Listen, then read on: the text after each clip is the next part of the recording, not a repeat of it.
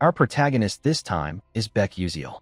The story begins with the game Mythical World, released 10 years ago as a dating sim aimed at female players. Surprisingly, it attracted a massive male player base instead. The game allowed players to choose from a variety of characters, ranging from easy-to-play, highly effective ones to extremely difficult, inefficient ones.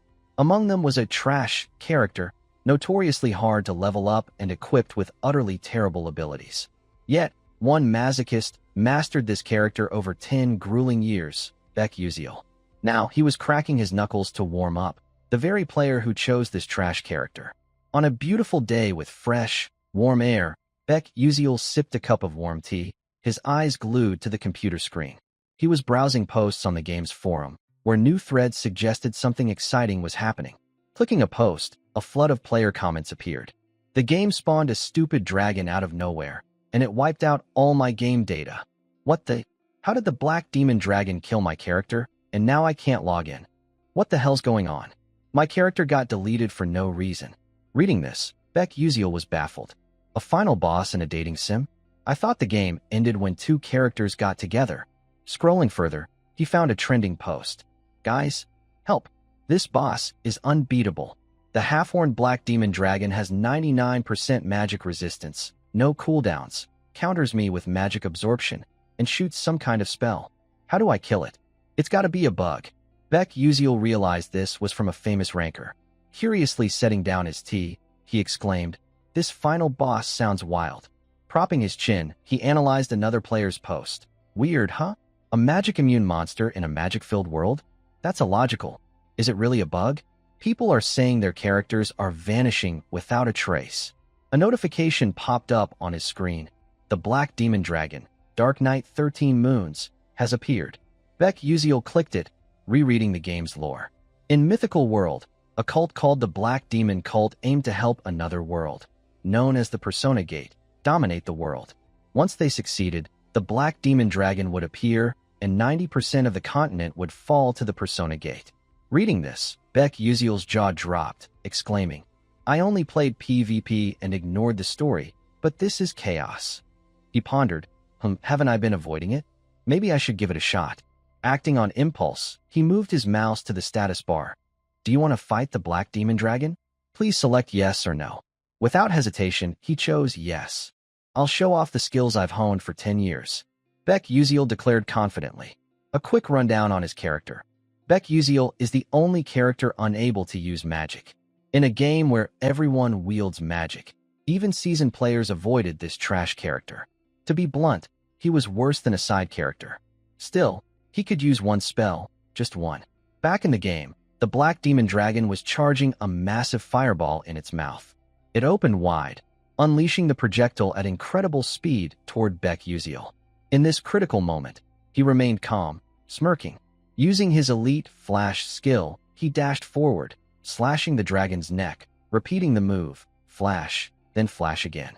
Beck Uziel's flash allowed him to teleport 3 to 10 meters instantly. However, the teleport's location was random, and poor distance control could kill him due to the intense speed and impact. Plus, the skill had a ridiculous cooldown and mana cost, along with a 2-second immobilization penalty after use. Anyone could learn it, but no one bothered. Beck Uziel, however, was on another level. He mastered flash, controlling both direction and distance. Miraculously, he negated the skill's penalty, using no mana at all, since his character had no mana stat. Unlike other spells, flash was merely a movement skill. But Beck Uziel was obsessed with this character, as everything depended on skill mastery. For 10 years, he played this non-magic character exclusively. Now, he charged, carving a long gash across the Black Demon Dragon's face. With a powerful, decisive strike, he cleaved the beast in two. Truly formidable. Standing tall like a descended god, a notification appeared. You have defeated the final boss, Dark Knight 13 Moons. In reality, Beck Uziel was stunned, exclaiming, "What the? I killed the Black Demon Dragon, the final boss? I know I'm decked out in rare artifacts from head to toe, but this is still a trash character. Unreal. Still, it felt amazing. I've got to brag to the online community that I killed the Black Demon Dragon." Before he could post, his screen flooded with red notifications. Due to reaching a glitched ending, 90% of Mythical World has been destroyed. However, you are very close to the true ending. Staring at the messages, Beck Uziel's jaw dropped, shouting, "Holy crap! What's this?" Before he could process, another notification appeared. "Please reach the true ending." Panicking, he yelled, "What the hell?" Then, our protagonist mysteriously vanished from his room. When he opened his eyes, he was in an unfamiliar place. Beck Uziel lay sprawled on the ground. Groaning, he sat up, head spinning. Clutching his head, he muttered, "What just happened?" His body trembled as he looked around, exclaiming, "Where am I?" A glint of light caught his attention. He realized it was a mirror. Approaching it, he peered in. What he saw shocked him. His current appearance was the face he'd known for over 10 years. Beck Uziel. Before he could comprehend, a notification appeared. Episode 1. Escape the Pursuit. Beck Uziel realized. Isn't this Beck Uziel's opening quest? No way. Am I dreaming? He reached into his pocket, feeling something. What he pulled out froze him for seconds. A Stella Academy admission certificate. Though reluctant to accept it, he could guess where he was. This is definitely Mythical World. So from now on, I'm Beck Uziel. Clutching his face in despair, he wailed, "But I need to think logically. That voice told me to reach the true ending. But with my knowledge, this game doesn't have a true ending. It has countless possible endings." His eyes widened in panic. Wait, has no one unlocked the true ending in 10 years? Damn it, but I don't have time to think. If I recall correctly, right after Beck Uziel wakes up, the Black Demon cult comes charging into the house.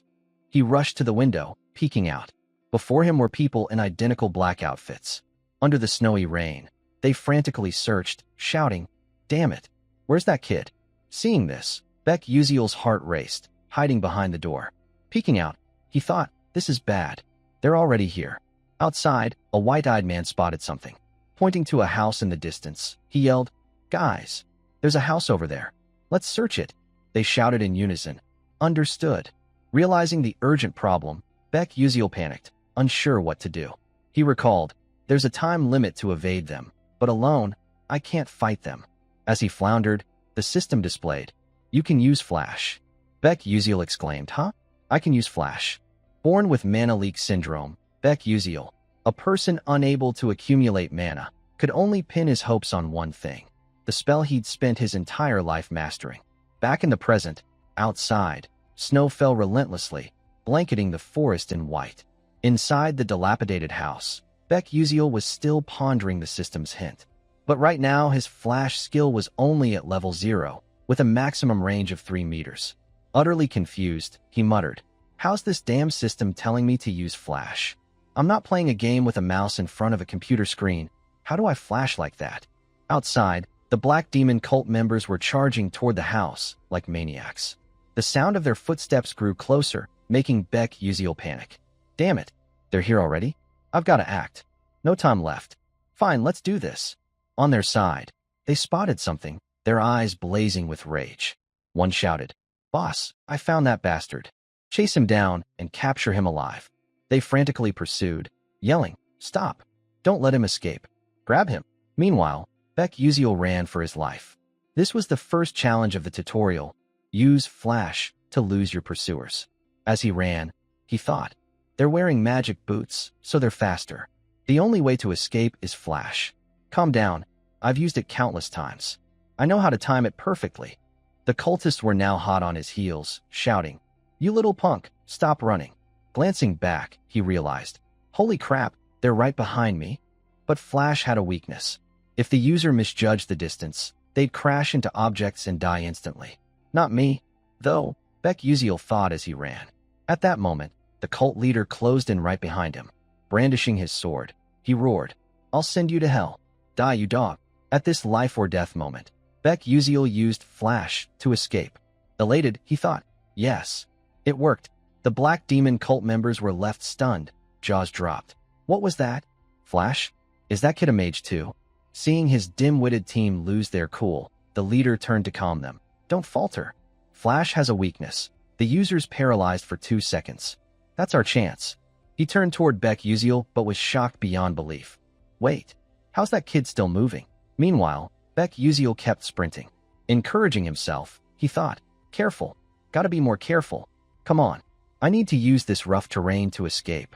If a player couldn't master Flash at this point, they'd die. In fact, 99% of players who chose Beck Uziel failed the tutorial. The remaining 1% passed, but couldn't grasp how to control Flash's distance or chain flashes. With this in mind, Beck Uziel frantically used Flash, then Flash again, zipping from one spot to another. The cultists were awestruck. Whoa, he's using Flash on terrain like this? Is this kid insane? But the leader turned to his team, saying, anyone who can use magic, step up. We'll hit him from range. 3 stepped forward, faces brimming with murderous intent. Noticing they'd stopped chasing, Beck Uziel glanced back, a new worry surfacing. Oh no, they're using magic? The second part of the tutorial was to use Flash to dodge magic arrows. Damn it, in the game, I could see behind me on the screen, so dodging wasn't hard. Suddenly, the system displayed a notification. Mana Leak Syndrome skill activated. Mana Leak Syndrome disables Sixth Sense and boosts perception speed. Upon receiving it, Beck Uziel suddenly sensed Sword Aura approaching, even without looking back. With ease, he dodged the attacks. At the same time, a massive dark energy surged toward him. He realized, this is the moment for my final flash. He narrowly escaped the lethal attack. A deafening explosion rang out. Boom, boom, boom, like a meteor crashing to Earth. Its overwhelming force knocked Beck Uziel off his feet, forcing him to brace himself with his hands. As the smoke cleared, the blast left a massive crater. Only then did he snap back, thinking, holy hell, I almost died. But now's not the time to rest. He bolted again. Suddenly, his eyes widened in terror. Before him was a deep chasm. One misstep, and he'd be meeting his ancestors. This was the tutorial's third challenge. Use Flash to cross the chasm. He thought, the only way to the other side is to time Flash perfectly. Then I'll encounter some passing mages and escape. That's the tutorial's end. But to pass, I need to activate Flash in 0.1 seconds. One failure means death. 2 floating rocks were there, but damn, only 0.1 seconds? Easier said than done. Who the hell wrote this tutorial script? So damn brutal. But it's not impossible. The issue is, a shout from the cultists interrupted. There he is. Right ahead. They caught up. Beck Uziel glanced back, thinking, they're closer than I thought. The gap's about 100 meters, and Flash's cooldown is 3 seconds. I won't make it to the other side in time. My only option, kill them all. Beck Uziel crouched behind a tree, hiding to plan his fight. He thought, this is insane. Why did I think I could handle this right after a battle? If this were the game, the system wouldn't let pursuers spawn back to back, but this is reality. There's no rule forcing me to blindly follow the game's system. Killing one guy doesn't bother me. It's not because they're my parents' enemies like in the game's story. Finally, they arrived. Beck Uziel gripped his sword tightly, ready to defend. His face radiated determination. Come on, bring it. I'll take you all. Within moments, the cultists caught up to his position. The leader, still fuming, his face red with rage, roared. That's him. That little punk. Grab him, they shouted. Understood, and charged with fury, each one visibly enraged. Beck Uziel remained calm, unshaken. Noticing the kid's boldness, one of the Black Demon cult members sneered. You dare fight us alone? What a fool. You're done for, kid. But Beck Uziel stayed focused, observing to make precise judgments. He realized the distance to his target was about 8.7 meters. Immediately, he unleashed his flash skill, darting toward the black-robed cultist. The cultist barely registered what happened before he was as good as dead. The leader beside him gaped in shock. But Beck Uziel's face burned with unyielding resolve. His speed was too fast, too dangerous, causing the cultist to spew a gush of blood that splattered onto Beck Uziel. Blood dripped from his fingertips, but he felt no guilt. If they don't die, I will. I have to kill them all to survive. With that thought, he slashed the cultist hard, then furiously kicked him for good measure. The seemingly light blow sent the cultist flying back into the others. This enraged them further. After taking down one, Beck Uziel bolted. Since his flash needed time to recharge, he couldn't take risks now. The cultists noticed him fleeing, their anger boiling over, shouting, "Damn it! He's running. Don't let him escape." Beck Uziel thought as he ran. I took one down, but it won't be that easy next time. What do I do? Wait, why is it so quiet? Are they not chasing? Just then, they appeared right in front of him. There was no time to escape. He thought, they're not using magic again, are they? If I can dodge these bastards. The cult leader barked orders. Do it. Instantly, a sinister spell materialized, heading straight for Baek Uziel. A massive spark shot toward him. He tensed up, not just one but multiple fiery arrows hurtling his way. Facing this, he didn't know how to escape, cursing inwardly. Damn it, that cursed spell. But then he exclaimed, wait, I've got it. A tree branch protruded from a rock crevice in front of him. In this critical moment, he used Flash to dart toward the branch. A massive explosion followed. Boom, boom, boom. It left a huge crater, dust swirling around. One of the cultists smirked smugly. Serves that punk right. But his glee was short-lived as he noticed no body in the crater. Confused, he muttered, where'd he go? While he was baffled, Baek Uziel had not only escaped their spell but used Flash to charge at the boss. By the time the leader noticed, Baek Uziel was face-to-face with him. They locked eyes. The ultimate Flash technique required equal momentum before and after use. Without hesitation, he flashed again, slashing the boss hard. Only a piercing scream echoed into the distance. The cultists were stunned. What the hell's happening? Not stopping, Baek Uziel drove his sword deeper, piercing the boss's body, causing him to spit blood and die on the spot. The cultists couldn't comprehend. Where'd this kid get such powerful magic? Why's he so brutal? After dealing with two, Baek Uziel was exhausted, covered in blood. He thought, two down, but I need to hurry before they recover. A scarred cultist spoke up. You freak. Your reaction speed's too abnormal for a mage. Who are you? Baek Uziel thought. My reaction speed's probably unmatched among players, but that's in the game. Here, I can't dodge forever at this range. I need to take them out fast. With that, he recklessly charged. The scarred cultist, observing, shouted, I figured out your moves. This kid only uses Flash and that dagger. If I guard my face and neck, he can't touch me. He gripped his sword defensively, taunting, come on. Then he roared, Frost Dimension. Meanwhile, Baek Uziel showcased his stunning Flash skills. The scarred cultist unleashed a powerful surge toward him, confident in his strength, thinking, haha, I'm about to catch you. Let's see you writhe in pain. But his triumph was cut short. Baek Uziel, unscathed, flashed toward another cultist, beheading him instantly.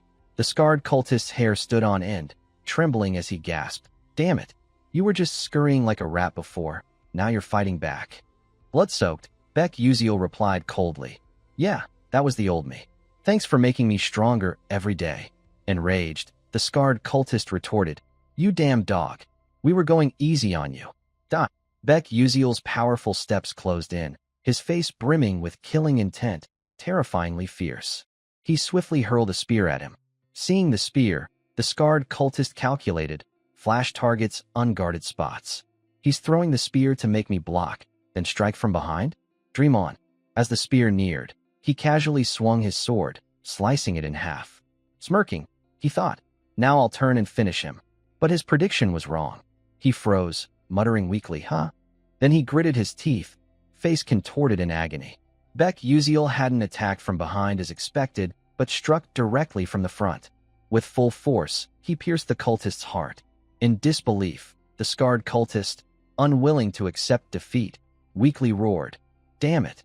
He planned to attack head-on all along.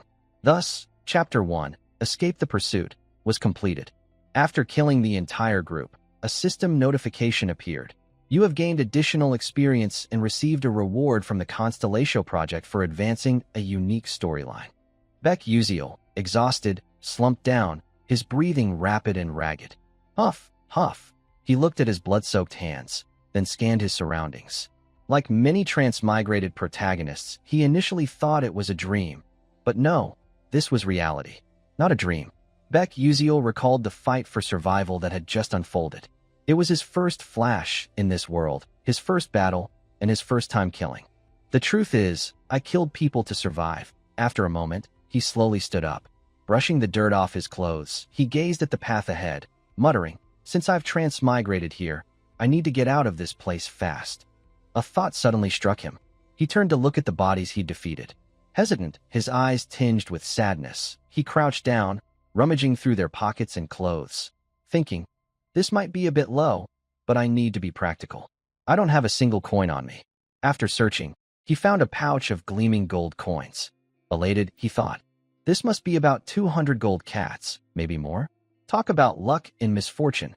But his joy was short-lived as a new worry emerged. He looked at the path ahead, dismayed. A deep chasm loomed before him. One slip, and he'd be done for. Standing on the edge of life and death, Beck Uziel panicked, thinking, how am I supposed to cross this cliff? Suddenly, a loud voice called from the other side. Is anyone there?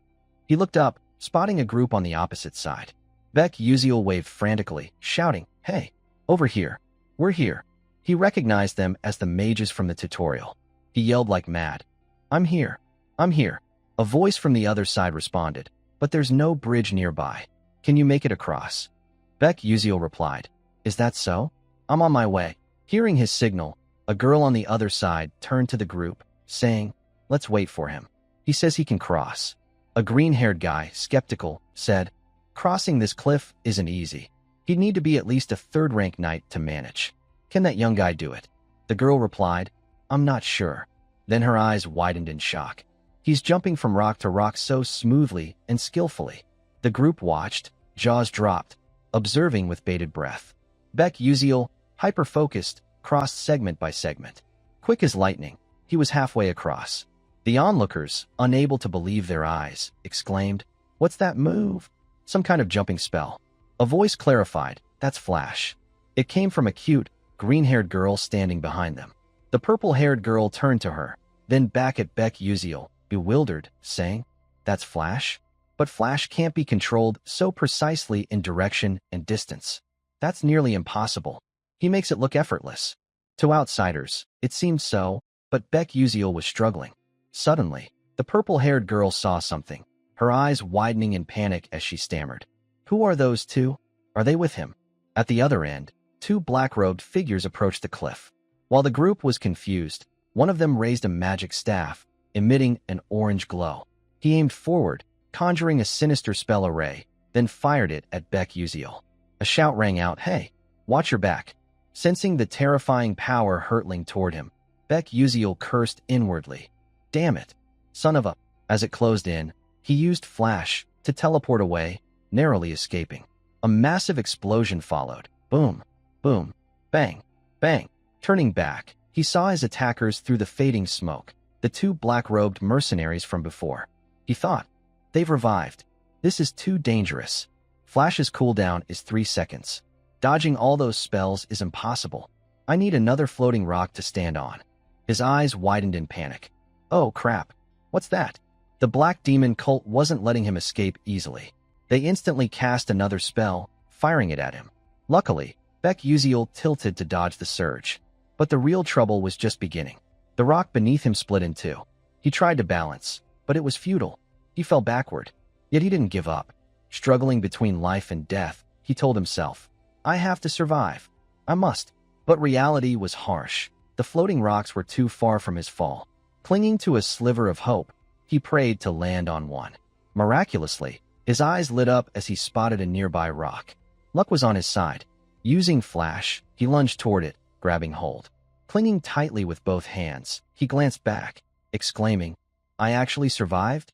Before he could catch his breath, another terrifying orange surge shot toward him.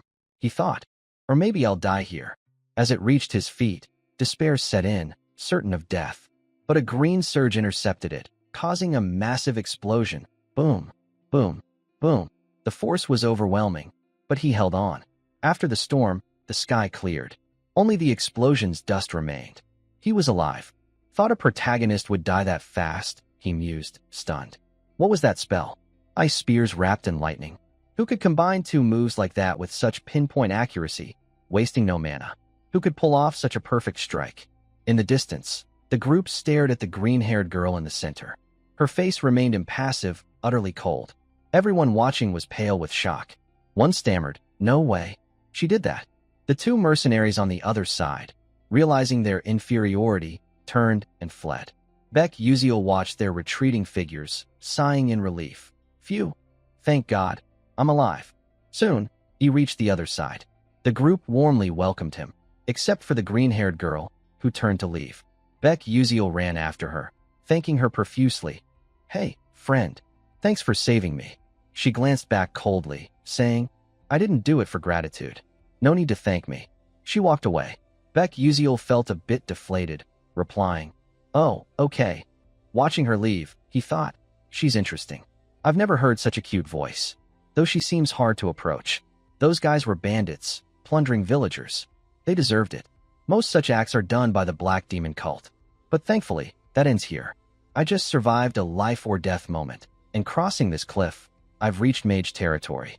The cult can't follow me here. He sighed. Those bastards still don't know who I am. Suddenly, a system notification appeared. Chapter 2. Enroll in Stella Academy. Staring at it, he exclaimed, Chapter 2? Not bad, huh? But, damn it, how am I supposed to go to school at this age? The group boarded a carriage heading to Stella Academy. Night had fallen. The area they passed through was quiet and desolate, with only the clopping of the horses' hooves breaking the silence. Inside, Beck Uziel, exhausted, slept deeply. Suddenly, he let out strange sounds. Ugh. Lost in a dream, memories flashed before him. A cute young boy tugging at his mother's dress, cheerfully calling, Mom, Mom. His mother smiled warmly, replying, My precious son, when you grow up, you'll become a mage. I believe in you, my dear Uziel. But according to his mother's diary, his parents had struggled greatly to raise him. Back then, he vowed to study hard to make them proud. When he fell asleep at his desk late at night, his mother would gently drape a blanket over him. But one day, after hearing the doctor, she was distraught. Doctor, you're saying my son has mana leak syndrome? Young Beck Uziel, devastated, refused to accept it. No, it can't be. The boy burst into tears. But were these Beck Uziel's memories, or his own?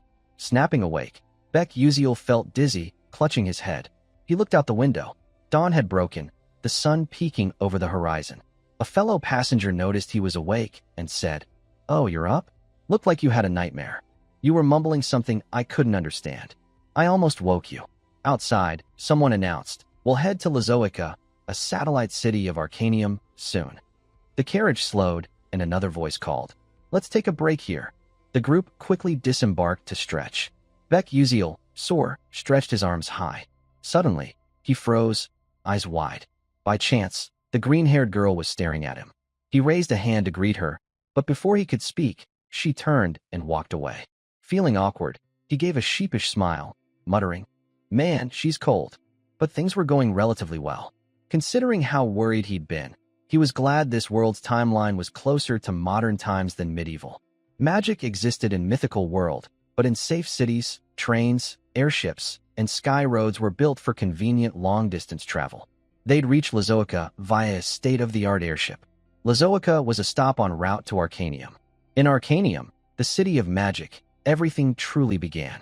Magic towers, mage conferences, and 5 prestigious academies were all there. The academy with the most powerful mages and brightest students was Stellar Academy, filled with geniuses and nobles from across the world. Yet Beck Uziel couldn't fathom why the character he'd transmigrated into was admitted to such a prestigious school. Wait, I haven't checked my skills. Hurriedly, he opened his system. A status panel appeared. Mana leak syndrome, level 1. Strength, plus 3%. Speed, plus 5%. Agility, plus 10%. Sixth sense, consumes mental strength to detect mana within a 12m radius. Acceleration wave. Looking at the status, he silently thanked the skills Beck Uziel possessed. Sixth sense and acceleration wave? Without these, I'd be dead in this game. Accursed condition, unable to retain mana, mana leak syndrome, was Beck Uziel's innate curse. Yet it allowed him to detect mana via sixth sense, sensing attacks even without looking.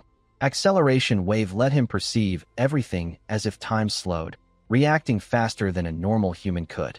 These are essential for Beck Uziel since he can't use mana. But everything has a downside. Overusing sixth sense drains mental strength, potentially causing unwanted side effects. He swiped to the stats. Name, Beck Uziel. Stats. Strength, 1 star, 59%. Agility, 1 star, 97%. Speed, 1 star, 81%. Stability, 1 star, 51%. Endurance, 0 star, 97%. Mental strength, 1 star, 43%. Mana remaining, 0. Skill, Flash, Level 0.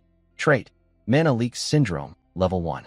After reviewing, he thought, the starting stats aren't bad. The original Beck Uziel had low agility, but in my hands, it's different. I need to push this.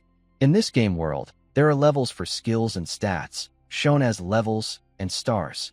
The max stat level is 9 stars, but that's nearly unreachable. I've played for over 10 years and only hit 8 stars in stability and agility. I should focus on agility to boost sixth sense and reaction speed. I can improve stability and flexibility other ways. The issue now is Mana Leak Syndrome. If I don't train it, I won't survive long.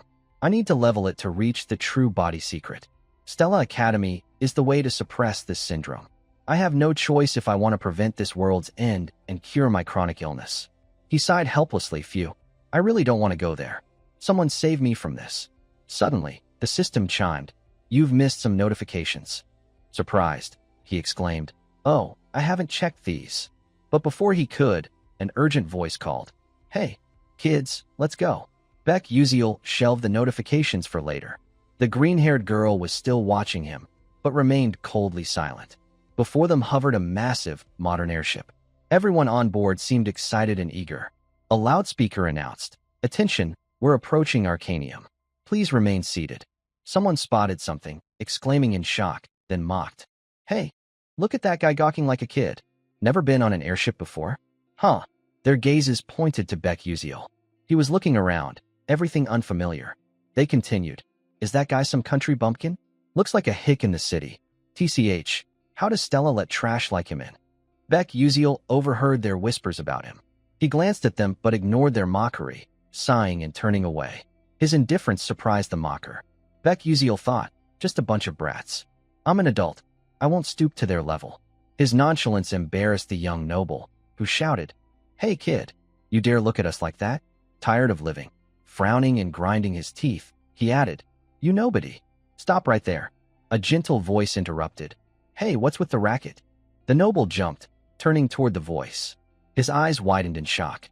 In the distance was a girl with long hair. Trembling, he stammered, Princess Bayan. Beck Uziel turned, thinking he said Bayan. Following his gaze, a stunningly beautiful princess stood before them, exuding cold elegance. Princess Bayan Adalabit of the Adalabit Kingdom. She said nothing more, gliding past the group.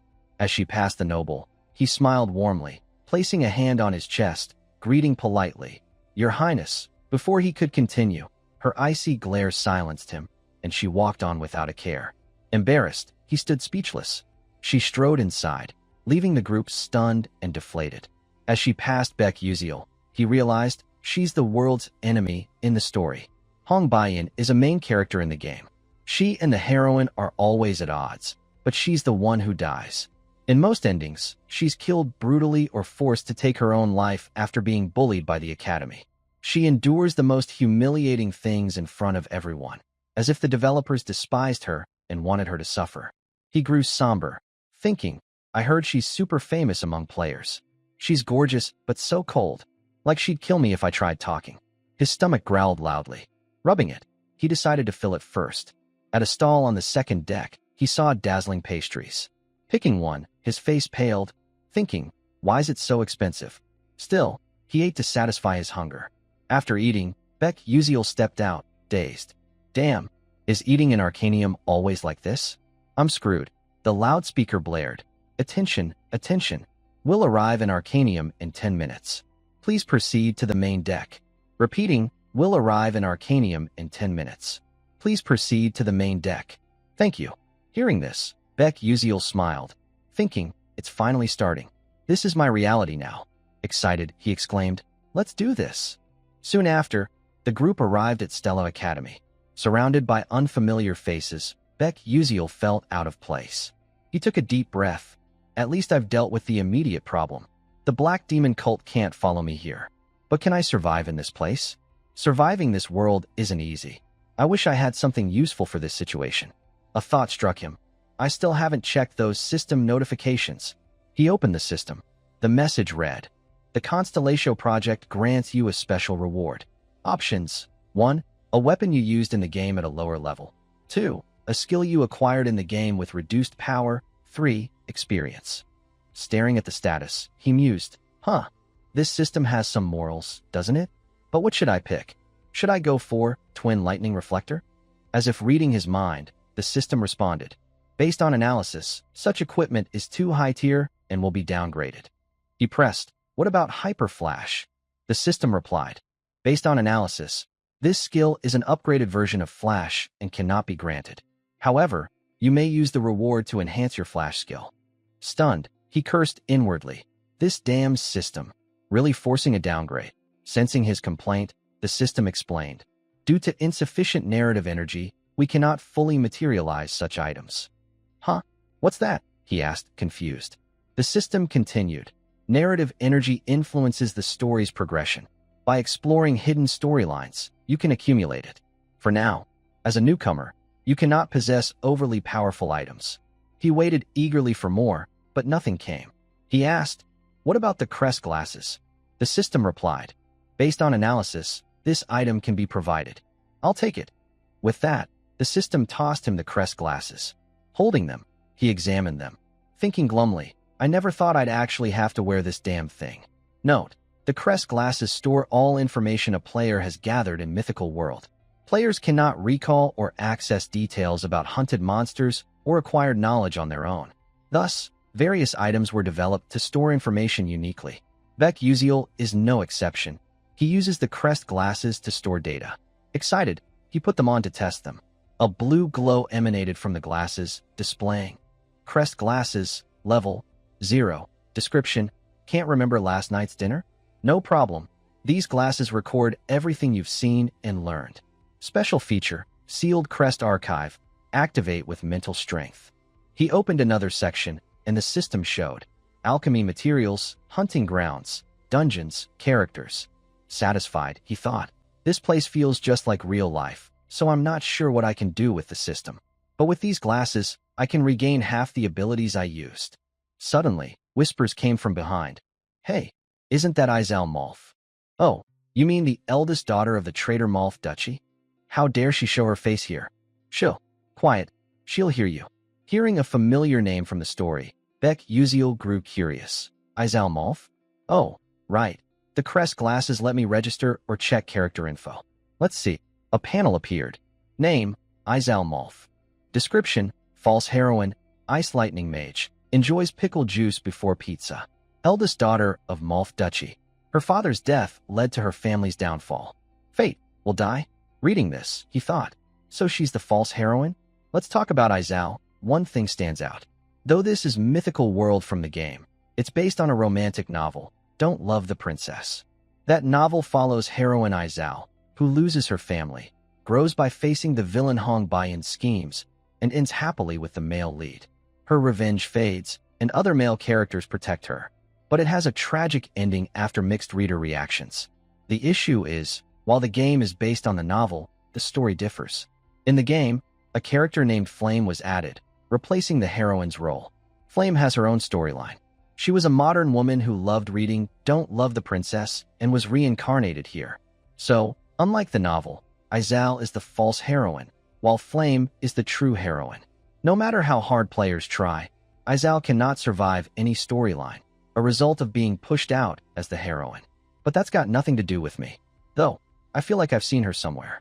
Probably my imagination. Time to face this reality. After a tumultuous day, dawn broke. Bright sunlight bathed Stella Academy. Inside, students in uniforms lined up neatly for a speech. The principal spoke. As you know, the black demon cultists are witches who gain power from another world, turning into monsters. They continue their invasion by opening persona gates or unleashing ancient dungeons to seize the magical world. Our duty as mages is to protect it from these evil forces. Whispers arose below.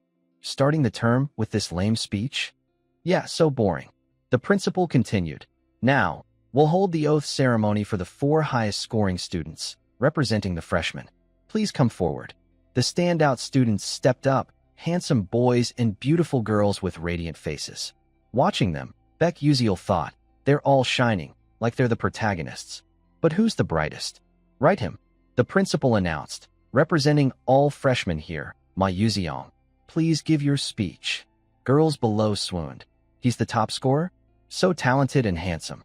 Beck Uziel nodded, acknowledging. So that's the famous My Yuziong. Game note. My Yuziong epitomizes I alone am supreme, with a 9-star mana stat, nearing godlike potential. A genius among geniuses, he can control all elements.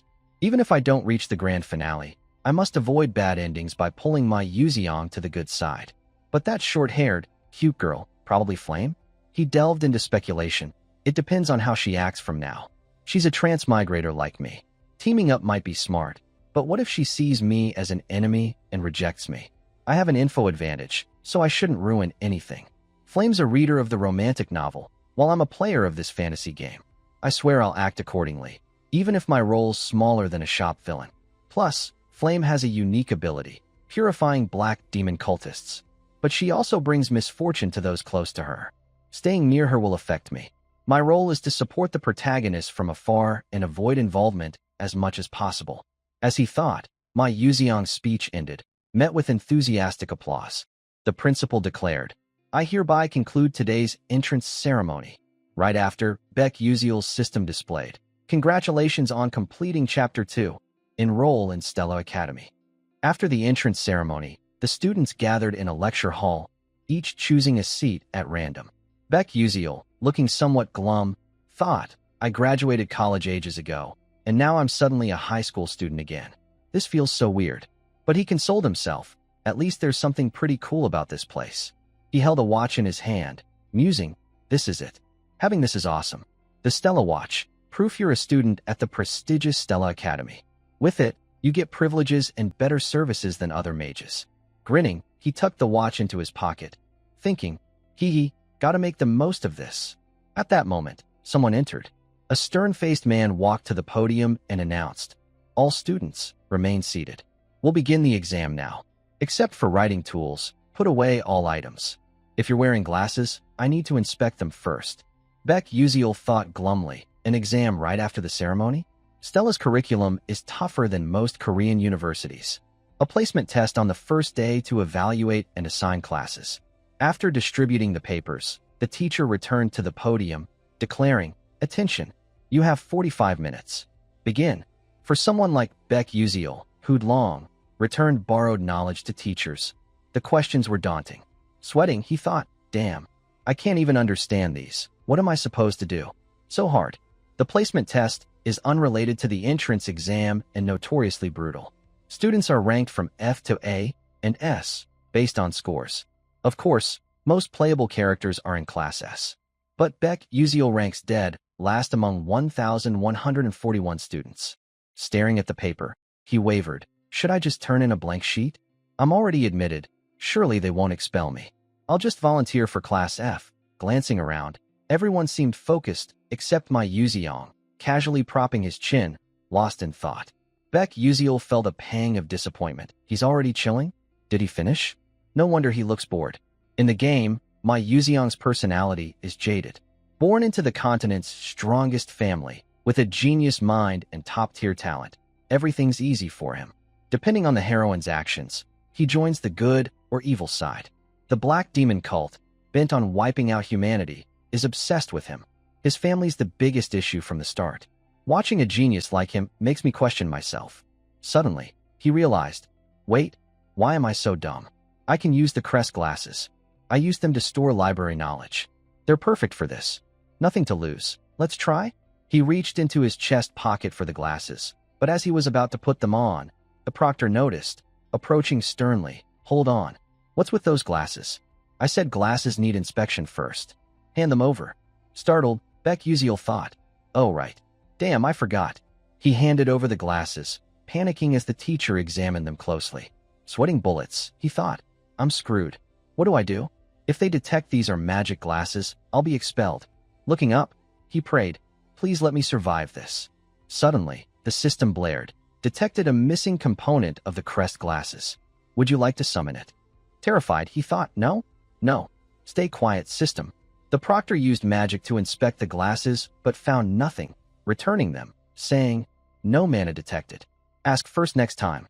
Relieved, Beck Uziel replied, yes, sir. Thinking, thank God. If the original functions were active, I'd be toast. He put on the glasses, looking more scholarly. Answers appeared before his eyes. Copying them, he thought smugly, jackpot. Maybe I'll top the class. At this rate, I'll escape Class F, maybe even hit Class A. As he copied, the teacher announced, "Time's up. Stop and submit your papers." The proctor used magic to collect them, preventing any extra writing. Watching the papers fly to the teacher, Beck Uziel groaned. "What? I only answered 3 questions." The teacher scanned the stack, eyes suddenly widening in shock. Beck Uziel, dejected, I thought I'd escape Class F. Guess it's too much for me." Removing his glasses, the teacher noticed something, shouting, "You, hand over those glasses." Beck Uziel froze, stammering, "Why yes, sir." The teacher studied them, muttering, "Strange. Impossible." Turning to him, he ordered, "Call Dr. Gran." Beck Uziel replied, "Yes, sir," but panicked. "What's wrong with him?" I wrote carefully to avoid suspicion. "Am I busted?" Later, in the professor's office, the teacher's urgent voice rang out. "Dr. Gran, what do you think?" Dr. Gran, professor of magic engineering, held the glasses, replying, "The boy answering that question is suspicious." The teacher pressed, "Did he cheat?" Dr. Gran said, "Cheat? No. I detect no magical energy from the glasses or any item. He did it on his own." Beck Uziel feigned innocence, looking wronged. Dr. Gran chuckled, patting his shoulder. "Haha, fascinating. I never expected this in my lifetime." Professor Lee Hanwall, apologize and guide him.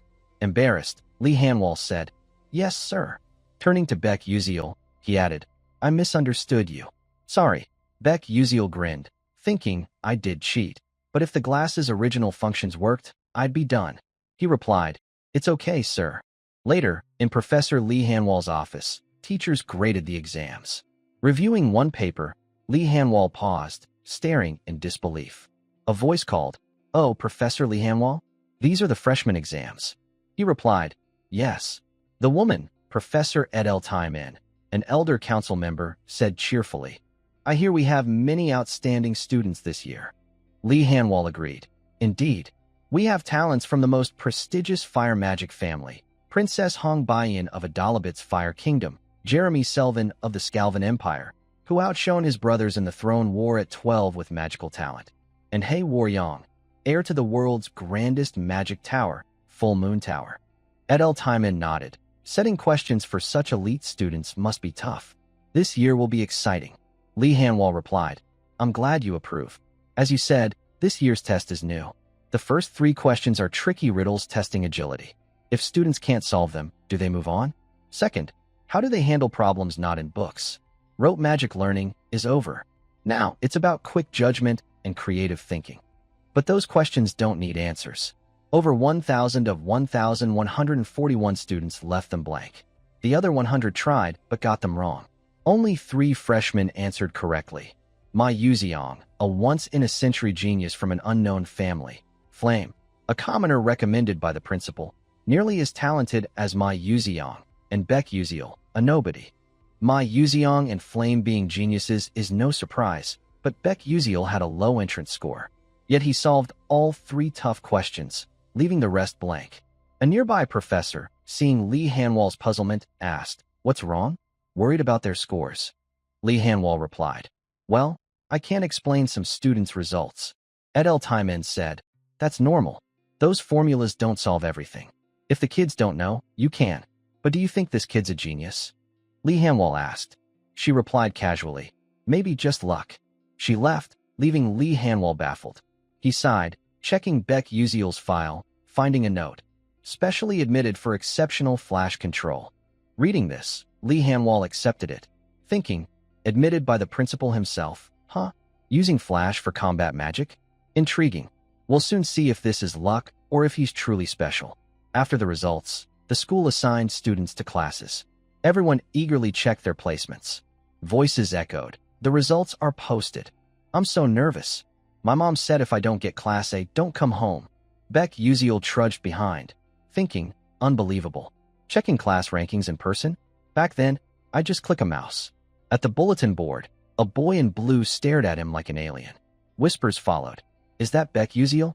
I heard he scored 0 in practical magic." "No way. How does trash like him get into Stella? What are their standards now?" Beck Uziel ignored the chatter, focused on finding his class. Nothing else mattered. Approaching the board, he scanned it, panicking. Where's my name? Shocked, he thought. Did I fail for only answering 3 questions? No way. I'm dead. The crowd kept gossiping. Beck Uziel? Must be a mistake.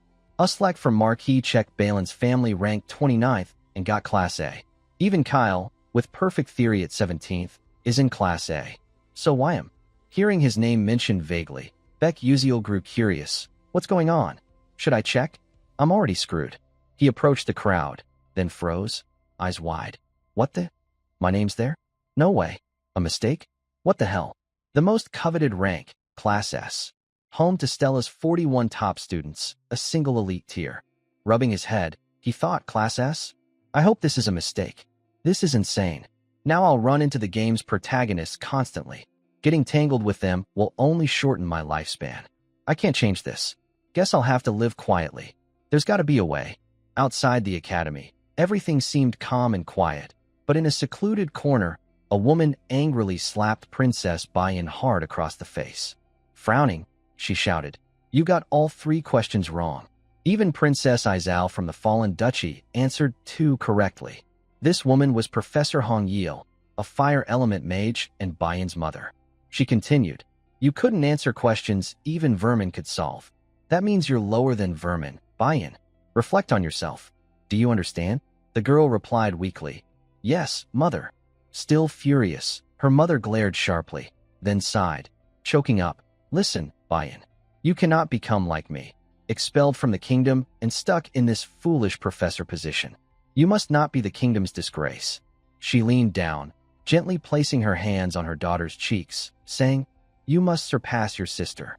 Then she smiled warmly, like any loving mother, gazing at her child. "You understand, right?" Bayan's cheeks flushed red. She thought for a moment before replying, "Of course, mother." But in truth, her heart was in turmoil. She didn't understand at all. She'd lived as taught, solving everything mechanically. But this time, the problems involved magic, spells, and formulas, things she'd never studied. "What am I supposed to do?" Tears welled up, and she broke down crying. "Why? Why must you torment me like this?" Meanwhile, in the Class S lecture hall, the students had gathered. Beck Uziel sat alone at the top desk, sulking. "I'm screwed.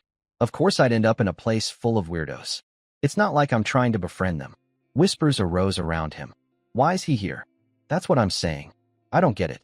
"Did you know? Our family protested, asking why he's in Class S. They just said Beck Uziel qualifies." "Seriously?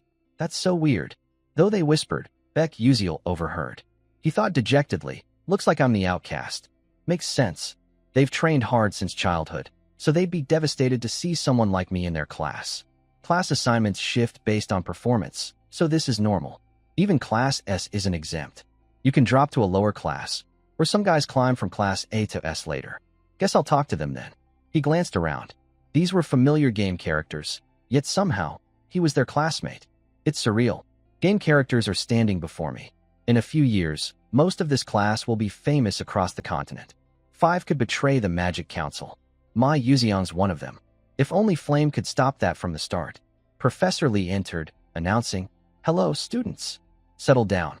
Recognizing the familiar voice, Beck Uziel looked toward the podium.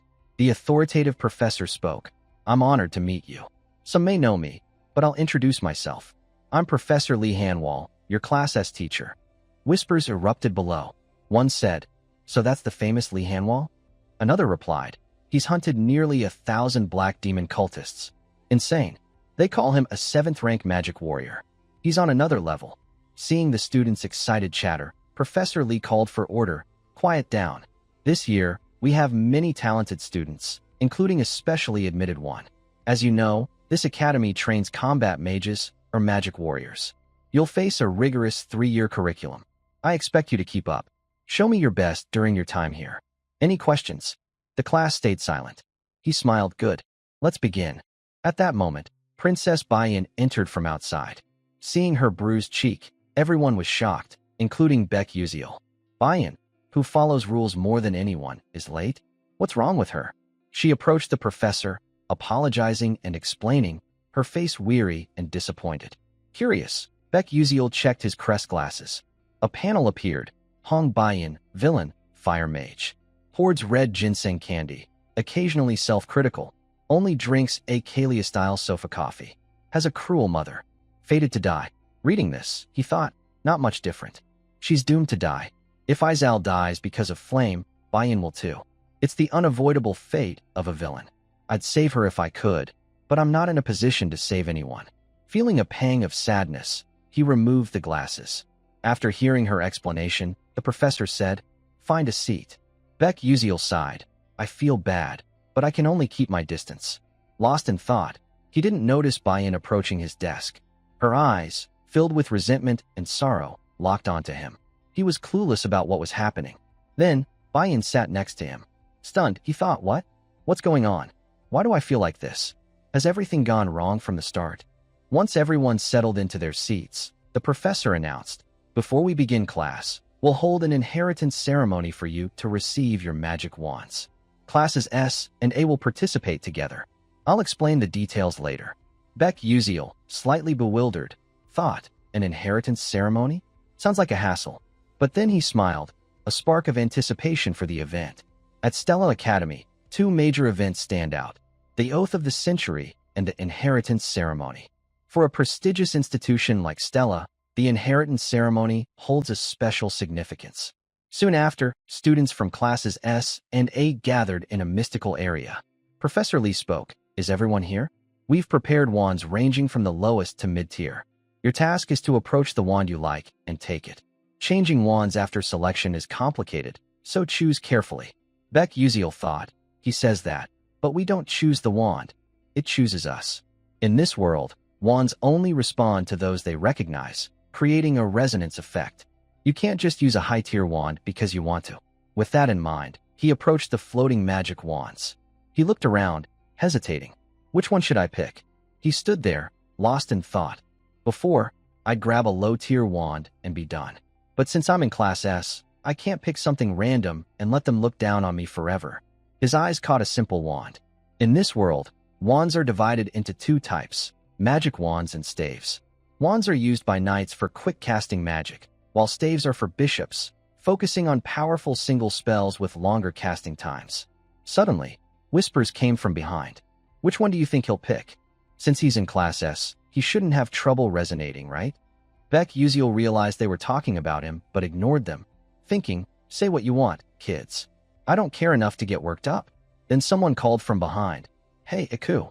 Confused, not knowing who was addressing him, he turned. A stranger's face appeared. Beck Uziel asked, "What's up? Who are you?" The boy, with an arrogant smirk, replied boldly, "I'm Uslek." Beck Uziel didn't recognize him, thinking, probably some minor character. First time hearing that name. Whatever, just answer and move on. He replied casually, "Oh, got it." Uslek crossed his arms, continuing, "Which wand are you picking?" Beck Uziel shrugged, "I'll just grab one." Uslek sneered mockingly. "Better pick something fitting for a commoner like you. Don't aim too high and fall hard, causing trouble for Professor Lee." "Man, what a joke." Beck Uziel's expression screamed, "As if I'm scared of you." Ignoring him, he turned away, throwing in a jab, "Sure thing. Don't cause any trouble yourself." Uslek, provoked by the taunt, fumed, his face turning red. Losing it, he shouted, "Damn it, you punk. You want to fight? Such a pain." Beck Uziel was ready to brush it off, but this kid kept pushing. Sighing, he pulled out his crest glasses and put them on. Uslek's info appeared. Uslek Czech Balin, son of Marquis Czech Balin, follower of Prince Jeremy. Dissatisfaction level 3. Removing the glasses, Beck Uziel thought, disappointed, "That's it? Lame." Looking at Uslek, he sighed. "Does this guy have anything special?" Uslek pointed at a wand, boasting, "Anyway, I'm picking that one. Watch closely." Following his gesture, Beck Uziel saw it was a staff, Edamuri Edamirai, the highest tier item here. A high mid-tier staff is typically used by professional mages. Even with talent, low mid-tier is the limit for students. Professional mages rarely use low mid-tier staves. The Edamuri Edamirai, the only high mid-tier staff here, was mostly for show. No student could claim it. The professor spoke again. "Students, stand before the wand you want." One by one, students approached their chosen wands. They seemed to have made their picks. Blue lights glowed around them. The crowd gasped. "Wow, isn't Hay One's wand the Hayden Amikatan? That's a mid-tier staff." Prince Scalvin picked a mid-tier wand too. Observing, Beck Uziel commented, Princess Bayan chose Suaviter Lahaven, also mid-tier. How many can pick mid-tier wands? This year's wild. Uslek, even more enraged, gritted his teeth. Damn it. Just watch, I can do it too. With resolve, he marched toward the staff. The crowd watched, stunned, murmuring, That's Uslek? Can he resonate with a high mid-tier staff? Meanwhile, Beck Uziel, our story's protagonist, remained prideful. Uslek reached for a mid-tier staff, grinning smugly. I'll make you all gape. See a true Class S talent. He grabbed it. Instantly, small electric sparks flashed. Then, a massive explosion. Boom, boom, boom. The force was blindingly intense. Beck Uziel, unfazed, blinked. As I predicted, he failed. Uslek was flung back by the staff's power, crashing to the ground, grinding his teeth in defiance. Onlookers panicked. Oh no, he's badly hurt. Someone get the professor. A high mid-tier staff is impossible. Why is this guy so reckless? Beck Uziel sighed. Who's the one aiming too high and falling now, huh? Should have given up from the start. Then, another student approached the staff, whistling confidently. It seemed the staff's true owner had already been decided, and the confident figure was none other than Ma Yuziang. He stared intently at the staff before him, a smug smile spreading across his face. He seemed quite pleased with his decision, but his action sparked an uproar among the surrounding students. Oh my gosh! Is he going for a high mid-tier staff? No way he can resonate with that. Ignoring the chatter, Ma Yuziang coolly reached out and gripped the staff tightly. Instantly, it emitted a blinding light, yet he stood unfazed. The overwhelming aura forced everyone to shield their eyes. As expected, Ma Yuziang resonated with the staff. Holding it, he flashed a bright smile, radiating brilliance. The students, unable to believe their eyes, exclaimed, Unbelievable! No way! How can a first-year claim a high mid-tier staff? My God, is this possible? Beck Uziel, unsurprised, sighed. I saw it coming. From now on, more people will see how talented he is. Suddenly, Ma Yuziang glanced at him. Confused, Beck Uziel wondered, what's he looking at? Then Ma Yuziang approached with a friendly smile. Beck Uziel froze, hair standing on end, thinking, what the hell? Is he crazy? Why is he smiling? But then he recalled the game's storyline. Ma Yuziang also possesses another high mid-tier staff, Terry Vaughn. This moment is a turning point. If Flame claims Terry Vaughn, Ma Yuziang will take an interest in her talent, setting him on one path. But if she chooses another staff, he'll follow a different one entirely. I need to use Flame to pull Ma Yuziang in. Spotting Flame, Beck Uziel saw her approaching a staff, still hesitant. It was Terry Vaughn. His heart raced as he watched her closely. Flame inched toward it. Staring at her back, he urged silently, Yes, take it. Then Ma Yuziang will notice Flame, and we'll get a perfect ending. But before he could celebrate, Flame abruptly turned away.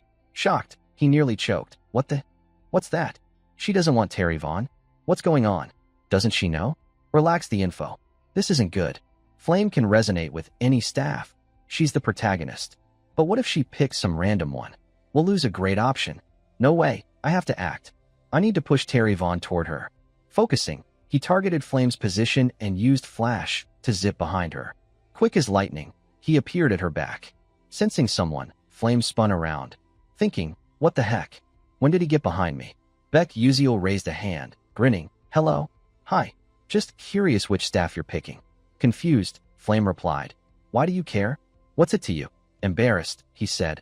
I just wanted to help since you seem unsure. Unimpressed by his flimsy excuse, Flame replied coldly. That's not your business. If you've got nothing else, I'm leaving. She turned to go. Beck Uziel called out. Wait, but sensed something off. Flame's supposed to be friendly with everyone. She's outgoing, right? Why is she so cold? I can't give up. My whole life depends on this. Gathering courage, he shouted. Hold on. I really just want to help. Flame, now annoyed, snapped. Nosy jerk. Worry about yourself first. You haven't even picked a staff yet. Undeterred, Beck Uziel pressed. No, wait. I feel like there's a staff perfect for you. Furious, Flame yelled. You think you can tell me what to do? What do you know about staves? Intimidated, he thought. What's with her? Did I mess up? Or does she just ignore side characters like me? Stammering, he replied. Oh well. I've heard a lot about you. Don't you think you could take that staff? Flame, puzzled, asked. Terry Vaughn. Seeing her calm slightly, he grinned. Exactly. That's the one. Suddenly, a loud noise interrupted, wiping the smile off his face. A massive explosion rang out, its force overwhelming. His eyes widened in panic as a staff inexplicably flew into his hand. Blinking, he yelped, "What the hell?" Examining it, his face paled. "Why's this in my hand?" Flame was supposed to take it. Damn it. Speechless, he stood awkwardly. Flame, stunned for a moment, then smirked. "Well, what now?" Beck Uziel, creeped out by her odd reaction, stammered. Nothing." But internally, he panicked. "It's over. I'm done for. This makes living quietly impossible now." The inheritance ceremony had ended, but its buzz lingered. On the school courtyard, Flame trailed behind a group of students. By chance, she overheard two guys talking ahead. One said, "Hey, heard the hot news? 2 students claimed high mid-tier staves this year." The other, shocked, replied, "No way. Only 5 people have ever done that. And now 2 more." Yup. But get this, one of them only used Flash in the practical magic test. Flash. That's basic magic. My parents said Flash is rare, though. This is weird. Their conversation made Flame ponder. She didn't get it either. Later, in the study room, Flame arrived, feeling at ease. She sighed. Finally, some peace. All day, I've heard whispers about that. News of 2 students grabbing high mid-tier staves is everywhere, but I still don't get who that guy is. Why could he claim Terry Vaughn? I read the original novel 3 times before transmigrating, and Beck Uziel never appeared. They say no one can take Terry Vaughn, yet he resonated with it so easily. No, he's probably just showing off to me. Whatever, thinking about it's useless now. Suddenly, someone called, "Flame, here to study too." Turning, she grinned. "You kids think I'm a bookworm?" The blonde girl teased, "Nah, you always say you're bored, then study anyway." Flame, embarrassed, said, "Hey, not true." Another girl asked, "But why call us kids? We're the same age, right?" Flame made up an excuse. "Oh, just a habit. Where I'm from, people treated me like an old lady, haha." In truth, she knew she was in a novel. How could she act childish? Another voice asked, "Studying alone today?" It was a cute red-haired girl. Flame thought, "Is that Jackie? Her fashion sense is so like mine." She replied, "Nah, I'm heading to a meeting. Gotta go." "Cool, let's grab a drink next time." Flame waved, "Bye-bye." Her cheerful facade dropped, replaced by her usual cool demeanor. She mused, being an adult acting like a student is tough. Lost in thought, she didn't notice someone ahead and bumped into them with a thud, clutching her head. "Ouch." A warm voice said, "Flame?" Surprised, she looked up. "Hey, Wonriang, is that you?" He asked, "You okay? What were you thinking, walking so carelessly?" Flame replied, "I'm fine." He studied her, then said, "You look off. Something wrong?" His warm concern made her eyes sparkle. "He's worried about me?" Blushing, she said, "No, I'm good." Changing the topic, he said, "All right, good. You here to study?" She nodded, "Yeah." "You heading to the Class S training room again?" He grinned. "Daily training, can't slack." "You're dedicated too." She teased, "Don't say that." He laughed. "Oh, really?" A playful cat and dog banter ensued. Then, Hey Wonriang smiled warmly, waving, "I'm off. See ya." He left, leaving Flame confused. She'd imagined a romantic moment, but nothing happened. Disappointed, she muttered, "Humph, boring guy." Suddenly, she froze, spotting a purple-haired girl peeking from behind a door. Flame waved, but the girl left without a word. Puzzled but shrugging it off, Flame thought, "It's late. Not worth chasing her." Soon, she reached the study room. Standing at the door, she mused, "A special supplementary meeting?" In the novel, Izal and Bayan attend this. I'm curious how the heroine and villain face off. She opened the door and stepped in. As expected, all the key characters were there. She scanned the room. The meeting's host, a Class A student, seemed surprised by the attendees. Flame quickly took a high seat to observe. Sitting down, she thought, this is for students aiming to advance. No wonder so many famous Class S students are here. Her eyes caught Mai Yuziang and Beck Uziel chatting happily, which shocked her. In this world, Mai Yuziang was intrigued by the unknown Beck Uziel. Flame thought, this isn't just chance. Beck Uziel not answering anything but those 3 hellish questions is absurd. Maybe from the start, he knew solving them would land him in Class S. If Beck Uziel really knew the future, his actions back then were downright terrifying. Meanwhile, Beck Uziel sighed wearily, thinking, I wish someone would just yeet this guy out of my sight.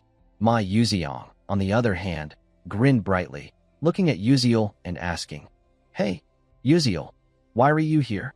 With your skills, you don't need this class. Got some secret reason? The protagonist forced a laugh, replying, Haha, no reason really. Just felt like checking it out. But inside, he was a mess. He was forced into this class. Who said my scores were bad? He thought, staring at the guy, baffled. Why is he so interested in me? A voice interrupted. All right, settle down. Let's wrap up the chatter. Today, we'll discuss the recent ranking test issues. As you know, this test was tough. So tough, even upperclassmen called its 3 questions Hell's Riddles. I'll explain them slowly. The speaker, Kai, was secretly nervous.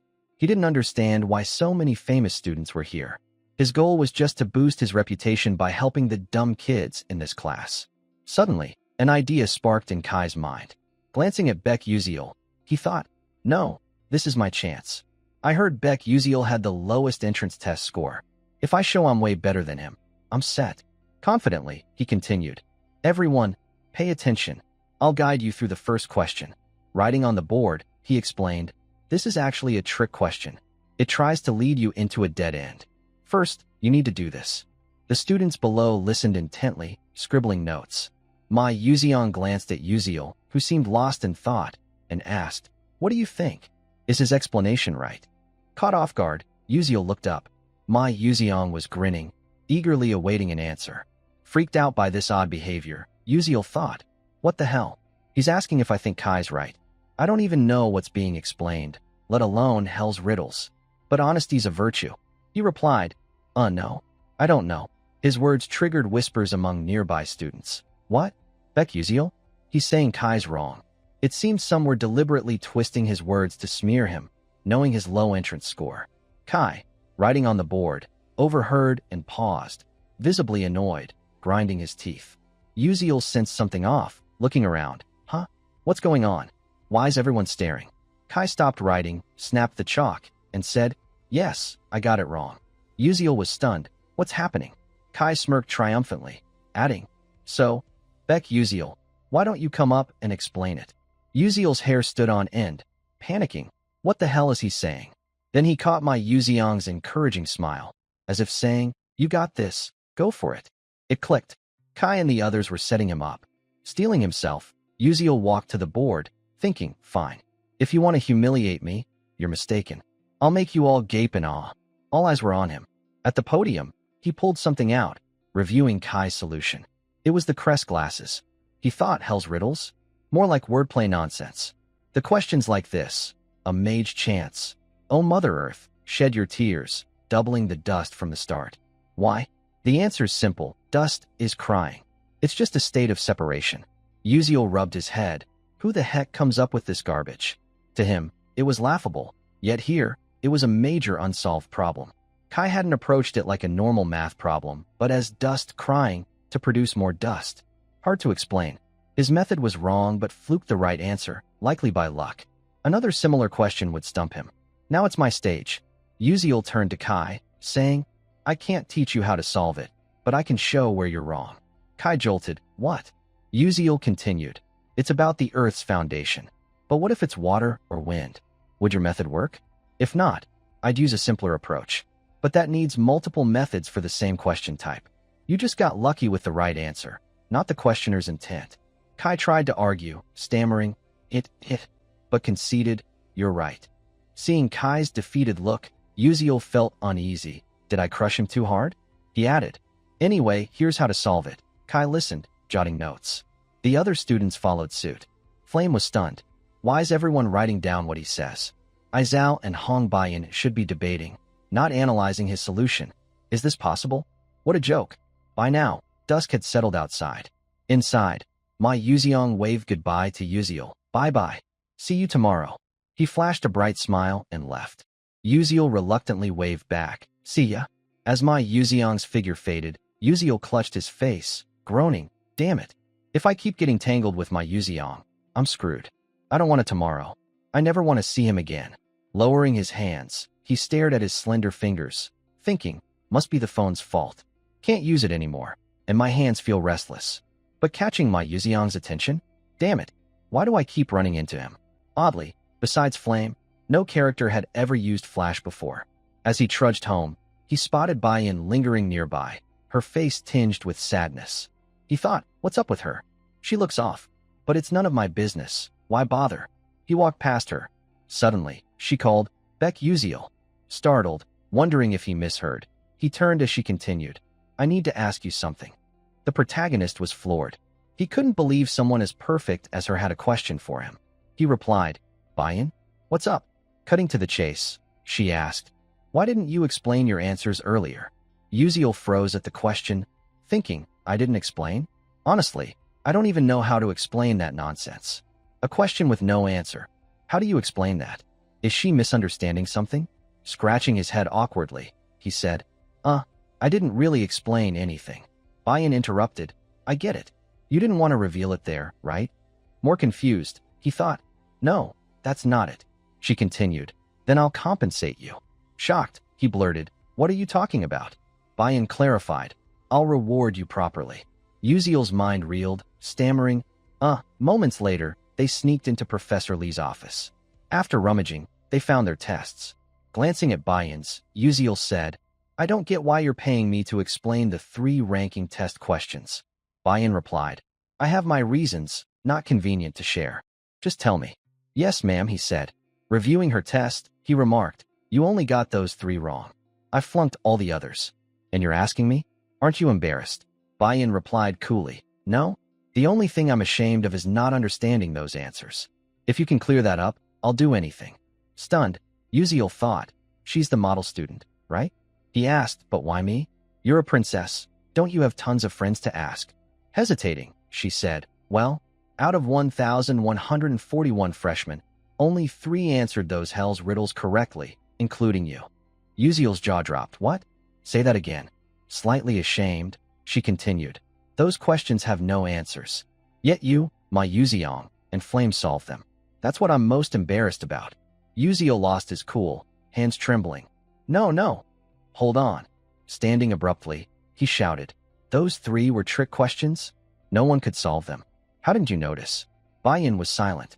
Suppressing his anger, he sat down, thinking, this is insane. Now I get why I'm in Class S and why Flame blocked me. I didn't know the game's full setup. I had no clue about those trick questions. But Flame's different. She read the whole novel. Even without knowing the game's plot, she'd know the story's setup, like those trick questions. But since a side character like me, absent from the novel, showed up, Flame had to acknowledge my existence. Damn it. No wonder she acted like that. Baiyan, puzzled by his reaction, asked, what's wrong? Uziel brushed it off. Nothing, don't worry. Don't forget you owe me if I explain. She nodded. Of course.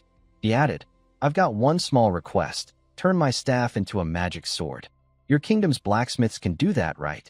Surprised, Baiyan said, but only low-tier mercenaries use those. A future mage like you, why? Cutting her off, he said, it's my style. You can't call that a flaw. Looking at her expectantly, he asked, so, can you do it? After a moment's thought, she replied confidently, obviously. That's easy for me. Best answer of the day. Uziel, thrilled, cheeks flushing, thought, hell yeah. He began, all right, I'll explain the first question. Pointing at the test, he said clearly, you need to change your perspective. Confused, Baiyan asked, change my perspective? Uziel knew her weakness. Her magic was too mechanical, trapping her in rigid thinking. In the novel, she only realized this in her 2nd year after losing to Flame. I doubt I can make her see it now, but I hope to nudge her the right way. So what I need to do is, he continued, do you know what a nonsense riddle is? Before this question, Baiyan was a bit taken aback, then quickly responded, a riddle? I think I've heard of it. The male lead continued, all right, let's try an example. What's between a knee and a knee? Right away, she propped her chin on her hand, racking her brain, and answered, the inside of the knee, right? The male lead casually replied, nope, you got it wrong. Baiyan, still confused, asked, huh? Why's that? He emphasized the question again. I'm asking which letter is between the word knee and the word knee. Got it now, right? Realizing she'd been tricked, Baiyan was furious. Meanwhile, Beck Uziel, seeing her fuming, got a bit nervous and said, whoa, easy. Don't glare at me like that. Just calm down. Sit and check out this question. It's got its own tricks and patterns you haven't figured out yet. What I mean is, when you face a problem, you need to tackle it more creatively. But can you do that just with your own creativity? Bayan fell silent, feeling ashamed, and replied, "No, that's impossible." At this, the male lead let out a relieved sigh, smiling as he continued, "Exactly. While understanding spells and how to use them is crucial, for a mage, the most important thing is how you view the world. Magic is unpredictable, even with the smallest changes. But you're only thinking about what you've seen or read in books. That's all theoretical, not practical. Spells aren't just about memorizing and casting them. You might be better than me at analysis and evaluation, but you're missing the most critical thing for a mage, creativity." After Beck Uziel's long analysis, Bayan grew quiet, reflecting on his words, unable to deny them or hold back her emotions. Her hands trembled. She was in a state of deep despair. Seeing her serious expression, the male lead, now sweating, scratched his head awkwardly and said, You get what I'm saying, right? It might sound a bit complicated and abstract." Bayan confidently replied, "Of course I understand." The male lead gave a sheepish grin, thinking, "Man, that's rich. I don't even know what the heck I just said." He got serious again and said, "I'm glad you get it. Ready to start? Here's a riddle. What does a man say to his horse when he takes it to bed?" Bayan, a bit flustered, put her hand on her chin, thinking, "What does a man say to his horse when he takes it to bed?" After struggling, she sadly admitted, "I don't know." The male lead answered, "It's simple. Time to go to bed." Then he rolled out more riddles. "Why don't they work harder?" "No idea, because they're always lying down on the job." "What happens when scissors, rock, and paper join a race?" "I don't know either." "My answer, rock rolls, but scissors and paper can't move. Their shapes don't let them." At this point, he glanced at Bayan, not daring to say more. Her whole body was trembling, clearly beating herself up. She was so frustrated, her brows furrowed, teeth grinding. Seeing her like this, the male lead got goosebumps, thinking, "Whoa, what's this? She looks like she's about to lose it." Mustering his courage, he asked another riddle. "So, what does a cloud say to the sea?" What does a cloud say to the sea when it rains?" Bayan focused hard, calming herself, thinking, "Come on, you got this. Stay cool." After some internal struggle, she hesitantly answered, "I'm falling into the sea." To her surprise, the male lead exclaimed, "Whoa, you got it right." Finally, she answered one correctly and was recognized for it. Overwhelmed with joy, it showed all over her face. Bayan beamed, her eyes sparkling with excitement. Her reaction caught him off guard. It was the first time he'd seen her smile, in game or in real life. The male lead, sharing her joy, grinned proudly and said, "Just as I'd expect from a princess.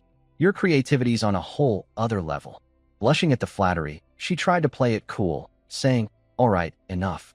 What's the next question?" The male lead smirked and said, "That's the spirit, huh? Here's the next one." And so, they kept chatting until it was pitch dark. Outside the school courtyard, a few students lingered, chattering away. By then, the male lead was heading home alone, looking exhausted, with dark circles under his eyes. He sighed, thinking, "God, I'm an idiot. I spent 3 whole hours throwing silly riddles at Bayan to challenge her. I don't even care if she remembers what I said." Speaking of Bayan, she's got the potential to be an amazing witch with that brilliant mind. But her weakness is thinking too rigidly. If I wanted to poke at that flaw to mess with her, even though she's a villain, why do I feel so guilty? Whatever, I need to focus on forging Terry Vaughn into a magic sword. I've got to step it up. Man, it's not like the old me who could do everything on my own. Ugh, why overthink it? I should just grab the books I need for the next class. A bit later, he arrived somewhere, looking around for something, muttering, "No, it's got to be around here, right? I didn't remember it wrong, did I?" Then his eyes lit up, and he shouted, "There they are, the shoes. This is the place." Before him stood a rather old and dilapidated house. Inside, everything was covered in dust and cobwebs. Stepping in and taking in the scene, he thought, "Man, this place is falling apart." Looking at the shopkeeper, he mused, "But I know one thing. The owner of this bookstore has a weird habit of pretending to sleep while secretly watching customers. If I'm not mistaken, this no-name shop holds Myla's notebook. She was the top graduate of Stella Academy 10 years ago. Back in my old world, I could have just clicked a mouse to check it out, but here, you need the actual book to learn. Plus, the books you study affect your leveling speed. At first, I bought books from famous bookstores, but then I realized the good ones are hidden in unmarked, obscure shops like this.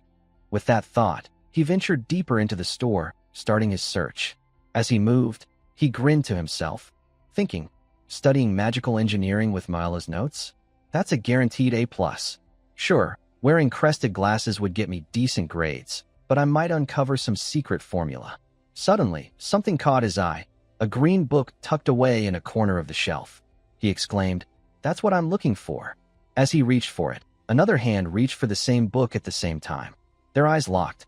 Surprised, he blurted out, "Acel?" She looked confused and replied, "Wait, how do you know me?" "Come on, you're famous," the male lead answered. Then it dawned on her. He continued, "Oh right, you're in the supplementary group too. Your name's Beck Uziel, isn't it?" Hearing this, he felt a pang of disappointment, thinking, "Ugh, she doesn't remember meeting me before we got to the academy?" Acel went on, "I really liked that debate you did. Just a shame you couldn't explain all the answers." He suddenly recalled that Acel also struggled with those riddles. She added, "Anyway, nice to see you," before turning away coldly. Her attitude caught him off guard. But the pressing matter was, lucky me, the book's still here. He grabbed it and glanced at Acel, wondering, why is she here? She was browsing books but seemed hesitant to buy, carefully checking prices. After looking at one, she sighed in frustration and put it back. Beck Uziel caught this and pieced it together. That's why? This shop sells used books, so it attracts poor students like me. Someone like Acel, from a fallen noble family who's lost everything, can only shop here. Her father was probably killed by the dark mages. He felt a twinge of pity. It's sad, really. A princess like her, stuck buying used books and checking prices because she can't afford them. Plus, in the original novel, Acel has a tragic ending. She dies even before Flame, the main character in this world. She's probably the unluckiest character in the game. With that, he found the books he wanted, thick and heavy ones.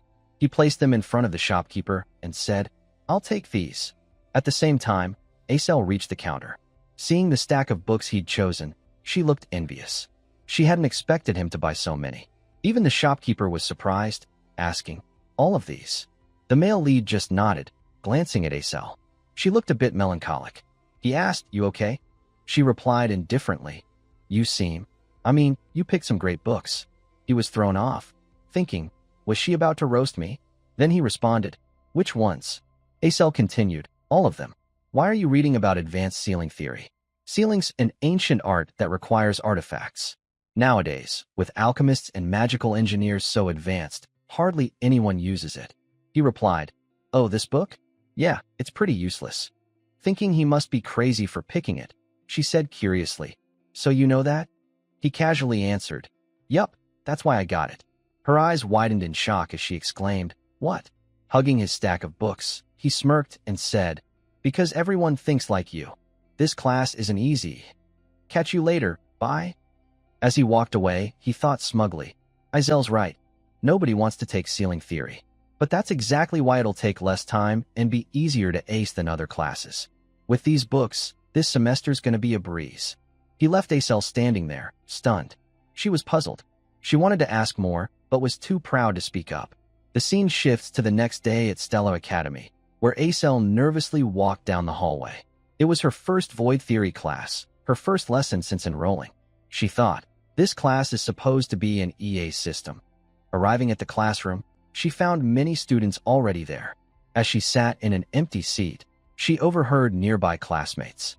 "Hey, you're taking void theory too?" "Yeah, but I think I'm screwed. I signed up because everyone said it's easy, but word spread. All the smart kids are in this class. We're toast." Acel sighed, thinking, "Oh well, I'll just have to try harder in other classes." After the lesson ended, everyone shuffled out, looking exhausted and grumbling. "Ugh, my butt's numb from sitting. I'm starving. What's for lunch? Let's hit the cafeteria and figure it out." Acel walked alone, trailing behind, feeling dejected. She thought, damn it, how am I supposed to get a scholarship with this class's competition? Her stomach growled loudly. Holding her wallet, she hesitated. Maybe I should eat first. Let's see.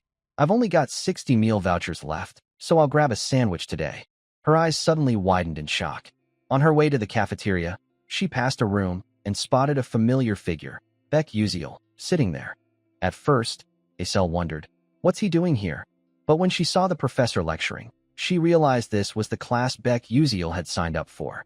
Oddly, the class had very few students, and they all seemed to be underachievers. This professor's probably on the verge of getting fired, she thought. Then it hit her. If she took this class too, she could score high grades without much effort, saving energy for other subjects and maybe even securing a scholarship. Wait, does Beck Uziel already know this class is an easy A? No way. Did he plan out which classes to take for a smooth ride? No, that's impossible. What am I even thinking? It's probably just a coincidence. With that, she left. The scene shifts to the next morning, with the sun high in the sky. In a corner of the academy, students were attentively listening to a lecture. The professor said, "Surely you all know the origin of magic. The creator mage, White Robe Mage, spread magic across the world. Humans and other races learned to wield it." This was Professor Ludin, an expert on divine artifacts, who continued. He taught the elves natural magic, dwarves material magic, and humans elemental magic. Then, he ascended to the heavens, blah blah blah. What followed was an abstract and confusing lecture. The male lead listened, baffled, thinking, damn, how am I supposed to survive 3 years of this? In the game, I could have skipped all this with a single button. But this class might actually be important. It could reveal the true ending. Of course, that's just my guess. Suddenly, he noticed someone familiar sitting nearby. Turning, he thought in surprise, Aizel's in this class too? I don't recall any main characters taking this class who were connected to me. Meanwhile, the professor continued passionately. Human curiosity didn't stop at elemental magic. Mages traveled the world, secretly learning the magic of other races. Still, they weren't satisfied and couldn't learn more. The creator mage left behind the 12 divine artifacts and vanished without a trace. Anyone know about the 12 divine artifacts? A clear voice spoke up. They're said to be guardians that maintain the balance of power on the continent. It was none other than Aisel. She added, I heard they're hidden across the continent and carried that mission until 1,000 years ago. The professor, impressed by her answer, continued, exactly. They hold special powers to protect the continent. For example, the divine artifact of summer, the 6th artifact, Red Summer, bears a blazing red flame. They say that flame never dies. If you go to the depths of the Alaman Sea, you'll still see it burning. Curious students can check it out. The male lead, hearing this, thought he must have misheard, shivering as he mused. What the hell? Is he joking? If a living creature enters the Sea King Alaman's territory, they die instantly. Up at the podium, the professor went on. There's Luvine Shore, a massive whirlpool in the ocean, frozen by the 12th artifact, Green Winter. Each divine artifact has its own power, but true magic happens when they combine. A student below asked, What's that magic, sir? The professor grew solemn and replied, Well, no one knows. They've been dormant for 1,000 years. The male lead felt the professor was onto something, thinking, At least in the game, I encountered a few divine artifacts. I saw 5 during limited time events, piecing together info from other players. No gamer's seen more than me.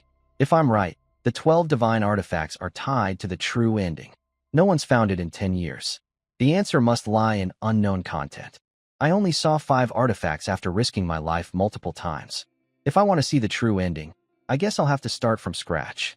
Meanwhile, in an outdoor class, a massive fireball hurtled toward a dummy. A green-haired woman in a red dress stood in the center, saying, Power isn't everything. No matter how strong your attack, it's useless if it misses the target. This was Professor Hong Yil, teaching the fire class. As she walked, observing students apply theory to practice, she sensed something coming.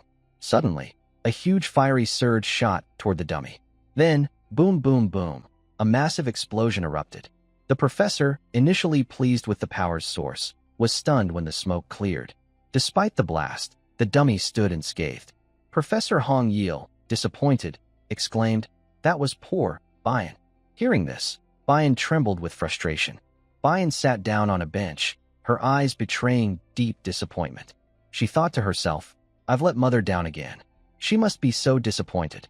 Suddenly, a voice called out, Princess. Looking up, She saw a cute girl with red hair tied in twin braids. It was Fo Ma Kei, who smiled brightly and asked, "Are you okay?" Sitting beside Bayan, she continued, "Don't be sad. You looked amazing out there, princess." Bayan responded indifferently, "What do you mean? If someone used magic like mine but way stronger, what's the point? I didn't even hit the target." The girl replied, "But your magic was incredible. Super cool, honestly. I've known about you since I was a kid." Bayan realized this girl, Wang, was also a fire mage like her. She vaguely recalled hearing about a rumored fire magic prodigy. Even so, her magic's nothing compared to mine, Bayan thought, then said aloud, "Your accuracy is impressive." Wang blushed and replied, "But if you practiced more, I couldn't possibly compare, princess." Bayan stood up abruptly and said, "That's only enough for the weak. Anyway, talking to you made me feel better." But, with that, she walked off, leaving the braided girl sitting there, stunned. The scene shifts to a tidy, well-kept castle. Bayan was there, looking exhausted. A voice spoke up, "Princess." A strong, dignified woman stood behind her. It was Ye Taran, Bayan's personal guard. "Welcome back, Your Highness," she said, adding, "Some warm tea and snacks have been prepared." Bayan replied, "Thanks." Ye Taran continued, "Regarding the wand appearance adjustment you tasked me with, since the wand is of high quality, they say it can be crafted into a high-grade magic sword." Bayan, nibbling on a snack, asked skeptically, "Really?" Ye Taran hesitated. "However, there's a concern." Bayan, surprised, asked, "What concern?" Ye Taran stammered, "I heard it constantly drains mana from its owner." Bayan, shocked, stood up and spun around, exclaiming, "What? Isn't that a dark artifact?" Ye Taran clarified, "Not exactly. It resonates with natural energy." Bayan, utterly confused, muttered, "No way. Something that drains its owner's mana can resonate with natural energy? Then why is the wand only mid-tier?" Ye Taran explained, "That's exactly why it's mid-tier. What do you think, Your Highness? Its core ability is to greatly enhance the user's mana, making it stronger or even high-tier. But because it only absorbs and doesn't release, it's downgraded to mid-tier." Bayan, losing her composure, jumped up and shouted, "What? High-tier? How could a student use it?" Even Ye Taran was surprised by her reaction. Still rattled, Bayan clutched her head and continued, "I know it doesn't resonate with everyone at first, but I didn't think anyone would use it unless they had an insane amount of mana or none at all. I don't get it. Any normal person would know that." After her long rant, her throat felt dry. She sipped some hot tea to soothe it, then added, "But whoever they are, they're definitely special." The scene shifts to a few days later, at the start of the new semester. In a classroom, a professor was passionately lecturing. "For you students, attack magic requires more understanding than any other type." Our male lead, Beck Uziel, was listening attentively in this class, taught by Professor Carliam, a bald mana guidance instructor. He continued, "That's why mana guidance is mandatory. From now on, in your duels, you'll focus on casting and aiming accurately." Acel was also in this class, listening intently. Up at the podium, the professor went on. "Casting means releasing magic from the caster's body. Aiming means targeting a stationary object. Now, let's discuss trajectory formulas. From 760 meters north, if Kyolsu moves south at 12.6 meters per second, what's the appropriate trajectory and predicted distance Yongi needs for water-based magic?" The classroom fell silent. Below, two students whispered. One said, "For attributes, what about water?" The other cautioned, "If you're not a water specialist, don't answer. Is the professor trying to trick us?" Meanwhile, Beck Uziel was bored, yawning and thinking, "This is so dull. Why is it more time-consuming than a Korean language class?" Suddenly, the bald professor called out, "Student Uziel, please stand and answer." Beck Uziel, exasperated, replied, "Yes, sir," but inwardly cursed, "Damn it, me again." After fumbling through his explanation, he finished confidently, turning to say, "I'm done, sir." Seeing Uziel's work, the professor was astonished, exclaiming, "Excellent. You solved it so easily. Is your primary attribute water?" Uziel waved it off. "No, sir." "Wow, that's impressive. Let's move to the next question." Uziel's performance made Acel see him in a new light. Soon, the class ended, and everyone rushed out. A clear voice spoke up, "Excuse me." Turning toward it, Uziel responded, "Yeah, you talking to me?" It was Acel, who continued, "Yes. I have a question for you. Acel couldn't help but wonder about Beck Uziel as she observed him. It wasn't about his ranking, but his intelligence, even compared to top rankers. He solved the professor's problem so quickly and accurately. It was almost unbelievable. That question was at least university level, no, professor level. Even at Stella, a hub for geniuses, who was Uziel, really? At first, I didn't think so, but now I'm sure. He's definitely got a strategy for picking classes, she thought. With that, she continued, I want to ask, what's your next class? Caught off guard by the sudden question, Uziel stayed calm and replied, Why do you ask? Got a crush on me or something? Acel, annoyed, shot back, What the heck, dude? You think I'm a creep? Gross. Uziel, fuming, retorted, I'm the one who's grossed out here. But then he thought, I'm the adult here. What am I even saying? Scratching his head awkwardly, he asked, So, why do you want to know? Acel answered seriously, I've looked into the classes you're taking. They seem like ones where you can easily score high. I'll cut to the chase. Where'd you learn this strategy? It's important to me. Uziel thought. So that's what she was getting at. Waving dismissively, he laughed. Haha, what do you mean? The classes? Just a coincidence. If that's all, I'm out. With that, he turned to leave. Shocked by his nonchalant attitude, Acel exclaimed, What? Watching his back as he walked away, she called out, Hey, wait. But he ignored her. Gathering her courage, she lowered her pride, ran after him, and shouted, Please, wait. Hearing her, Uziel stopped. Acel, panting, said, Please hold on. Uziel replied, What's up? Why were you following me?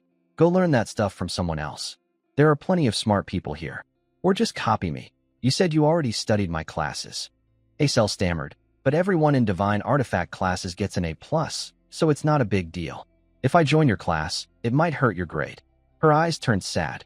She felt guilty, thinking, if he misses a scholarship, it'd be a huge loss for him. Yet, even now, he's worried about others' grades.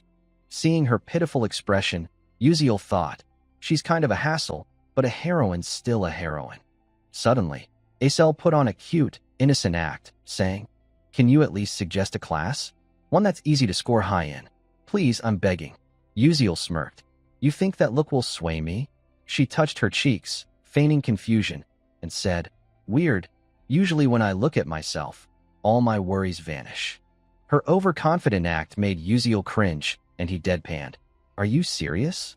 Azel's cheeks flushed, and she laughed. Haha, just kidding. I knew you'd react like that. So, I've got something cool to make up for it. Uziel thought. Make up for it? With me? Shocked, he mused. No way. Kids these days are into that. Just offering stuff like it's nothing. Acel continued. Do you know about the seventh magic? Uziel jolted, replying, Yeah, I know. She added, Really? Not many do. It's a lost tower, and there are barriers keeping people away from where it once stood. But as she eagerly explained, she paused, noticing Uziel's odd reaction. Concerned, she asked, Wait, you okay? Uziel, struggling, clutched his head, thinking, I'm losing it. This is huge. This info lets Flame boost her influence over the male lead. In the original story, only Flame knew this, and Acel only shares it with the protagonist, not a side character like me. Wanting to avoid it, he waved her off, saying, Sounds like a creepy story. I'm not interested, it's boring. Then he walked away. Confused, Acel called after him. It's not that scary. Scared at your age? Uziel reluctantly replied, Fine, fine. I'll tell you. She teased. Whoa. You acted like you wouldn't, but you flipped fast. Yeah, I do what I want. Uziel shot back, thinking, besides, Acel offering something is enough. He spoke up. This won't help your grades, but it's super useful. Sign up for Journey of Void Meditation as an elective. Acel, puzzled, asked, Meditation? As an elective? Are divine artifacts and meditation prioritized? You into training? Not really. Uziel replied, unsure how to explain. Thinking fast, he made up, My master was a bishop like you, and through meditation, you can boost your magic skills. Acel, shocked, said, Just meditation? Drawing on his 10 years of all-night gaming, Uziel explained, It's not fully explored, but for bishops wielding large-scale destructive magic, meditation is key for precise casting based on formulas and equations. Above all, it's the mind that controls mana. I haven't told anyone this, but you're an exception, 'cause you're kinda cute. Flustered, Isel wasn't sure whether to believe him, saying, "Didn't you just call me ugly?" But girls love hearing that. Smiling brightly, she added, "Thanks anyway. It won't boost my grades, but I'll sign up." Yusiel shrugged. "Your call. Do what you want." Having achieved her goal, Isel left happily. Watching her go, Yusiel felt uneasy, thinking, "I told her everything. I'm kinda scared how this'll change the future. But if I ignored her, Isel would face tragedy in this world. If meditation helps her, that's good." Then it hit him. I'm a mage too, aren't I? Why haven't I thought about training? In the game, Beck Yusiel trained rigorously, building stamina, delaying mana, and growing fast. In the game, I'd gain XP with a button. Now, I have to do it for real. It's late, and there's no grinding or quests for XP. But I owe Isel for this. Later, Beck Yusiel returned to the Stella Academy dorms. All students lived in the dormitory system, a side feature in the game where players could decorate their rooms. For Yusiel, though, this was his only home since his village had been burned to the ground. The dorms were divided by rank. Rooms were the same size, but the number of occupants depended on class level. Naturally, Class S students got the top floors. Alone in his room, Yusiel thought, "It's kinda lonely, but I can finally make use of it." He took a deep breath and said, "Time to get started." Sitting in meditation, Yusiel focused intensely, thinking, training stats isn't the top priority. Since this is reality, I need to get used to this body. In the game, Yusiel was a genius who wielded aura blades by cycling infinite mana in and out of his body. No one noticed him, so his talent went unrecognized, but Beck Yusiel was a swordsmanship prodigy who reached the pinnacle. I have to walk that path again. My breathing controls the mana flow in my body. If I can gradually increase the mana I take in with each breath, I'll eventually gather enough in one go. Skills don't level up just by collecting EXP. They improve through constant use. That means training. And so, he trained through the night. By 4 a.m., as dawn broke, Yusiel was still at it in his room. A shimmering golden light radiated from his body.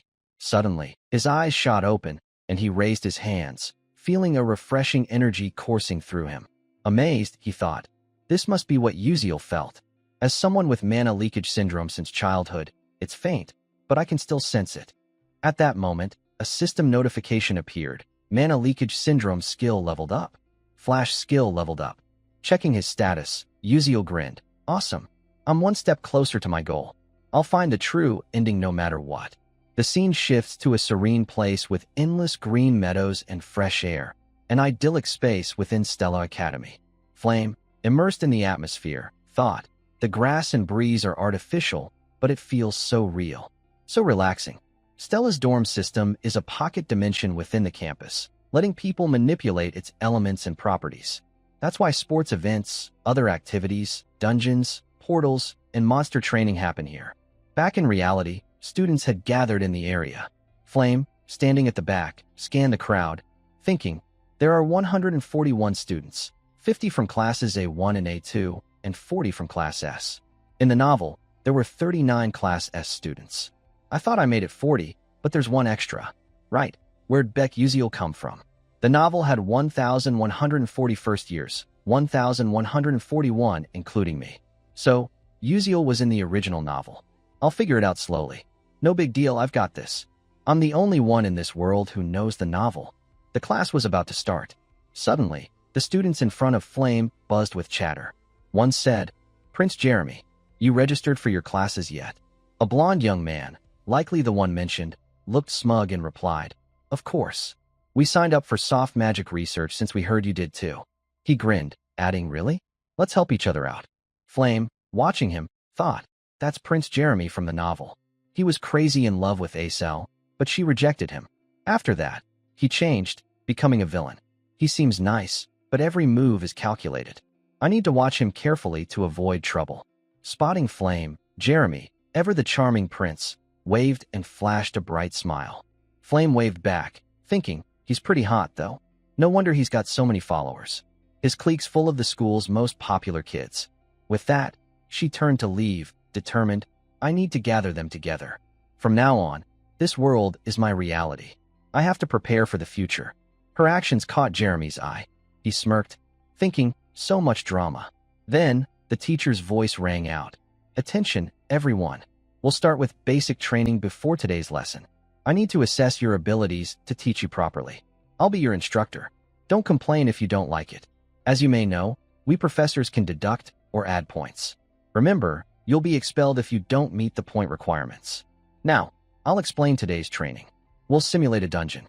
I'll use real dungeon scenarios, traps, and monsters to test you. You'll earn 4 points for defeating a level 1 monster, 8 for a level 2, and 20 for securing the staff of points. The top 5 students will get a small reward and shopping privileges. Those with 0 points will lose points. If you're scared of failing or going alone, you can form groups, but points will be split evenly among members. If you eliminate another student, you take their points. With that, the teacher vanished, his voice echoing. That's all. Good luck. Suddenly, the ground shook violently. The students screamed, "What's happening?" The ground's moving. Then, the earth split open, and something emerged. Flame, wide-eyed, stared in shock. A massive tree sprouted, and the surroundings transformed. She realized, this is the Jack and the Beanstalk map. The scenery turned dense and overgrown with trees. The students began splitting off in different directions. Some chose to go solo, others formed groups. In the distance, Flame walked alone, gripping her magic staff, thinking, "All right, I'm ready to jump into this game." Suddenly, a voice called out, "Flame." Turning, she saw the red-haired girl, Jaya, who continued, "You're going alone for the training?" Flame replied, "Oh, Jaya." She thought to herself that while teaming up in a dungeon battle had advantages, going solo was better for earning more points.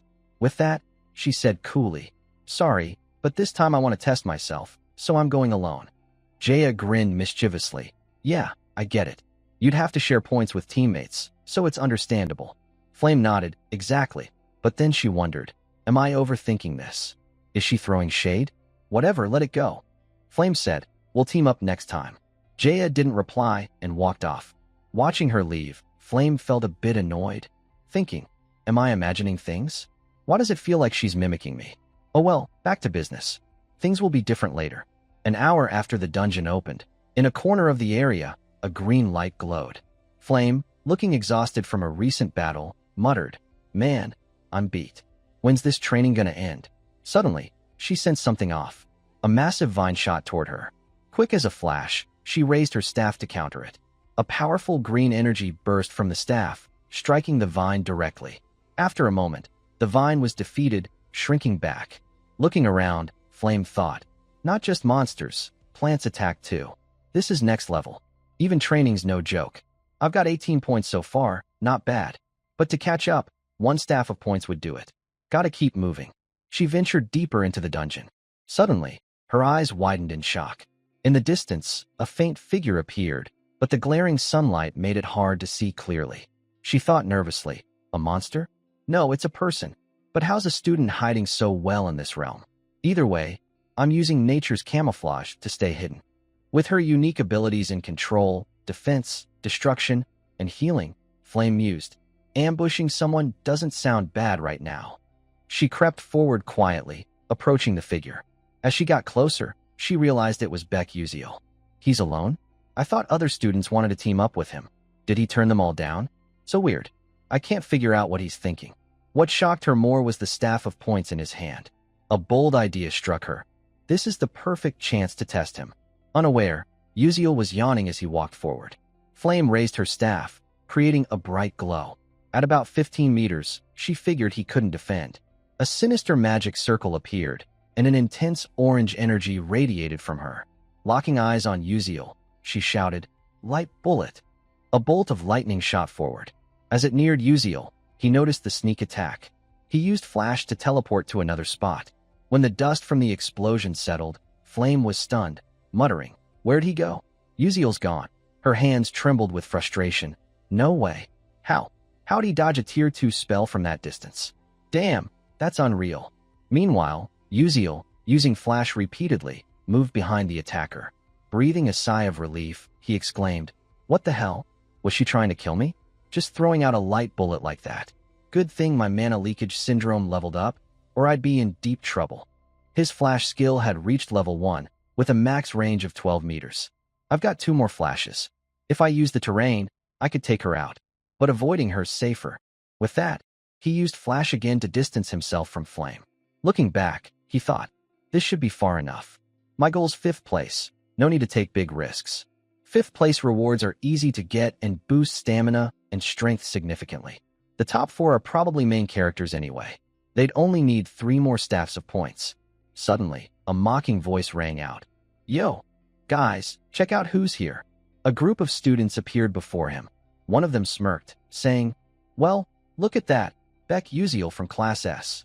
At that moment, Uziel recognized the guy, Ridden, a rising name in the academy lately. Glancing at the goons beside him, Uziel thought wearily, and he's got Ussel's crew, Jeremy's weakling posse. Bunch of trash. But then he noticed something else. They've got 3 staffs of points. For losers like them, how'd they rack up so many? One of Ridden's cronies piped up, heard he's a failure who cheated his way into Class S. The blonde guy laughed mockingly, getting into Class S by solving 3 dumb questions? Stella must have been fooled. Uziel, fed up, thought, goddamn, they keep harping on the same crap. Don't they ever get tired? Seeing Uziel stay silent, the blonde smirked, yo, since we're here, hand over your staff of points. Uziel replied coldly, hell no. The blonde found it amusing, saying, oh, you're gonna fight back? With a sly grin, he added, think you can take us all alone? Huh, you're gonna use that mid to high grade staff? Pathetic. Can't even cast magic properly, let alone use a staff. Unsure how to handle the taunts, Uziel thought, with just low-level flash, I can't take on a guy from a big shot family. But with 3 flashes, I've got a plan. Use the staff of points in my hand. Plus, this is a dungeon, which gives me an edge. With that, Uziel held out his staff, saying, here's what you want. The blonde, thinking Uziel was scared and giving up, looked pleased. Good call, kid. That's what I like. Uziel thought, don't get cocky too soon, karma comes quick. Seeing the blonde lower his guard, Uziel darted forward like lightning, snatched one of his staffs of points, and grinned wickedly. Using the staff as a weapon, he struck the blonde's magic circle, cracking it. The blonde gritted his teeth, cursing under his breath, damn commoner. Right after, he was flung back, crashing into a tree. Ridden, enraged, roared, you filthy dog. But the group was stunned to see Uziel had vanished.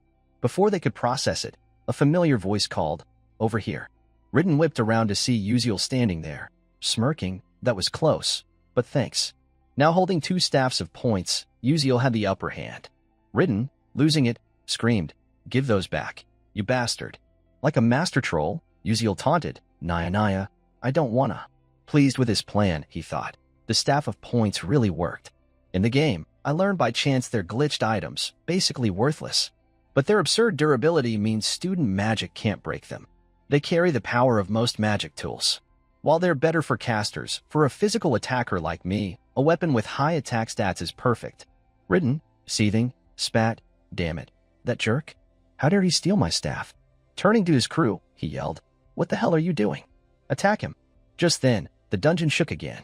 Ridden thought, damn it, why's the dungeon changing now of all times? He shouted frantically, everyone, stick together and prep your magic. We can't lose that punk. But this was Uziel's perfect chance. He bolted. One of Ridden's crew spotted him, yelling, Beck Uziel's running, guys. They fired a green energy blast from their staffs, shouting, you're not getting away, bastard. The terrifying energy surged toward Uziel. He thought, damn, these guys are better than I expected. But they're still green. Just as the blast seemed to engulf him, he used Flash to escape. Ridden's group was furious but helpless, one muttering, that jerk. He flashed again, damn it. He's too fast, I can't see him anymore. While they stared ahead, Uziel had zipped behind them like lightning. Confident, he thought. 10 years of game experience means I can use terrain to my advantage like it's nothing. Ridden, livid, growled, damn it, we just need to hit him once. Suddenly, the dungeon shook violently again. Seeing everyone's tense faces, Ridden calmed them. Chill, guys. He's still nearby. Wait for the quake to stop, then hit him together. But if our magic fails, it'll backfire. So we gotta be careful. Scanning the area, he locked eyes with Uziel standing right in front of them. Before they could attack, Uziel moved faster, smashing their magic circle with his staff. The force shattered it, and the circle backfired on Ridden's crew. Explosions rang out, boom, bang, as their own magic circle blasted them back. This was the unintended side effect, magic backlash. Uziel dashed away, watching the group get hit by their own spell. Smirking, he thought, it's over. As the dust settled, Ridden looked up, cursing, damn you, Beck Uziel. Uziel held up 3 staffs of points, gloating. I'm taking these. Grinning cheekily, he added, oh, if I get a girlfriend, I'll give her one. Bye, cuties. Ridden, stunned, yelled, would you take those? Give them back. Uziel, thrilled with their pathetic state, thought, that's enough. Taking their last one would be too much hassle. He said, that was fun. I'm done playing. See ya. With that, he flashed away, leaving Ridden's crew trembling with rage. Ridden roared, you dead dog. The scene was witnessed by another female student from start to finish. Uziel, now far from them, cheered, I got lucky. In a straight fight, they'd have taken my stuff. But in a dungeon, it's different. That's the power of experience. Still, something feels off. Too late, he realized a massive fireball was hurtling toward him. Seeing this, Uziel was floored, exclaiming, what the hell is this? A firestorm out of nowhere? Flames rained down on his position, one after another, like a meteor shower. Explosions erupted everywhere. Unable to fight back, he could only use flash to dodge. Running for his life, his calm facade crumbled. Goddamn, what kind of terrifying magic is this? Holy crap. Looking back at the forest reduced to ash, he was still shaken, thinking that was close. But what's with this magic? Who's trying to kill me? From behind the smoky haze, a figure approached. She stood before him, shouting, hey, commoner, why didn't you take another staff from them? It was none other than Princess Hong Bian, a fire magic wielder. Uziel, surprised, thought, why is she here? Scratching his head awkwardly, he said, you got it wrong. I can't just take whatever I want. And what's it to you if I took those staffs? Bian, embarrassed, realized she might have overstepped. But Uziel caught on. Wait, you wanted me to take their staffs so you could steal them from me? What's this crazy plan of yours? Don't forget I taught you a thing or two. Bian, hand on her chest, explained, I'm royalty. I'd never want to rob a commoner. But in this battle, I have no choice. I'll take you down and get what I want. Uziel, nearly fainting from shock, replied, whoa, what's your deal? Why are you picking on someone weaker? You calling yourself weak? Bian continued, but I saw you fight and mess with them. You used magic and beat them, didn't you? Despite her words, she thought, I need to hurry. If I don't want Mother scolding me, I've got to score high. Suddenly, she sensed movement nearby. It was Ridden's crew catching up. One shouted, Beck Uziel. Where'd he go? Damn, that guy's too slick. Bian recognized them. Meanwhile, Uziel started running. She hesitated, thinking, should I attack them now? Even if I'm strong, I can't take on 6 people.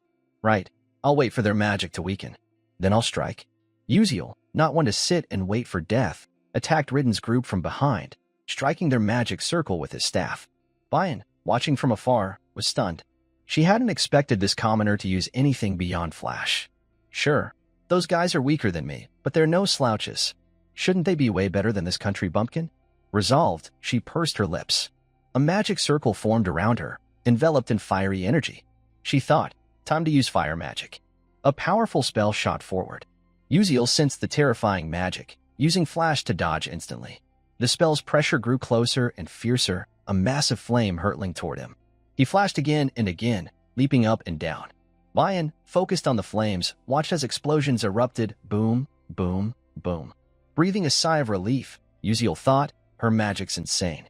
Good thing my instincts are sharp, or I'd be toast. But I've used 2 flashes already. How do I face her now? Bian spoke up. Why aren't you using your staff this time?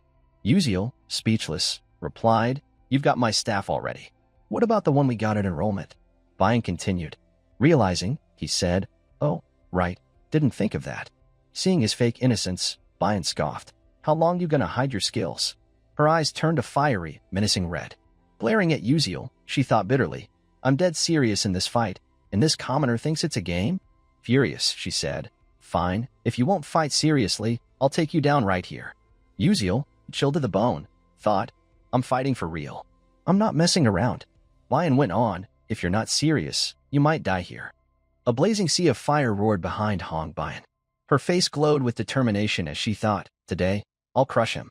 With that, she directed the flames straight at Beck Uziel. Unable to stay calm, Uziel frantically dodged, weaving left and right. After scrambling to defend himself, he collapsed, stunned by the scene before him, thinking, holy crap, even with flash, her attack range is insane. What do I do? Suddenly, he heard a sound. Glancing back, a bold idea struck him. He activated his flash skill, leaping high up like lightning. The flames hadn't reached this spot yet. Looking down, he saw the fire growing fiercer and spreading wider. Hiding behind a boulder, he narrowly escaped, thinking, got lucky this time, but it's still tough. Even if I get close to Hong Bian, her surrounding flames will flare up to protect her. I know this from fighting tons of fire mages, but her level's way higher than I expected. If this were open terrain, I'd have lost in under a minute, no fight at all. Watching the flames shoot like a meteor shower, an idea hit him. What if I use the staffs of points in my hand? His eyes hardened with resolve. We'll see who gets taken down. With that, he boldly charged into the blazing inferno. Countless sparks flew at him. His mana leakage syndrome kicked in, activating his sixth sense and boosting his time perception. Time seemed to freeze, letting him easily slice through Bian's magic. Seeing her powerful flames deflected by a commoner, Bian couldn't believe her eyes, exclaiming, "No way. How's he countering magic with a weapon? That's impossible." Uziel, still battling fiercely, felt the moment vividly. This isn't a keyboard and mouse game. It's moving my body to face a mage head-on. The mana around me is getting stronger. My sixth sense is as clear as sight or hearing. Bian, baffled, thought, how's this possible? In this forested terrain, my fire should have the advantage. She muttered, fine, I'll just crank up my magic's power. Pouring all her strength into her staff, she unleashed it. Uziel frantically slashed through the magic, fighting for his life. He ducked behind a rock to catch his breath, thinking, I can't keep defending like this. Right. I need to break Bian's magic shield with the staff of points. He charged through the flames, closing in on her. His steps grew faster and more urgent. Nearing Bian, he used flash to zip right to her. She was stunned, gritting her teeth in frustration. Uziel had entered her fire magic circle. Their eyes locked, sparks flying. He calculated. When you get close to fire mages, their magic explodes, repelling enemies within a 2-meter radius. Smirking, he thought, that might stop others, but not someone with 10 years of experience like me. I've been through this plenty. Her magic blasted him back, leaving Bian gaping in shock. Undeterred, Uziel surged forward again, decisively striking her shield with the staffs of points. Cracks formed on the barrier. Bian, incredulous, thought, what the hell? How's he doing this? Uziel didn't let up, hammering the shield relentlessly until it shattered. The force sent Bian flying back, badly injured. She whimpered, ow, ugh. Uziel approached, flashing a bright smile, crouching down. I win. Bian felt humiliated. A princess, defeated so disgracefully. Bitterly, she asked, who the hell are you? Uziel stood, replying, just an ordinary student. Then, with a knowing tone, he added, but the one hiding over there can come out now. Realizing she'd been spotted, Flame stepped out cautiously. She cautiously approached them, looking startled, and said, you didn't need to hide there, did you? But how'd you know I was there? Uziel, unsure how to explain, gave an awkward laugh. Let's call it a hunch. In truth, he knew it was simple, his intuition for sensing mana. Flame, unconvinced by his flimsy excuse, replied blankly, a hunch, huh? Then how'd you break a magic shield with a basic staff? Uziel froze, thinking, damn, she's sharp. Flame pressed. Why not explain? Gonna say that was a hunch too. Uziel thought, as expected, stuff like this wouldn't show up in a romantic novel like the original. Her curiosity makes sense, but I can't tell the truth. Thinking fast, he pointed to the staff of points, grinning. Oh, this staff's super sturdy. Flame, irritated, snapped. Sturdy, my ass. What's that got to do with anything? You think swinging it breaks a magic shield? If that's the case, knights would have wiped out mages in this world already. Uziel had to admit she had a point, thinking she's right. His dodging only made Flame more confused. She exclaimed, I've always found you weird, but never got to ask. Beck Uziel, who are you really? Hong Bian, ignored like a ghost but eavesdropping, was equally shocked. Facing Flame's relentless questions, Uziel was sweating bullets, thinking, is this it? Less than a month and my identity's already in question? Should I reveal the truth? No, that's too risky. Flame doesn't trust me at all. He said, even if you suspect me, I'm not some bad guy. Flame, baffled, replied, huh? What's that supposed to mean? Uziel, chuckling nervously, continued, just what I said. I'm just trying to help you. This confused her more. Help me? With what? Why are you being so cryptic? It's annoying as hell. But Uziel didn't elaborate, turning to leave. He waved. I'd say more, but I'm out of time. Catch you later. His exit left Flame fuming, practically steaming. His actions that day shifted Hong Bian's view of him. She seemed to be plotting something wild. Uziel thought, all right, time to bail. Hopefully, they'll let me off. Suddenly, Thwack, thwack, thwack. Staffs of points were thrown at him. It was Hong Bian. After tossing them, she froze, surprised. Whoops. Uziel, reeling from the hits, clutched his head and yelled, "What the hell? Just say it outright. Why so sneaky?" Bian retorted, "I thought you'd catch them. You dodged all those spells and traps, can't handle this." Uziel, speechless, thought, "I've got no choice. Mana leakage syndrome has limits. How am I supposed to keep that intuition up forever?" Feigning pain, he groaned. "Ouch. That hurt. My mana leakage syndrome depends on mental strength. I'm drained, so my reflexes are shot, and now I've got a headache." Curious, he asked, "Why'd you throw these at me?" Bian, without hesitation, replied, "You won, so take them." Though the staffs were valuable, Uziel thought, "Is she sore about losing? If I take them all, my score will skyrocket, but they're not that useful to me." He picked up one staff, stood, and said cheerfully, "All right, thanks, but I'll just take this one. Keep the rest. I'm off." Waving goodbye, he left. As he walked, he daydreamed smugly, "They're probably in awe of my generosity. What a kind guy, sparing the defeated. Hope they think so too." But reality was harsh, they didn't. Flame scoffed, "Ugh, that guy's got issues. Total nutcase." Bian, nodding, sighed, "Must be a commoner thing, his brain's wired wrong." Yet deep down, she wondered, who is Uziel, really? Outside the dungeon, Professor Lai and other instructors closely monitored the students' every move. The vivid, lifelike projections captivated them. Someone exclaimed, "Wow, this year's Class S freshmen are rare talents." Professor Li Hangen, stroking his beard, turned and said, "Not bad to watch, huh?" The speaker was Teles, an elder of the Magic Council. A woman beside him agreed, "Indeed, quite fascinating." Smiling, she thought, "I was even better at their age, hee. She was Zarina Aeon, a member of the Green Tower Council. Their presence surprised Li Hangen, who thought, the Magic Council, the Tower Council, all these big shots for a mere training session? Makes sense, they're scouting talent. Most professors are probably watching too. Suddenly, the crowd gasped. "Look at that." Li Hangen turned to the screen.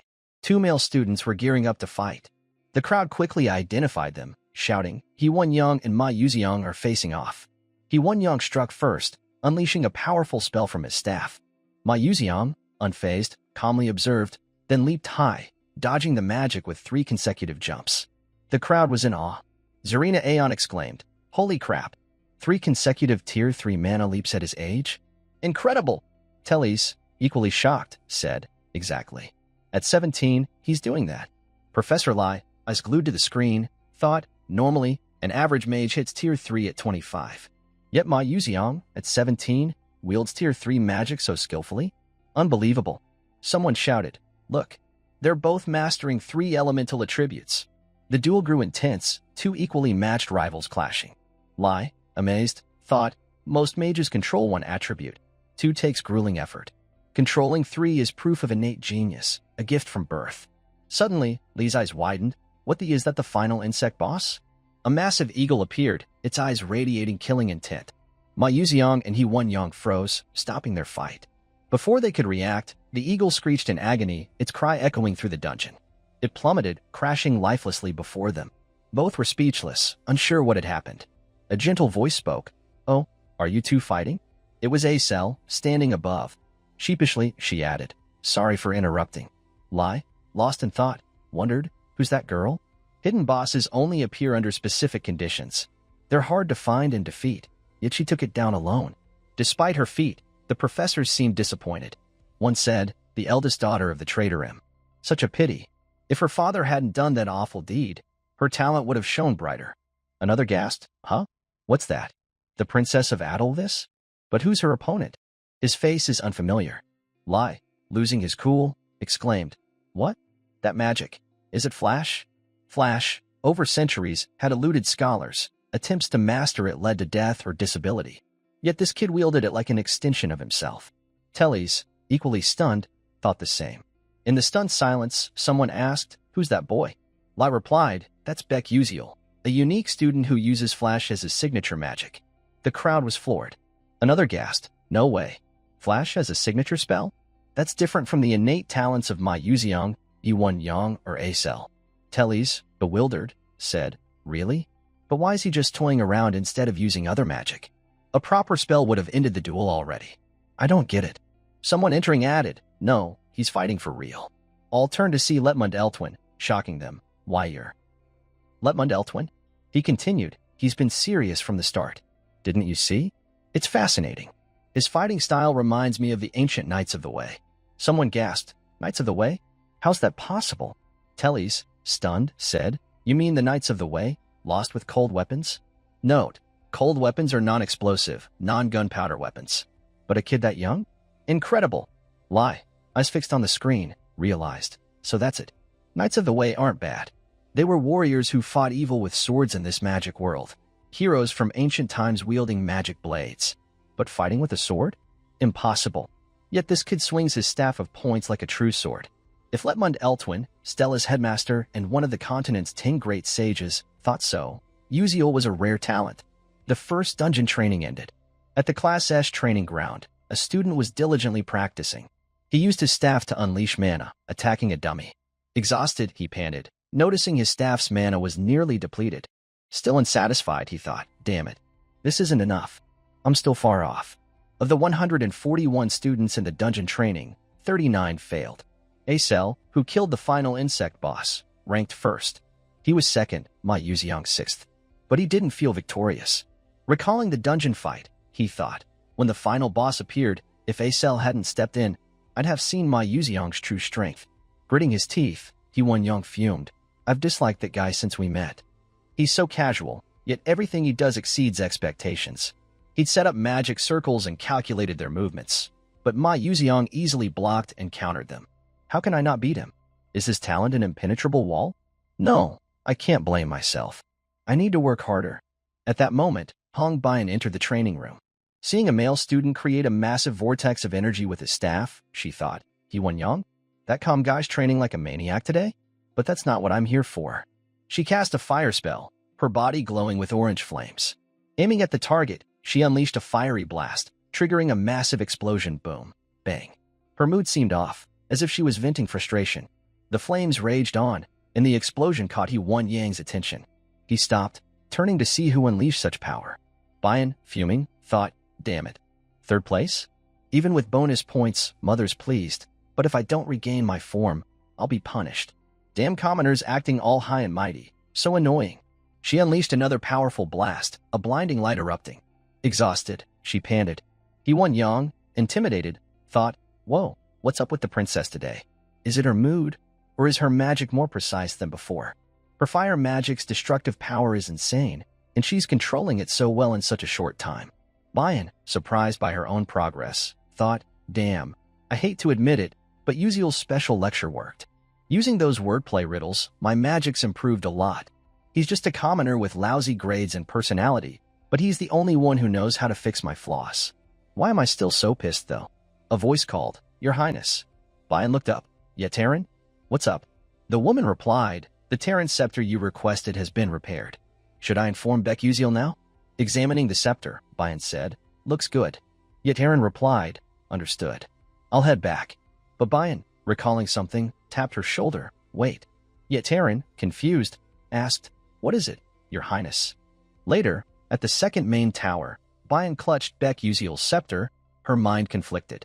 She thought, I heard Uziel's here, so I came. This is the second main tower, where the professor's research rooms are. But what's he doing here? Meeting professors? Suddenly, she jolted, eyes wide, turning away hesitantly. Wait, why am I even here? I could have just given it to him at the training ground.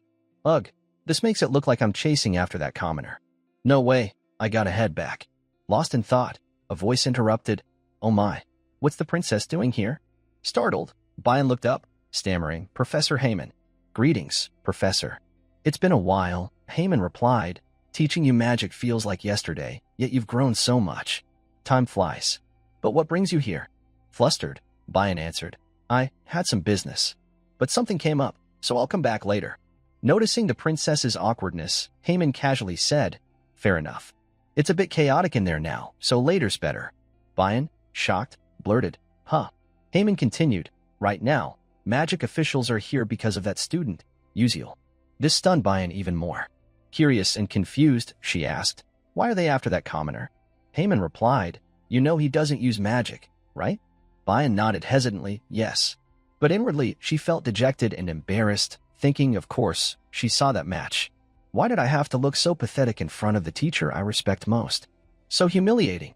Seeing Bayan's expression shift, Heyman comforted her. No need to blame yourself, princess. He gave it his all. Bayan muttered, but he didn't even use magic. Heyman laughed. Aha. No. It's his conviction. Conviction?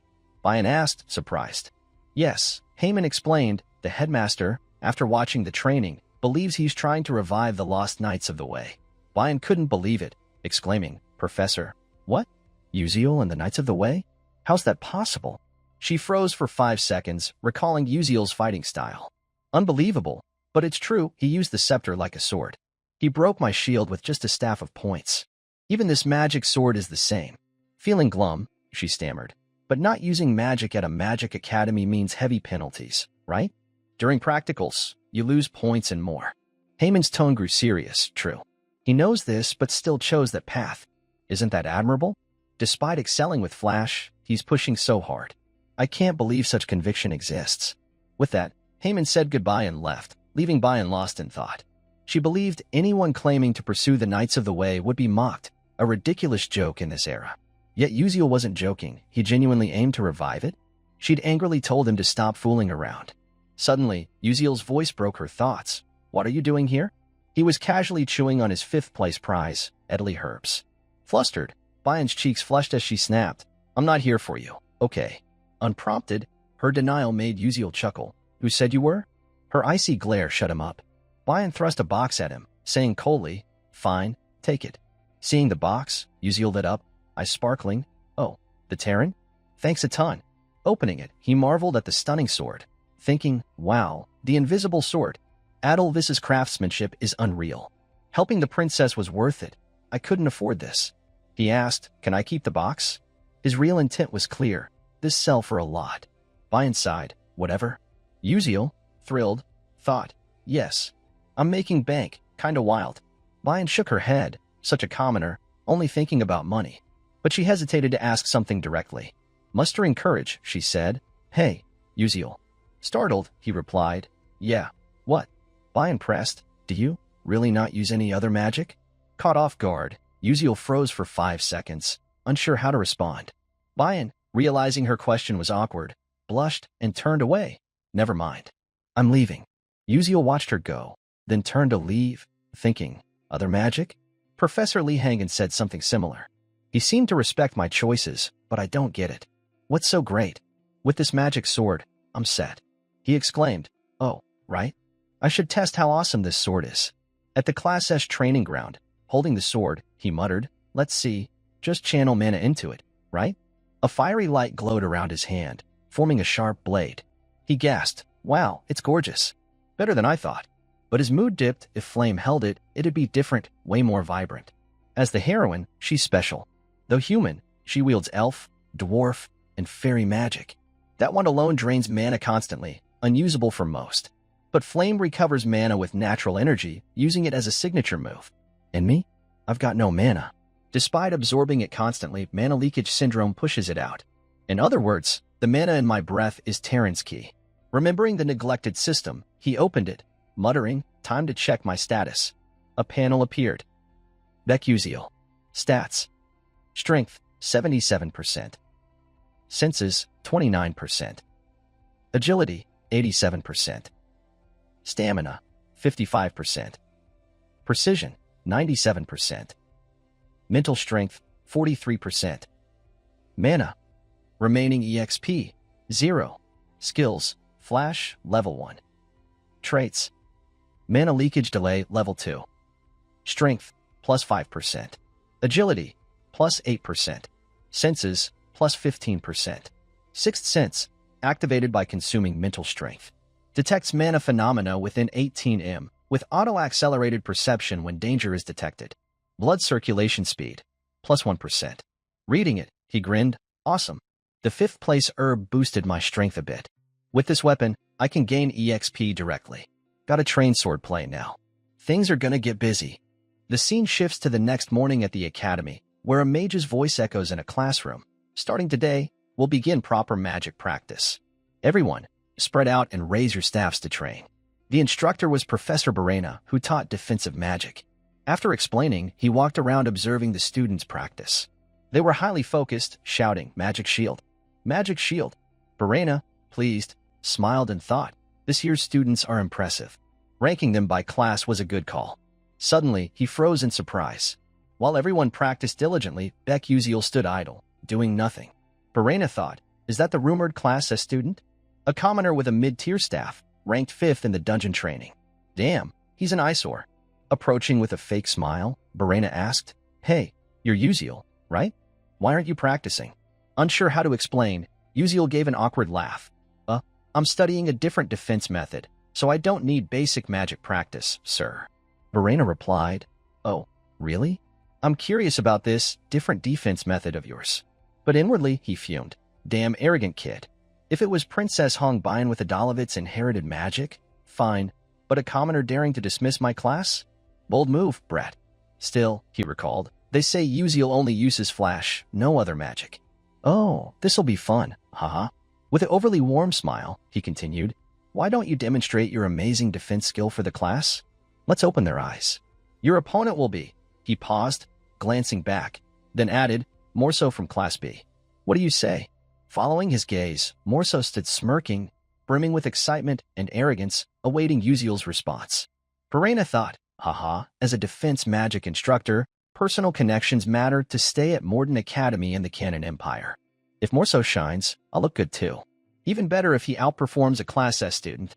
After thinking, Uziel replied, sure, sir. If you want, I'm game. Verena, thrilled, said, to the arena, then. Both stepped into the arena. Morso grinned smugly, while Uziel seemed nonchalant. Morso's friends cheered, yo, Morso, crush that kid. Humiliate him. You got this. Morso, confident, replied, obviously, watch me. The commotion caught Uziel's attention. Recognizing them, he sighed, damn, what's this? Now I see, it's Ussel and Ridden's crew from before. Bunch of jerks. Fine, this is a mandatory class anyway. Can't use magic, so nothing else to do. If they want to show, I'll give him one. Reflecting, he recalled, Verena's bad rep has been around since freshman year, ridiculous. Smirking, he thought, might as well test my training results. Not bad. The professor announced, this match is attack versus defense. No other magic allowed. Morso assumed a defensive stance, ready to fight. The students whispered, Morso's got the edge in attack, right? Defense is just defense. Didn't he train in earth attack magic? That's tough to break. But Prince Jeremy Kelvin watched calmly. Verena's voice rang out, get ready. Show your best skills. Morso instantly formed a magic circle with his staff, summoning a massive boulder. The students gasped, damn, that's Tier 2 magic. In basic practice, the unspoken rule is Tier 1 only. Is Uziel okay? Unfazed, Uziel focused, observing Morso's every move. Morso, enraged, thought, damn arrogant Class S kid. Take this. He shouted, boulder, strike. The boulder hurtled forward. Its overwhelming pressure radiated. Uziel sprang into action, channeling mana into his staff. A sword materialized. Without hesitation, he slashed forward. The strike seemed light but was devastating, shattering Morso's boulder into dust. Even Verena froze for 5 seconds, speechless. Jeremy Kelvin wasn't too surprised, but Morso, trembling, stammered, what the? No way. My magic's gone. Yup, Uziel sliced it to oblivion, buddy, haha. The students buzzed. One said, it's like he cut the magic with a sword. Another, baffled, replied, but it really vanished? That's insane. Verena, heartbroken, thought, no, it can't just be a slash and poof, gone. That's impossible. Had Uziel nullified Morso's magic? Every spell leaves mana traces. If mana is disrupted, the spell collapses. Is that what he did? Uziel, admiring his sword, smiled. Better than I thought. I only nullified Tier 2 magic, but a few days at the training ground paid off. Awesome. This is my stage. Morso, fuming, gritted his teeth. Damn commoner, blocking my magic? Verena schemed, if Morso loses, it'll be hard to explain. I can't just watch. He said, Uziel, your defense method works, but it's limited to single spells. What about a barrage? His words tipped Morso off, who grinned slyly. Uziel thought, this guy loves spouting nonsense, huh? Suddenly, his eyes widened. Morso was acting, summoning multiple boulders, a formidable opponent. He unleashed them all at Uziel, radiating terrifying magic. The students panicked. Isn't this too much? He could get hurt. Why isn't the professor stopping it? Morso smirked, thinking, game over. Baby. Boulder blast. Go. The tension spiked. Uziel's eyes widened in shock. In a split second, Uziel effortlessly sliced through Morso's initial attack. After his first failure, Morso took Barena's hint and switched tactics. He conjured a larger magic circle with his staff, unleashing a barrage of attacks toward Uziel. Caught off guard, Uziel watched the mix of large and small boulders hurtling toward him, thinking, 11 boulders incoming. If I can't use flash to cut them down, there's only one option: block them all. As the boulders closed in, Uziel stood firm. With a graceful swing of his sword, he blocked them. His movements seemed effortless, but the boulders exploded on impact. Seeing his advanced magic thwarted so easily, Morso went from shock to rage. Eyes red, teeth gritted, he exclaimed. What? Fuming, he thought. My strongest magic. Blocked that easily? How? By what power does this filthy commoner do this? Damn it, I'm losing it. Meanwhile, Barena was panicking. He thought, damn it. What the hell? What's Morso doing? This is bad. If he loses, I'm screwed. What do I do? Uziel, surprised by his own magic, said, I tried mimicking something from another game, and it's not bad. Pretty cool. This is the panning Terran technique. Downside is, it takes way more mental strength to maintain than normal power. My stamina's dropping fast after using it. Plus, it's weaker against single targets, so it's tricky to use. Good thing this is just practice, or who knows what'd happen. The students below buzzed, wow, first time I've seen that. It's like a magic shield, right? There's a spell like that? Wild. Morso's gonna lose quick. Morso, clearly unhappy, fumed. Damn it. Me, a noble, humiliated by a commoner? I won't accept this. He poured mana into his staff, a powerful aura surrounding him. Seeing Morso's reckless move, the students whispered behind the professor, huh? More magic? Wasn't his attack turn over? Barena, hyper-focused on the match, ignored them, thinking smugly, that's it. Keep attacking. Crush that commoner. Morso roared, die. I won't let this slide. I can't stand this humiliation. A voice interrupted, Professor. Barena, grinning, jolted, huh? What's up, Jeremy? Prince Jeremy Kelvin, smiling slyly, said, why isn't Uziel getting an attack turn? Caught off guard, Barena froze for 5 seconds, then stammered, WL, the students piled on, isn't this a basic freshman match? He could get seriously hurt. Wasn't it over? What kind of irresponsible professor is this? No right to teach. Barena felt cornered. He thought, damn, I got too focused and missed the students' reactions. How'd I screw up like this? What now? Jeremy pressed, Professor. Will you give Uziel an attack turn? Barena stuttered, a attack magic? While everyone focused on him, Uziel seized the advantage, positioning his sword at Morso's throat. The outcome was clear, Uziel won. The defeat left Morso humiliated, forced to accept his loss. The students gasped, wow, Uziel won. He's better than I thought. Uziel had caught Jeremy Kelvin's eye, who flashed a dangerous smile, a bad omen for the future. The scene shifts to the opulent royal palace, where screams echoed, Ack, please, spare me. A mysterious figure appeared. It was Morso, beaten to a pulp after losing to a commoner like Uziel. Blood splattered around. The culprit? Jeremy Kelvin. After tormenting Morso, Jeremy wiped blood from his hands, saying to a girl, Verzin. She replied, yes, your highness. What are your orders? Glancing at Morso, crumpled on the floor, Jeremy said, that classmate's pretty banged up. You didn't neglect him, did you? I'd be heartbroken if something went wrong. His words carried a threat. Handle it, or you'll end up like him. Verzin replied, understood, your highness. I'll take care of it. Jeremy added, good. I'm counting on you. As Jeremy walked away, Verzin thought nervously, not a vassal, but a classmate? Weird. In the Scalvan Empire, where magic determines power, Crown Prince Jeremy outshone all his siblings by 12 to claim the title. Not a vassal means the Dordan family's been permanently exiled from politics. The political elite are cutthroat. Not just Morso, but Uziel's quiet commoner life was about to get turbulent. The next day at Stella Academy, things ran smoothly, no rush, no Swundu vibes. In a magic class lab, experiments were underway. Students still gossiped about Uziel's bold fight. Yo, heard Uziel from Class S is chasing the Knights of the Way? Wild. Knights of the Way at a magic school? Is he trying to be famous? He beat Morso from the Dordan family. Guy's got skills. Really? The Dordans have clout in Scalvan. This is gonna be good. Overhearing, Flame sighed. Ugh, Uziel's name is everywhere. I don't care, but it's annoying. Who is that guy? A stern professor's voice cut in, Focus, everyone. Stop chattering. Holding a vial of liquid, he continued, alchemy requires precise timing and perfect temperature control. This was Professor Mazen Tyron, the alchemy instructor. He added, today we'll practice making my Tyron fatigue recovery potion. Focus. Flame, experimenting, grumbled, damn, this sucks. One tiny mistake and it's ruined. Alchemy's too hard and complicated. I'd avoid it if I could. The professor shouted, Aunt, that's dangerous. How will you become an alchemist like that?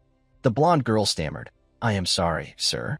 Watching from afar, Flame thought, Professor Mazen said I'll become a dark mage and even greater. Gotta gather materials and prepare. No choice but to study hard. I believe I can do it. A smug laugh caught Flame's attention. Hee hee. Uziel, successful, grinned proudly. Haha. Nailed it. This is the stuff. Flame thought. Why's Uziel acting crazy? Laughing like a maniac? I thought he took this class to get close to A-Cell, but he's just a weirdo. What am I witnessing? Sighing, she muttered. Whatever, not my problem. Time to grab more materials. Soon, impressive experiment results emerged. Exhausted, Flame wiped her sweat, thinking, phew, finally done. Good thing my grades are solid, so I finished fast. How's A-Cell doing? Seeing A-Cell working steadily, Flame relaxed. Good, she's doing fine, normally. Wait, normally? If I recall, in the original story, A-Cell stumbles on Maella's coded notebook here. Shouldn't this class produce something like the Tyron potion? Why is her potion so ordinary? Lost in thought, the professor's angry voice rang out. Uziel, who told you to change the experiment materials? Uziel replied, Sir, this way the results are better. Shocked, the professor stammered, but the result isn't my Tyron potion. Seeing Uziel's vial, Flame couldn't believe her eyes, thinking, what? That advanced potion was supposed to be Izel's.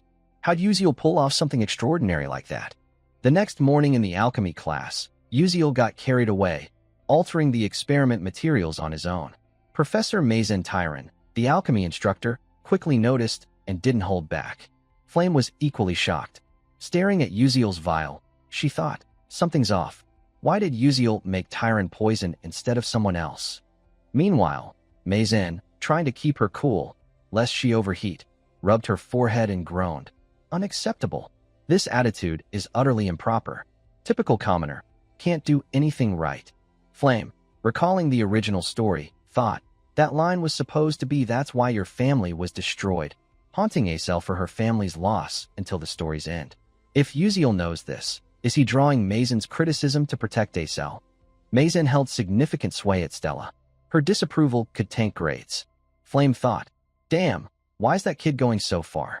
For who? Dying for a girl is a grim fate. Furious, Mazen shouted, Beck Uziel, what's with your insolent attitude? Didn't your parents teach you manners? Get them here now. Realizing the mess he'd caused, Uziel thought, crap, I forgot. Got too into alchemy and missed the trouble. Why'd I do that? Timidly, he replied, I don't have parents or family, ma'am. Mazen, even angrier, face red, snapped, you. Doing it like that means you don't respect me. Trying to outshine me. Uziel thought, she's got a point. I'm already getting chewed out, so what now? Oh right. Tomorrow, I'll mix kimchi poon and cola poon. The results will be even better. Weeks later, their clashes continued. Mazen said, how many times have I told you? Don't use untaught materials. Uziel countered, but tweaking your method got way better results. Mazen, fuming, yelled at the defiant student, you've got some nerve. Uziel activated his insight lens to analyze her. A notification appeared. Mazen Tyron, Dark Magic Corruption, 21%. Feelings of inferiority, envy. Dark Magic Contractor. Alchemy Professor, Volume 8, confirmed Dark Magic Boss. Seeing her trembling with rage, Uziel thought, good, it's going as planned. Volume 8, Dark Magic Boss, Mazen Tyron. She's a villain consumed by her emotions, turning to dark magic. If corruption exceeds 90%, she'll fully transform. Below 50%, current magic can't detect it. At 21%, I can't prove or report her. No choice but to push her corruption past 50% to alert the dark magic suppression team. Normal dark magic corruption could be reversed before total control, but Mazen, a contractor, willingly bound herself to it. The dark seed was sprouting, irreversible. Uziel thought, Volume 4 hasn't started, but I need to prepare for a boss this strong. Otherwise, other students could turn dark and threaten Stella. Maizen threatened, change your attitude, or don't expect good alchemy grades. Uziel sighed, fine by me. If I draw attention, no one else gets hurt, right? Should I train muscles during assignments? Haha, gotta make her lose it. Later, Maizen split the class into groups. Uziel, in his group, clutched his head, thinking, didn't expect a group practical exam. Damn it.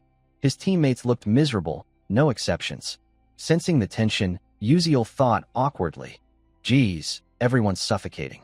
Why so serious? Smiling nervously, he said, Hey, I'm Beck Uziel. The group responded, I'm Kasahun. I'm Maliwan. And I'm Acel. Maliwan wailed. We're doomed. Why this group? Maizen'll tank our grades. She hates her students, so even good work's pointless.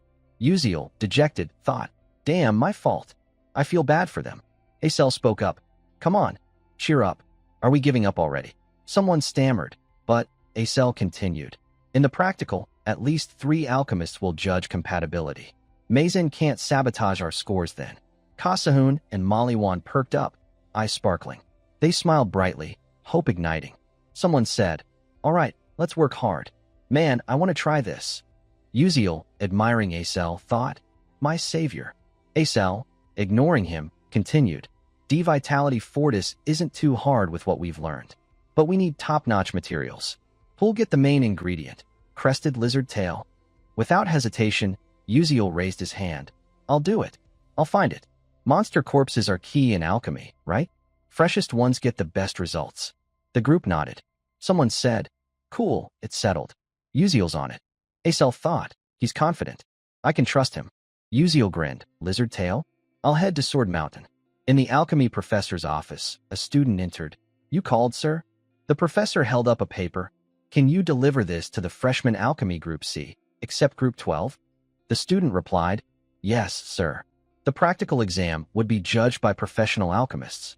Poor performance could block an alchemy career. The professor thought, Uziel, you'll see the price of defying me. At the Class S training ground, Flame practiced magic. A voice called, Flame. A male student handed her a note. They told me to give you this. Alchemy notice. Here. Flame took it. Thanks. He added, One more thing. Don't tell any students. You'll get why. As he left, Flame sighed. Other students?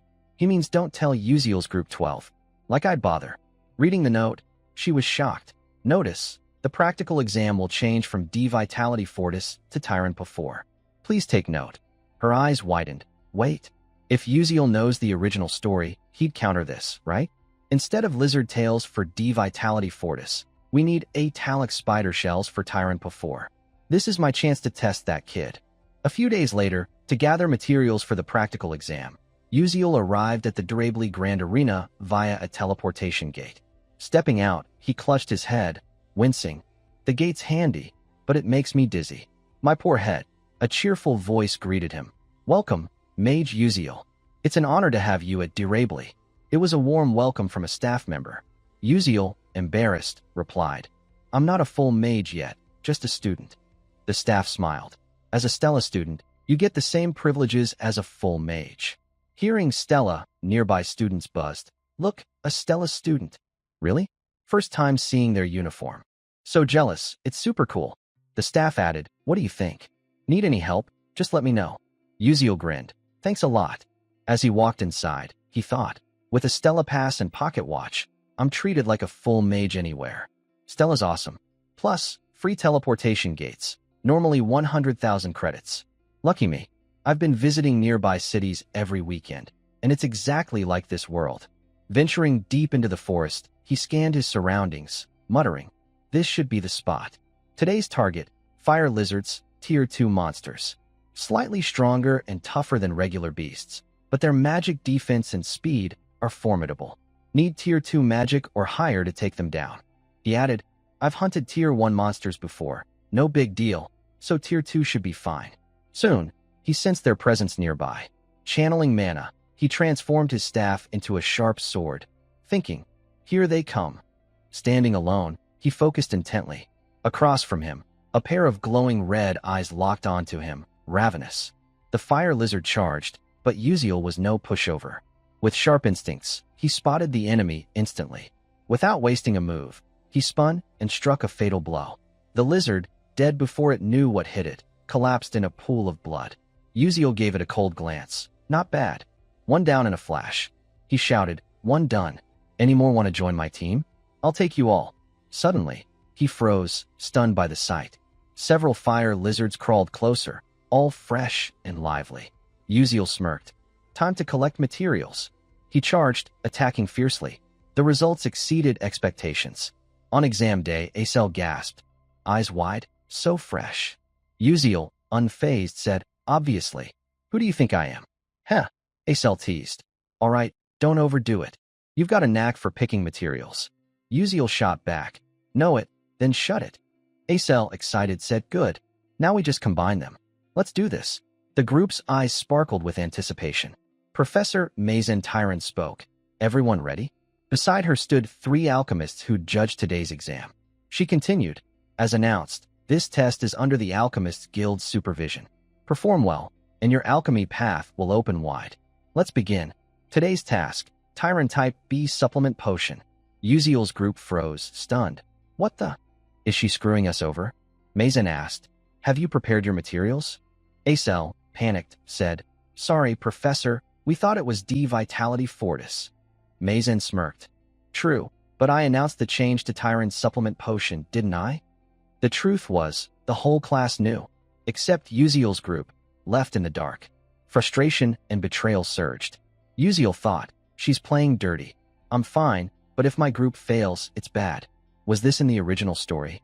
Flame glanced at Uziel's group, feeling a pang of guilt before looking away. Her unease puzzled Uziel. Flame thought, "What's going on?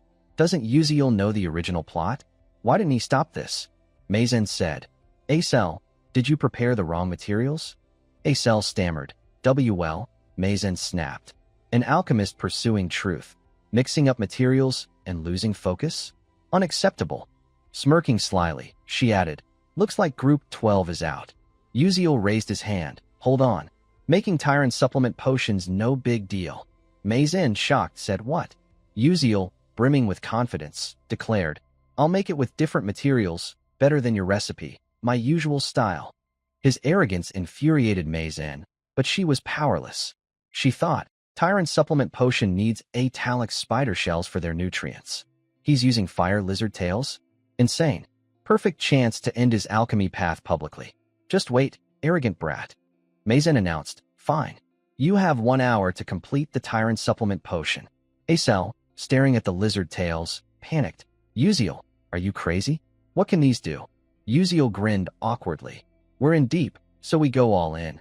Trust me and follow my lead. Better to try than get eliminated. Maybe luck's on our side." His words rallied the group, who cheered. "I'm in. Let's try. We'll make them see." They dove into the task. Uziel said, "All right, listen up, here's the plan." Reflecting on it, alchemy was the field Uziel excelled at most in conquering the game world. He meticulously recorded every recipe, down to the smallest detail. The Tyrant Type B Supplement Potion recipe was no exception. Initially, he hadn't planned to use it, as it was something the future Mazen Tyrant painstakingly researched and invented. With confidence, Uziel said, "Atalic spider shells are nutrient-rich because they're vital for reproduction. Fire lizard tails have a similar organ." Pointing to a spot on the tail, he continued, "This is the blood vessel. See it? I heard the Alacer tribe in the southern desert uses fire lizard blood vessels to boost their chieftain's health. They live long, so these can replace Atalic shells." Mollywan raised a hand. "I know a bit about the Alacer tribe's material processing techniques. Should I handle this part?" Uziel grinned. "Sure, that's perfect. Now, this mistletoe needs to be dried using the desert's special method." "Anyone know how?" Kasahun replied. "Solar drying, right? I learned it from my dad. With this amount of blood vessels, I can dry it in 5 minutes." Before he finished, Acel volunteered, "I'll take care of the next step." Uziel smiled. "Thanks, you're on." The group dove in, working seriously and diligently. Each handled their task, giving their all, knowing this was their only shot. No one could afford to fail.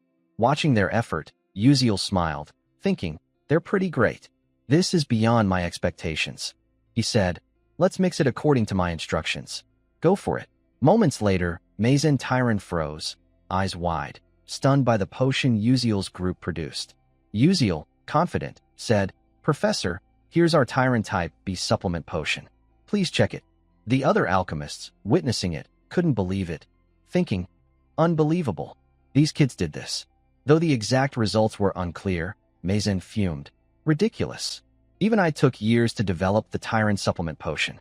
How did these kids pull it off so easily?" One alchemist, curious, said, "Let me test it first." Absorbing the potion's energy, she felt its power and gasped. "In all my years, I've never seen such a marvel." Another alchemist asked, "What are you doing?" Regaining composure, she said, "There are some flaws, and materials were wasted, but the effect surpasses my Tyrant supplement potion." The group's eyes lit up like headlights, thrilled by the unexpected success. Luck had smiled on them. The other alchemists tested it, praising, "Outstanding. You young folks bring fresh knowledge." But one person was livid. "Damn it." Mazen's face twisted in frustration. "Poor her, but oh well, huh?" Mazen snapped. "Let me see it. I'll verify it myself." Holding the group's potion, she was floored.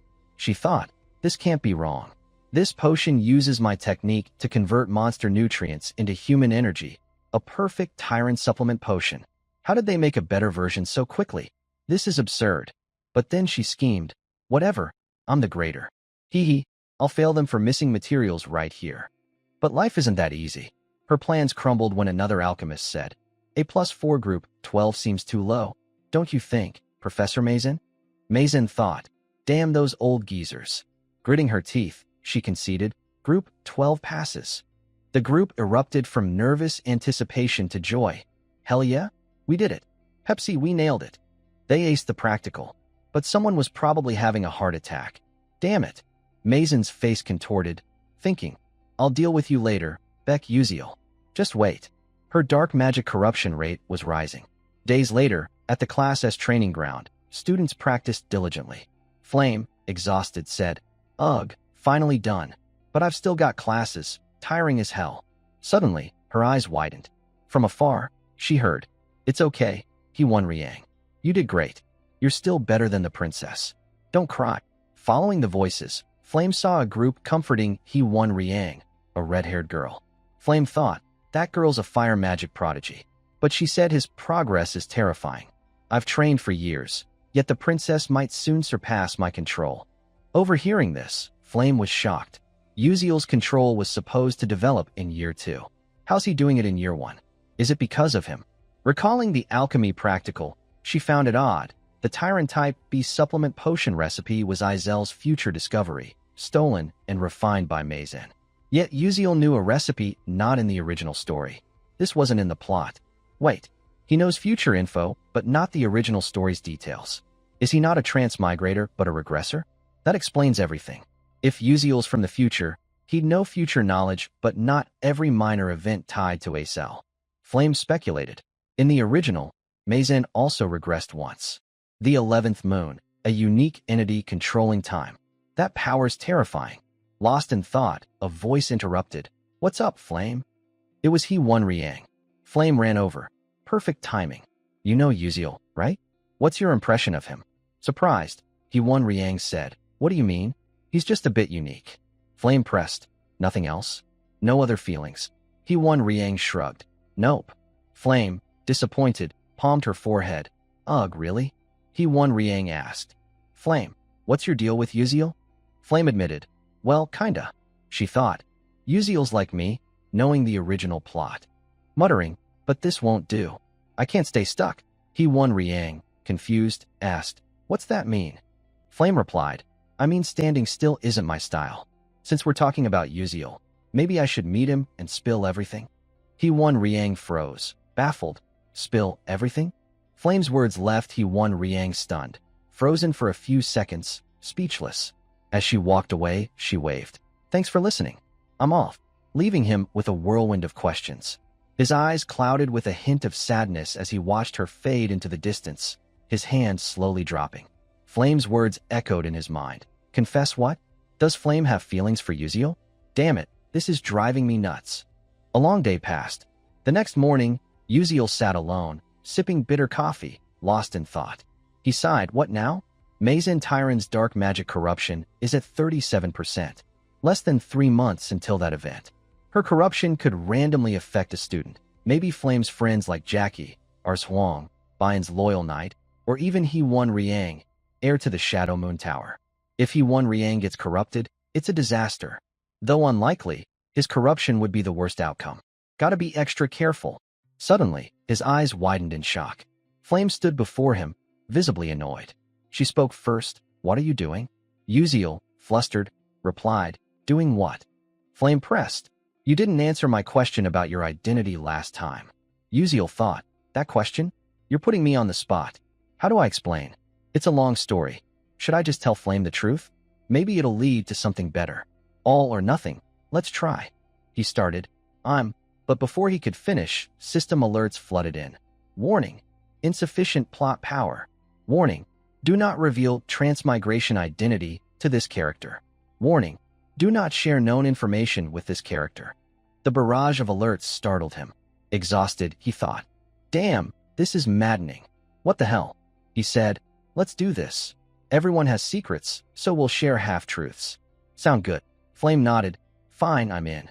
Relieved, Uziel thought. Phew, if Flame pushed harder, I'd be screwed. She went first. Do you know the future? Uziel, briefly hopeful, grimaced. Half-truths, and you go straight for that? He countered. You're asking like you know it too, right? Why were you at this school? Flame was blunt. To stop the world from ending. It's in danger. Uziel sighed, thinking good. True or not, I don't want the world to end either. Flame continued. My turn.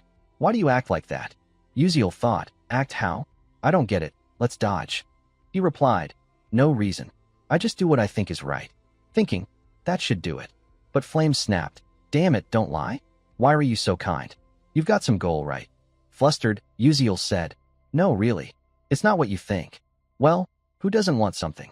Honestly, I'm not sure. Flame, frustrated, said what? Not sure. Uziel added. Yeah, I just want to survive. Shocked, Flame froze. Survive. Feeling tactless for pressing, she stammered. Guess so. Sorry, my bad. Uziel, confused, said what? That's it. Tears in her eyes, Flame turned away. I'm going. See you later. Uziel was floored. What the hell? I didn't even ask anything. Why's she crying? I didn't do anything. Suddenly, a furious voice roared. Uziel. A chill ran down his spine. Oh crap. It was He-Won Riang, eyes like daggers, radiating menace. Without preamble, he shouted. Damn it. Answer. Why's Flame crying? Lie and you're done. Terrified by his fury, Uziel thought. Holy crap. A glare from the strongest character's rival is chilling. Now I remember.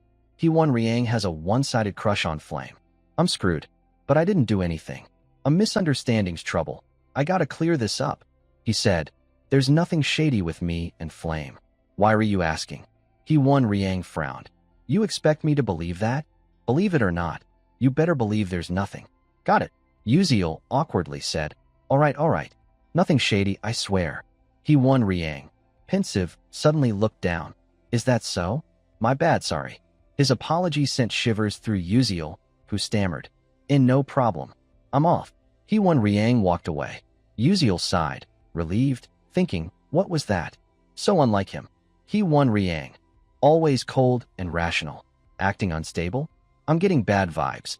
That evening, Acel closed her book, exhausted. Damn, why can't I focus today?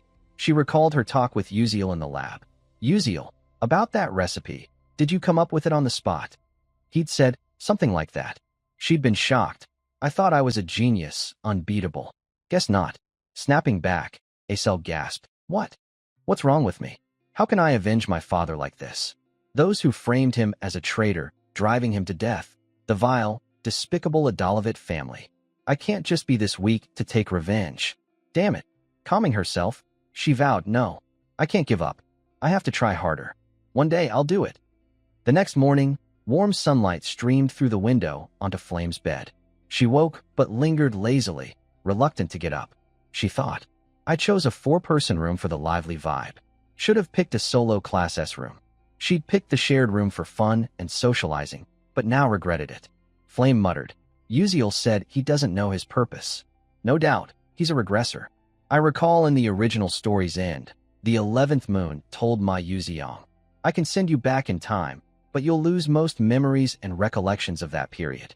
After completing your mission, you'll vanish from this world. No one, not friends, not loved ones, will remember you saved it. Will you sacrifice to start over?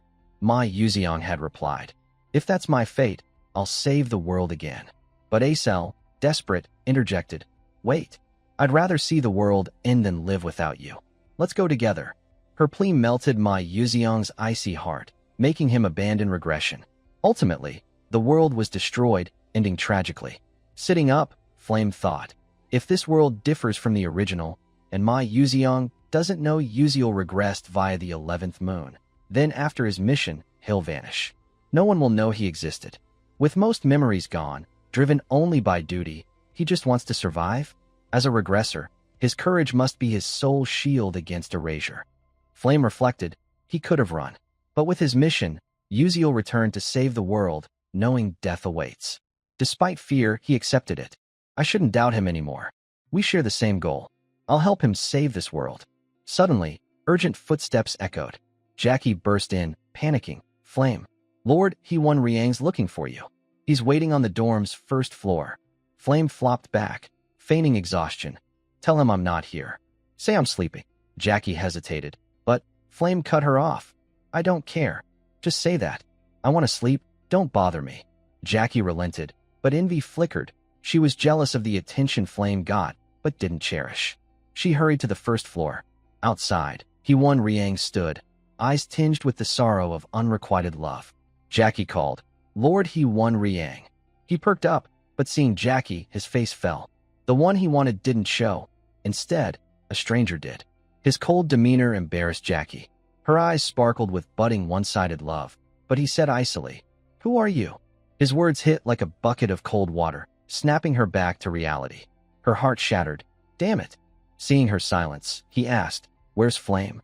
Jackie replied, She's tired and sleeping. He thought, maybe she confessed to that loser and got rejected, so she's upset. What's he got that I don't? Coldly, he said, Got it. I'll come back later, and left, leaving Jackie staring blankly. Jackie, disappointed, thought, Why? I love him, but he doesn't even know my name. It's always like this. Everyone only notices Flame, her talent shining, basking in glory and affection. She's beautiful like an angel. Even He-Won Riang loves her secretly. I'm just a nobody. Life's so unfair. Jealousy surged. She clenched her fists, fuming. Damn, so frustrating. The next morning at Stella Academy's first main tower, a man spoke. I heard Professor Mazen Tyron was humiliated by a student. Mazen Tyron bit her lip. I'm sorry. I'm useless. I have no excuse. The man turned. You know I have high hopes for you, right? It was Vice Principal Aki Hayden. He continued. By the way, how's the alchemy magic fusion research with the Shadow Moon sex doctors going? Mazen Tyron, confident, said, Very well. I won't let you down. Aki Hayden patted her shoulder, whispering, Good. I trust only you. She replied, Yes, leave it to me. I'll go now. After she left, Aki Hayden sneered. Stupid, brainless, pathetic fool. She doesn't know she's being used. Even if she did, she wouldn't care. She craves status and honor, blinded by it. Hilarious that a mage researching anti-dark magic works for dark magic. Haha, I can't wait for the alchemy magic fusion to be complete. Elsewhere, a slender figure struggled under a towering stack of documents, trembling. Bystanders ignored her. Suddenly, a kind soul approached. Yuziel. He grinned. Teaching assistant, you okay? Let me help. With his aid, the documents reached Professor Mazen Tyron's office. The assistant sighed. Thanks. Without you, I'd get scolded again. Yuziel smiled. No big deal. Small stuff. Seizing the chance, Yuziel glanced around. The room was a mess. Crumpled papers everywhere, from desk to floor. He thought, total chaos. His eyes lit up, fixed on a board. Whoa, what's that? The assistant explained.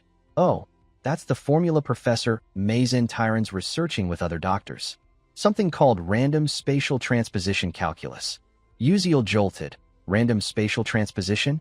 That's the first formula for alchemy magic fusion. In Mazen Tyron's corruption arc, dark mages complete it with her, causing massive destruction, engulfing the world in flames. A flower of hope blooms on Inthara's barren land. If she cracks this before the dark mages, what then? He thought. She's the only light in the darkness.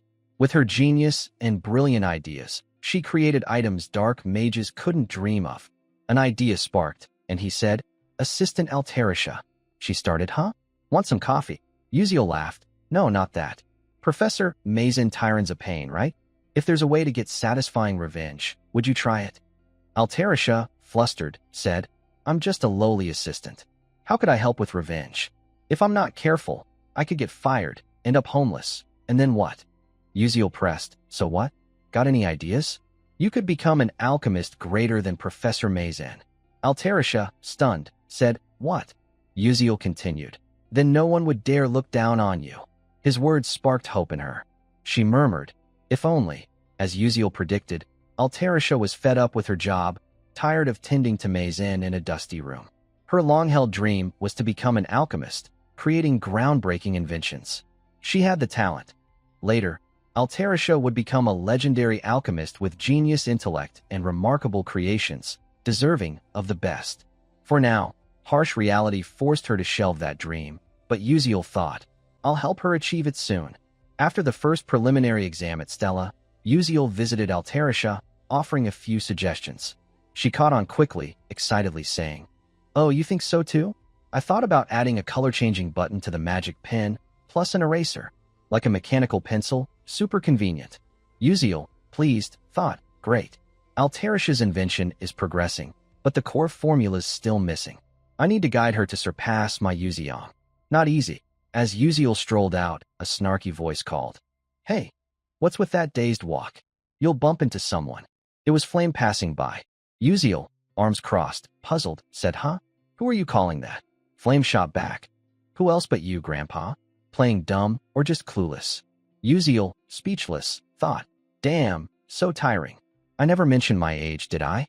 At least she's talking to me more now." He said, "Anyway, perfect timing. I've got something important. Remember your roommate, Jackie?" At Jackie's name, Flame's face soured, and she snapped, "That's illegal." Uziel, startled, jumped back. "Whoa, what are you thinking? I haven't said anything. I mean, keep an eye on her. Jackie's not in a good state." He thought, "If Jackie gets corrupted by dark magic, she'll be unstable." Flame replied, "I don't know, but we're hunting this weekend. I'll check then." Uziel said, "Thanks." But he thought, hunting? It's hunting season, targeting Martivis Graveyard. Chapter 4 start. Main characters like my Yuziong, Acel, and Flame are involved, even facing a Tier 5 Necromancer. I won't interfere, but grabbing the hidden reward could help secure a Familia contract. Hours later, Uziel visited Professor Lee for an outing permit. Lee, holding the form, said, "Training? But you can't learn swordsmanship or Knight's Way in chat." Uziel froze, unsure how to respond. Spotting my Yuziong's outing form, he thought, "As expected, they're hunting, matching my memories perfectly." He persuaded, "Sir, lots of people are hunting lately." Lee replied, "Seems they're heading to Martivis Graveyard for club activities, probably treasure hunting. My Yuziong and He-Won Riang are diligent. My Yuziong's visiting her family, and He-Won Riang's with Flame." Uziel, shocked, said, "What? Without my Yuziong, we can't beat the Necromancer. Why's she going home? This lineup can't handle a Tier 5 Necromancer. What now? I can't request help without proof, and the plot won't let me spill everything. But I won't let this happen." Days later, at Martivis Graveyard, a male student defeated a giant fish, now writhing on the ground. It was second-year Do Kielwang. He cheered, "Hell yeah, Tier 2 threat. No match. Predator fish is tough, though." A grumpy voice snapped, "Hey, dumbass. Don't screw this up. You listening to the captain?" It was second-year Kashif Derek. Do Kielwang scratched his head, grinning. Hee, my bad." Kashif fumed. "Damn, this idiot's still laughing?" A girl called from afar, "Forget it. Save your breath." It was second-year Bandian. She turned to Acel. "Don't mind them. Ignore M." Acel replied, "Yes, ma'am." Kashif spun around. "I heard that. Got a problem? Too loud. Watch your mouth in front of freshmen." Acel thought, "I joined the club for an open spot. Good thing they're not bad people." Lost in thought, the captain shouted, "Acel, let's go." She responded, "Yes, sir." Suddenly, a loud boom echoed from afar. The group froze, looking toward the sound. "What's that?" A fight nearby? Bandian asked. If it's a hunting overlap, should we greet them, Captain? Kashif, dazed, said, yeah. With that, the team marched toward the noise. Izel's eyes widened, spotting Uziel, Flame, and an unfamiliar group in the distance. The group was arguing.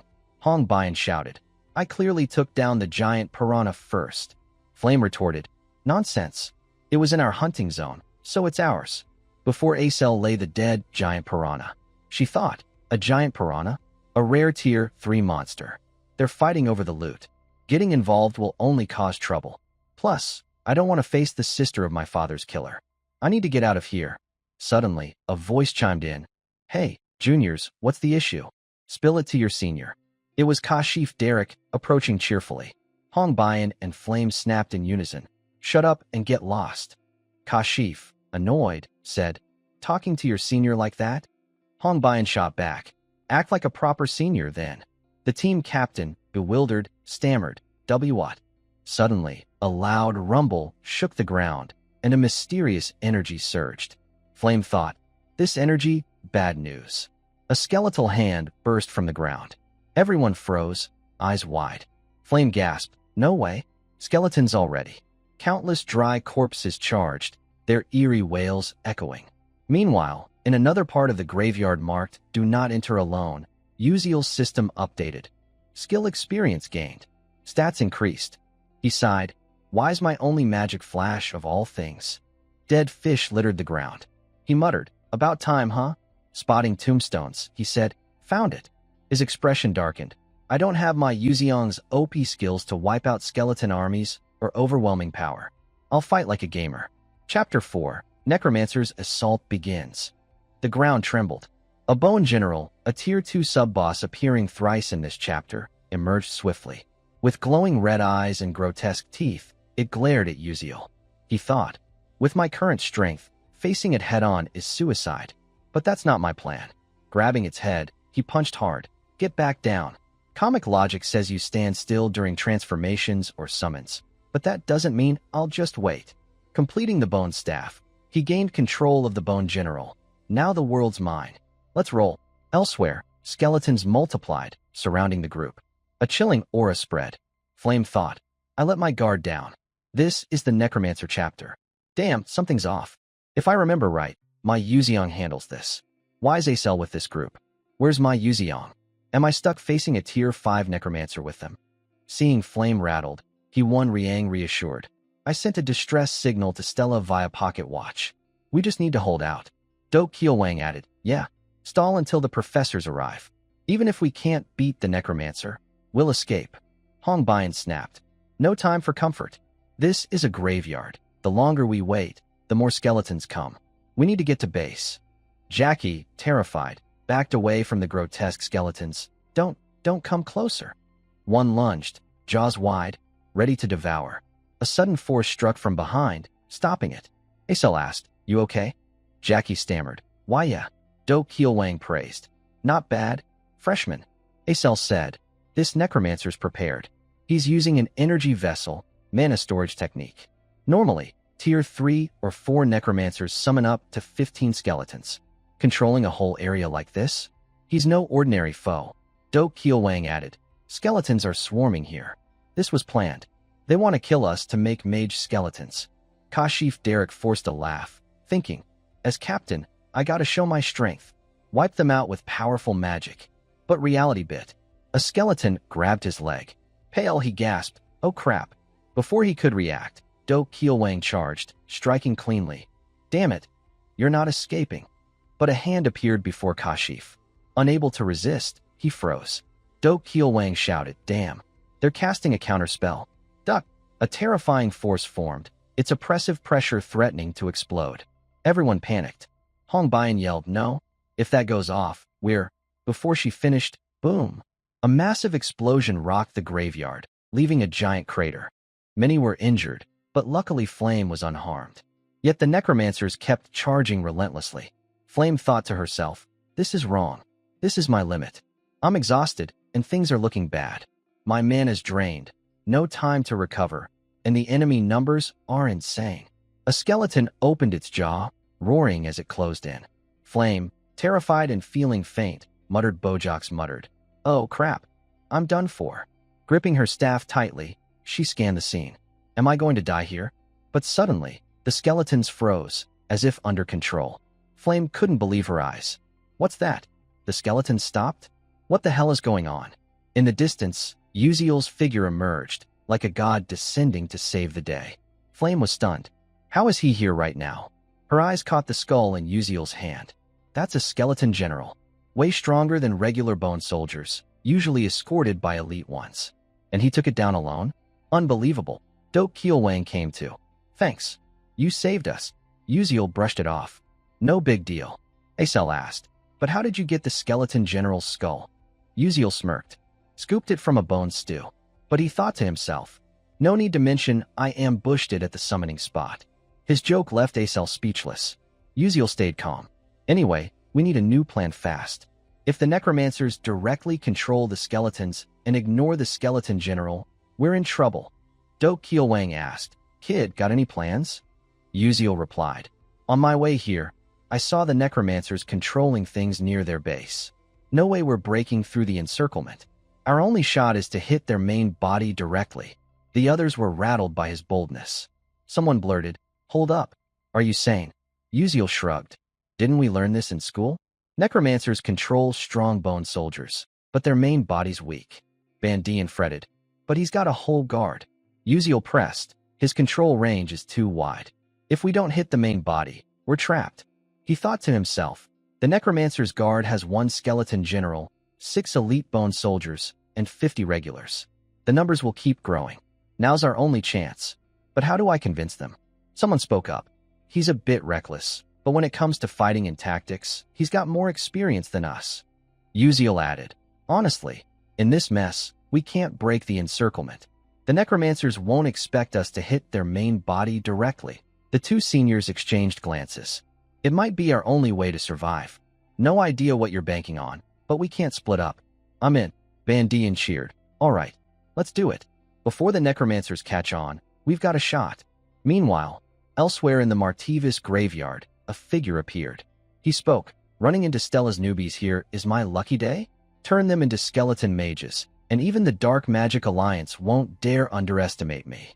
It was Sabe Hyuk, a level 5 necromancer from the Dark Tower. He laughed. 7 years of storing mana in my flask. 700 skeletons resting here. No one will underestimate me now. Haha. Suddenly, he froze. What's this? I've lost my connection? Did my general get taken out? A crack echoed as a force struck the shield behind him. He stood dumbfounded. My level 4 magic shield cracked? How the hell? Furious, he snarled. You bastard. You won't escape. But quick as a breeze, he couldn't react in time. Boom. A massive explosion obliterated the skeletons. The flames were the combined power of Uziel's group. Sabe Hyuk stood frozen, stunned. Damn it, I got cocky. I didn't expect them to hit my main body directly. Even if they're newbies, Stella's still Stella. Can't underestimate them. He thought, I hate to admit it, but this is too dangerous. Time to summon the elite bone soldiers. Biting his finger till it bled, he spread his arms. Evil ones, heed my call. The ground split open, and skeleton warriors emerged, grinning wickedly. An army quickly surrounded them. But Sabe Hyuk spat blood, his body heavily damaged. Wiping the blood, he cursed, damn it. Wiping the blood, he thought bitterly. Summoning those bone soldiers hurt me, but it's enough. Hold them off. Kill them so I can claim my reward. The skeletons roared and charged, while he watched from afar. Smirking, he said, good.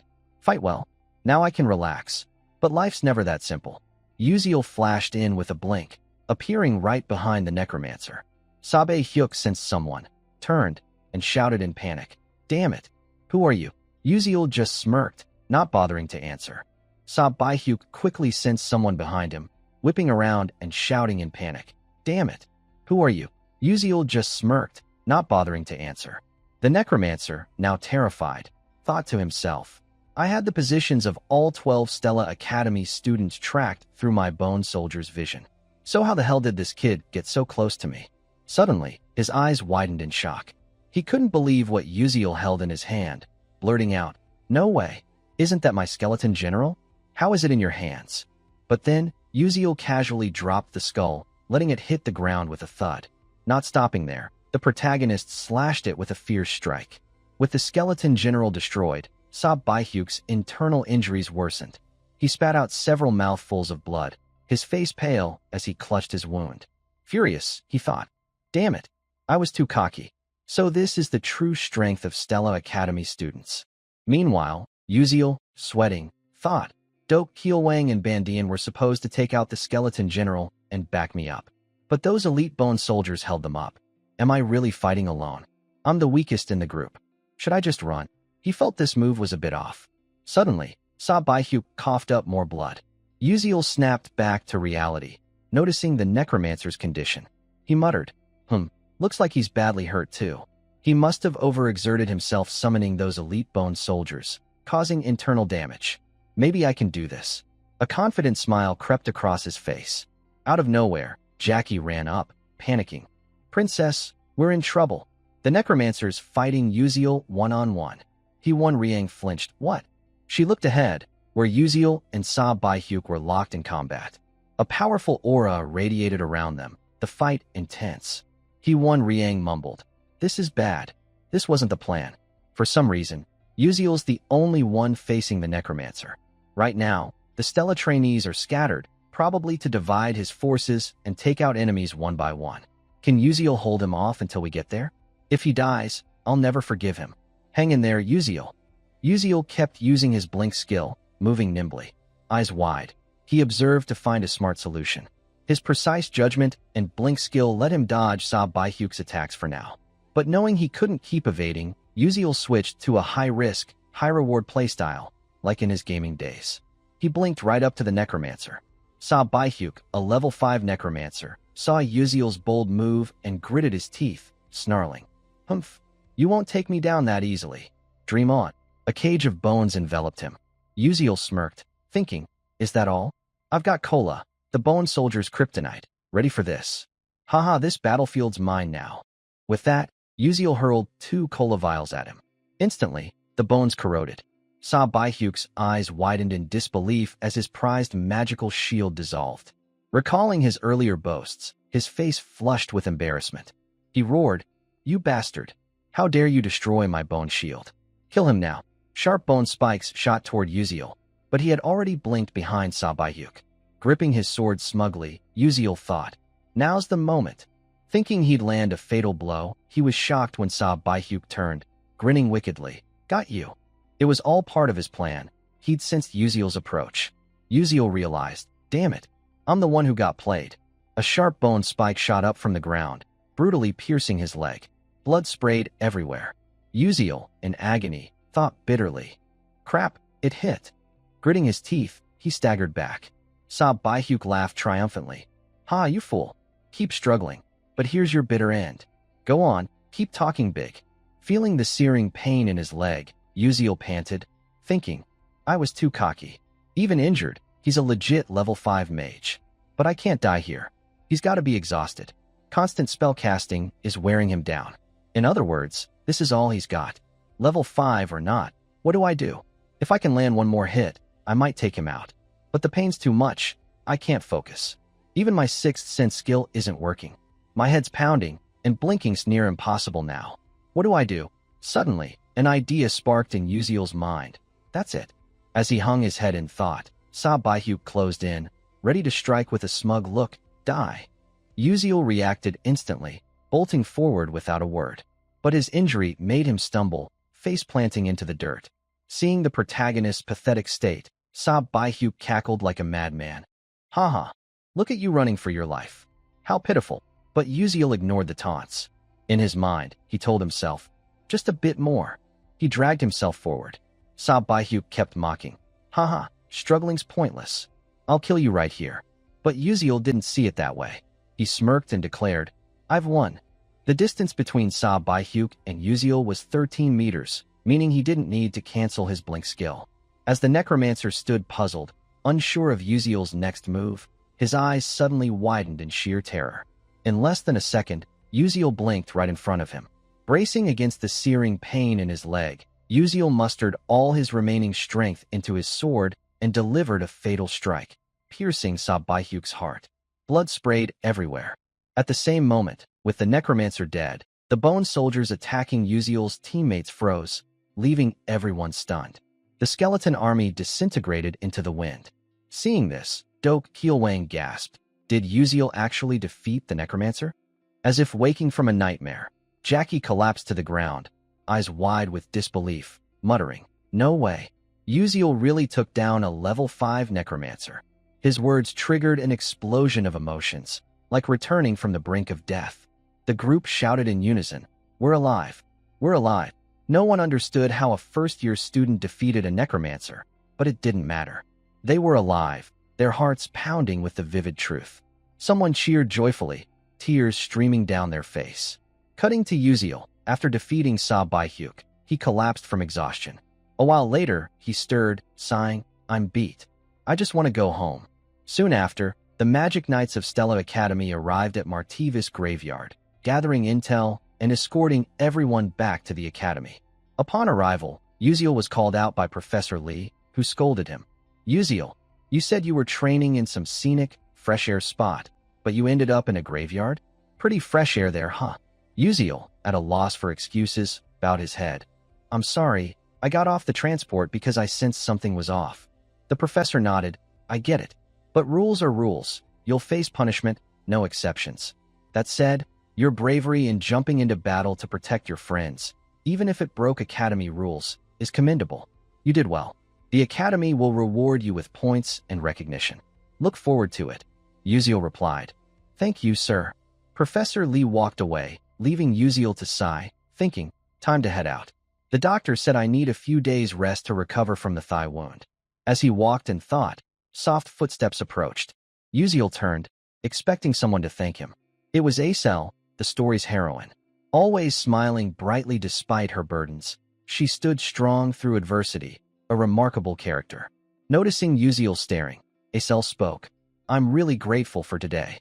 Uziel replied lightly. "Sure, treat me to a meal next time." But Azel's expression seemed off. She thought to herself, this event, and even before, taught me there are so many people out there better than me. I always saw myself as a peerless genius. That hasn't changed. But joining Stella showed me the truth. The world is vast, full of extraordinary people. I came here to be the best, but it's not easy. Suddenly, Acel asked, "Can I do it? If I try, can I be like you?" Caught off guard, Uziel thought, this isn't good. The old Acel wouldn't ask that. She's like this because of me. In the original story, Acel faced every challenge as the protagonist and miraculously overcame them. The Necromancer raid was the same. She turned the tide with her own strategies. But my interference meant she only faced the challenge without the triumph.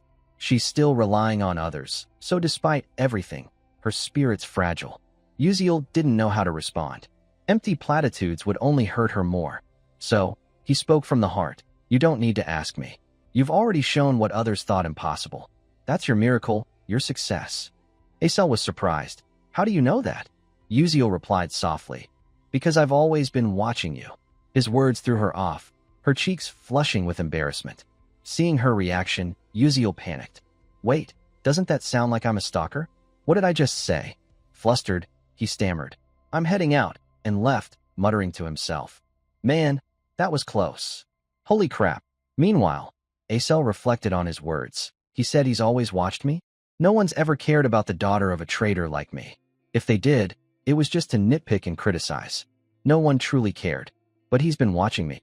Uziel's words pierced her icy heart, flowing through her veins, lingering in her mind. Her heart raced, reigniting her passion for magic and her seemingly lost goals. Before anyone noticed, the sun rose on the horizon. A new day began in the city. At the Magic Council, the hub of the world's greatest mages, obsessed with magic, a major event was brewing. People buzzed about Stella Academy students defeating a level 5 necromancer. This is insane. Necromancers in this day and age? Haven't dark mages faded into history? Though sensational, the news was true. Hearing the chatter, Uziel thought, it's just an award ceremony. But there are magical reporters and nobles here. They're hyping it up. Wait, why's Princess Hongbian so excited? She's practically glowing. Sensing Uziel's gaze, Hongbian turned, her face cold as ever. What are you staring at? Uziel fumbled. Nothing. Professor Lee addressed the crowd. Quiet, everyone. Today, we honor 13 brave students who fought a dark mage. The award will be presented by the headmaster himself. The 13 students were shocked. The headmaster personally presenting? Uziel hadn't expected Elman Elwin, a level 9 mage and humanities pinnacle, to be there. Known in the game as nearly a protagonist, he was supposedly 300 years old but looked 18 to 19, always smiling kindly. Yet, he was the world's strongest mage, nicknamed Slaughtering Devastator. As the crowd reeled, Elman Elwin approached each student, patting their shoulders. Well done. Keep striving and stay brave. Then he reached Uziel. His youthful eyes belied his 300 years, younger looking than the students. Standing before him, Uziel felt immense pressure, swallowing hard. Thinking, just meeting his eyes is overwhelming. This is a level 9 mage. Only 10 exist worldwide. I can't look away now. Man, this is intense. The headmaster, puzzled by Uziel's tension, smiled brightly. Still as diligent as ever, just as I expected. He walked off, leaving Uziel confused. What did he mean by that? Soon, the loudspeaker announced, the awards ceremony concludes here. Back at the dorm, Uziel stared at the check and certificate in his hand, jaw dropping in shock. Whoa, a 5 million Hao Fong credit reward. With this, I won't have to worry about money for a long time. Never dreamed the academy would give out such a huge sum. It might not mean much to rich kids like Hong Bian or Hee-Won Riang, but for someone poor like Uziel or Acel, it was a massive deal. Plus, the final reward from this incident was the Death Mage's mana vessel, the Necromancer's heart.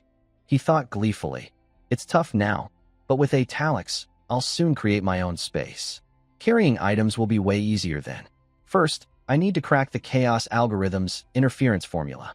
Good thing the other trainees happily let me have the reward. What a relief. Next came the system reward. A notification chimed.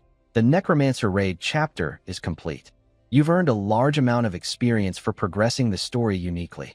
You'll also receive a reward from the Constellation project. 1. A downgraded version of an in-game item. 2. A downgraded version of an in-game skill. Or 3. Experience points. Uziel was surprised. There's this too. He wasn't complaining, but he realized how weak he still was and needed this boost. He thought, gotta choose carefully. Skills are key right now.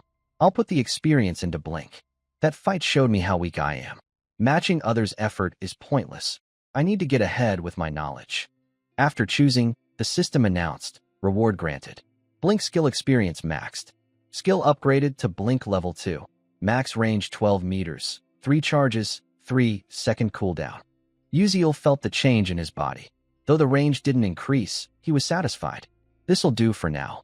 Clenching his fist, he grinned. Finally, 3 Blink charges. I can use it more freely now. With some free time, he turned to the next issue. Izel's not doing great. Originally, she grew through all sorts of hardships. But the Necromancer event seems to have shaken her. From what I recall, the original scenario was worse, and things aren't much better now. He wanted to help Acel unlock the brilliant talent she didn't even know she had. Cutting to the dark meditation class, Acel and the others were there. She felt like she was floating in a dreamlike world. It wasn't bad. A cold breeze passed, and she sensed something stuck inside her. She tried pushing it out, over and over, unaware she'd been startled by a call. Trainee Acel. She looked around, seeing others meditating cross-legged like her. Acel thought, oh no, did I fall asleep? A translucent butterfly flew by her ear, carrying the professor's voice. Why are you using magic during meditation? Look above your head. Acel glanced up, eyes widening in shock. A lone ice pillar hovered in the air nearby. She'd unknowingly cast magic. Stunned, she thought, wait, when did I make that? I didn't use any formulas or calculations. She wondered, did the others not notice? Even if it's just level 1 magic, they should have sensed the mana flow. If this is the effect of Uziel's meditation technique, it's incredible. She'd been skeptical before, but the results were beyond good. They were amazing. Other meditating trainees were distracted or dozing off.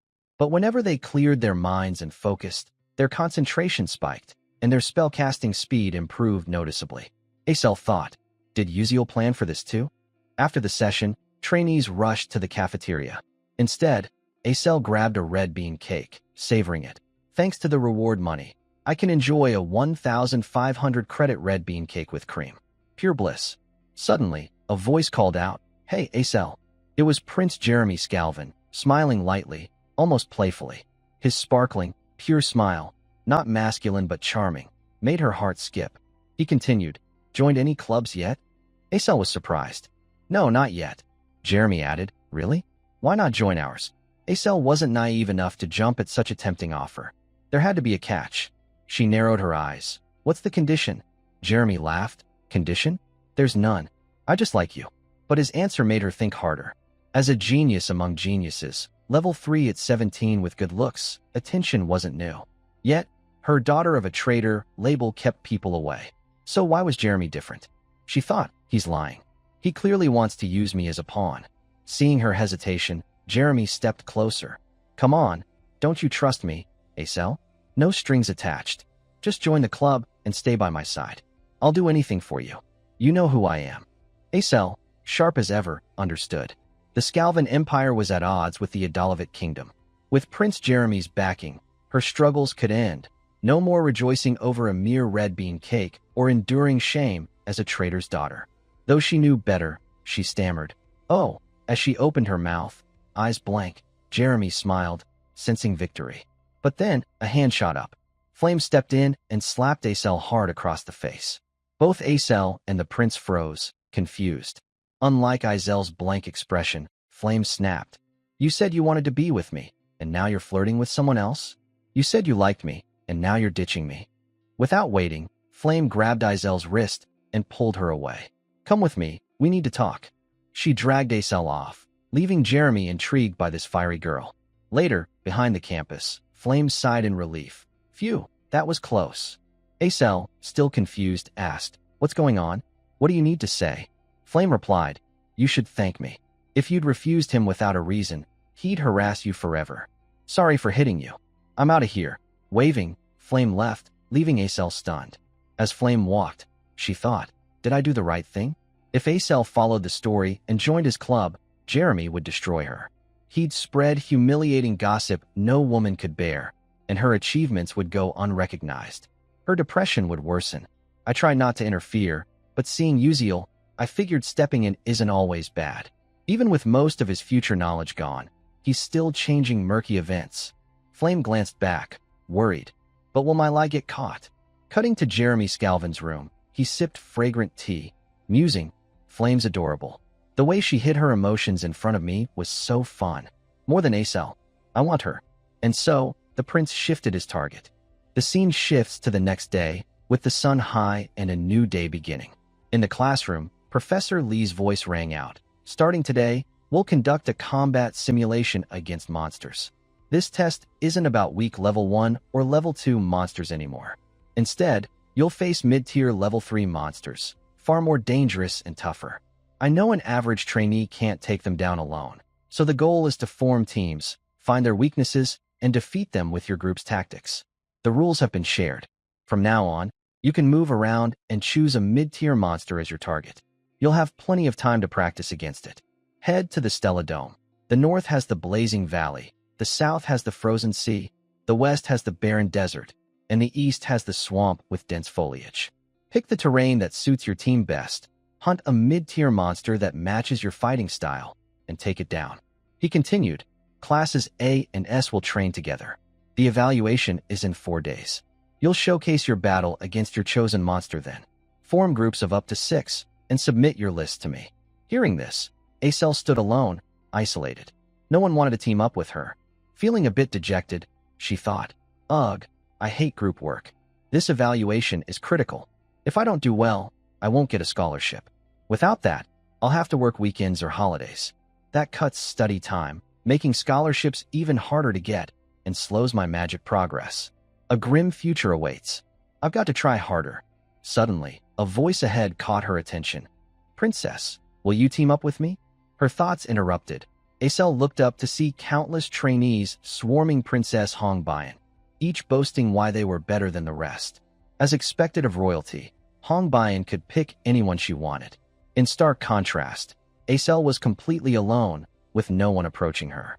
Her gaze lingered on Hongbian with a hint of envy, thinking, Before Adalovit ruined my family, I was surrounded by flattery like that too.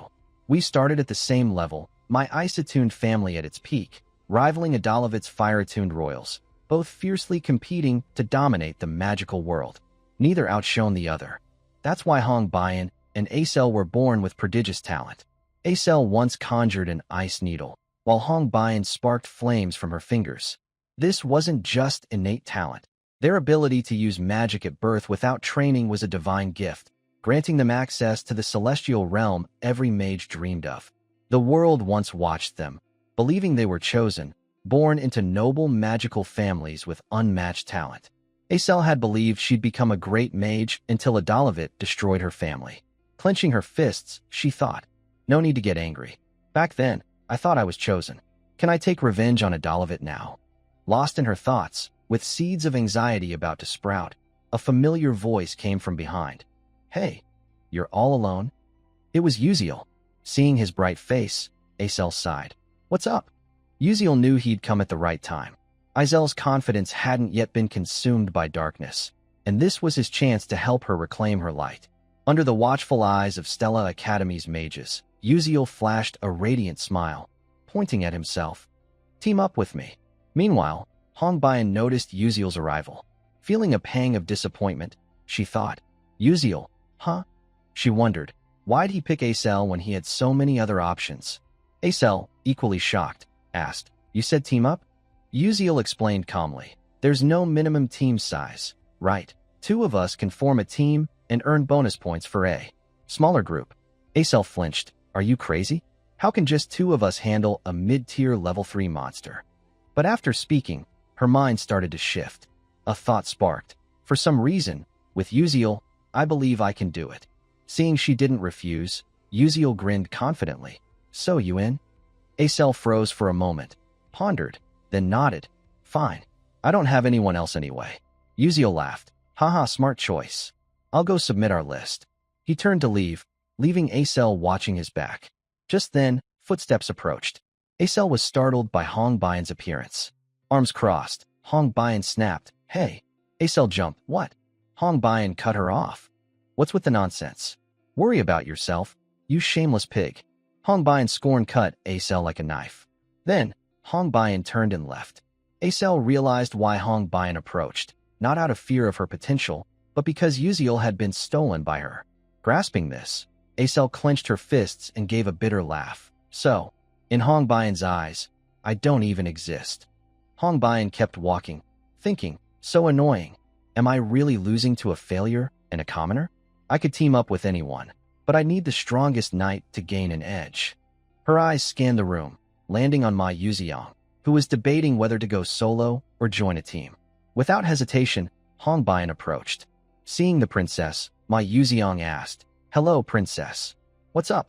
Hong Bayan replied, "Got a team yet?" Ma Yuziang raised an eyebrow. "Nope. Planning to go solo." Surprised but composed, Hong Bayan said, "Team up with me then." Ma Yuziang smirked. "Is that necessary?" It was a clear rejection, but Hong Bayan didn't back down. She pressed. "Uziel and Acel already teamed up. You know smaller teams get more bonus points, right?" She glanced at Uziel's group. Ma Yuziang followed her gaze, seeing the 2 chatting happily. Hong Bayan continued, "I think they're not aiming for a standard mid-tier monster, but a special mid to large one. I'll say it again, team up with me." Ma Yuziang pondered. Though he knew Hong Bayan was provoking him, her challenge to compete against Uziel's group ignited his competitive spirit. Finally, he grinned. "I see. Sounds fun. I've wanted to face Uziel. Let's beat them." Hong Bayan sighed in relief. "Great. I'm counting on you." Her sharp gaze fixed on Acel and Uziel as she thought. "Just wait. I'll crush you both." Time passed, and after 4 days of preparation, the monster combat simulation officially began. Professor Lee's voice echoed. "All right, we're starting the evaluation test for classes S and A. Each team can choose their monster, from easy to difficult." As Flame warmed up, whispers buzzed around her. "Oh, Group 16 picked a mugsaw? That mid-tier monster looks manageable." Flame steeled herself, thinking, "No big deal. I've trained hard.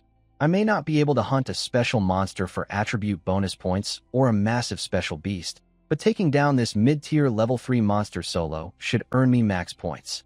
Normally, it takes 5 level 1 mages to handle a mid-tier level 1 monster.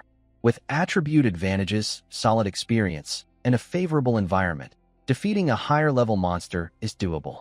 Flame thought, my Radiance magic doesn't counter any attributes, so I'll just deal with it.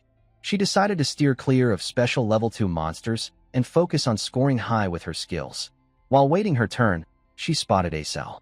In the original novel, Acel was pressured by Hong Bayan and her clique, unable to train or form a team, forced to compete alone, and scored poorly. Without a scholarship, she worked side jobs, endured humiliation, and her magic stagnated as her spirit crumbled. But now things were different. Flame and Uziel, time travelers from the future, had altered the original story. Uziel teamed up with Acel, despite remembering nothing of his past. Through care and patience, Azel's future brightened. Just then, a loud explosion snapped Flame's attention to the arena. A monster had been defeated. Professor Lee announced, Group 16 has completed their test. Well done. The crowd cheered. Flame knew her turn was near, her heart racing with a mix of nerves and determination. After congratulating the last group, the teacher called, Group 17, prepare for your test.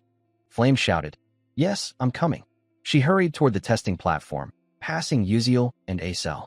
She strode by coolly but, unluckily, tripped over her loose shoelace and stumbled forward. In that critical moment, a hand grabbed her collar from behind, saving her from a painful fall. The sight of a petite girl dangling by her collar sparked laughter from the crowd. Haha, so cute. She's shorter than my little sister. It was Uziel who caught her. A bit embarrassed, he asked, You okay? Flame, flustered at being held like a kid, was speechless. Uziel let go. She turned to thank him awkwardly, but he pointed at her foot. No big deal. Tie your shoelace. Looking down, Flame saw one lace in a mess. She recalled Jackie tying it tightly earlier.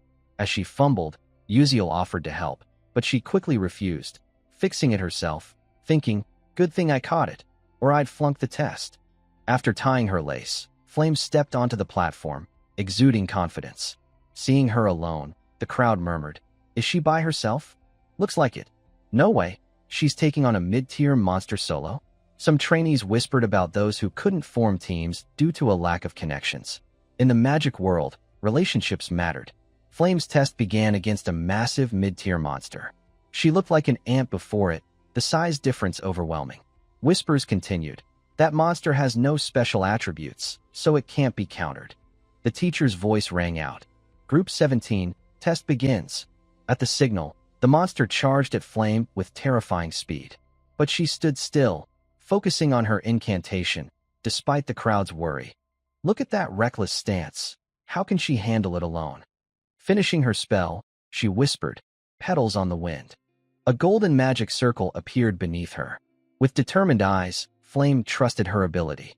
Powerful vines sprouted from the ground, binding the monster tightly, immobilizing it. She then cast a matter transmutation spell, hardening the vines into stone, weakening the monster as it trembled in frustration. But Flame knew it wasn't enough to finish it. She summoned 3 radiant halos above her head, condensing power for the final blow. Just then, the beast went berserk, breaking free of the vines in a second. With blood-red eyes, it charged, jaws wide to swallow her. At that moment, Flame's spell activated.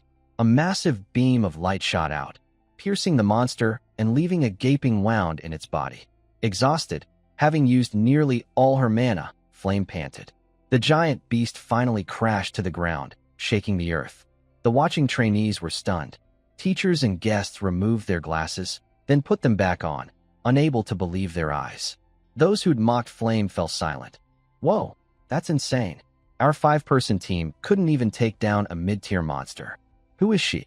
Professor Lee declared. Group 17's test is complete. He praised Flame. She bowed in thanks, left the stage, and thought, Phew, finally done. Returning to her seat, she spotted someone, her eyes widening in shock. Am I seeing things? Up next, the following group took the stage. The teacher announced, Now, Group 31's test begins.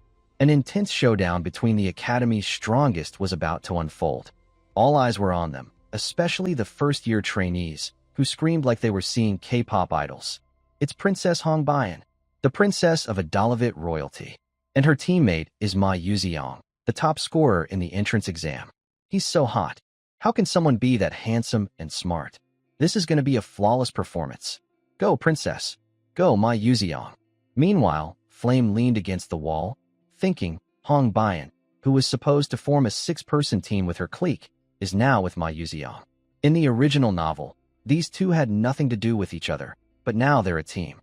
The more I think about it, the more my head hurts. What kind of bizarre combo is this? As Flame puzzled over it, the monster summoned by Hong Bian's team appeared. Its body was covered in diamond-hard scales coated in slime, with 2 fin-like wings letting it glide through the air. It had arms, legs, and a carp-like head, giving it a grotesque look. The crowd gasped in awe. Wait, is this real? No way. A phantasmal fish, for heaven's sake. That's a special mid-to-large tier monster. I can't believe they're tackling an impossible cross-element beast like that. Are they insane?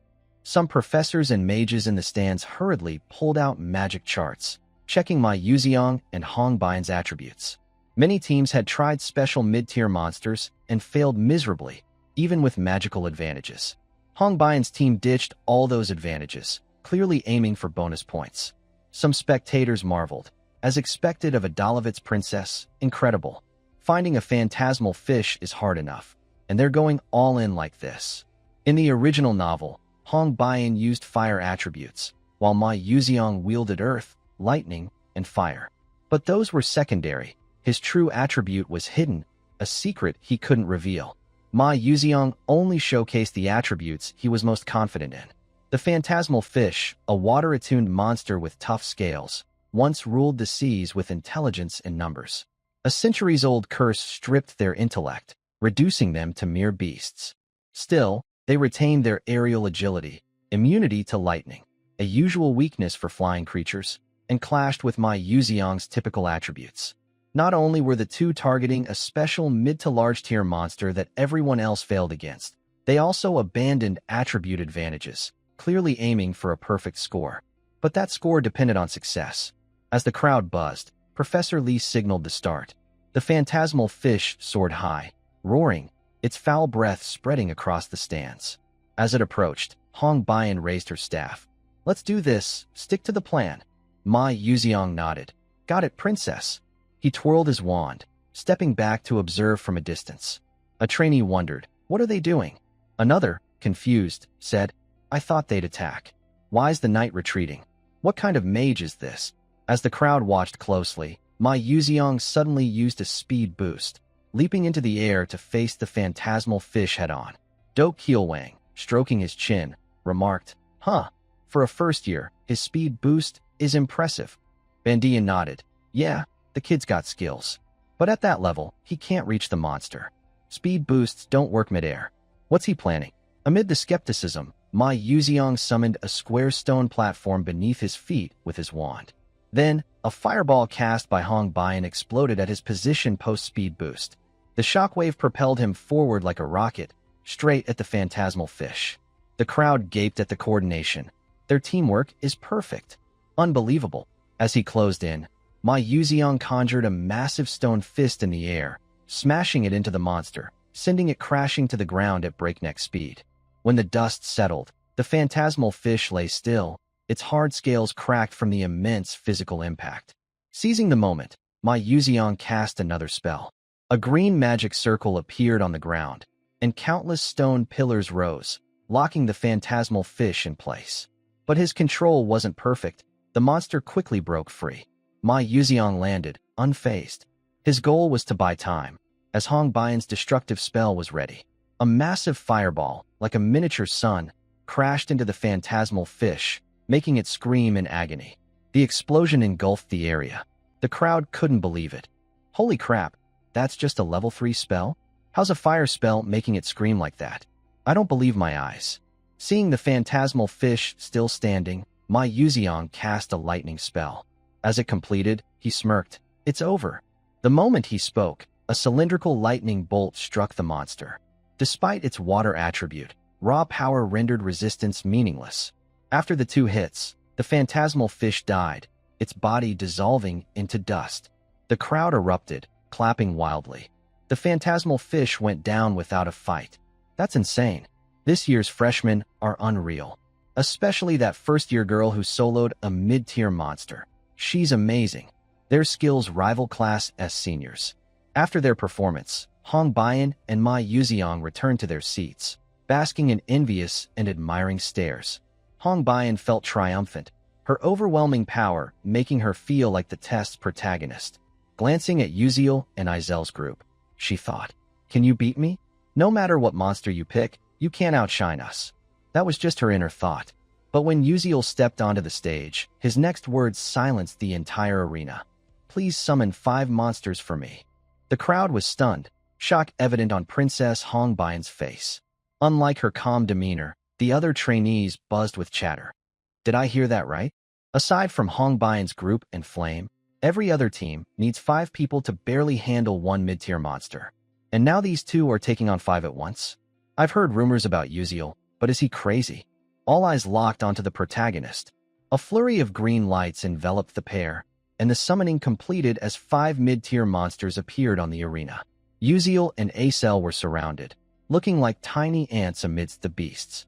At the special observation corner, 2 teachers were slightly surprised. Monster researcher Barena spoke up. The monsters Yuziel's team summoned are a Heimer Raiden Poison Frog, a Black Sand Buffalo, a Kaden, a Nami Slime, and a Falling Beast. Nearby, Princess Hong Bian turned to Ma Yuziang, puzzled. "Hey, notice anything?" Ma Yuziang glanced at her, mildly surprised, then looked to the stage with a smile. "Not really. I'm just curious about Yuziel's plan. I'm looking forward to his performance." As the monsters appeared, Professor Lee, the host, asked skeptically, "One question, who picked this monster lineup?" Innocent and carefree, Yuziel replied, "I did." Knowing the participants chose the lineup, Professor Lee continued, "You're a knight, so scoring points in this situation is easier for you, but not for a bishop. This strategy seems too much for a bishop." The 5 monsters now surrounded the pair.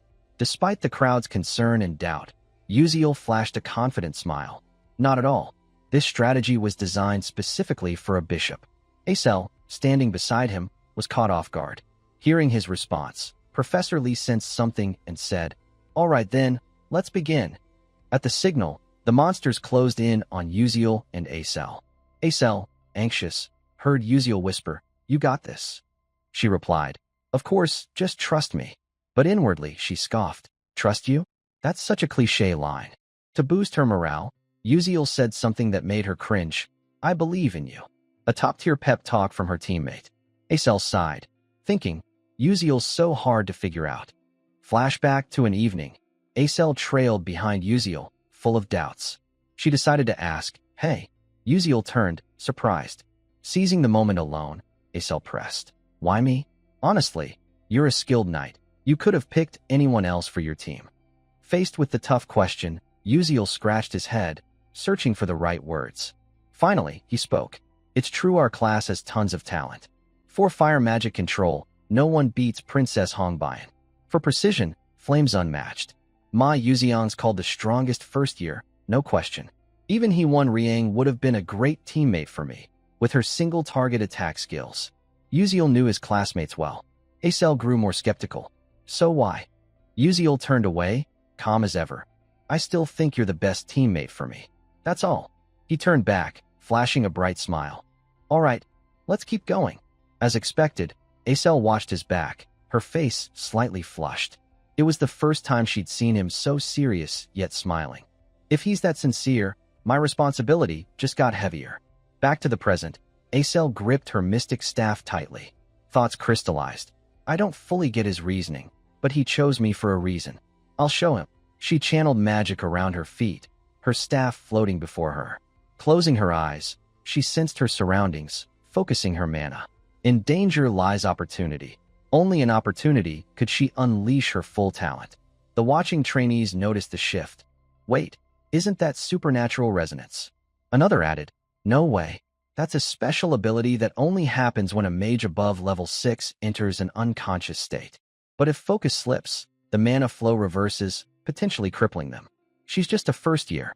As the crowd debated, Acel was enveloped in a mana aura. A blooming flower appeared on the stage, stunning everyone.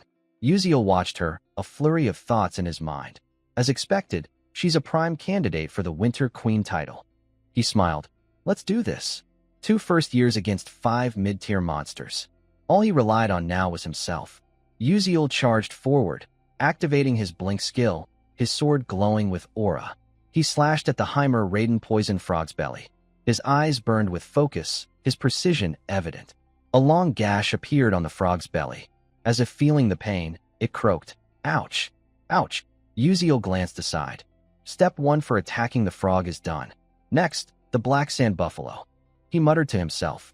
Suddenly, the buffalo turned toward the croaking frog, its eyes bloodshot. Its target was the frog, not Uziel. The buffalo inhaled deeply, its front legs pulling back. Anticipating this, Uziel smirked. Keep charging. Perfect. Just as I predicted. The way to handle 5 mid-tier monsters at once is to create a special atmosphere, turning them into each other's enemies. The battle grew more intense and thrilling than ever. Witnessing the scene, every trainee in the stands was wide-eyed and slack-jawed. Before them, the 5 monsters were tearing into each other. They muttered, "Holy crap, what's happening? I can't believe my eyes. They're fighting among themselves."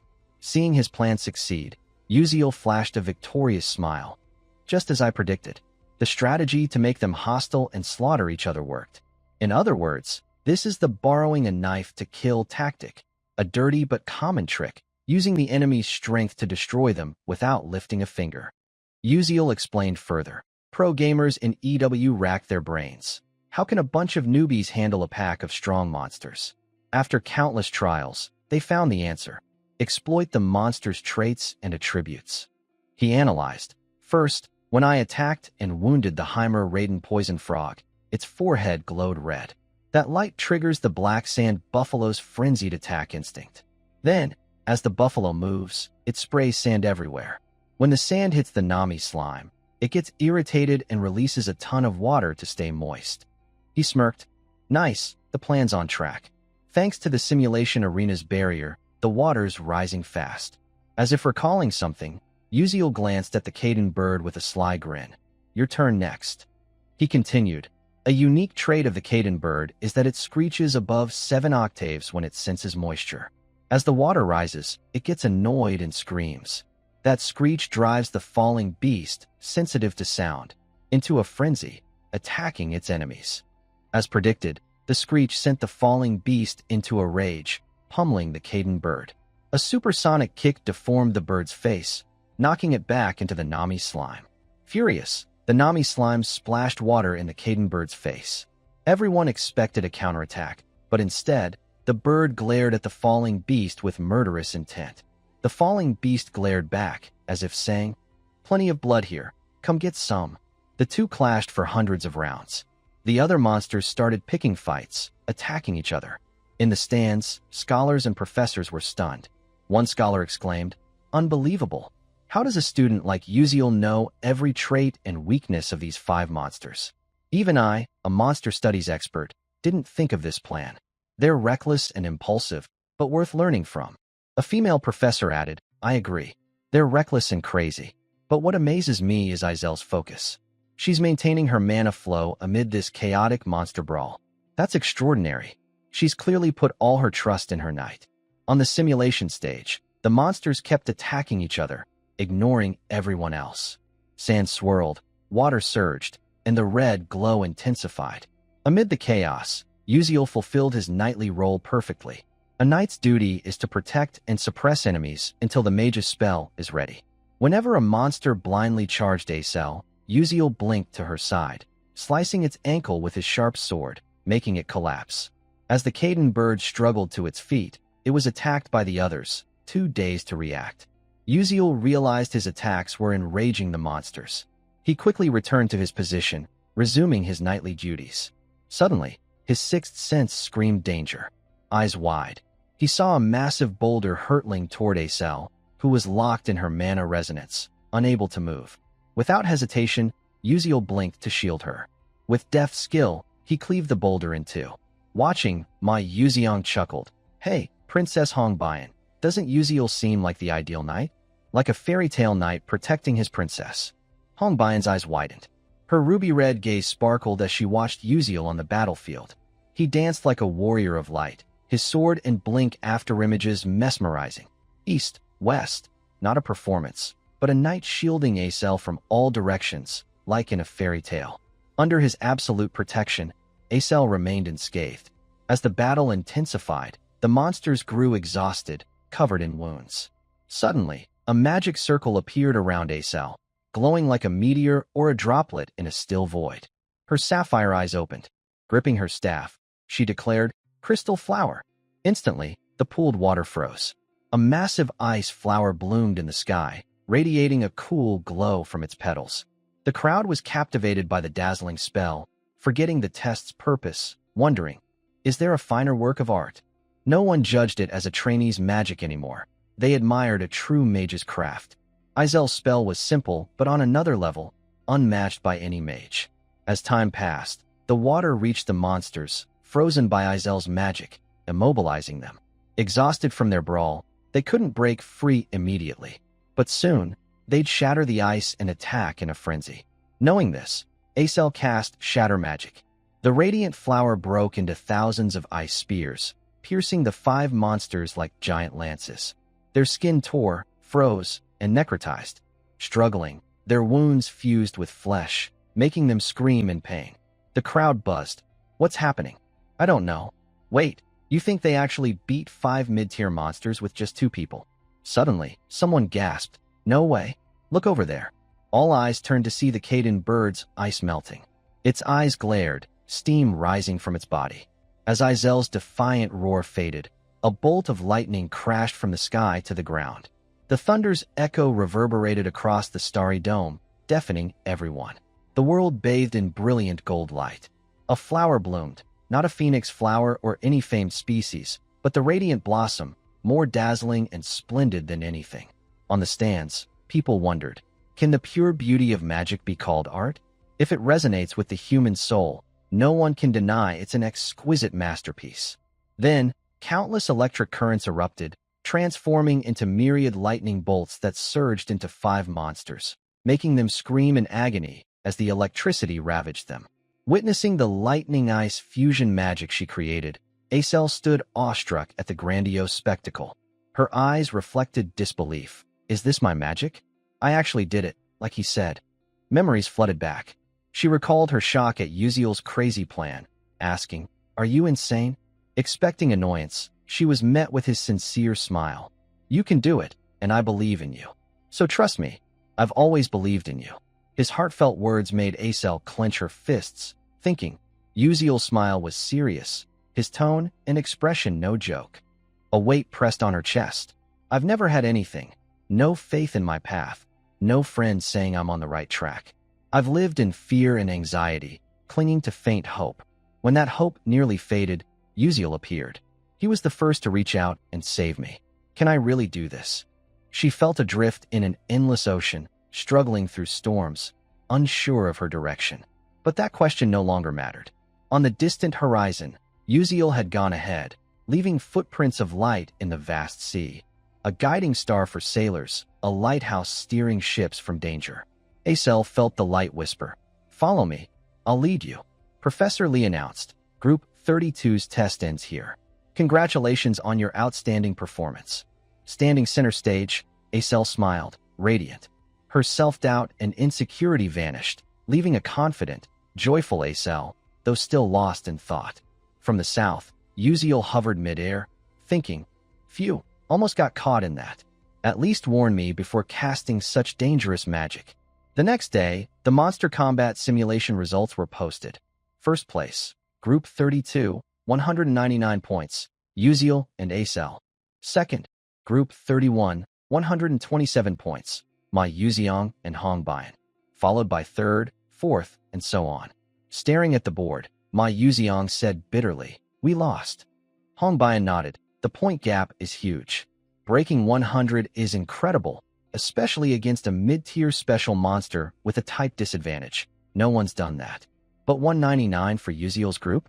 We lost, no question. Ma Yuziang hadn't expected the proud, icy princess to admit defeat. He teased, "Didn't expect you to accept it so fast." Hongbian, haughty, snapped, "Humph, shut it. No one asked you to talk."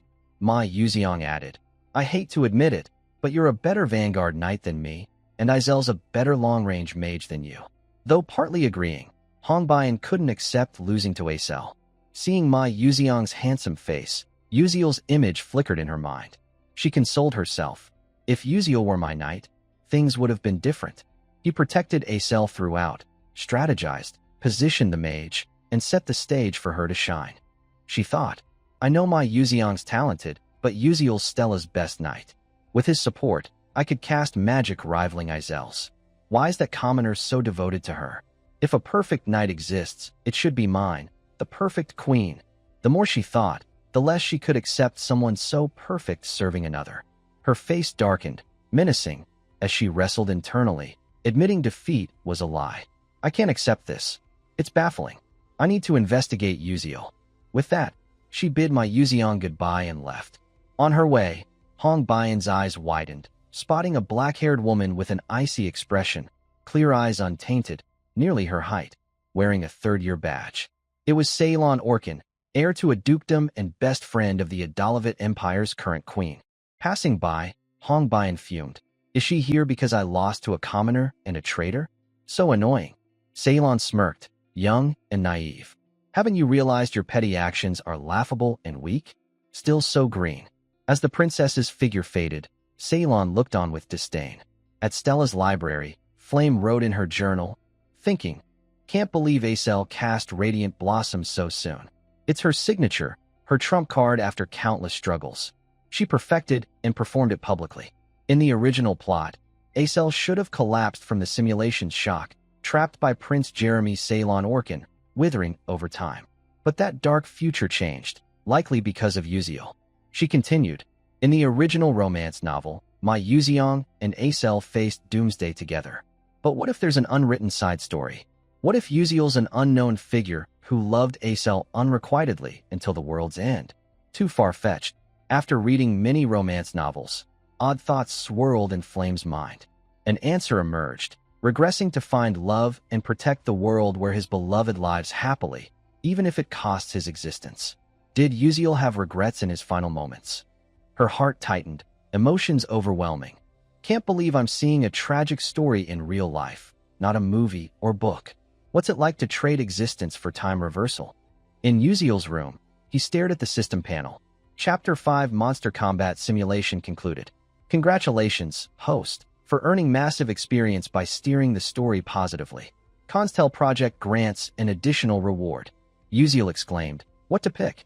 I planned ahead but haven't decided. Flash was upgraded last chapter, so I should prepare for the next. So many options. Suddenly, an idea sparked. He grinned. That's it. How'd I forget? He told the system, I want J. Fannel's leaf key. The system replied, evaluating host. Please wait. Ding. Evaluation complete. Congratulations, host, for obtaining J. Fannel's leaf key. Seeing the key appear, Yuziel jumped. Awesome. Not as classic as my old gear, but this is a rare item only high-level players get. It unlocks communication with a special spirit, but its only function is opening a specific dungeon. I need to go outside, but after the graveyard incident, Stella's tightened restrictions. What now? Pondering, Yuziel recalled leaving Stella in the game. Back then, the Academy had similar restrictions. What did I do? His eyes lit up, right? The club. I need to join a club. Outside, the sun rose high, casting warm rays. Yuziel began writing in his growth journal. Growing up, my family was poor, rarely eating out like others. When Mom worked, I stayed home alone, cooking instant noodles. When I got sick of them, I'd beg for something tasty. Mom used her savings to buy me a bowl of R.A. Jong noodles. I was so happy. Though she ate with me, I didn't understand why she didn't touch her chopsticks. She said she didn't like R.A. Jong. After pestering her, I finally got it. Finishing, he slumped over, arms crossed, eyes stinging from writing so long. He smiled, thinking, all right, I'm almost done with this assignment. Time to find a club to join. Yuziel headed to the school bulletin board, covered in club advertisements. He observed carefully, hand on his chin, muttering, but which club's the best? The notices left him torn. Writing club, study for college, chess club, the ultimate mage sport, cooking club, inspiration for young chefs. Scanning the info, he thought, there are tons of clubs here, but few allow off-campus activities. Gotta think this through. Just then, He noticed something, his eyes flicking sideways. He muttered, "Haven't joined a club yet?" Someone was standing nearby. Uziel asked, "Who's that?" The person glanced over. "What? So what?" Sensing their irritation, he switched topics. Shouldn't you be getting tons of club invites?" Acel shot back, "Don't you know who I am?"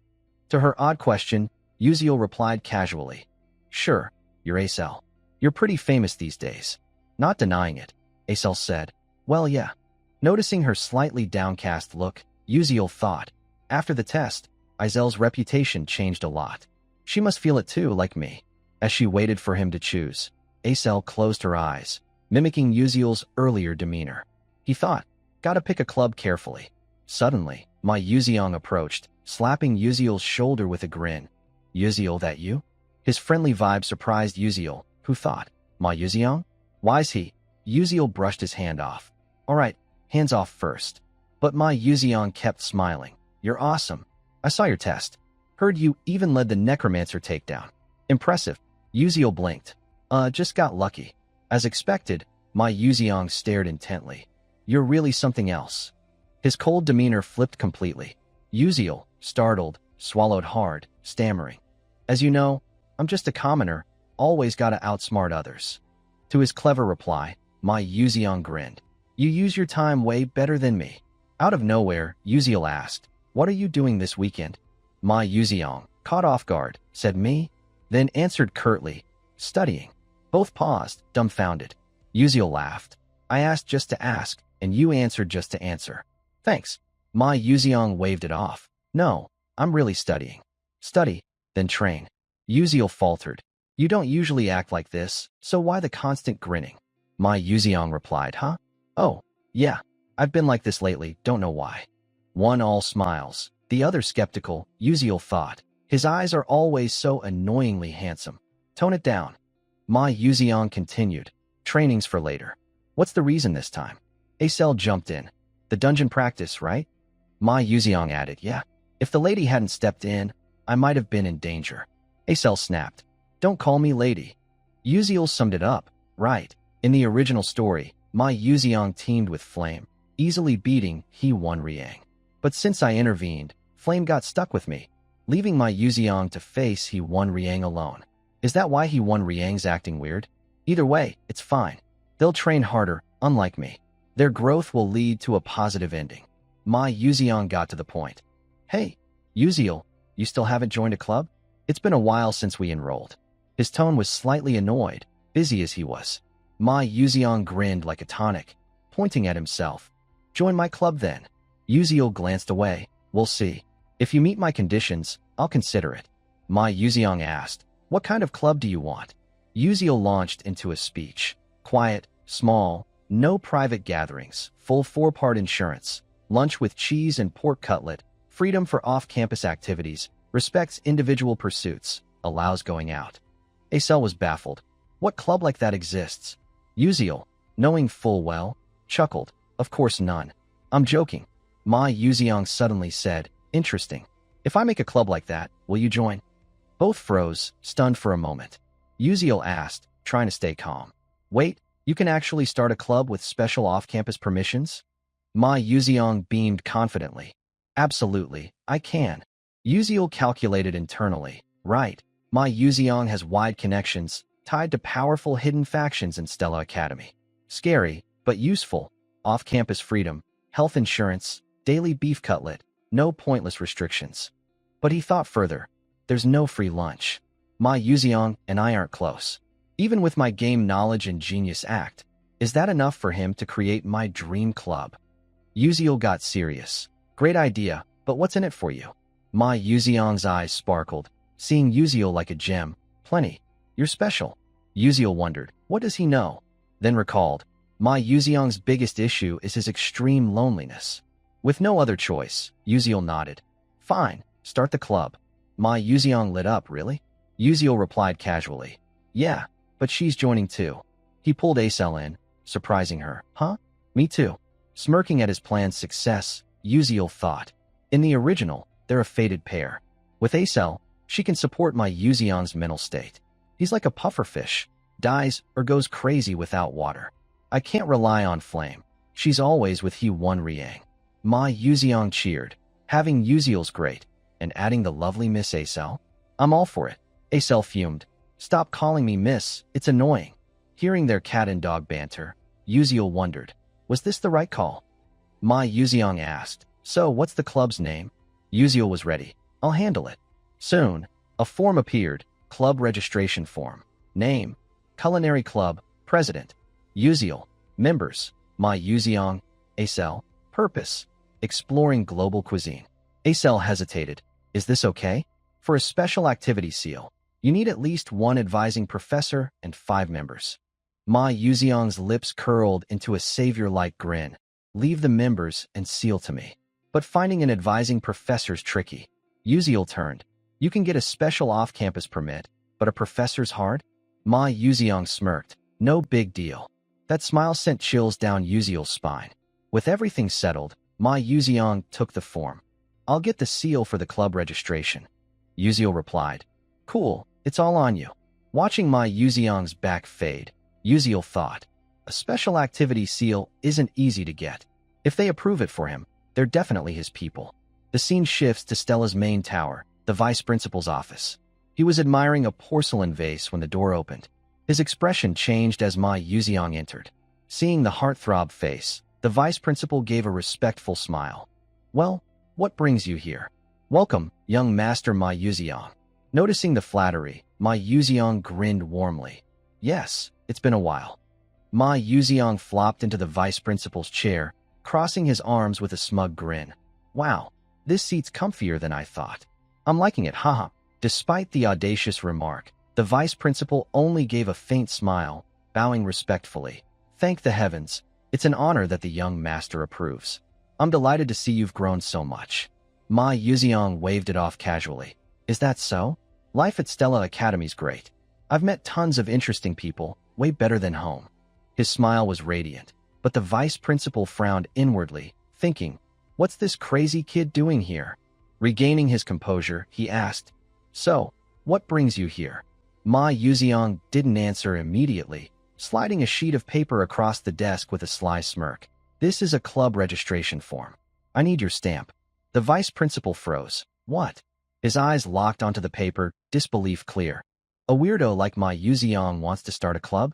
If his family knew, they'd be floored. After a moment's thought, he sighed and nodded. I see. A club registration? First, I'll check if it meets the criteria. There's a minimum member requirement. It's the rule. But as he reached for the paper, Ma Yuziang slapped his hand over it. The room fell silent. The vice principal froze, looking up. Ma Yuziang's bright smile vanished, his eyes darkening like an abyss, his low voice carrying an invisible pressure. You don't need to check it. Your job is to stamp it. The vice principal's throat went dry, sensing something terrifying in the teen's gaze. Swallowing hard, he thought, I can't resist. More accurately, I have no right to refuse. As long as this kid is the heir of that great man, I can't say no. Cold sweat ran down his back as he reached under the desk for the stamp. Yes, of course, I'll stamp it. But please keep this quiet. He subtly reminded as he stamped. When the final seal hit the paper, Ma Yuziang, goal achieved, dropped his icy demeanor. Got it. Thanks. I'm off. He left the office, the door closing behind him. The vice principal sat still, then slumped into his chair, exhaling. Damn it. A half-baked prodigy dares act cocky in front of me. Like father, like son. He clenched his fists, eyes darkening. He's so much like that man. But this'll end soon. One day, I'll crush that arrogant kid's neck myself. The next day, the bell signaled the end of class. The professor announced loudly, All right, class is over. Don't forget your homework. He left quickly. The class buzzed. Did you see that? That professor always nitpicks during presentations. Yeah, especially with commoners. After packing up, students trickled out, leaving Jackie staring at her presentation, filled with regret. Damn it, I could have done better. I messed up because I was nervous. Seeing Jackie linger, Flame, knowing her regret, offered a comforting smile. Jackie, your presentation was better today. Don't mind the professor's harsh words. You did great. Jackie snapped. Shut up. I don't need your fake pity. Flame, stunned, then annoyed, retorted. You little brat. I came to cheer you up because I was worried, and you don't even appreciate it. Suddenly, a voice from behind chimed in. She's got a point. Flame yelped. Can you stop sneaking up like that? You scared me. She crossed her arms, frowning. What do you want my help with? Uziel scratched his head awkwardly. Not a big deal. Do you know any professors well? I'm starting a club and need a free professor as an advisor. Can you help? Flame raised an eyebrow. Why not do it yourself? Uziel sighed. The professors seem to hate me, so it's better not to ask directly. Flame froze, then burst out laughing. Haha, no surprise. With your attitude, arguing with professors, sleeping in class, even cheating, you're lucky you haven't been expelled. Uziel coughed, looking away. Ahem, no need to list it all. Flame closed her eyes, thinking, being a club advisor's a hassle. Finding a willing professor isn't easy. Then it hit her. Wait, aren't you close with Professor Mazen Tyron's assistant? I've seen you at her lab. Uziel's eyes lit up. Yeah, you're right. Why not ask her? Flame crossed her arms, looking at him like he was an idiot. Are you dumb? This is Stella Academy. Assistants can be advisors too. Uziel's jaw dropped. I can't believe I ran around everywhere and missed the easiest path right in front of me. Too focused on the game's storyline to notice this detail. He said goodbye to Flame and bolted to the assistant's lab. As he walked, he rehearsed his pitch. But nearing the lab, he stopped short. Professor Mazen Tyron stepped out, holding a stack of papers, her smile sinister, her sharp eyes hiding something unpredictable. Uziel narrowed his eyes as she disappeared, thinking, why is she here? Without hesitation, he pushed the door open, cheerful. I'm here. But his smile faded. In the middle of the room, Altarisha looked pitiful, wiping tears, flustered. Uziel, you're here? Uziel approached, concerned, softening his voice. What happened?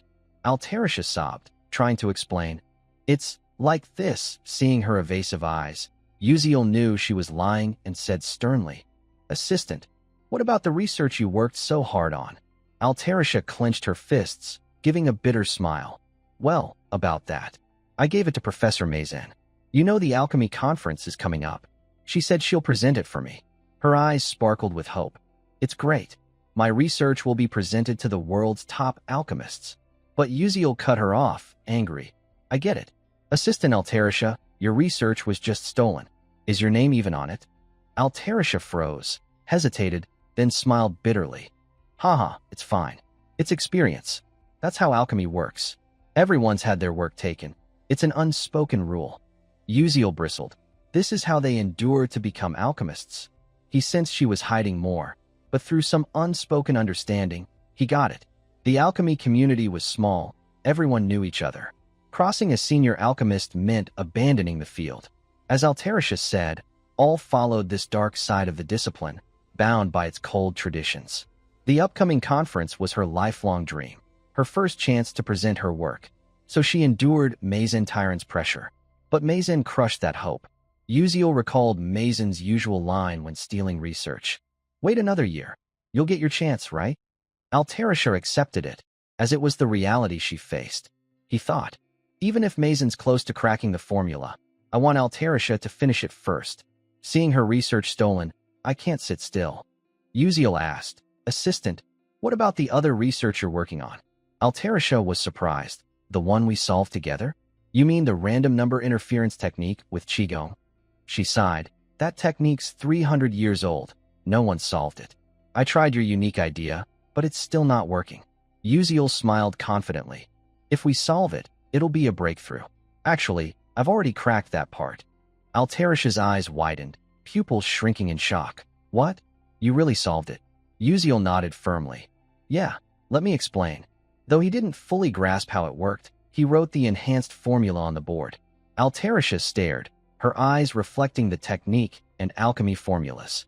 She gasped as he finished, and he looked at her confidently. But with you, it'll be different. Altarisha muttered, stepping closer. So, if we add the dispersion and reflection ratio to the formula, combine the Panu's flow with the Chini coefficient, she was engrossed, forgetting Uziel's presence. He marveled at her insane focus. Unlike me, who just copies and memorizes, her genius brain must be sparking with ideas. I shouldn't finish this research. Altarisha needs to complete it herself, become its true author, and regain her confidence. I'm just support. I don't aim to be an alchemist. I lack the skill or ideals. But Alterish is different. She's a genius who could change humanity's future. Uziel quietly left the room, closing the doors silently. His role here was done. The rest, he trusted to Alterish's talent, and he waited. After some time, with the help of assistant Alterisha and Ma Yuziong, Uziel successfully established the culinary club. As president, he requested permission to leave campus and arrived via a teleportation gate.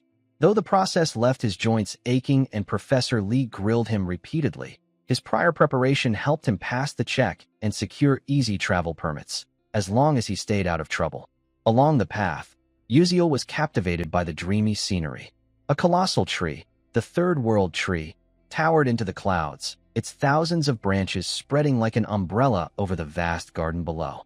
The World Tree's signature emerald glow, also called the Nam Hoa Spirit Garden, gently enveloped everything, bringing a sense of peace and joy. The surrounding garden, dubbed the Dreamy Tree Garden, was open to all for picking and enjoying fruit. From above, it looked like a fairy tale, making it a famous retreat and a must-visit photo spot in the game. Uziel marveled. Wow, the game's graphics are nothing compared to this view. Just then, a beautiful girl with pointed ears and snow-white skin approached. Seeing the Stella Academy emblem on his uniform, she gave a friendly smile. "Welcome, mage from Stella. We warmly welcome human mages here." Uziel grinned back. "I'm thrilled to meet such a lovely lady." Another passerby chimed in enthusiastically. "May your sincerity reach Mother Earth." Uziel nodded earnestly. "Yes, I offer my gratitude to Mother Earth and the World Tree for this stunning garden." They greeted him with the elven salutation, which he recalled from his knowledge lens. He thought, "I heard the Elman and Elwyn once saved them when the Second World Tree burned and collapsed. That must be true, since many elves recognize Stella's uniform and are so friendly." In reality, few mages mastered offensive magic, and the test to become a magic warrior was brutally tough, so those with the title were rare. Notably, many elves had striking, heart-stealing appearances. Uziel admired them as he walked. However, not every elf was jaw-droppingly gorgeous at first glance. Their beauty ratio was just higher than humans. He likened it to Uzbekistan on Earth, full of striking people, but none overwhelmingly superior. Among them, Elf Queen Hoa Siren stood out, her goddess-like beauty captivating countless players. She was the game's most popular character and one of Uziel's favorites. He thought, elves are born genderless, only gaining a gender through true love, based on their beloved. Hoa Siren, with her stunning feminine appearance, has never loved, so per the game's lore, she's still genderless. Later, saved by Flame, she falls for her and chooses to become male to stand by her side. What a wild twist. Who wrote this plot? No matter the storyline players pick, Hoa Siren never becomes female, breaking male gamers' hearts. Hilarious and tragic. Uziel wondered, what would Hoa Siren be like as a man? I didn't like her just for her looks, but for her charm curse. Those enchanting eyes make anyone, regardless of age or gender, fall into intense, soul-consuming love, dying in anguish from unrequited longing. Lost in thought, wandering the World Tree's outskirts, Uziel found a hidden labyrinth, the Garden of the Celestial Spirit Leafinal. He calculated, my skills have improved a lot. Time to prep for the upcoming event. He opened his inventory, pulled out Leafinal's light leaf key, and grinned. Heh, good thing I can use this sooner than planned. He inserted the key, about to turn it, when a notification popped up. Opening this gate may alert other key holders. Uziel flinched. I've seen this warning in the game. It had the same message, but players were disappointed since no special event triggered. He thought, screw it. What's the worst that could happen? Uziel turned the key decisively. In an instant, the gate to the Celestial Spirit's garden opened. At the same time, in the cradle of the Celestial Spirit Wood, home of the Elf Kingdom, on the highest peak of the primeval mountain range, a majestic, ruined castle stood. Though dilapidated, it blended strangely with the grand nature. At a glance, it could be mistaken for a tree in the vast forest. At the castle's peak, a bedroom lay in darkness, with only faint light seeping through a window slit, sparking curiosity. Does sunlight not reach here? As if stirred by the light, a slender woman rose from bed, slowly approaching the window. Her snow-white hair cascaded like snowflakes on the ice cedar range. Gazing at the stunning natural scenery, her golden eyes widened, gleaming like molten gold, radiating brilliance. Anyone who saw her would lose reason, overwhelmed by beauty beyond any sentient being's endurance. She was Elf Queen Hoasirin, often overly sleepy in the morning with low blood pressure. Even after waking, she sat quietly by the window, watching birds soar freely, a pang of envy rising. When will I fly free like them? But I can't leave this place. I'm so jealous. Suddenly, a strange sensation in her chest startled her. She touched her head, frowning. Did someone enter the secret garden? That was the resting place of the 1,000-year celestial spirit Leafinal. Hoasirin couldn't believe it. That's a forbidden land. No one can enter. Who dares trespass? Setting aside how they got the lost key, she was curious about the intruder's identity. Deciding to investigate herself, despite knowing she couldn't leave her room, she grabbed the door handle. At that moment, her heart clenched, a pain like hundreds of needles piercing her, making her freeze. I've hidden my face for decades. I can't act rashly. What if the curse activates and drives someone mad? Clenching her fist, she suppressed her emotions. Wait a bit longer. The World Tree's birthday is near. As Elf Queen, I must appear before my people. Then, I'll find out who it is. Resolved, Hoasirin gazed out the window. Sunlight caressed her face. She lived in this dark, secluded place for many reasons, always fearing someone might glimpse her nation-toppling beauty. Back to Uziel, who just entered the dungeon. A pungent floral scent hit him, making him sneeze uncontrollably. Damn these pollen clouds. The sound attracted the dungeon's magical beasts, tree roots, which lunged at him. Uziel ran for his life, but couldn't keep fleeing. Stopping, he steeled himself to fight. The battle was fierce, but wood-type beasts were resilient and hard to kill. Uziel pulled out an alchemical bomb. Fire's their weakness. That's why I picked alchemy as a minor. I can't combine gunpowder and magic like high-level alchemists, but a level 1 fire bomb should do. He threw the bomb at the roots. Boom, boom, boom. The explosion made the beast scream in pain. Seizing the chance, Uziel drew his sword, blinked closer, and quickly found its weak point. Without hesitation, he stabbed the root's head. It collapsed, dissolving into nothingness. The system chimed. Congratulations, you've earned experience points. Uziel sighed. Phew, at least weak beasts give decent points. Looking ahead, he pressed on. The real goal's up ahead. No time to waste. The system announced, you're entering the labyrinth's boss room. A massive wooden door closed behind him. A gentle breeze passed. The scene before Uziel was like a fairy tale, a mystical night sky, a full moon brighter than Earth's, enveloping an endless field of flowers. Countless stars adorned the night, adding romance. Moonlight bathed the petals, shimmering like silver. Uziel took a deep breath, steeling himself, and stepped toward the labyrinth's center. His eyes lit up. That woman praying on the stone pillar. Is she the celestial spirit Leafinal, this labyrinth's boss? The most mystical beings in the world are celestial spirits, pure souls that, after eons of cultivation, comprehend the truth and evolve into new entities. Even in the ether world, such beings are exceedingly rare. But the figure before Uziel wasn't a perfect celestial spirit. This woman, on the verge of becoming one, had her heart stolen, forever frozen in this state. Uziel approached cautiously, each step wary. Suddenly, the ground shook violently, throwing him off balance, his face pale with panic. A second later, his body gave out, and he collapsed. Uziel realized, this is the pressure of mana. Even in death, a celestial spirit is still a celestial spirit. But he couldn't give up. With that thought, he locked eyes on the celestial spirit and charged forward. Despite the crushing weight on his legs, he pressed on. The distance between them closed. As he reached her, his legs buckled from exhaustion, and he knelt, panting heavily. Then, the system chimed. Mana leak suppression trait experience increased. Ability stats boosted.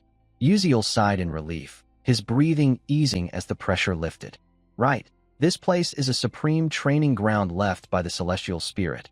A rare opportunity mages worldwide would kill for, yet no one's found it. The mana flow here amplified normal training 100-fold by absorbing the celestial spirit's aura through the body. Natural harmony skyrocketed. Simply put, this grueling effort was to find a perfect gym. I never touched a gym in real life, but here I have no choice. As he mused, Uziel's gaze caught a branch in the celestial spirit's hand, emitting purple energy. Without hesitation, he grabbed it. The system announced, "You've obtained a special artifact, Branch of Resentment. Rank high. Description: resentment doesn't fade with time, it burns fiercer. Special functions: 1. On first contact, inflicts resentment status on the target. 2. On second contact, resentment explodes, dealing damage. 3. Resentment accumulates daily, max storage 3 months. 4. Damage halved against targets with risk level 6 or higher. Uses: 1 time." Reading it, Uziel grinned, satisfied. "With this, I can take on Mazen Tyron, the insect in Volume 8. Got the artifact, now time to train." Weeks later, through diligent training here, Uziel's stats soared. Mana leak suppression, LV.3, muscle strength, plus 8%, reflex speed, plus 12%, sensory acuity, plus 20%. Sixth sense, activates with mental effort, senses mana phenomena within 24 meters, boosts perception speed in danger, auto-triggered. Mana circulation rate in blood, plus 2%. Checking his stats, he sighed. "I'm around mid-tier 2-star. Still a long way to go. The main characters are already past 4-star. No one here teaches swordsmanship, so I can only aim for precise strikes, targeting enemies' weak points. I need to train until I'm carving bone, flaying flesh, and spitting blood." During practice, Uziel felt a shift in his body. Something pierced his chest. He coughed violently. Hack, hack. His sword dropped. The system announced, "You've mastered a special mana-breathing method. Skill acquired, Breath of the Celestial Spirit." Uziel's vision blurred, his eyes half closed, as if losing consciousness. Everything faded into a mystical haze. Suddenly, a strange voice snapped him awake. "Hey, what are you doing? Didn't hear me? Ignoring me on purpose?" "I hope so. Can you hear me? Answer, I'm waiting." Uziel jolted. "Ack. What the hell? Where's that voice coming from?" The voice continued. "Oh, you heard me, didn't you?" Composing himself, Uziel turned, muttering, "Are you Celestial Spirit Leafinal?" A huge question mark formed in his mind. Did Leafinal just talk to me? Shocked, he blurted, "What? A talking corpse?" Leafinal snapped, "TCH, I'm not dead. You rude human." Uziel, still reeling, asked, "How can you talk?" Leafinal replied, "I've been talking all along. Your ears were just deaf to it. Why didn't you hear before, but can now?" "Oh, probably because you're starting to resemble me. Just now, you breathe like I do."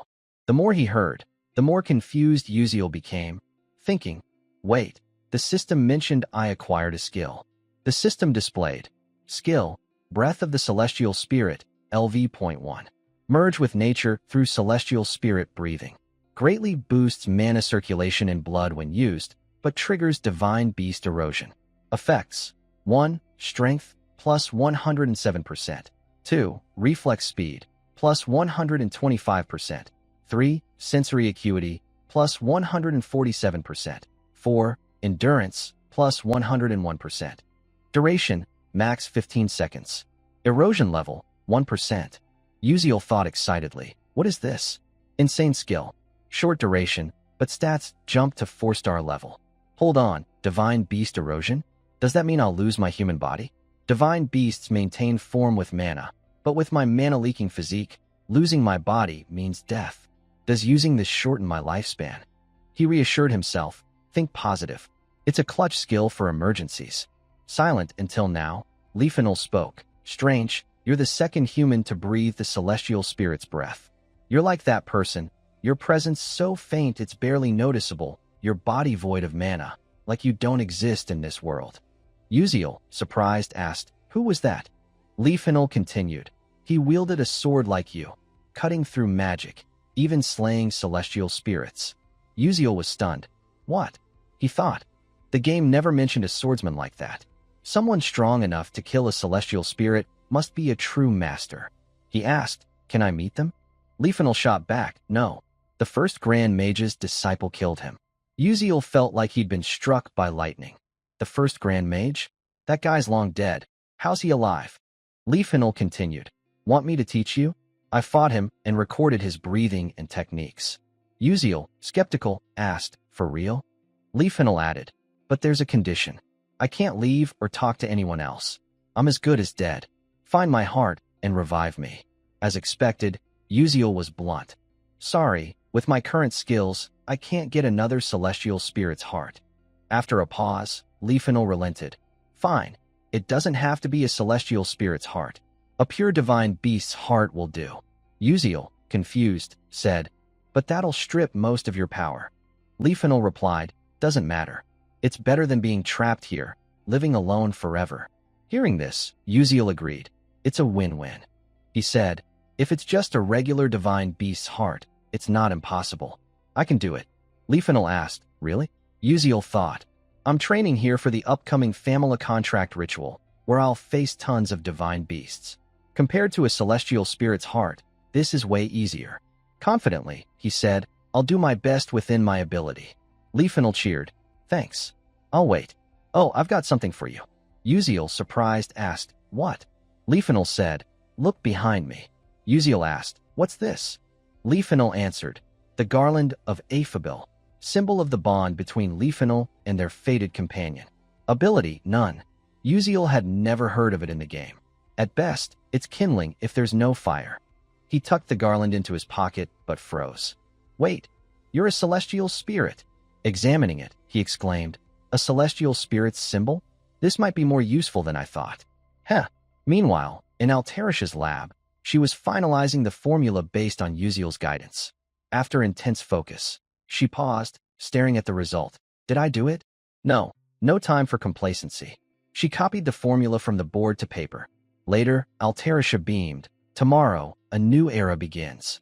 If Uziel knew, he'd be thrilled, right? The capital of the Dwarven Kingdom, the Black Iron Empire, was vast, towering, and eerily desolate. It boasted two resources any empire would covet: gold and iron mines, literally wealth and steel. The buildings soared so high that staring up too long could strain your neck. Intertwined like a concrete jungle, they exuded a gritty cyberpunk vibe, as if stepping into a sci-fi dream. Above, countless steel cables stretched like harp strings, with electric trains zipping back and forth like a weaver's shuttle. From afar, it resembled a giant spiderweb, earning the name Spider City. The air was gloomy, almost post-apocalyptic, as if you'd better stay home unless you had business here. But don't be fooled by the grim exterior. The dwarves were vibrant, bustling, and full of life. Amid this strange city, protagonists Uziel and Alterisha arrived. Stepping in, Uziel grinned brightly. We made it. Alterisha, beside him, glanced around and nodded. Yes, indeed. Today's the All-Realm Academic Conference, a major event with a new venue each year.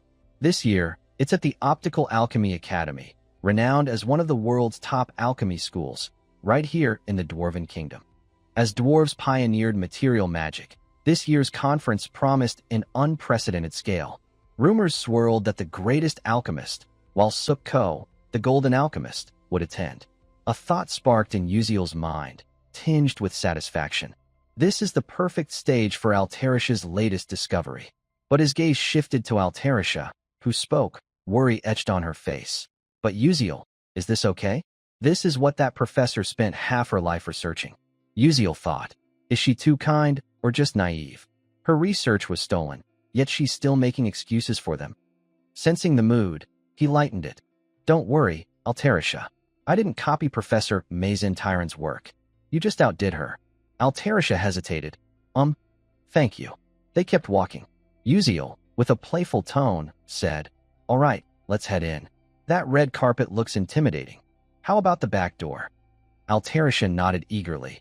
Oh, good idea. They slipped through a side entrance, dodging the spotlight and prying eyes of ambitious, balding scientists.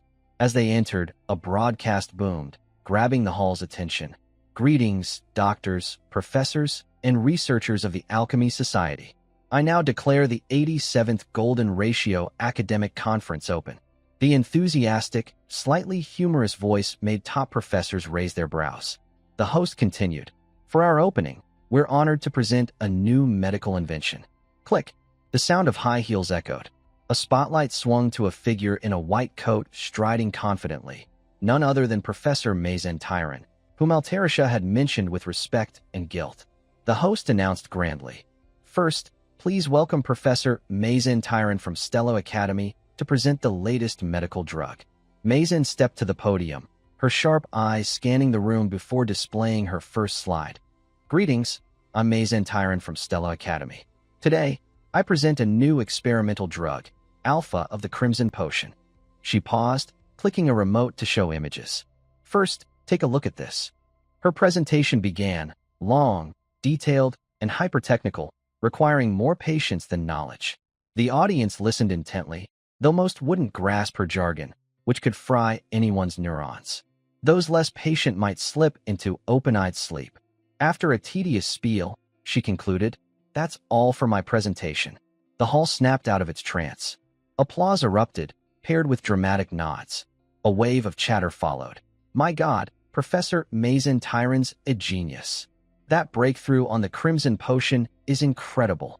At the room's edge, Uziel watched, arms crossed, eyes sharp like he was analyzing a chessboard. He thought, presenting Alterish's thesis like it's hers. Convincing. But the real show's just starting. There are many ways to retaliate, and the main course is coming. As expected, the main event arrived. Another figure stepped up. The host adjusted the mic, booming. "Next, please welcome Assistant Alterisha from Stella Academy." The room paused. Alterisha stepped lightly to the podium, standing where Mazen had just been. She scanned the crowd, took a deep breath, and spoke. "Hello, it's a pleasure to meet you all. I'm Alterisha, an alchemist from Stella Academy." But no one paid much attention. The audience buzzed like a tea stall. "Is she from a pharma company? I loved Mazen's cell regeneration extract." "Brilliant." Amid the chatter, only Uziel watched Alterish's every word. She hesitated but pressed on. "My topic today is..." A faint smile curved Uziel's lips, as if he knew what was coming. Alterish's next words silenced the hall. "This is a summary and complete understanding of the mixed variable interference technique." Silence engulfed the room, time frozen. No whispers, no murmurs. Everyone turned to her, eyes wide, as if saying, "What did she just say?"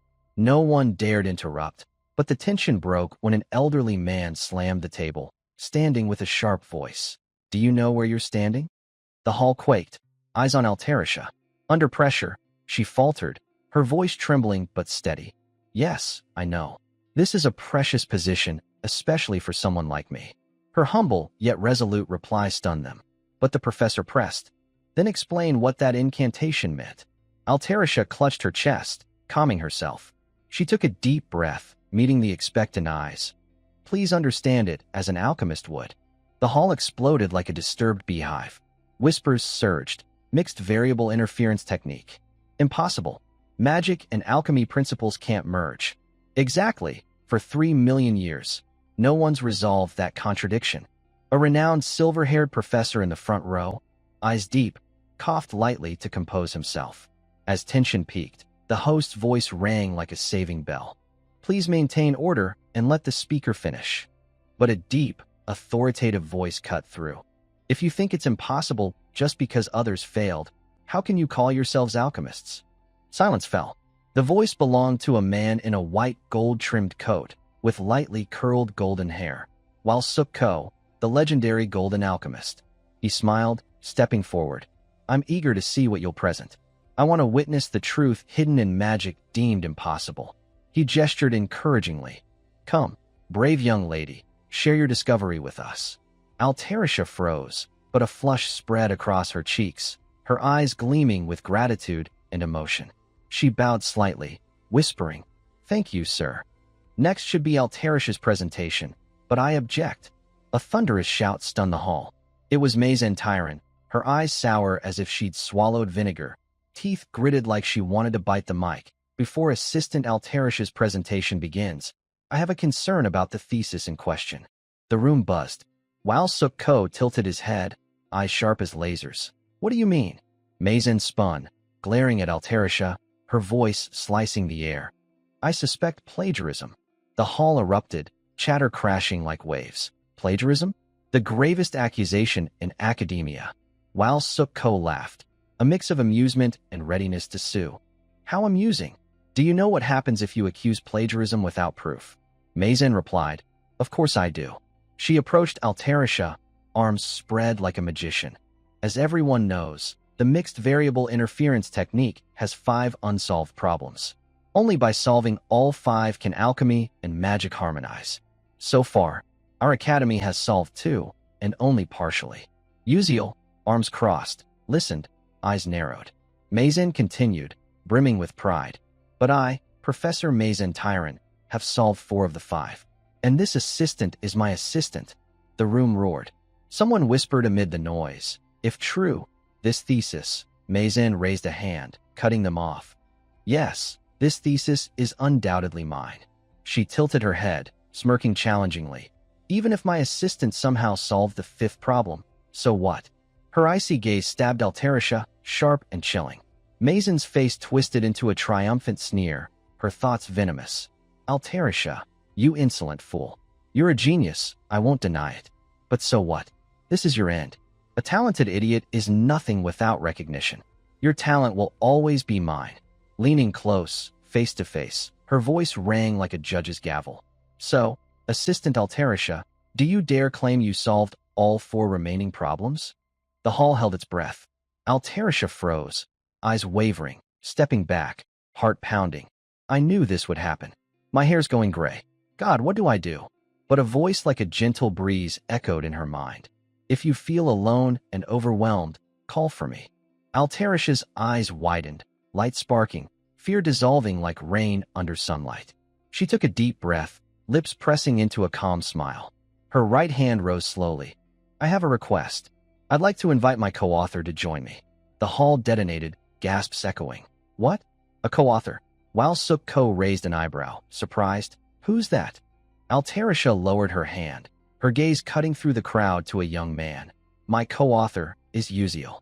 Uziel nearly fell over, mouth agape, eyes wide as if his brain had crashed. Co-author? I just gave a few tips, right? No, wait. How do I even react to this? After Altarisha introduced Uziel as her co-author, Professor Mazen Tyran's gaze fixed on him. Uziel stepped forward, moving steadily toward the podium. The crowd's murmurs grew louder. Ridiculous. A kid that young? I doubt this changes anything, despite all their talk. Golden alchemist Waysek Gordon, intrigued, crossed his arms in anticipation. Oh, I'm looking forward to this. As Uziel approached the podium, his eyes briefly dropped to the floor, a hint of melancholy in his expression. He drew closer to Professor Mazen Tyran, locking eyes with her, showing no fear or hesitation. As he passed her, a sudden surge of magical energy burst from the branch of resentment in his hand, striking Mazen's arm. A system notification flashed. Special skill resentment of the branch of resentment activated. Target, Mazen Tyran. Unaware, Mazen merely bristled, muttering, Humph, how rude. Seeing her obliviousness, Uziel gave a faint smirk, thinking, all right, it worked. Taking his position, he faced the scholars below, his face expressionless. Uziel spoke first. Let me begin by addressing Professor Mazen Tyran's argument. They say seeing once is worth hearing 100 times. So, let's tackle the cross-training technique here. A smile crept onto his face, sparking more chatter. A debate between a professor and her assistant over this report? Sounds exciting, one said. Totally agree, another echoed. Altarisha, anxious, stammered. Uziel, seeing her worry. Uziel glanced at her, turning the question back. Hey, assistant, don't you trust me? Altarisha blinked, flustered. And no, I do.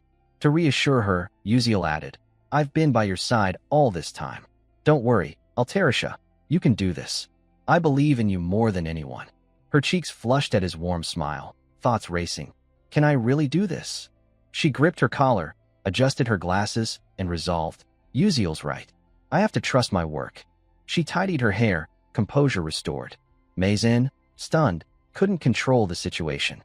Confident now, Altarisha stepped forward, facing Mazen, and said, Let's begin. Bolstered by Uziel's encouragement, she radiated assurance, introducing new insights on the mixed variable interference technique in alchemy.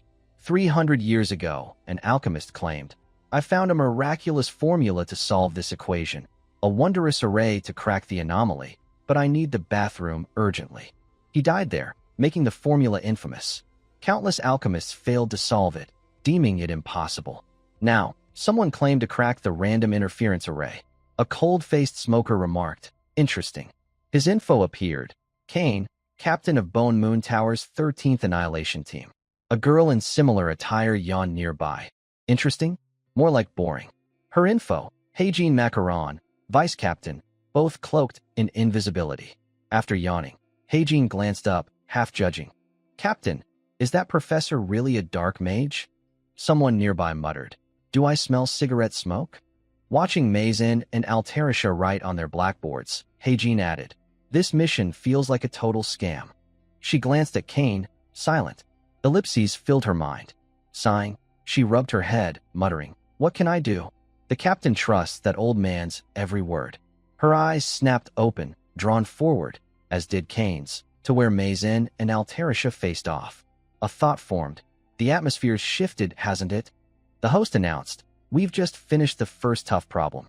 Now, to Golden Alchemist Waysek Gordon. Gordon, stunned by the blackboard details, remarked, similar, yet a completely different approach. Kane, observing, thought, the assistant's explanation is simpler than Mazen's, with a slightly different result. The host continued, next, the second tough problem. Both scribbled on their blackboards. Spectators focused, surprise and anxiety evident. Many have solved the second problem. But this approach, it's a first. A problem needing 200 lines was solved by Altarisha in just 12. They discussed her. Uziel, arms crossed, smiled, thinking, the audience's reaction is great. His smile lingered, thoughts shifting, but now's the real deal. The host said, we're now on the third tough problem. Can the third problem, unsolved until now, be cracked here? Both wrote, sweat beading on Altarisha's brow, Mazen showing greater worry. They stopped, and Gordon, astonished, declared, she solved it? Mazen, cracking the impossible third problem, is impressive. Despite the praise, Mazen showed no joy, only shock and confusion. Gordon added, but Altarisha's approach is even more remarkable. Seeing her hidden results, Mazen grew furious, thinking, what's that explanation? Uziel, smiling smugly, heard relentless chatter. How could she devise that approach? I can't believe my eyes. New info emerged. Past alchemists treated the 5 problems separately. Altarisha saw them as a whole, solving them integrally. Her key difference from Mazen. The problem-solving continued. Mazen's hand trembled, calculations faltering. Wait, what's the next formula? She cursed. Damn, no space. Shouting at a host. Get another board now. But a familiar voice cut through, dissolving the tension. I'm done. Mazen froze, glaring at Altarisha, who calmly turned from her blackboard, facing the crowd. Altarisha explained the random interference array fully, her voice resonating, light gleaming from her. That was the complete analysis. The crowd erupted. Insane. Noise overwhelmed. This is madness. A historic moment here? I'm so moved. A once-in-a-century event. Altarisha, hearing this, beamed, confidence surging. I did it. Looking at Uziel, she thought, thank you, Uziel. It's all thanks to you. Her smile lingered, but a dark voice broke through. Altarisha. Mazen's ominous aura loomed. Altarisha, anxious, said, Professor. Uziel stepped forward, standing beside Altarisha, raising one arm as the dark mana emanating from Professor Mazen Tyron grew palpable. Her voice, unsteady, cut through. Altarisha, followed by a confession. How long will you keep humiliating me? You stole my thesis, revised it, and claimed it as yours. Feeling proud, Uziel moved forward, shielding Altarisha. His face showed no emotion, but his thoughts raced. Is she turning into a dark mage right now? It's earlier than expected, but this works. He continued, eyeing Mazen. If she becomes a dark mage in front of everyone, her rage-fueled dark mana won't be contained. Mazen called out again. Altarisha, Altarisha. Her eyes burned with fury. Altarisha, anxious, struggled to stay composed. Biting her lip, Altarisha steadied herself. I've been holding back my emotions all this time. She shouted, I told you to admit it. Confidence surged back. She declared clearly, my thesis surpasses yours. Wasn't my presentation enough? How much more of my work will you steal to feel satisfied? The audience and scientists gasped, whispering. The Crimson Potion thesis was hers? No wonder. Altarisha's newfound confidence wavered briefly. Professor, Professor. Her emotions erupted again, her voice louder. You're even more foolish than me. Uziel, stunned, glanced at her, the shock spreading to Kane and Heijin nearby. Mazen, now the center of attention, froze. To break the awkward tension, Golden Alchemist Waysek Gordon spoke, chuckling. Well, this is quite the conference. His hearty laugh, ha, truly fascinating, cut through the air. Mazen snapped back to reality, shaken, realizing she'd let a sliver of dark mana slip. What? She stared at her trembling hands, thinking, what did I just do? That was dangerous. Pinpointing the source, her anger and glare turned toward one person as she rushed toward Altarisha. Her threat materialized. Altarisha, how dare you? Altarisha flinched, shrinking back. But the surprise shifted to Mazen as a familiar figure blocked her path, Beck Uziel. His voice was calm but firm. Professor Mazen, take a step back and assess the situation. Mazen's face froze, then slipped into dazed disbelief, overwhelmed by an invisible pressure as countless eyes from the audience judged her harshly. The silent alchemists awaited the outcome, some hoping to clarify the situation and ease doubts. Mazen turned aside, stammering, no, that's not it. At her breaking point, she raised a hand to her chest, voice rising. That girl stole my thesis. The crowd below, grasping the situation, murmured. Waysek Gordon, composed, signaled someone, take her out. A prompt yes followed, and 2 elven overseers escorted Mazen away. She protested, no, I didn't do anything wrong. The 2 members of the 13th Annihilation team watched her leave, her voice persisting. Let me go. With the major threat gone, Altarisha collapsed to the floor, the burden lifted. Ugh. A hand extended slowly before her. Her sparkling eyes met Uziel's confident smile. He said, Assistant, you worked hard today. His encouragement left her momentarily stunned. Then she beamed, dispelling her worries. MHL. The golden lights outside added a radiant glow, shifting to the 13th Annihilation team of Bone Moon Tower. The 2 were heading somewhere. Hey Jean, eyes closed, started a new topic. In the end, we got nothing. Kane, catching her vague remark, replied, if her emotions flared that much, there should have been signs. He added, the dark mana sensor showed no response. Hey Jean chimed in. True, Bone Moon Tower's psychic detection isn't perfect. Glancing at Uziel and Altarisha, surrounded by scholars, she asked, is that kid really the high school co-author they mentioned? Looking at Kane, she mused. Kinda cute, huh? Kane shot her a sidelong glance. Have you checked his background? Hey Jean, flustered, replied. Just got the intel from Maya. She shared details. Before Stella, his hometown was destroyed by dark mages. He's a commoner with the lowest grades, yet he's in Class S at the world's top magic academy without using magic. Super weird. He also requested his name be removed from the paper. So much info for one kid. Kane, calm, looked ahead, noted. His eyes widened at something. Uziel was staring directly at him, focused yet oblivious. Deciding not to dwell, Uziel looked forward, smiling brightly. Kane, puzzled, thought, did our eyes just meet? Hey Jean, skeptical, said, no way. She glanced at Uziel, adding, your perception-dampening spell and my shadow barrier? Pierced that easily? Just an illusion. Kane focused ahead, silent for seconds. Uziel's smile seemed untroubled by the earlier glance. With no words left about him and no abnormalities detected in Mazen, Kane moved on. Let's go. We're done. Hey Jean, hands behind her back, followed. I'm sick of this boring place. The scene shifted to an ornate noble carriage, where someone, Mazen Tyron, was furiously biting her nails. She cursed. Damn it, if not for Beck Uziel, I wouldn't have been humiliated like this. A figure reading a book, eyes closed, spoke calmly from the front. It's come to this. Deal with Uziel. Calm down. Mazen, startled by the presence, exclaimed, Raiden? He opened his blood-red eyes, displeasure clear. With a fiery glare, Raiden slammed his book shut at Mazen's remark. That's not the issue. Professor Mazen Tyron's face betrayed deep shock, while Raiden's expression grew more displeased. He glanced at her, adding, almost. Luckily, the contract suppression kicked in. A bit more emotion, and the chaos could have ruined our plans. Realizing she nearly caused a disaster, Mazen froze, stammering, I'm so sorry. Seeing her weak apology, Raiden, stowing his book in a spatial pocket, closed his eyes and sighed. You think sorry fixes this? The leader is furious. Get your emotions under control, now, he said. You're close to losing your value as a Stella professor. Unwilling to accept this, Mazen shouted, "No. I have connections on the plagiarism review board. I can smooth this over. I'm not fired yet." Hearing her ramble, Raiden shut his eyes, cutting her off. "Be quiet, stand still, bow your head, and walk away. That's the most useful thing you can do."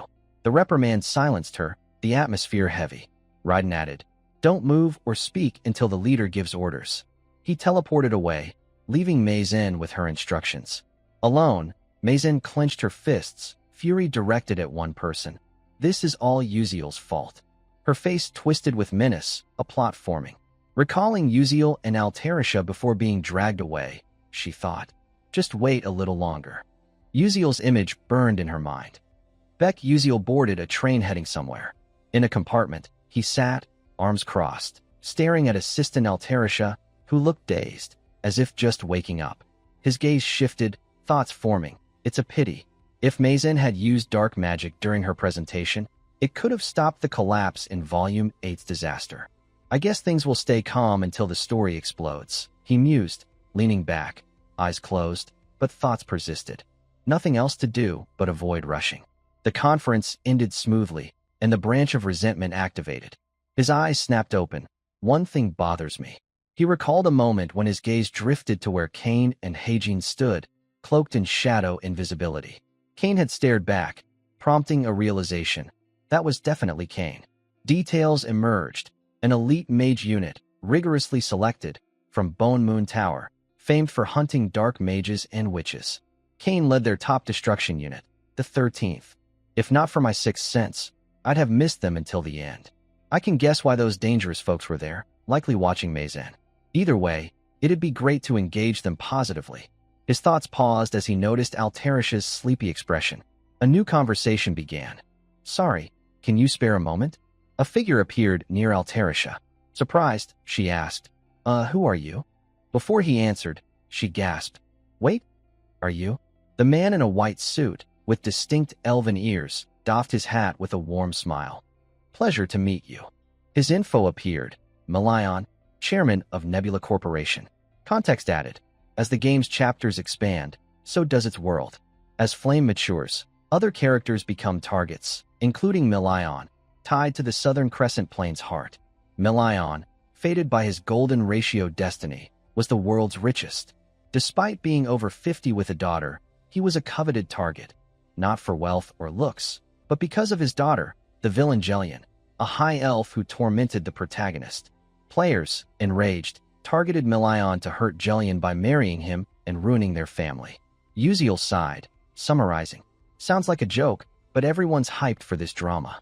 He glanced forward, half disinterested, thinking, I expected it, but didn't think he'd show up. Overthinking kicked in. I need to make a good impression today for future chapters. Melion, smiling, addressed them. "You must be Alchemist Altarisha? And this is the unnamed alchemist, yes? May I have your name?" Uziel, prepared, thought, clever question. He replied, "I'm Uziel, a first-year S-class student at Stella Academy." Melion, surprised, said, "Oh, a Stella student. Honored." Reaching into his coat, he added, "The reason I'm here."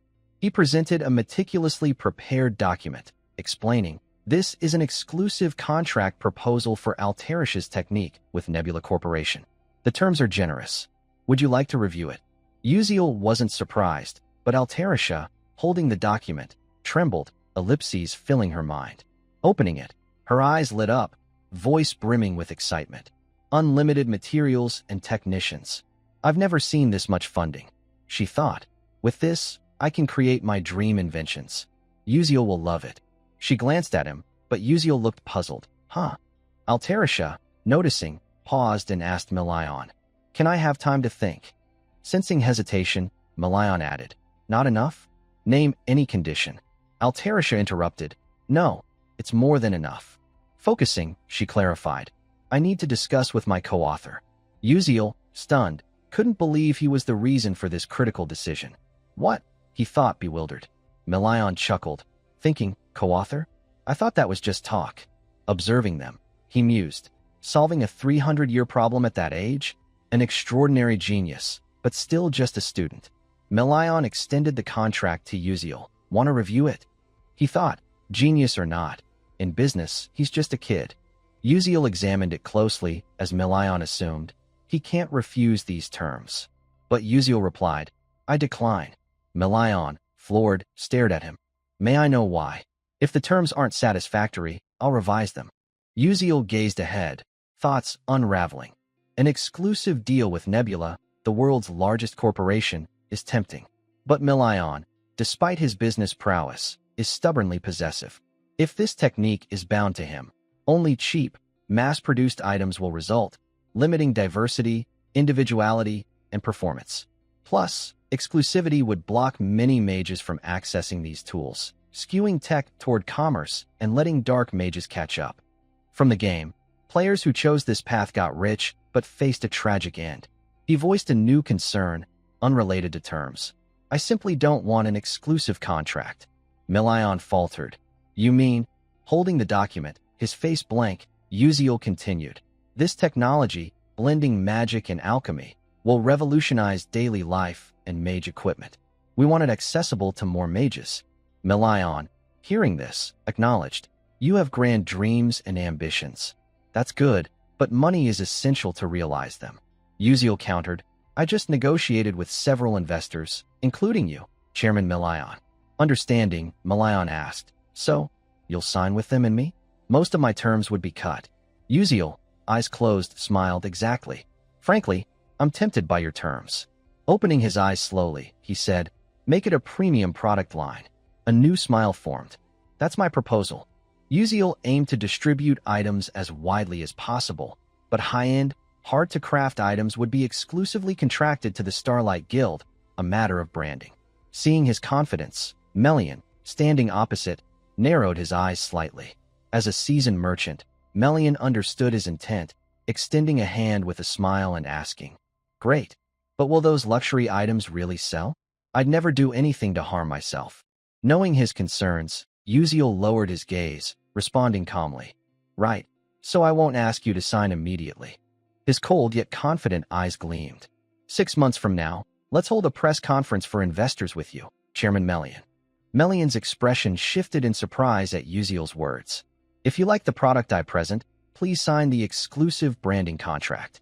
Seeing Uziel's calculated approach, Melian closed his eyes, flashing his usual smile. Yes, that's right. Absolutely splendid. Altarisha smiled, realizing Melian had initially agreed. To seal the collaboration, Melian pulled out something like a business card, saying, This is a message scroll, including my contact details. Uziel accepted it. Thank you, sir. Additional info appeared. A message scroll, written on paper and sent, always reaches its recipient. With business concluded, Melian donned his hat, smiling in farewell. All right, I'll take my leave. Uziel's face showed slight surprise. Meanwhile, Altarisha maintained a faint smile. Uziel, now trembling despite his calm, clutched his chest, checking if his heart had stopped. His voice shook. God, I thought I'd die from nerves. Altarisha, concerned, asked, Is that normal for someone so anxious? Uziel, bewildered, replied, I was really nervous. Her natural smile followed with praise. As expected, Uziel, you're amazing. Caught off guard, he blinked. Huh. Noticing his confusion, Altarisha shifted her tone. Oh, nothing. Uziel's gaze drifted to the door Melian had exited, a smile forming with his thoughts. One issue resolved. When I return, I'll treat the club to a nice restaurant. Additional info. The science conference ended safely. Classes at Stello Academy continued normally. A professor on the podium addressed the students. Professor Mazen is unwell, so I'll teach today. Uziel, wearing glasses, glanced with half-lidded eyes, his thoughts deepening. Gone without a trace, huh? His contemplation intensified with images of Professor Tyron's corruption. If things follow the plan, Mazen will fully awaken in Chapter 8, causing major damage to the school. I don't know how this will alter the future. His gaze grew sterner. Could this chapter happen sooner? I hope it's at a level I can handle. Further note, not just Mazen, but Altarisha hasn't been at school either. Class ended, and Uziel walked down a hallway. She's probably happy, enjoying her retirement benefits. A student ahead spoke up. Hey, did you hear? Uziel tuned into the conversation. Assistant Altarisha.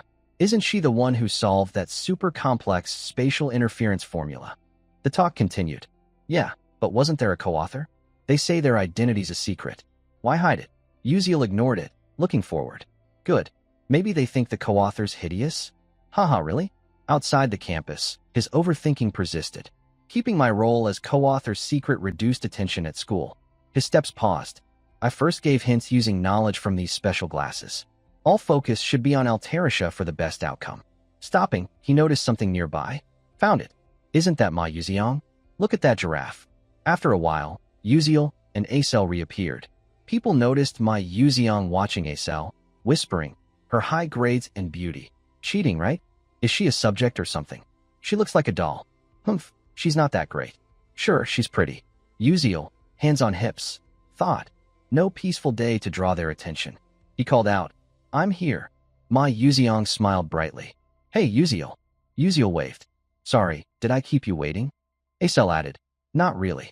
She asked, so what are we eating? Didn't you say you'd decide? Knowing Izel's family limited her access to good food, Uziel grinned confidently. You'll see when we get there. At the restaurant, 3 sat at a table with only 2 plates. Bit stingy. Pizza, I bet. Sparkling lights and aromas filled the air.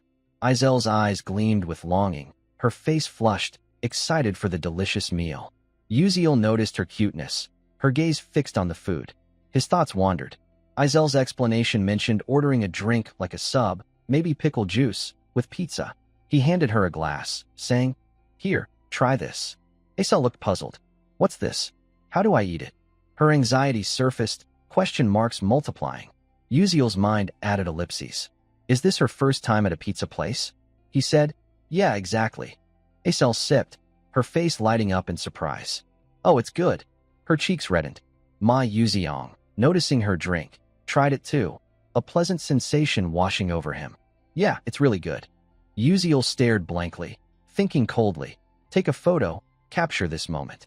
He's drinking like he's posing for a food magazine. After sipping, Uziel held up a slice, smiling. Try this too. Acel, eager, grabbed a knife and fork. Uziel, unsurprised, closed his eyes. Oh God, you're sticking a knife in the pizza? No one does that. He demonstrated, eating a slice. They say it tastes better this way. Acel hesitated, puzzled. That's odd, isn't it impolite? Ma Yuziang laughed brightly. Oh, isn't that fun? He casually bit into a slice. Let's see. You don't know till you try? Acel followed, biting her slice, eyes closing tightly. Her body trembled, drawing the boy's attention. She touched her cheek, joy spreading. The sweet cheese melts, bell peppers dancing, olive oil and bacon with onions, like a symphony. Uziel asked, So, is it good? Acel, startled mid-bite, blushed, looking at her slice. Yeah, it's really good. Both boys smiled at her. A suggestion followed. Let's come here often. Can I join? Or is it up to you? Don't. The scene shifted to a sunset field, where a peculiar rift signaled looming danger. Back in the classroom, Flame was walking when her steps halted as someone called out. Hey, Flame, have you heard about it? Her gaze shifted, a faint smile forming. Yes, I've heard. The female student hesitated. Oh, really? She quickly left. See you later, then. Flame watched her disappear, then stood silently, sighing. I guess she came to talk about the rumor that Assistant Altarisha solved the interference formula. But as far as I know, it was all Uziel's doing. His image surfaced in her mind, sparking new thoughts. How did he solve that formula? To return, most future knowledge, except key events and stories, should have been forgotten. Could he remember those things? Or is he just that brilliant? Nearby, students were chattering, but someone approached, greeting her. Hello, Flame. It was Jeremy Scalvin, smiling brightly, continuing, Want to practice the persona gate with our group this time? Seeing him close, Flame avoided his gaze. Why are you acting like this? If you go, do I have to follow? Her eyes widened, voice firm. Go find another girl. Don't flirt without reason. Flame left. Jeremy's face flashed a peculiar, striking smile. The scene shifted to a nearby notice board, displaying Official Persona Gate Notice. First-year students, please select a Persona Gate for group practice. Everyone looked up at it. Flame stood, lost in thought. By the way, this is the Persona Gate practice. Has it really started? Additional info surfaced. A different dimension created by Dark Mage's power, called a Persona Gate. If not conquered quickly upon appearing, it becomes a dead zone where no creature survives. Unlike dungeons cleared by defeating a boss or destroying a core, Persona gates require analyzing and breaking their patterns and magic. Pondering, she thought, from analyzing focus to distorting space, structure, and soul entrapment, it demands knowledge of thousands of patterns and the ability to recall them. And ultimately, combat strength. Training magical warriors aims to counter persona gates, making this the most critical subject. Flame's fist clenched. If it follows the original story, something real is mixed into this persona gate activity. I can't let Uziel handle it alone. Determination surged. This time, I must prevent major losses. The scene shifted to the 9th Star Tower, the Cloud Layer Cafe. Princess Hong Baiyan's group gathered, their table laden with pastries and fragrant tea. A sudden question arose. Have you tried the new dessert? Responses followed. You mean the pumpkin pie without cream cheese? It's got a unique flavor. Hong Baiyan sipped her tea as chatter continued. Yeah, I tried it once and was surprised. But her thoughts disagreed. It's bland. Her eyes widened when someone mentioned recent news. By the way, Stella's assistant solved the random spatial interference technique. Rochelle added, I heard it from my dad. Apparently, the co-author is actually a Stella Academy student. Her friends gasped in unison. No way, really? Definitely. Rochelle's dad is the intelligence agency director. Doubt crept in. Who could solve an unsolved formula as a student? You're right. Hong Baiyan set her teacup down, thoughts overwhelming her. Even the intelligence agency director doesn't know who it is. Images of Uziel and Altarisha flashed in her mind. So Uziel is the co-author of the spatial interference technique. Her expression darkened. Unable to hold back, her hand gripped the teacup's edge. Questions raced through her mind. Why did Uziel hide it? Is he deliberately boosting Altarisha's reputation? Or does he have feelings for her? She stood abruptly, prompting a friend to look up and ask. Hong Baiyan turned, leaving immediately. I have to go, her friend added. But it's tea time. The three others stared, confused, as she hurried off. A question arose. Why is the princess acting like that? The scene shifted to the school courtyard, where Hong Baiyan walked until a figure appeared before her. She looked down, not yet recognizing them. A voice spoke, Hong Baiyan. Recognizing the voice, she replied, Princess Hong Siwa. Siwa covered her mouth, laughing. Goodness, didn't I tell you to call me sister? Additional info. They're fated enemies due to one being legitimate and the other illegitimate. My half-sister, Hong Siwa Adalovit. I hate her to death. Interrupting her thoughts, Hong Baiyan asked, What are you doing here? Siwa smiled brightly. Haha, don't look at me like that. I'm here for a reason, right? Lately, a fascinating commoner appeared in the first-year class, didn't they? The question startled Hong Baiyan. She's talking about a commoner upholding the knightly spirit, nearly lost to this world. Uziel's image surfaced. Noticing her odd reaction, Siwa crossed her arms, adding, From your reaction, you're interested in him too, huh? Her voice grew pensive. A knight sacrificing everything for a mage. A cold gaze and mocking smile followed. Isn't that every princess's dream?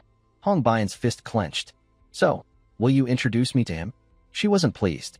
Hong Baiyan stepped past, replying, Sure, thanks. Try it yourself. Siwa laughed loudly. Look at you, getting upset. So cold. Then, recalling something, she raised a finger. You weren't like this before. Is it because of our eldest sister's death? Hong Baiyan's face darkened, her eyes visibly sad. She continued walking, saying, I'll take my leave. Siwa's gaze followed, tinged with sadness. Her thoughts shifted. Maybe I was too harsh this time, going too far. It's too soon for her to hear about our eldest sister. A guard, Sarah, appeared, adding. Seeing her sudden arrival, Siwa asked, Huh? What's up? Sarah handed over documents. Info on the person you requested. Student Uziel. A copy of his class assignment and a brief background. Siwa took the documents, saying, Really? I didn't expect to get this without digging. Great job. So there was such an assignment. She opened it. Let's see what it's about. Title. To my mother. Mom, I miss you. Reading this, Siwa laughed loudly, quickly covering her mouth. Haha, kids are still kids, huh? Moments later, her hands holding the documents trembled. Sarah, surprised, watched as Siwa's tears fell, her hand covering her mouth. I see. Uziel's mother said she didn't like black bean noodles. Sensing something wrong, Sarah apologized. My apologies. Siwa turned away. Are you crying? Siwa replied. Oh, it's nothing. Wiping her tears, she added thoughtfully. I never deeply considered poverty. He lived in that environment, yet kept his knightly spirit. Her gaze softened. Uziel's hometown was invaded by dark mages, right? She smiled. I'm sorry, Hong Bayan, but I'm growing more curious about him. The scene shifted to the final training day. Students gathered on the lawn. A professor stepped forward, explaining, "We'll now begin the Persona Gate training for first years. Students, enter the gates as assigned." Uziel stood in a corner amid murmurs. It's just like the textbook. I'm getting worried. He thought further. So it's finally starting. Melian. Before the upcoming events, Uziel began a new train of thought, connecting to his system interface, as a reward for completing an academic presentation. We can also activate the portal analysis function from these glasses. I've trained in Leafinal's garden and enhanced my abilities, so this should be enough.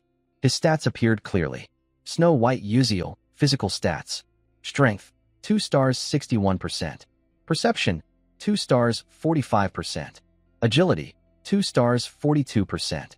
Endurance, 2 stars 12%. Durability, 0 stars 97%. Mental resilience, 1 star 59%. Mana, undetermined. EXP, undetermined. Skill, Flash Step level 1. His expression was pensive, his eyes revealing deep contemplation. At that moment, a teacher nearby pointed toward the portal, gesturing. Students heading to Portal C7, please proceed this way. Flame, standing beside Uziel, replied curtly, yes. Her captivating tone made him glance at her. Others appeared, including Princess Hong Bayan and Acel, lost in thought. So these are my companions? Uziel thought. This Persona Portal training would be conducted in groups of 4 to 18. Cooperation was key to overcoming the challenge. His gaze lingered on the group. First-year students at Stella Academy, averaging Class 2 skills, won't easily conquer a Persona Portal set with 3 risks for their first real mission. A worry surfaced. Portal C7, the event's location, held up to 16 people. It's a shame Hei Wonriang isn't here, he thought. But with Flame, Hong Bayan, and Acel, we won't fail. He stepped forward. I don't need to join the strategy to defeat the final boss anyway. The portal loomed ahead. All I need is the hidden reward. Enchanting tree petals suddenly stirred, transporting him elsewhere. Uziel's face showed surprise. A new interface appeared. Welcome to the Aharon Ball. A dazzling golden plaza unfolded before him. Everyone gathered at the large central carpet. Hong Bayan's group quickly moved there, as did Uziel. Eyes scanned the surroundings, assessing the situation, when a voice rang out, capturing attention. Hello. A maid steward raised her hand, beaming brightly. I've prepared dresses and shoes for everyone. Hearing this, Hong Bayan sensed something off, suspiciously asking, a dress? Shoes? What do you mean? A thought interjected. Has a ballroom ever appeared in a Persona portal? She quickly adjusted her mindset. Now's not the time for that. We need to analyze the portal and check the guidance. Complex symbols appeared on the interface. Anxiety crept in. Huh? Wait, they're giving such a complex formula for a first-year test. The steward handed out instructions. Miss, it's almost time for the banquet. Please hurry. Hong Bayan, still confused, asked in surprise, Steward, why are you talking like that? Is that a scripted phrase? A thought cut in. I don't know if this is a real NPC in the Persona portal. I heard people in portals created by mages don't show individual actions. Seeing the steward's free smile and earlier words, Hong Bayan's mind wavered. No, impossible. This is Stella Academy. There's no way a real Persona portal would appear here. It's probably just Stella's advanced technology. The steward's smile remained. Why would you say that? Hong Bayan changed her tone. Don't worry, go get the dress. The steward replied. Yes, I understand. She left under the princess's gaze, anxiety lingering. Maybe it's my mood, but this training feels like it won't end easily. Time passed quickly, and footsteps approached. Hong Bayan, now in her dress, her silver-pink hair blending with its color, looked stunning. Her eyes caught a figure, Uziel, in an elegant vest. His gaze turned elsewhere. Hong Bayan's cheeks flushed slightly. He looks good, very fitting. But focus took over. Memories surfaced. This was Uziel's academic submission. I heard it's his past story. She touched her hair, reviewing the data. Is that so? Back to reality. She kept watching Uziel. Is it because of the personal info I got about him days ago? He seems different. Uziel yawned repeatedly. Hi. His eyes met hers, while her thoughts continued. Overcoming such a past, the knight's path at Stella. Uziel's blank expression interrupted her. What are you staring at? First time seeing a commoner yawn. Hong Bian, startled, looked away embarrassedly, saying, No, it's nothing. A voice cut in. Everyone's here, right? Someone approached their position. All eyes turned to the newcomer, a red-haired lady with a fan, continuing. From now on, you'll attend the ball hosted by Duchess Aharon. Her gaze shifted to a wall. They say those 4 paths lead to the manor's basement, but it's a maze full of traps. If you get lost, the manor's knights will move. She smiled. You can only trust your intuition and knowledge. Can you do it? Uziel, standing aside, replied curtly, Yes. The lady glanced at him, surprised. You're quite confident. I like that. That boldness makes one feel a bit guilty. I love it. Uziel said, Thank you. The natural exchange shocked other students. What? She talks like a real person? Do original NPCs have such dialogue? The lady continued. Good luck. She turned, leaving her silhouette for all to see. Male students exchanged glances. All right, let's go. Anxiety loomed as they approached the portal, starting the mission. A voice rang out. Wait, everyone. It was Flame, asking about the training test. Doesn't it feel odd? She calmly detailed. It's hard to explain, and these NPCs act too real. I can't analyze this persona portal either. Normally, a first-year practical test wouldn't be this hard. Students ahead agreed. Actually, I thought it was weird too. I barely understand it. Yeah, that NPC seemed too real. As they concurred, Flame's expression brightened. All right, I'll convince them to go this way. A voice interrupted. Wait, Flame. Jackie appeared, arms crossed, displeased. You're not saying this is a real portal, are you? Scared already. To me, this is what the professors want. In real combat, you can't always fully decode a persona portal, right? This confusion is part of their plan. She analyzed further. Besides, Stella trains the best magical warriors with top-tier magic knights. Would they miss a real portal in the academy? Others began believing Jackie. Oh, makes sense. So that's it. Anxiety gripped Flame. This is bad. By protocol, this portal is real. But no one will believe me. She tried to signal unease, glancing at Jackie's smug look. What now? Silence enveloped the space. Uziel looked over, pensive. So we're following this path after all. He recalled data. E006, Jackie's corruption branch. In the original novel, Jackie doesn't exist, so Flame must be confused. But Flame's interference here is one of many game branches. Either way, one of the 3 students must become a corrupted sacrifice. A new worry arose. Though Uziel hoped no one would be corrupted, could fate be changed? Seeing the opposition, he thought, even helping Flame won't change the outcome. If so, the right choice is to step back. They locked eyes briefly, then Jackie turned away. Whatever you say, I'm going. Flame tried to stop her. What? Wait, Jackie. Jackie turned back, her gaze cold. Even in this situation, it's the professor's setup. Just handle it calmly. You guys just stand there clueless. Jackie chose a portal and teleported. Flame couldn't stop her. Male students exchanged worried glances. One decided, I'm going too. I'm always ready for this. Uziel stood, arms crossed, assessing. No one's acting systematically. His fingers twitched slightly. If it's come to this, we just move forward. He smiled, stepping toward the portal.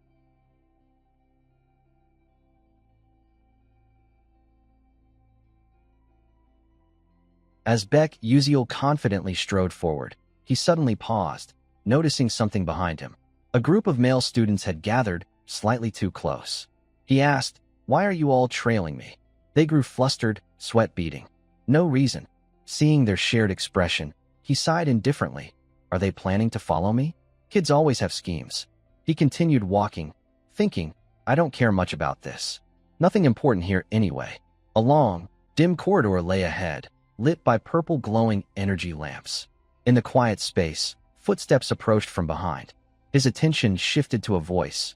What's with this creepy hallway? It was Princess Hong Bian, accompanied by 2 other girls. He mused, seems everyone's here. The princess's gaze fixed on something. The trio moved ahead, standing before a closed door. Beck asked, Where'd the others go? Glancing down, he realized, as expected, we can't all appear at once. Analyzing further, 16 students, split into 4 groups of 4, each taking one of 4 paths. 2 familiar figures joined. Izel, and Flame, apparently grouped elsewhere. Beck glanced at those with Princess Hong Bayan, thinking, didn't expect to be teamed with her. The two exchanged words. We should move now. Yes, Your Highness. The princess caught his stare, asking with a puzzled look. What? Got a problem? He sweated. No, nothing. Maintaining her expression, she teased. Gods, so boring. Ignoring her, Beck's gaze shifted elsewhere. Hong Bayan and Izel splitting up is a good thing, right? Suddenly startled, he raised a hand, halting the group. Wait, something's ahead. Golden light revealed dancing statues, resembling decorative mannequins. The group wondered, are those dolls? Hong Bayan stayed silent but flinched, her attention locked forward. A gate lay within the room. The two girls beside her opined. Will our unlock spells work? I doubt it. We can't even read this gate. Our level's too low. It's so dark, I'm scared. The situation seemed tough. Hong Bayan glanced at Beck. Commoner, decoded the gate yet? His reply disappointed. No, her face showed it clearly. Is it too much to expect from a commoner? But surprise replaced her frown when he spoke again. But I've got a rough idea how to get out. Intrigued, she asked, Really? You serious? Staring at the statues, he pointed. Look closely. Each statue's pose differs, but they're all in the same dance. He questioned, Know the dance? Her eyes locked on the statues, and an answer formed. Serena's soul-calling dance, she said, describing the tragic performance Serena gave before her death. Beck pressed. You remember the moves, right? Startled, she grasped his intent, exclaiming, No way. To calm her, he looked ahead. She's noticed the statue's sequential movements, with some interruptions. After a moment, he asked, Ready? The other two girls took empty spots, starting the dance. Done. Me too. Hong Bayan followed, filling the missing position. Beck watched intently, and the gate opened perfectly. Cheers erupted. We did it. The door revealed another dark corridor, with light glimmering afar. They hurried through. Attention shifted to Hong Bayan as they advanced. A grand room appeared, bathed in golden light, with knight armors wielding swords, arranged variably.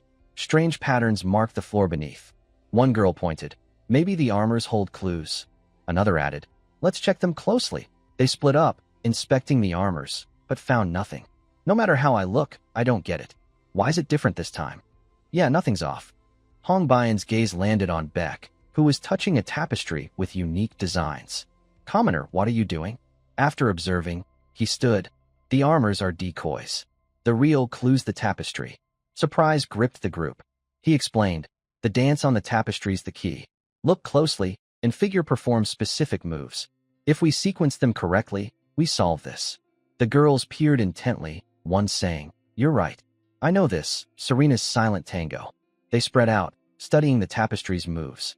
Beck and Hong Bayan examined closely. Suddenly, he noticed something odd. The sequence aligned, light flared, and a familiar sound rang. The gates open. A new path appeared. Beck urged, Let's go. Hong Bayan's gaze lingered on him. He's truly different. I knew it when taught to shift perspectives, but not this impactful. His breakthrough speed's uncanny for an unreadable gate. Strategy, observation, calculation, reasoning. Is this a first year's level? It's like he's tackled a persona gate hundreds of times. At the new area, her thoughts persisted. Before entering this academy, he said his hometown was destroyed by dark mages. He muttered, More stone statues here. She analyzed, a remote village, unknown, yet famed for brutal battles against dark mages. Now I get why he lacks basic academic knowledge, but excels in strategy and combat. Watching him, he must have fought on fierce battlefields against dark mages. Whether true or not, he's leagues above other students. Ahead, chatter arose. Go there and adjust the weight balance. Got it. Surprise crossed Hong Bayan's face. Everyone's striving for high scores, yet he blatantly guesses scribble on tests, flaunting it. He skips homework, acts poorly in class.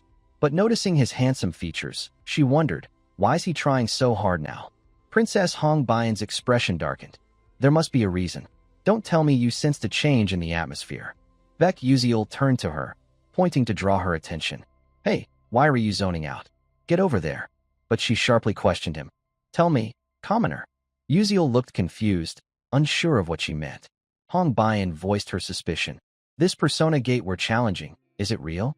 She paused, awaiting an answer, met with Uziel's pensive silence. He assessed her.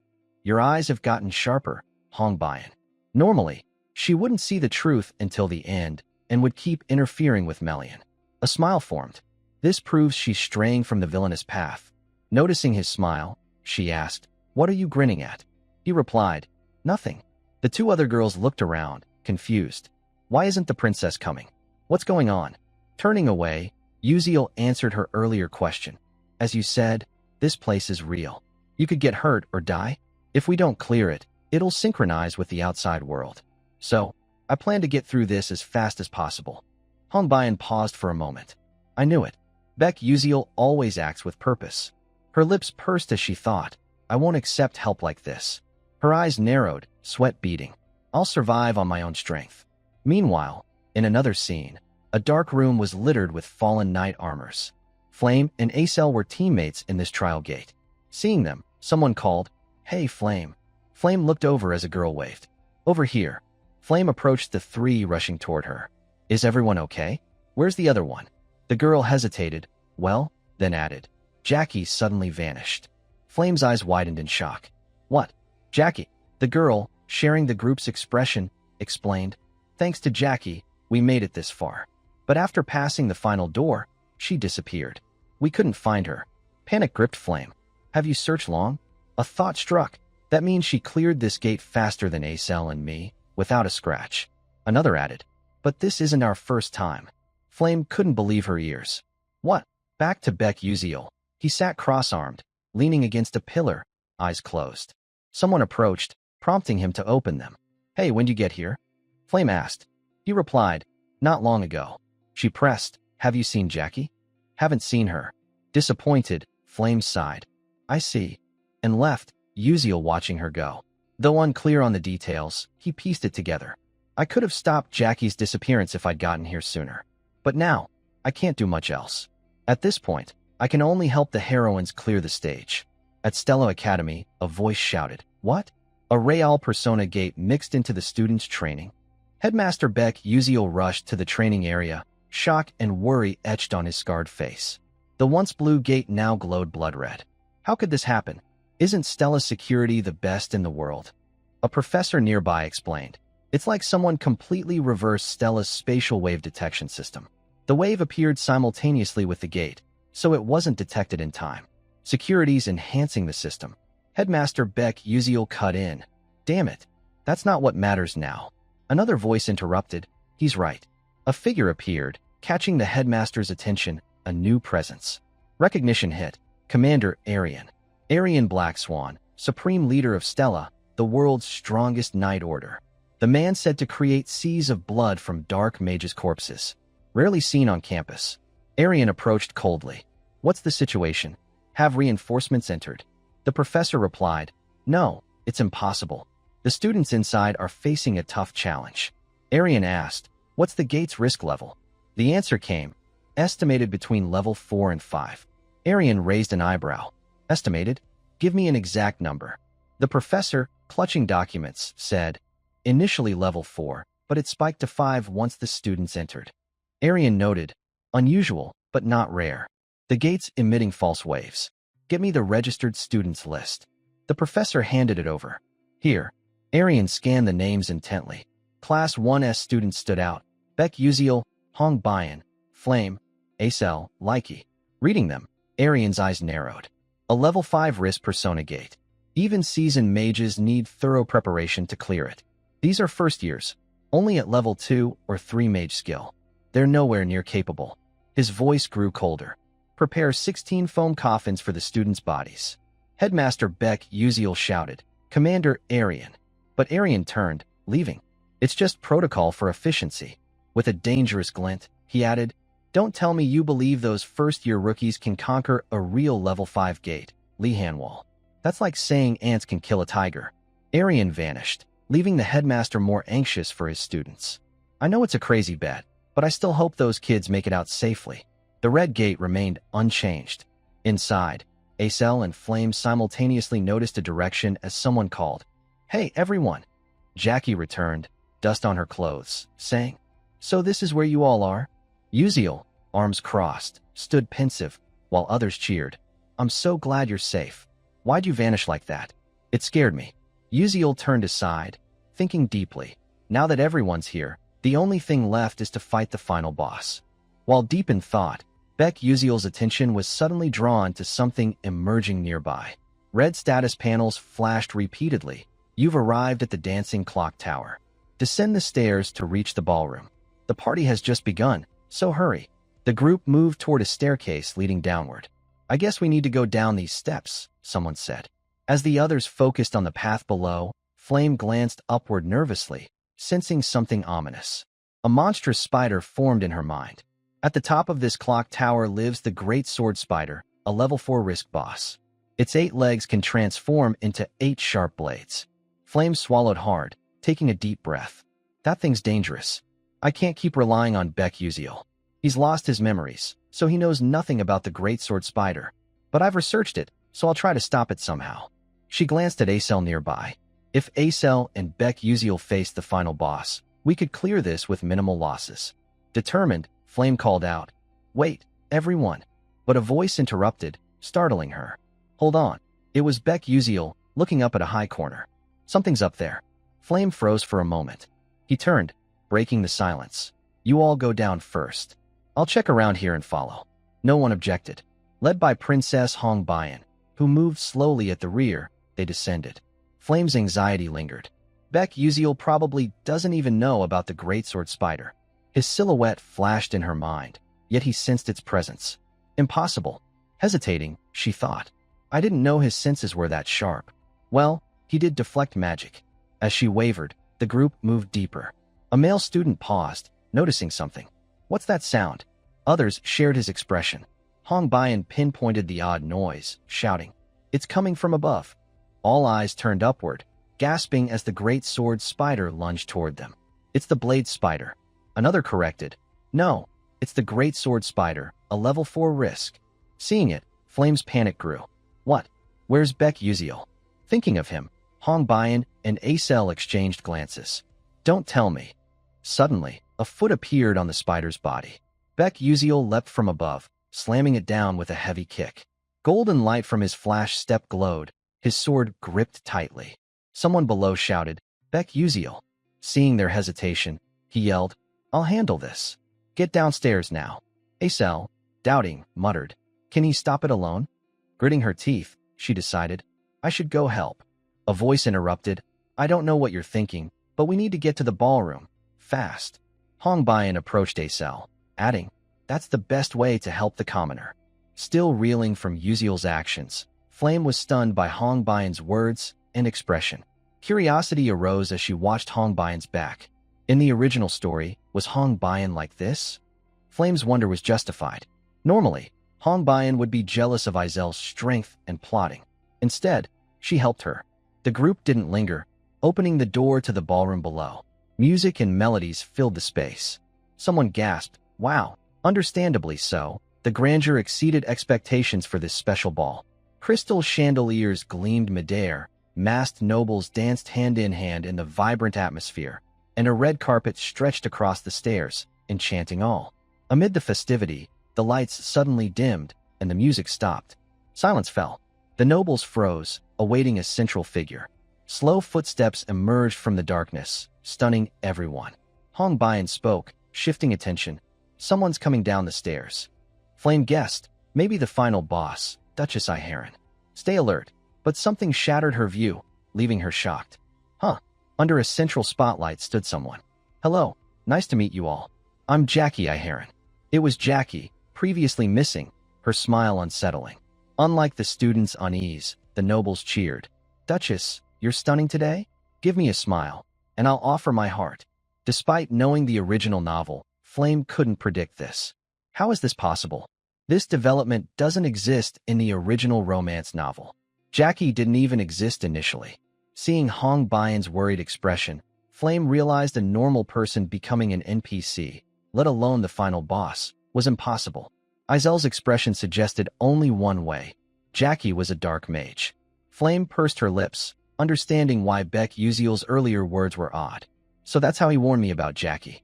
But I can't give up. Determined amid anxiety, she shouted, Jackie, if you're consumed by that power, you'll become something horrific. Please calm down. Jackie cut her off. Huh, nonsense, she declared. I am a heron now. A dangerous smile hid behind her paper fan. She asked, and the nobles below replied, my head is a heron. My chest is Jackie. My heart is. Jackie's face flushed unnaturally. It's so thrilling, it feels like everything's melting. Hong Bian realized. It's too late. Her mind's corrupted by dark magic. Acel added. At this point, the only way is to clear the gate and bring her back. Flame gripped her staff tightly, golden mana glowing. Got it, she said, focusing. Wait, Jackie, I'll save you to make up for this. A red lightning bolt flashed near Jackie. Enough chatter, she said, her smile widening as mana surged. Let's start the party. A critical update appeared. The battle with the Masquerade Temptation boss has begun. Meanwhile, elsewhere, a streak of green blood appeared on the screen, where the great sword spider's massive blade had been slashed across its upper abdomen. The blood came from that wound, a result of Uziel's flash step attack. Anxiety enveloped him, sweat dripping down. This is tough. Analyzing the situation, he realized the great sword spider was a subspace entity, not critical to clearing the gate. Yet, two reasons compelled him to face this challenge. His eyes narrowed. First, to obtain the enchanting tree petal embedded in the spider's dessert-like crest. As he pondered, the spider suddenly swung a leg down at him, but he was prepared. Using Flash Step, he dodged effortlessly, checking the item left behind as the beast missed. Simultaneously, he hurled 3 vials of different colors: orange, spark potion; green, sleep slip potion; purple, oil potion. The result was immediate. The spider convulsed, struck by electric shocks, white light flashing as lightning hit its body. The second reason, Uziel thought, swinging his sword at the creature's energy barrier. Miraculously, it began to crack in moments, his target the pink petal on its forehead. His expression shifted with the tide of battle, a hidden strategy unfolding. To clear Chapter 6, Jackie's Dark Magic Path, additional info suggested, the enchanting tree petal, when absorbed, significantly boosts mental strength. It enhances perception speed, activates the Whispering Glass's critical point, and slows mana flow. A vital item with intriguing story elements. As another blade struck, he attacked, reinforcing his earlier analysis. The petal links to the final boss, Duchess Aheron. The spider lunged, he leapt to dodge. Focused on combat, his thoughts split. The great sword spider is actually the Duchess's husband. But I don't care much for that. I skipped the story to focus. Annoyed by constant attacks, his face showed frustration as he used Flash Step repeatedly, repositioning above the spider. Attacking the barrier before the petal causes the Duchess to show similar signs, making it easier for the heroines to strategize. Yet, he worried, I'm not sure if my attacks will hit at the right moment. A faint smile locked on his lips. I'll hit it as much as I can to take it down. In previous clashes, the spider struck first, so Uziel decided to act preemptively.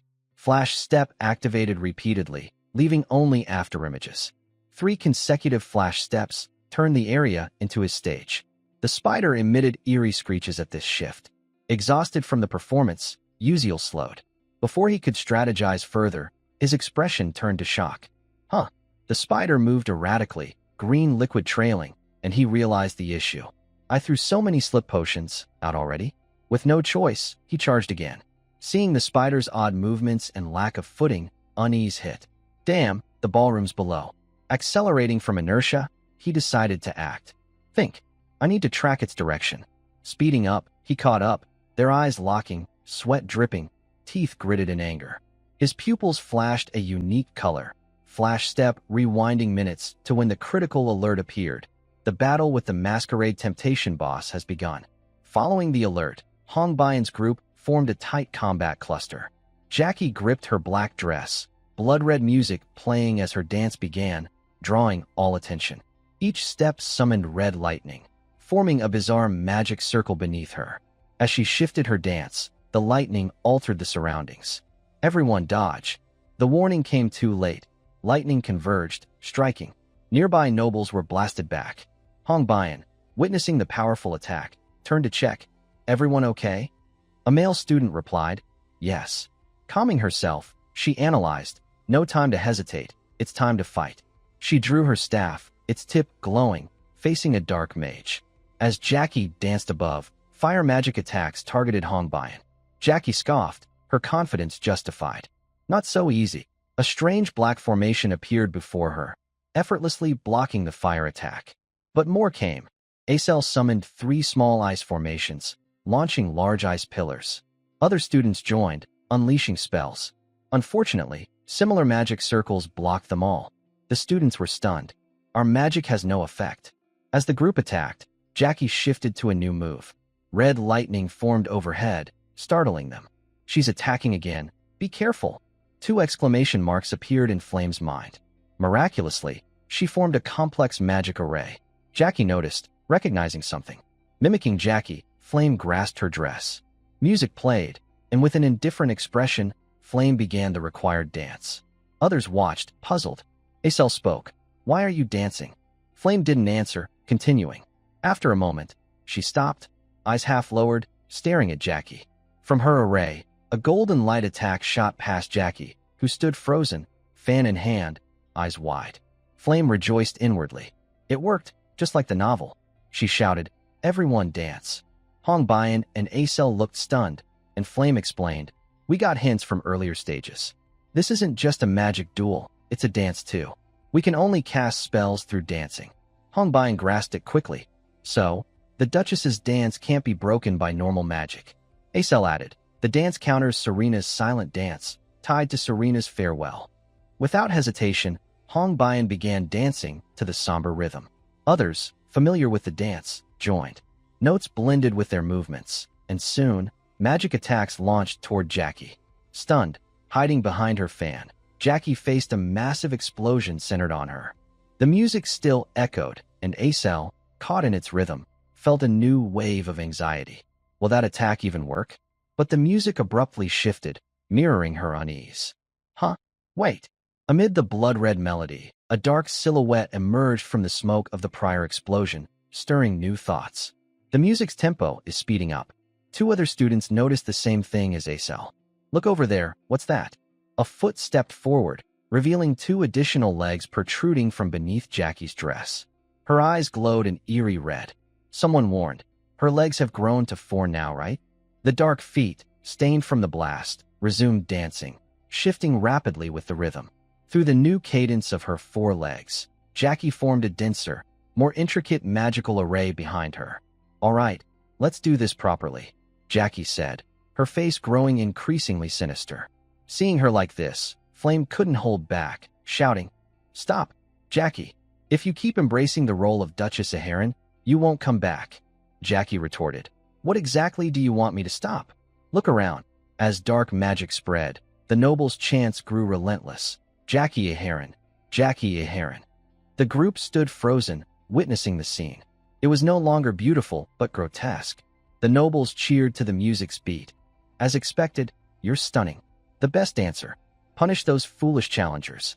Noticing Flame's stunned expression, Jackie added, "Full Flame, are you really that cruel?"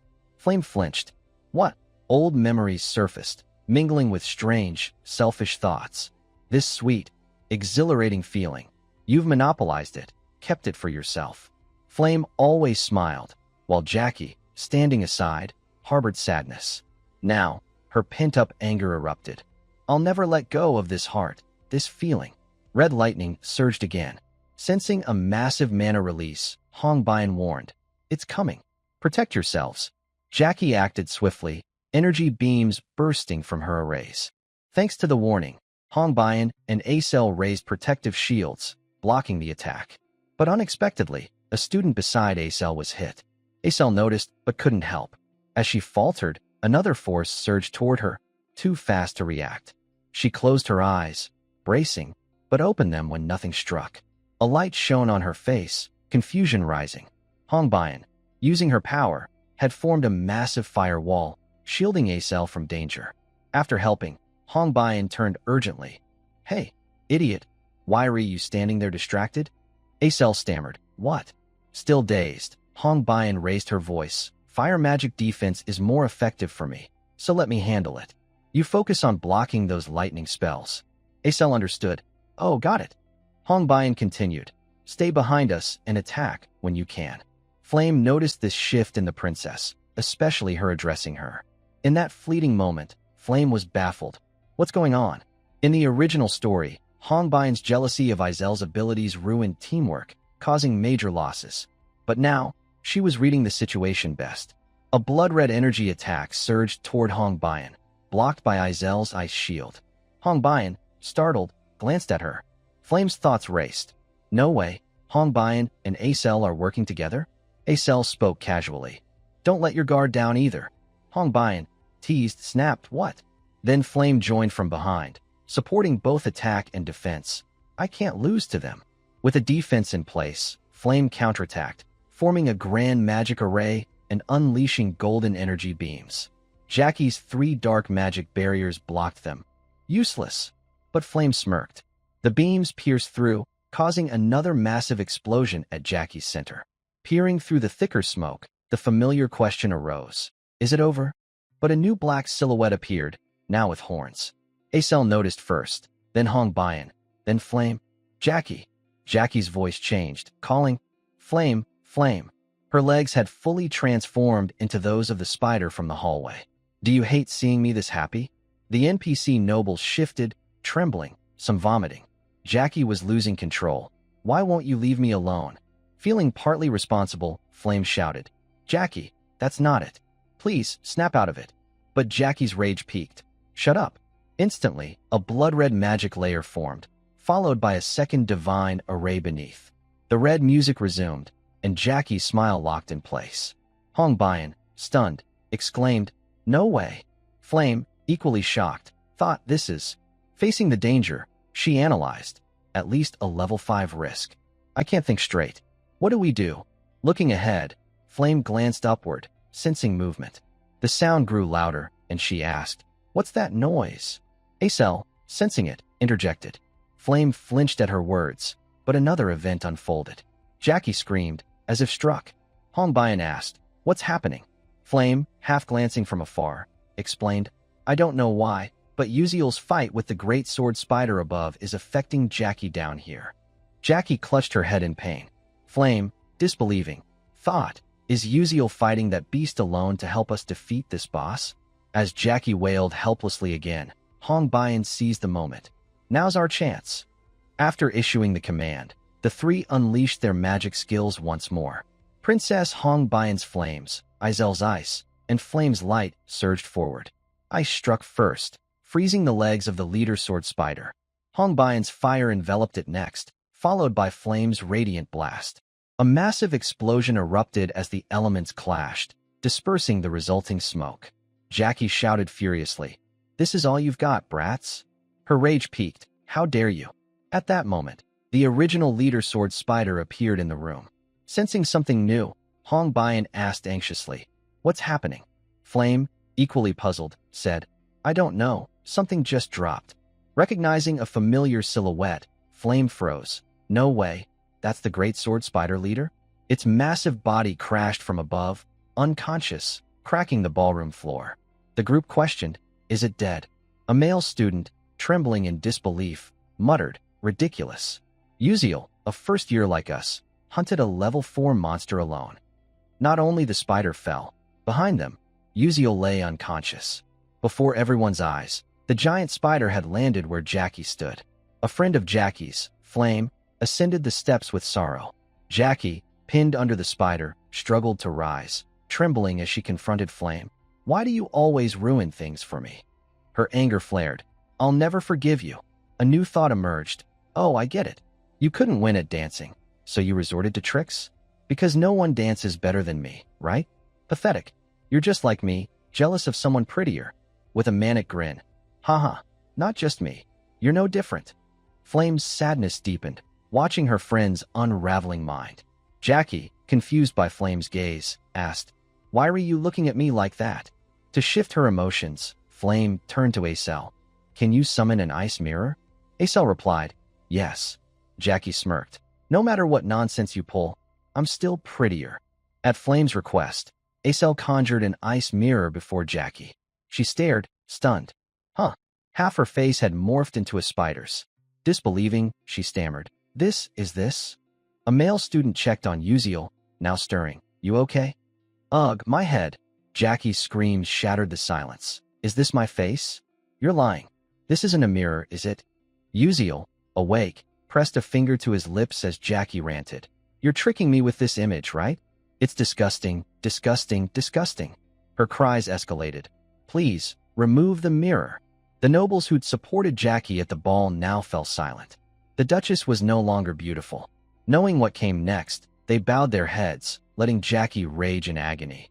No, I don't want this. I hate it. This isn't me. Her spider-like hand reached out, pleading, Flame, please, do anything, save me. Her tone shifted. You think I'd beg? A sword-like spider leg emerged, her transformed arm lunging at Flame. It's your fault I'm like this. Dot.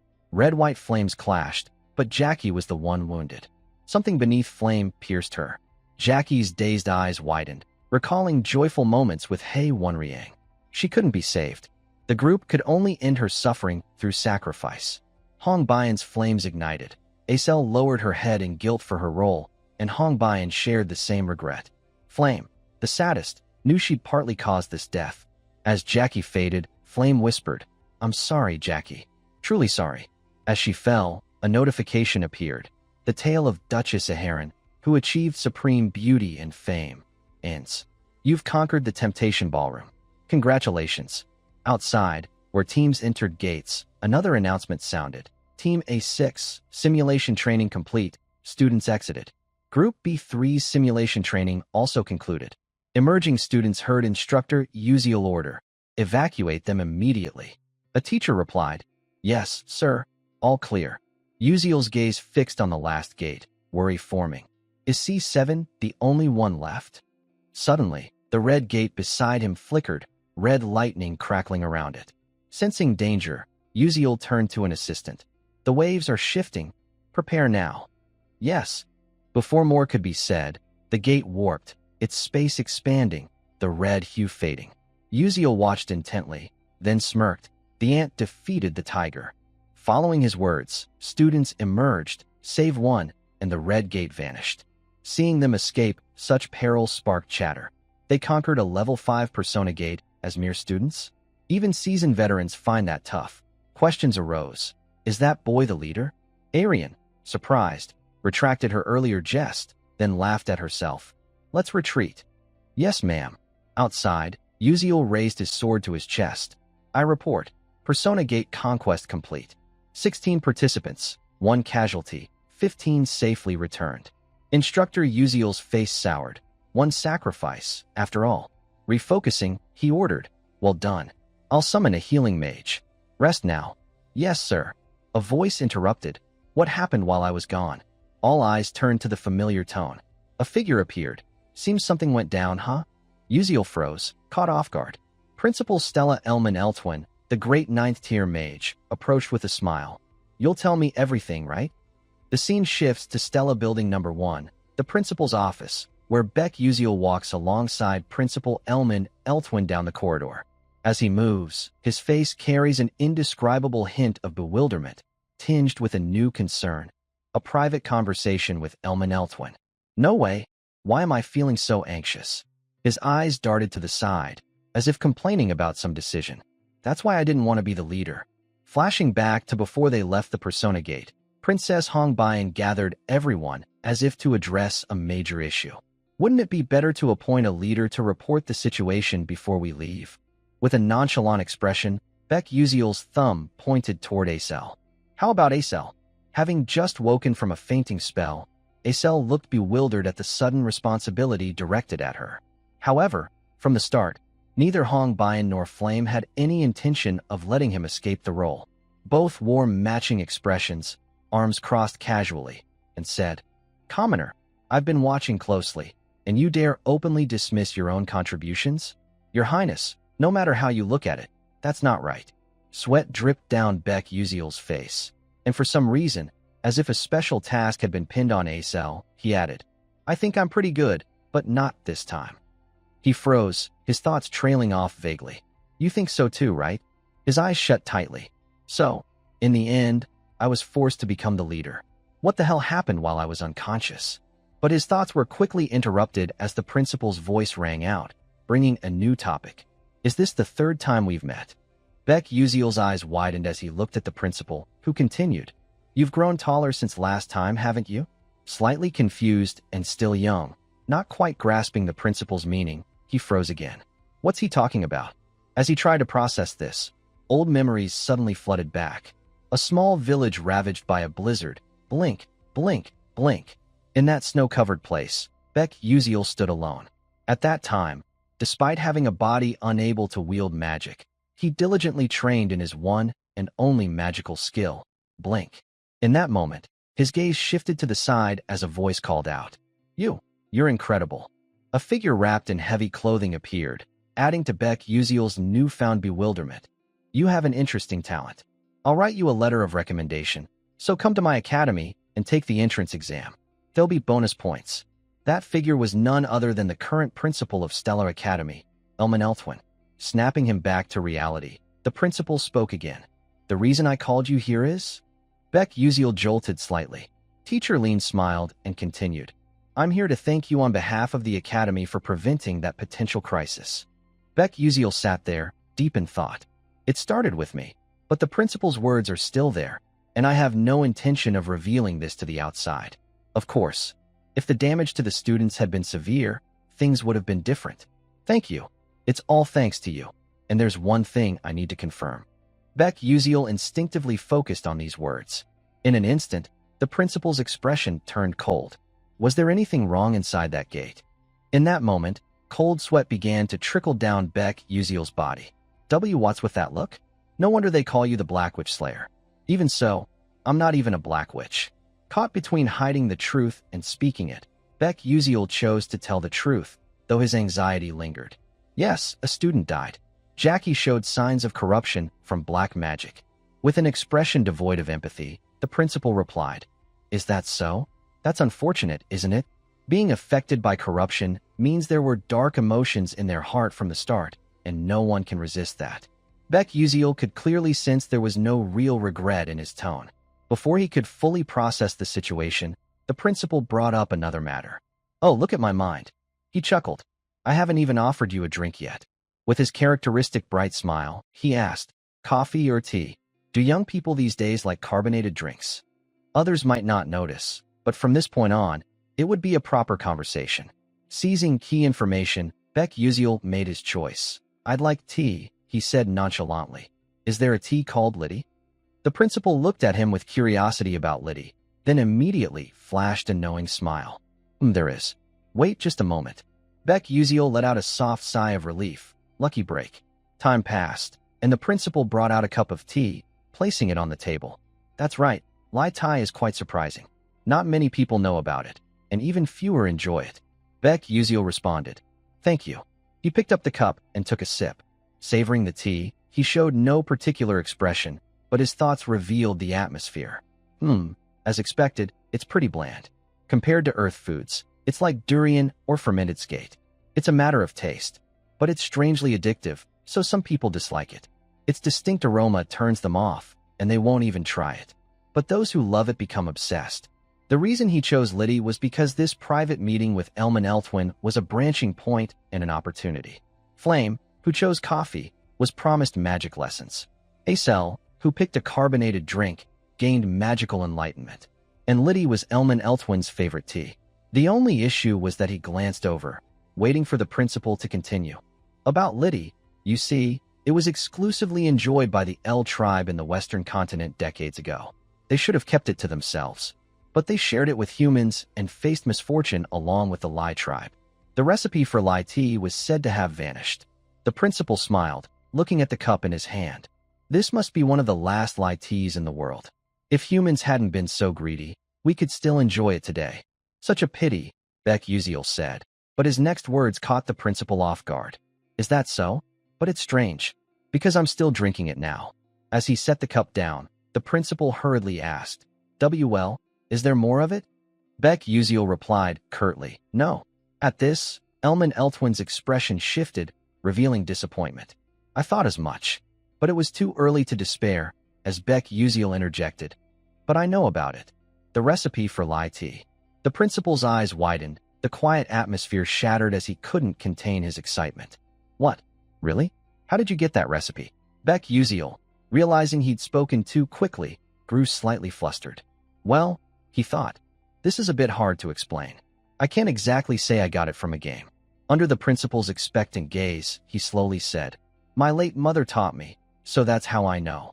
With a hint of sadness, he shared this. The final touch, mentioning his mother's nurturing, tugged at his emotions. The principal's mood softened. I'm sorry, I shouldn't have asked. Beck Uziel brushed off the sadness. It's fine. No need to apologize. His thoughts returned. Thankfully, things were going smoothly. Regaining his usual composure, the principal cleared his throat and asked again. So, would you consider selling that recipe to me? I'll pay you handsomely. Elman Eltwin couldn't hide his eagerness, but Beck Uziel had been waiting for this moment. Finally, the moment I've been waiting for, he said immediately. Actually, there's something I want from you more than money. Principal, he continued, and the principal asked, oh, what is it? Surprising him again, Beck Uziel revealed, your spatial enchantment technique. I'd like your help with it, even just once. Stunned by the choice, the principal questioned, what? Why not reconsider? The Lai tea recipe is no longer in production, and it could fetch a much higher price than that. But my magical technique isn't practical. You understand what that means, right? Beck Uziel sat quietly. I understand perfectly about Elman Eltwin's spatial magic and Antaris's alchemy techniques. And by using a mana vessel controlled by a soul mage, I could create an incredible multidimensional space. It would be a storage space, one that could only be created by a mage who mastered 8th tier spatial attributes. As such, very few in this world could achieve it. But with the help of 9th tier mage Elman Eltwin, he could create the most advanced storage space in his imagination. Smiling brightly, he continued, more than a few coins. As an alchemist mage seeking the truth of matter, understanding the essence of magic and its principles, I consider this the most precious gift of my life. So please, I'm asking for your guidance. Hearing these repeated surprises, the principal let out a sigh and a smile. Under Beck Uziel's expectant gaze, he replied, all right, if that's truly what you want, let's make a deal. Beck Uziel's joy was evident. Fantastic. Meanwhile, at the first tower, Vice Principal Aki Hayden sat in his chair, facing someone. Clenching his fists, he addressed the other party. I heard a story. The Persona Gate was quite a challenge, and you failed to open it, didn't you, Raiden? As the Vice Principal spoke, the person engaging with him was Professor Raiden from the Crescent Moon Magic Department. Professor Raiden closed his eyes and replied, yes, I'm afraid the cult leader will be furious if they learn the truth about this. The Vice Principal adjusted his coat, cutting in, you tried to be overly rigid, and that's what caused the trouble. I'm not particularly sorry about your failure, but there were still other ways. Professor Raiden remained indifferent, as if sensing something. Under the dangerous gaze of Aki Hayden, Raiden voiced his suspicion. Are you planning to make Professor Meizen lose control? An eerie silence hung in the air, and the conversation ended with Professor Raiden's departure. If there's nothing more to report, I'll take my leave. Down the long corridor, the professor walked silently. During this, he began forming new judgments. The only practical reason for opening the Persona Gate this time was to deal with a few students capable of participating in the upcoming Aslan seminar.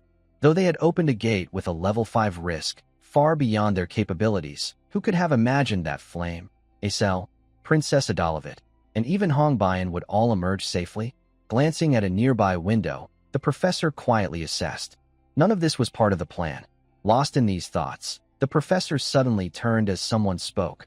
Professor, it's been a while. Raiden slowly turned to see the polite smile of a student, Mao Song. Crossing his arms, Mao continued. When I was younger, you seemed like a dangerous beast. But now, I hardly recognize you acting so human. Before Raiden could respond, Mao Song raised a serious issue. Really, my friends nearly got hurt recently. Was that planned by some old man weighed down by burdens, moving too slowly? At these words, Professor Raiden turned to Mao Song with a cold expression. Even if you're a young master, please refrain from disrespectful words and actions. Friends, you say?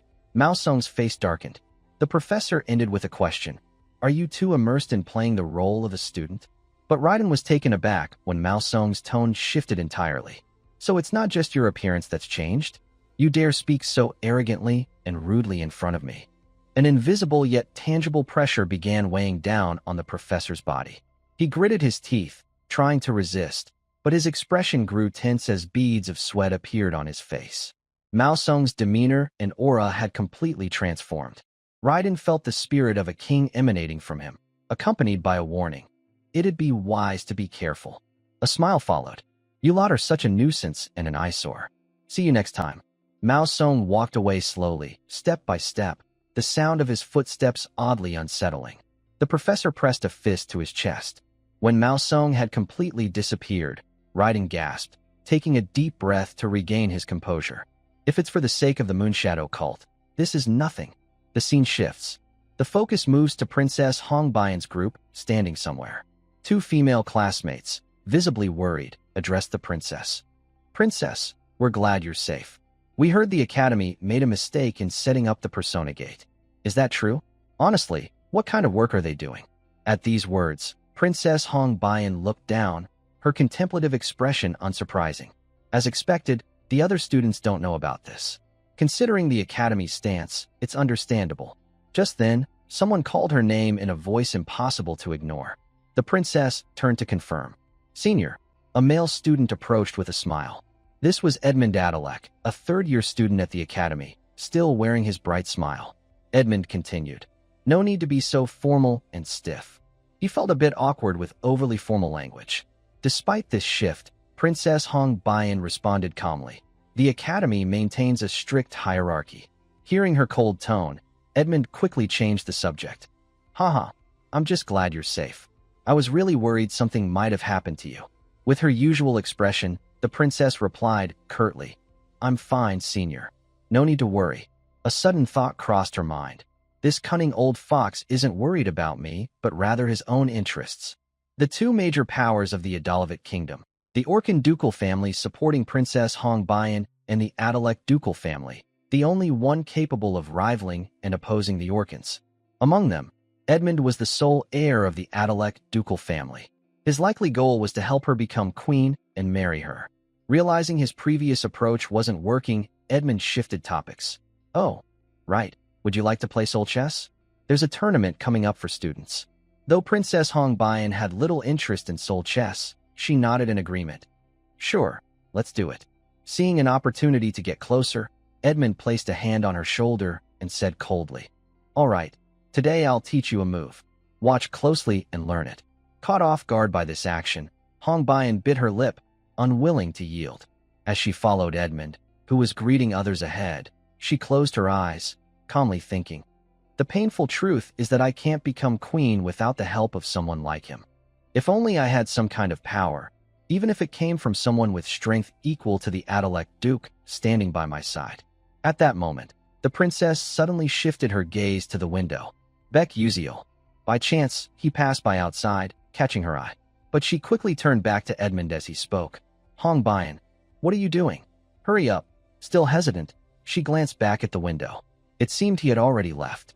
Princess Hong Baiyan moved from her spot. Yes, senior. The scene shifts to Beck Uziel holding a flower petal, pausing in a corner, hands on his hips as he examined it, pondering. Let's see, is this enough? The surroundings turned pink, and the petal in his hand floated upward. A status window appeared. Absorbing the enchanting tree's petal will increase mental strength by 65% and permanently grant a small boost to resistance against charm-based magic.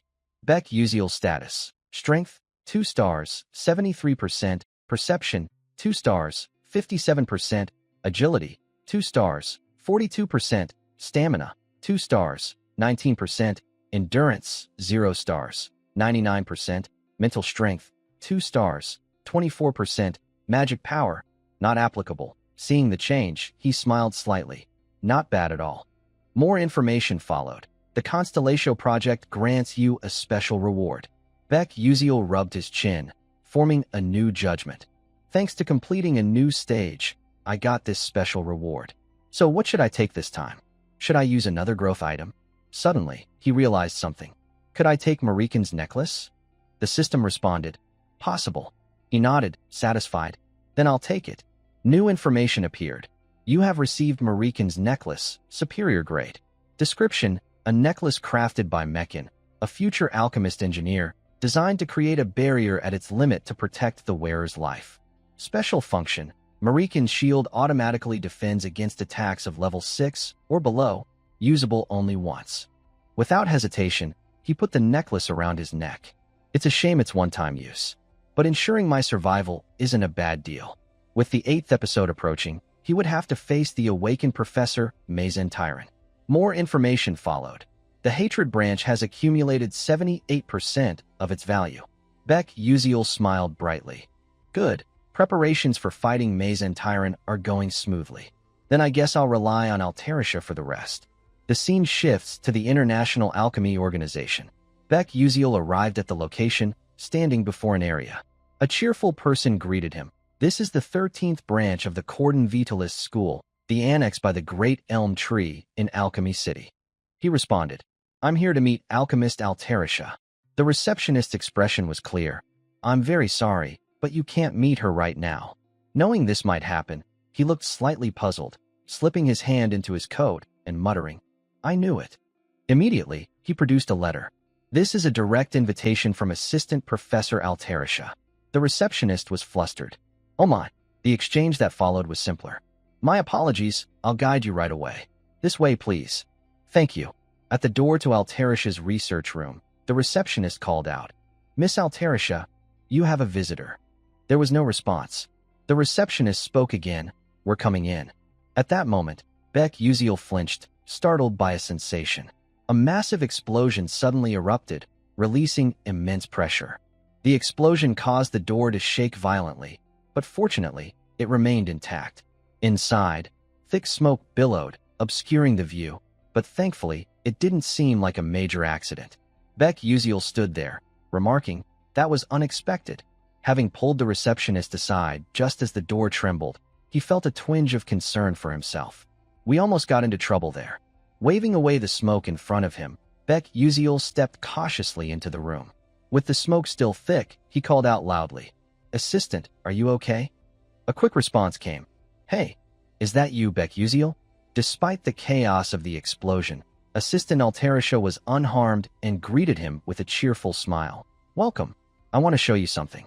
At the same time, a familiar figure appeared beside her, none other than the Golden Alchemist, Waysek Gordon.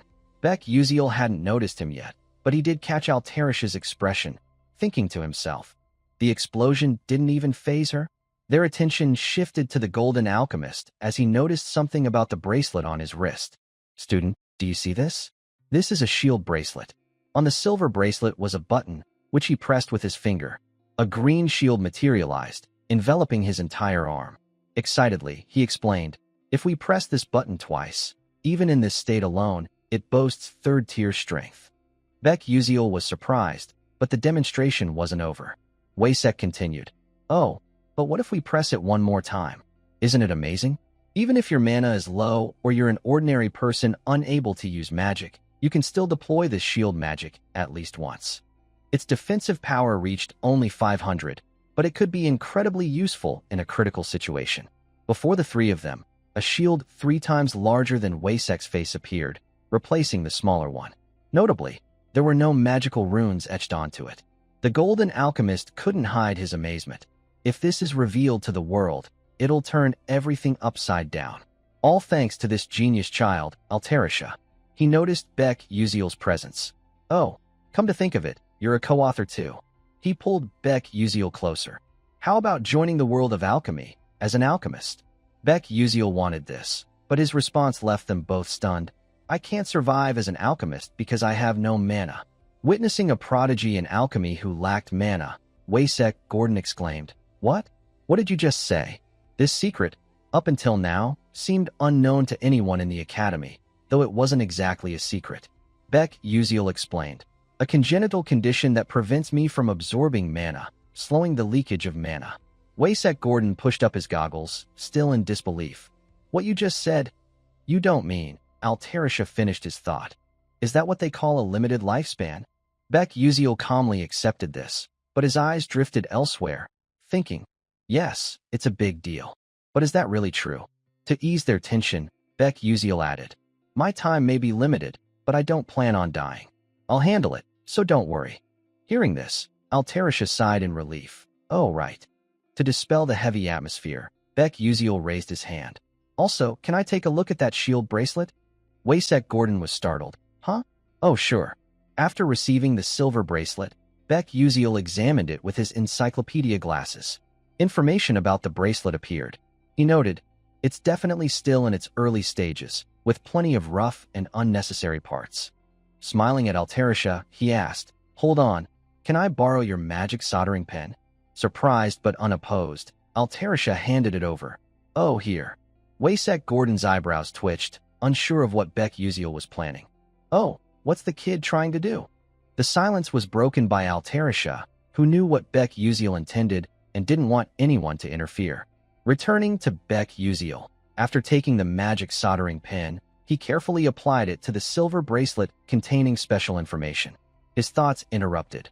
With the connection point from the magic soldering pen and the encyclopedia glasses, I'll engrave the complete shield bracelet of the future, erasing the original, creating a more efficient structure, and enhancing the quality. Everything was done. When he activated it, a shield far larger and stronger than before was created. Waysek Gordon's jaw dropped as he checked it with his measuring glasses. This can't be. In excitement and anticipation, he announced, the defensive value has risen to 800, nearly 1.5 times more effective. He exclaimed in admiration, his face flushed. No wonder she called you a co-author. Have you ever considered working as my equal? Don't worry about not using magic. I'll assign a few alchemists to craft magic shuttles for you. Beck Uziel was grateful, but declined. Haha, sorry, I have my own reasons for pursuing my dream of being a magic warrior. Waysek sighed regretfully. Oh, that's too bad. Beck Uziel added, but I do have a favor to ask. He held up a purple orb, the mana vessel. Can you create an item with this? Altarisha took it, asking, a kind of charm? Without rushing, Beck Uziel surprised them both. It's spatial magic. The principal of Stella also said he'd lend a hand. Both froze. Altarisha composed herself. First, what? The principal. Waysek Gordon was speechless. Oh, that old man decided to help you? You're really a troublemaker. Altarisha hesitated. I want to help you, but I've never tried working with elemental attributes. Beck Uziel smiled. I know. I'm not asking you to do it right away. You can take your time as you master the skill. His thoughts. It might take a few months. Both agreed. All right, leave it to us. It's time to create a masterpiece. Back at Stella Academy's classroom, Acel sat at her desk, flustered. Things aren't looking good. She glanced at Beck Uziel, sitting absently nearby. Seeing him yawn, Acel hesitated. Should I ask him? Before she could act, someone approached first, a familiar voice calling. Commoner Beck Uziel. Princess Hong Bayan appeared at his desk, saying, I have something important to discuss. Are you free? Acel watched them, puzzled. Another important matter? Beck Uziel replied, nothing too big. Acel saw Princess Hong Bayan lead him out of the classroom. After they left, Acel sank back into her gloom. What they're talking about doesn't concern me, does it? Why do I feel so strange? The two walked down the corridor in silence, the atmosphere slightly awkward. Beck Uziel broke the silence. So, what do you want to talk about? Princess Hong Bayan stopped and replied. In the world of alchemy, they say an alchemical technology product has been developed. She turned to look at him, finding him somewhat handsome, then got to the point. I heard you're a co-author of that alchemy book. He paused, considering, given the information network of the Adalabit royal family, this is an obvious outcome. Staying calm, Beck Uziel responded. So what? Do you want a direct connection to the ink trade through me? Seeing he'd guessed her intentions, Princess Hong Bayan crossed her arms, closed her eyes, and spoke with noble coldness. I won't deny it, but don't misunderstand. The item is important, but building a relationship with someone like you is even more so. Beck Uziel was taken aback. Oh, huh? His thoughts interrupted. I didn't expect her to think so highly of me. This is definitely different from the original story. Maybe this time I can prevent Princess Hong Bayan's death. As cold as she'd been before, she now showed a hint of shyness. So, how about having lunch with me? Suddenly, someone interrupted. Oh, is that Hong Bayan? Both turned, startled, to see third-year student Edmund Adalek. His tone was annoyed. You turned down lunch with me, saying you had something important? I didn't expect you to be with a commoner like this. What a disappointment. Behind Edmund Adalek's cold expression, the three of them stood in silence for a long while. But soon, that stillness was swiftly broken by the thoughts, and the intense gaze locked onto the other from Baek Uziel. That man, Baek Uziel had seen him before while playing this game. One of the death flags leading Princess Hong Bayan to her destruction. Edmund Adalek, judging by his attitude just now, seemed unaware that he was a co-author of the report generated by that random algorithm. At that moment, Princess Hong Bayan suddenly spoke, startling Baek Uziel and interrupting his thoughts. He's not an ordinary commoner. I'm considering connecting with the alchemist Anarissa through this commoner. So please don't interfere right now. However, Edmund Adalek wouldn't let that happen. A dangerous smile spread across his face. Hey, Hong Bayan, do you really think that? What kind of power could a mere commoner like him have to help you? Am I not far better than that? Baek Uziel listened to the criticism directed at him, but as always, indifference dominated his thoughts. It was almost amusing to glance at the princess beside him. His thoughts continued. Well, I'm used to being looked down on as a commoner by now. Though he knew the other was a significant supporter, Princess Hong Bayan coldly countered Adalek's earlier remark. What exactly do you mean by that, senior? Seeing the princess's less-than-pleasant expression, Baek Uziel didn't want things to escalate too far and immediately cut into their conversation with his own words. All right, let's just pretend we never discussed the item exchange. Princess Hong Bayan jolted and spun around to look at him. What? Meanwhile, Edmund Adalek was quite pleased with this. Good thinking. The commoner knows his place. But before leaving, Baek Uziel suddenly brought up another important matter. Oh, by the way, regarding the item trade, I'll make sure to tell them that Duke Adalek flat out refused to supply the Adalavit kingdom. At this, Edmund Adalek's face turned cold, though his dangerous smile remained. Hey, you're getting a bit too cocky. Do you know what happens when a first-year dares to challenge a third-year? Baek Uziel replied nonchalantly. So what? That's not my concern. Worried by his direct confrontation, Princess Hong Bayan found herself in a slightly awkward position. Commoner, you know the hierarchy at Stella is strictly enforced. Besides, he's known as the most influential among the third-year students. What were you thinking, saying those things without regard for either of us? Baek Uziel turned to leave. Then I'll take my leave. The gazes of the other two locked onto his retreating figure. Then, a clear look of disdain appeared on Edmund Adalek's face. How can a first-year not know how terrifying his seniors are? It seems I need to make this guy's school life a bit more enjoyable. Seeing her efforts come to nothing, Hong Bayan's face showed clear disappointment. Meanwhile, Baek Uziel had stepped out into the academy's main courtyard. As he walked, he carried a private sorrow. Sorry, Hong Bayan, but if that guy isn't brought down, Hong Bayan will never have a happy ending. Whether she inherits the throne or Duke Adalek falls, in the end, death will come. It's inevitable. His steps suddenly halted, his gaze sharply turning to one side. At the very least, I won't let Hong Bayan bow to that guy. His eyes shifted toward the moving students in the distance. Far off, it was Hong Bayan, hiding behind a corner of a wall. Feeling utterly helpless, Princess Hong Bayan could only slap her forehead. Should I just throw away everything tied to this princess's honor? The reason Edmund Adalek kept interfering with her was clear. Maybe he wants me to never stand on my own 2 feet. That way, I'd have no choice but to depend on him. Her helplessness grew as she stood there alone. Looking at her clenched fist, the earlier sadness deepened. I missed a good opportunity. Am I really incapable of doing anything on my own? At that moment, Princess Hong Bayan's eyes suddenly widened as if realizing something. Wait a second. The figure and voice from earlier flooded back into her mind. I'll make sure to tell them that Duke Adalek flat out refused to supply the Adalavit kingdom. Thinking back, as a commoner, why would he say something like that? Normally, he shouldn't be drawing attention to himself like this. But instead, he directly provoked him. She had a strange feeling about this. Don't tell me. The scene shifted to nighttime, in a row of rooms at the academy. Baek Uziel appeared, holding something in his hand, opening a gift box, and smiling brightly. Great, it arrived safely. A 3-compartment box revealed itself, a bracelet, a necklace, and a ring with simple patterns. Though they didn't look like accessories, their integrated capabilities were remarkable. Sitting there, staring at them for a long time, Baek Uziel fell into deep thought. Antaris's prototype items arrived faster than I expected. Hesitating, he added a question. Now, what were these for again? An information panel appeared instantly. The necklace, a shield layer, low to medium level. Description: activates a protective layer covering the entire body when worn. Agility effect plus 11%, defense plus 14%, mana plus 1%. Special function: body shield level 1, 125 BP, damage absorption rate plus 3%. Looking at the necklace in his hand, Baek Yuziel's excitement was evident. Oh, this is better than I expected. The ring in his other hand displayed new information. Unidentified dagger ring, medium level. Description: when used, the ring transforms into a dagger hilt and generates a new mana dagger. Agility effect plus 14%, perception plus 9%.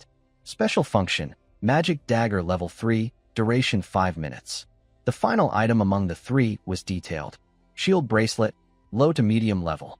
Description: when activated, it transforms into a protective forearm brace. Strength effect plus 7%, defense plus 9%, mana plus 2%. Special function: shield level 1, 1000 BP. He gave the bracelet a compliment. As expected of Aunt Arissa, she's already making mid-tier items. Clenching his fist, a new smile appeared. I need to test these in real combat to send feedback to Aunt Arissa, and I've already informed Dr. Hans Gordon. Now everything's ready. It's time to slowly crush Duke Adalek. A few days later, the second exam approached. This exam was divided into two parts, practical and theoretical.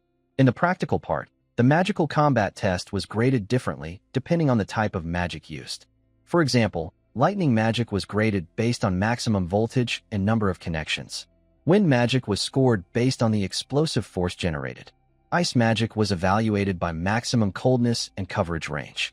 For healing magic, light magic, and other special attributes, there were many aspects to consider, but the most anticipated was still the fire attribute. Who else but Princess Hongbayan? Watching everyone continuously showcase their abilities, Baek Yuziel couldn't help but be amazed. As expected of the main characters, they're on a completely different level. Then, in front of him, an instructor looked back and spoke. Baek Yuziel, it's your turn. Baek Yuziel stepped into the testing area. The supervisor signaled, prepare to begin. Use exactly one of your abilities. From his position, Baek Yuziel dashed forward toward the pillars and a slightly large red button on top. Using his flash step, he easily moved to the pillars and pressed the red button. His focus and lack of wasted movements made each button press effortless. At the evaluation corner, the supervisors couldn't hide their surprise at his performance. Every time I see it, it's unimaginable. No delay in executing the flash step, and he orients and performs it perfectly right away. Truly remarkable. When Baek Yuziel stopped, the supervisor's announcement rang out. Baek Yuziel's test is complete. Standing there alone, looking off indifferently, he sank into new thoughts. With this, I've completed part of the practical test. I can't use magic, so the rest is pretty much a bust. But if I score high on the theoretical test with my glasses, it'll balance out. At that moment, Baek Yuziel flinched, looking back in confusion as someone approached and called his name. So you're Baek Yuziel, huh? A group of students approached, clearly mocking him. Heard a first year like you dared to argue with a third year? You're beyond help. Man, if I were a freshman, I couldn't even imagine doing that. Looking at the group that came to pick a fight, Baek Yuziel's eyes narrowed slightly, thinking to himself, so it started, huh? Adalek's lackeys. As expected, one of them got close and spoke right in his face. Oh, look at this kid, daring to glare at us. The guy's face then seemed to pale. Not planning to look away, huh? Despite the taunts, Baek Yuziel remained calm, thinking, I saw this coming. Still, a hint of irritation showed on his face. He felt slightly annoyed at having to take a beating from these punks. Still maintaining that intense stare, Baek Yuziel silently observed the person approaching to provoke him further. The guy smirked perfectly. Look at this kid. I told you to lower your eyes. Baek Yuziel calmly listened as the other hurled insults at him. This damn brat is even more insolent than I thought. A commoner, huh? And I heard you don't even have parents, right? If you don't want to die, get on your knees, you bastard. At that moment, Diane, a second-year senior, passing by, noticed the commotion. Since she was already looking, she thought for a moment. What's this? A fight? The distance wasn't far, so Diane quickly recognized that the group was Edmund's lackeys. More importantly, she noticed Baek Yuziel was there too. Huh, Isn't that the freshman we met at the Mate's graveyard? His name was Beck Uziel, if she recalled correctly. After thinking it over, she put her hands on her hips and called out loudly, "What are you guys doing over there?" As she approached, the guy turned to Diane and said, "Can't you see? I'm teaching my junior a lesson. Don't interfere." Diane, this kid dared to talk back to a third-year senior. As seniors, it's our duty to discipline juniors. Hearing the argument, others nearby noticed her presence as well. Is that Diane? Isn't she from Class S? Quickly grasping the situation, Diane turned to look at Beck Uziel, showing clear surprise. But after observing him more closely, a new thought emerged. Beck Uziel, is he about to kneel? If he's strong enough to take down a 5th-rank summoner, he should easily handle these guys. Why is he letting himself get caught up in this mess? No way she'd hesitate any longer. Diane decided to intervene. "No, don't do that." The guy was taken aback by her decision. "What?" Diane continued calmly, closing her eyes. "If, as you say, a freshman defied a third-year senior, this isn't a small matter. In a mage army unit, that would be considered insubordination. So, what I'm suggesting is, why don't we hold a special training session for the junior?" Hearing this, both sides were momentarily stunned, exchanging puzzled glances. That kind of training needs approval from the student council president. Having made her suggestion, Diane decided to take charge. "I'll go get the approval. So let's do this properly." Suddenly presented with a more legitimate course of action, the guy flashed another perfect smile. Adding a hint of menace, he looked straight at Beck Uziel and said, "All right, sounds fun." The group then left, leaving the scene behind. Both pairs of eyes followed them, leaving only Diane and Beck Uziel. Diane spoke up next. "Sorry for stepping in, but if I hadn't, they wouldn't have let you off so easily." Beck Uziel didn't say anything, but showed clear surprise. "Huh, she's saying they wouldn't let me off?" Without getting a response, Diane ventured a guess. "You're planning to use this humiliation to strike back hard, aren't you?" Someone smart enough to defeat a summoner wouldn't pick a fight without reason.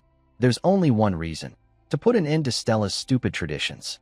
The senior ritual. You chose to sacrifice yourself. Beck Uziel stood there silently listening, then looked bewildered. "Me? What? Who am I and where am I? Why am I in this situation?" Back to the main issue. Looking at the group that hadn't yet disappeared from view, Diane continued analyzing her earlier words in more detail. But among them, some have no choice but to follow Edmund. They're called the coerced, bound by their family circumstances. No matter how right you are, you can't let people like that be punished. She then placed a hand on his shoulder, offering encouragement. "So I'll set the stage for you. Fight however you want. I'll personally convince the student council president." Hearing this, Beck Uziel sensed impending danger and started sweating profusely, unsure of what to do, a helpless smile stretching across his face. What's she been talking about this whole time? Time passed quickly, and some green drawings were vividly sketched out. It was a different form created by some professor. This was the Magic Protocol Interpretation exam. The students below began their written tests. Among them, some couldn't help but complain. "Ugh, I don't understand any of this. Can I even finish it today?" However, one student stood out by standing up and leaving their seat. It was Beck Uziel. When he put on his encyclopedia glasses, his knowledge surpassed that of forgetful professors. "Add it up, and I'm done." The test supervisor, receiving his paper, was a bit flustered. It's only been 20 minutes. Are you giving up?" Beck Uziel, walking away, turned back to explain, "No, I've finished." It sounded absurd, so the supervisor looked at his answers. "What? You mean?" From initial confusion, it turned into outright shock. This, tucking his glasses into his coat, Beck Uziel calmly walked away, saying, "I didn't study at all, but finishing feels refreshing." However, things grew slightly complicated as he paused, looking in one direction where people were talking about him. "That's Beck Uziel, right? I heard a freshman dared to defy Edmund Adalek. Looks like he's about to get properly disciplined." Standing there stunned, he knew something bad was brewing again. Looks like the whole school knows now. His gaze dropped, and now Diane's gotten involved, talking about special training for juniors. Simply put, it was a place where seniors could directly challenge juniors. They'd duel one-on-one. At Stella, seniors were forbidden from insulting or attacking juniors. But in the training session, seniors could legally discipline juniors through challenges. In reality, it was just seniors using magic to beat up juniors. That's why it required approval from the student council president to prevent abuse. However, Class S students could propose it directly to the council. I should have just knelt and gone to bed. Recalling that moment, he sighed. Throughout his walk back to his room, Beck Uziel gradually came to a decision. Things have come to this. He opened a box containing a special item, a teddy bear. Holding it in his hands, a confident smile flickered. If I can't avoid it, I'll just enjoy it slowly. The scene shifted to the Stella Student Council meeting room. Inside, someone was reviewing documents and noticed the commotion outside. This was Moreau Yoon, the second-year Class S Student Council president. And as expected, the person who had confronted Beck Uziel earlier was now present, exuding seriousness. The president promptly asked, "Diane, what brings you here?" Without wasting a second, Diane placed a piece of paper on the president's desk. Her tone softened slightly. "I'd like to request approval for a special training session for a junior, targeting Beck Uziel, a Class S freshman." The president, surprised, responded, "Huh, I thought you hated these ridiculous things. Why now?" Showing no emotion, Diane replied, "That's exactly why I'm doing it." Since this was a serious matter, the president cautioned, "I don't know what you're planning, but no matter how talented, a freshman can't possibly beat a second year. The gap created by experience isn't something stats can bridge, yet you still want to request this training session." Waving the paper, Diane smiled and said, "If you want to know why, come watch, it'll be fun." Seeing her sudden change, the president's eyes narrowed, and she sighed. "Seriously, what are you scheming?" Meanwhile, a voice approached from outside. "Oh, student Moreau Yoon." The figure of Beck Uziel's earlier test supervisor entered, holding a paper. "Could you review this report? It's a student's thesis submission." Recognizing the person, the president greeted, "Ah, Professor Gerald, welcome. Did this exam produce a thesis worthy of the academy?" However, there was a hint of dissatisfaction. "Last time, what you submitted wasn't quite up to par, but you insisted on sending it." The professor laughed. "Haha, just take a look. I was a bit flustered before, but now I'm even more so." The president understood why. Isn't this Professor Prokey's circuit overlay design? Truly impressive. It reduced the reverse model parsing loop formula by half, using such a simple equation. Looking closer, a thought emerged. The circuit overlay was already perfected by countless scholars, yet it's been pushed even further. This can only be called genius. Unable to wait, the president asked, "Who wrote this?" Raising a hand, the professor smiled. "Student Beck Uziel. With this level, he could be invited to the Aslan seminar." The room fell eerily silent. Holding the test paper, the president stood stunned for a while, connecting the two incidents to one student. She remarked, "Beck Uziel, huh? More interesting than I thought." Professor Gerald held Beck Uziel's exam paper and immediately went to find the vice principal. Teaching a student who produced such an outstanding thesis wasn't just about boosting Stella's reputation. It was a matter of honor and achievement for him. The document was placed on the desk. The vice principal frowned and asked, "Are you planning to recommend student Beck Uziel for the Aslan seminar?" Professor Gerald, delighted, responded, "Yes, as you can see, it's truly remarkable." However, the vice principal's tone suddenly darkened, cutting him off. "That's a bit difficult and troublesome, Professor Gerald."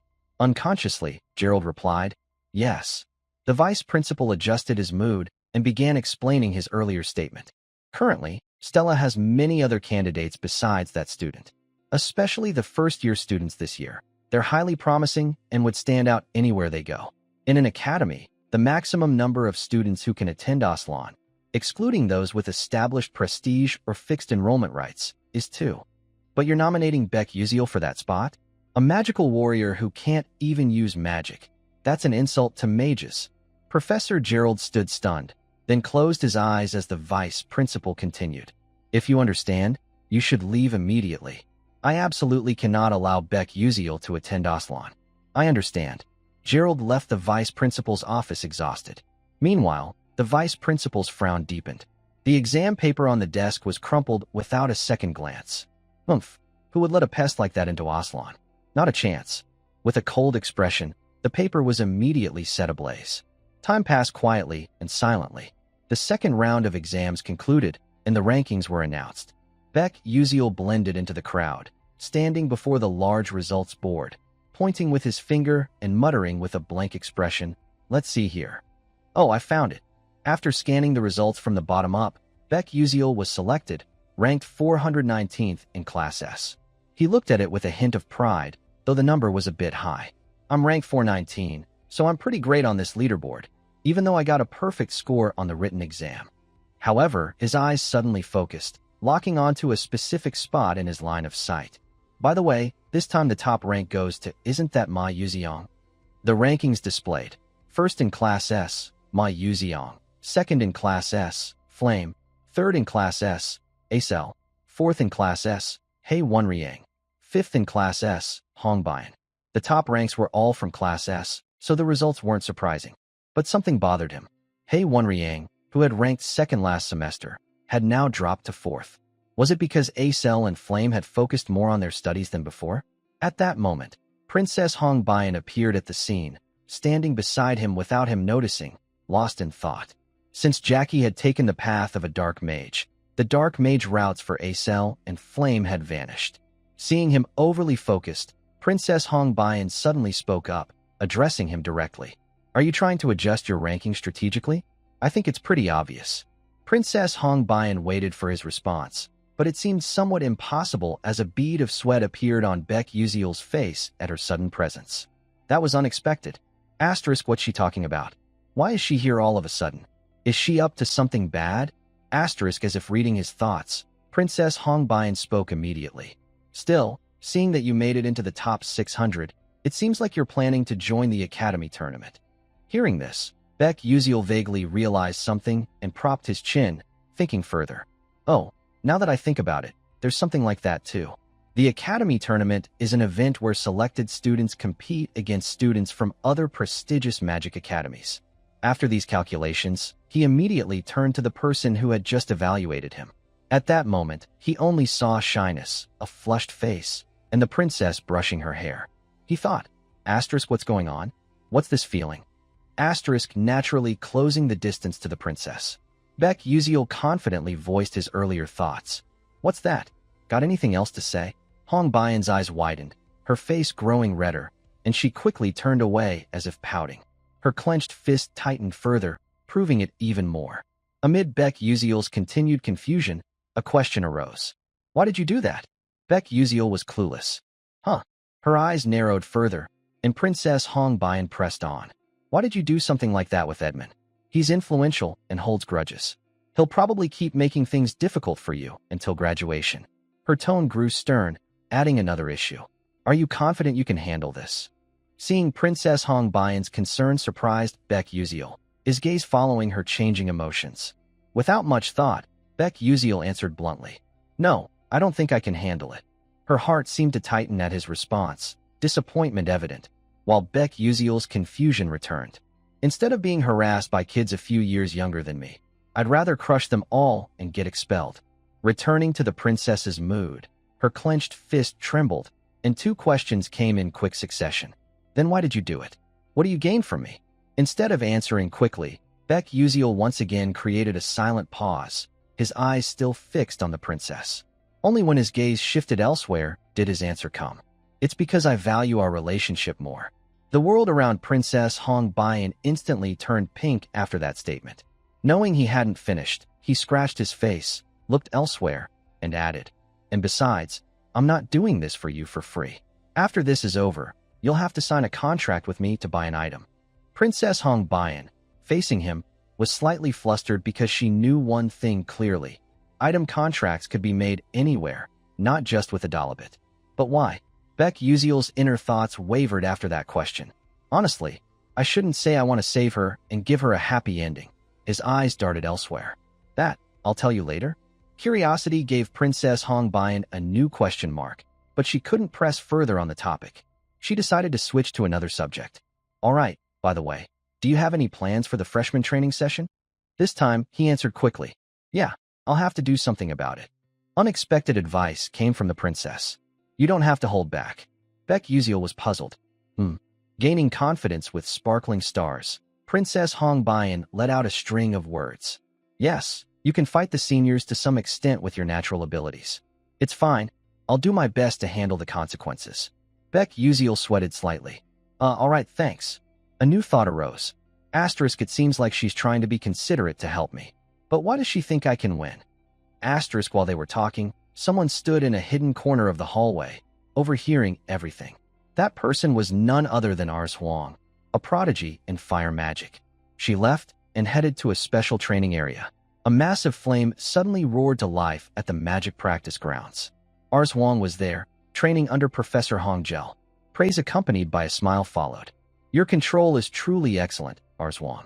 Though lacking in firepower, this can be easily compensated with precise control. You'll pass this test. It'll work well against sensitive enemies or for silent missions. Her gaze then shifted elsewhere for comparison. But your magic is still lacking. Princess Hong Bayan looked down sadly. Meanwhile, the others' nagging continued. Fire magic. I've said countless times that destruction isn't everything, yet you're ranked first in fire attribute compatibility. It's absurd. Do it again.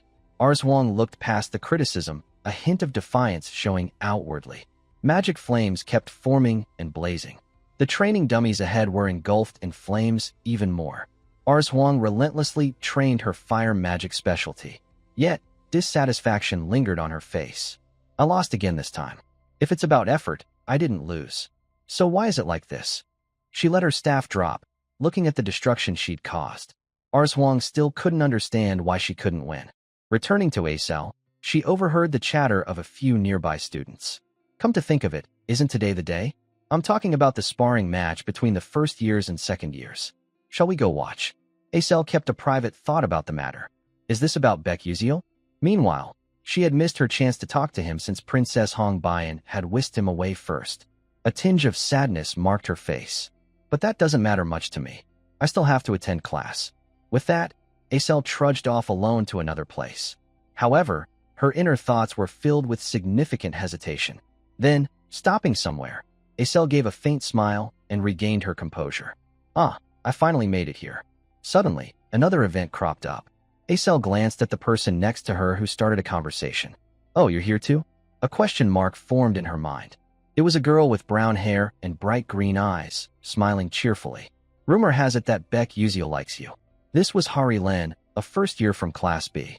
Without hesitation, the girl sat beside Acel, flashing an even brighter smile with a teasing edge. You two aren't secretly dating, are you?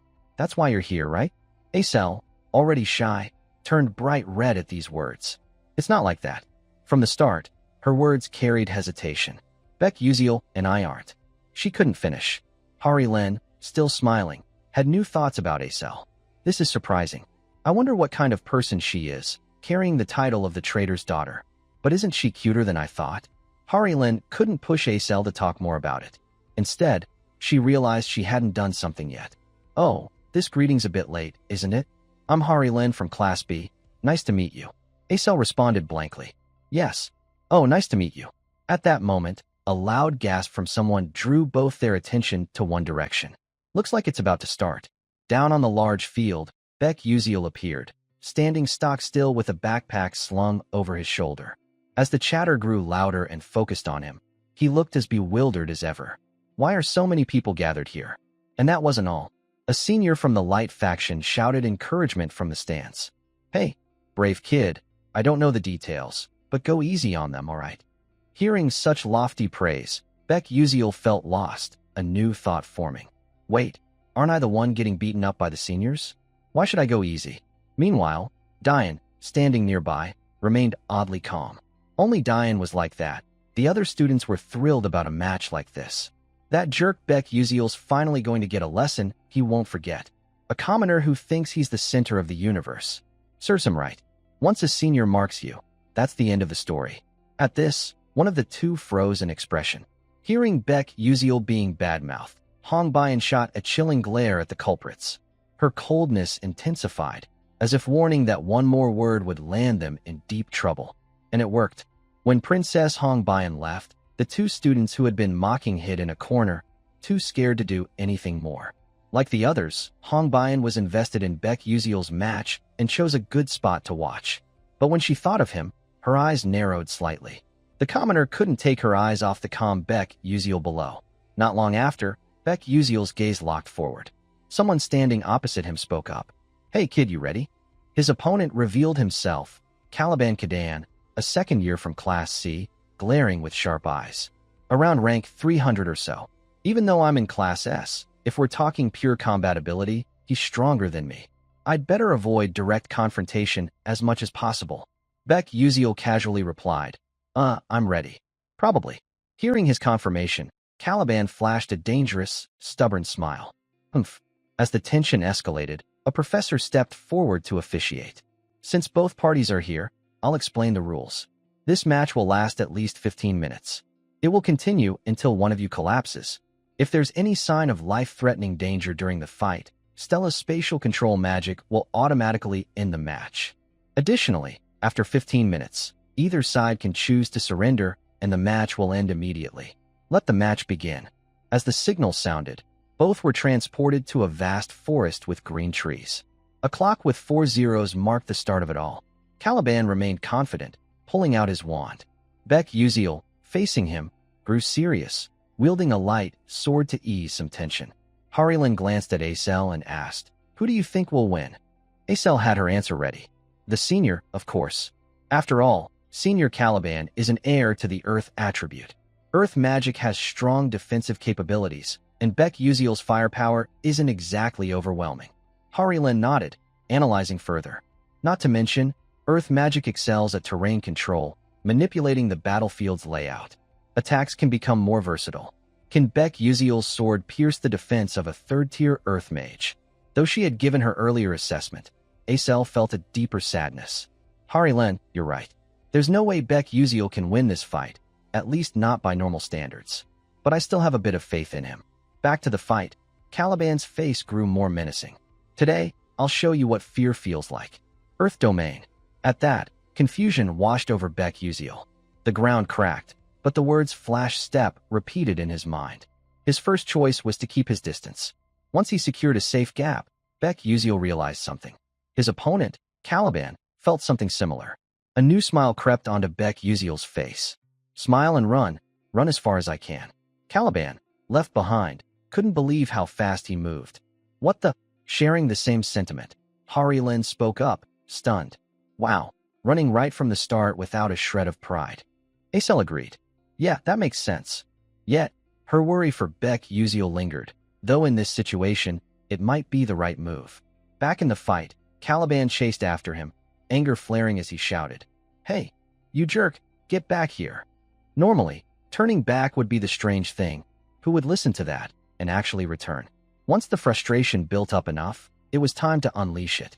Caliban gritted his teeth, and from his position, 3 simple green magic circles formed. Flying Stone. Beck Uziel was caught off guard as his opponent swiftly shifted the situation. Realizing it, the attack struck ahead, sending dust and smoke billowing everywhere. Princess Hong Bayan, the Light Faction Senior, and Diane paused their emotions, anxiously waiting. Stopping at a slightly green bush, Caliban smirked, thinking, good, that hit landed for sure. But as his confidence peaked, the slap of reality hit harder. Caliban froze. What's this? Before his eyes, a monkey puppet hung upside down by its tail, swaying. A monkey doll? In confusion, people lose their sharp judgment. What the heck is this? Why is it here? As he stood unsure of what to do, the doll's claws began closing in. A dangerous pressure quickly hit Caliban's senses. Boom.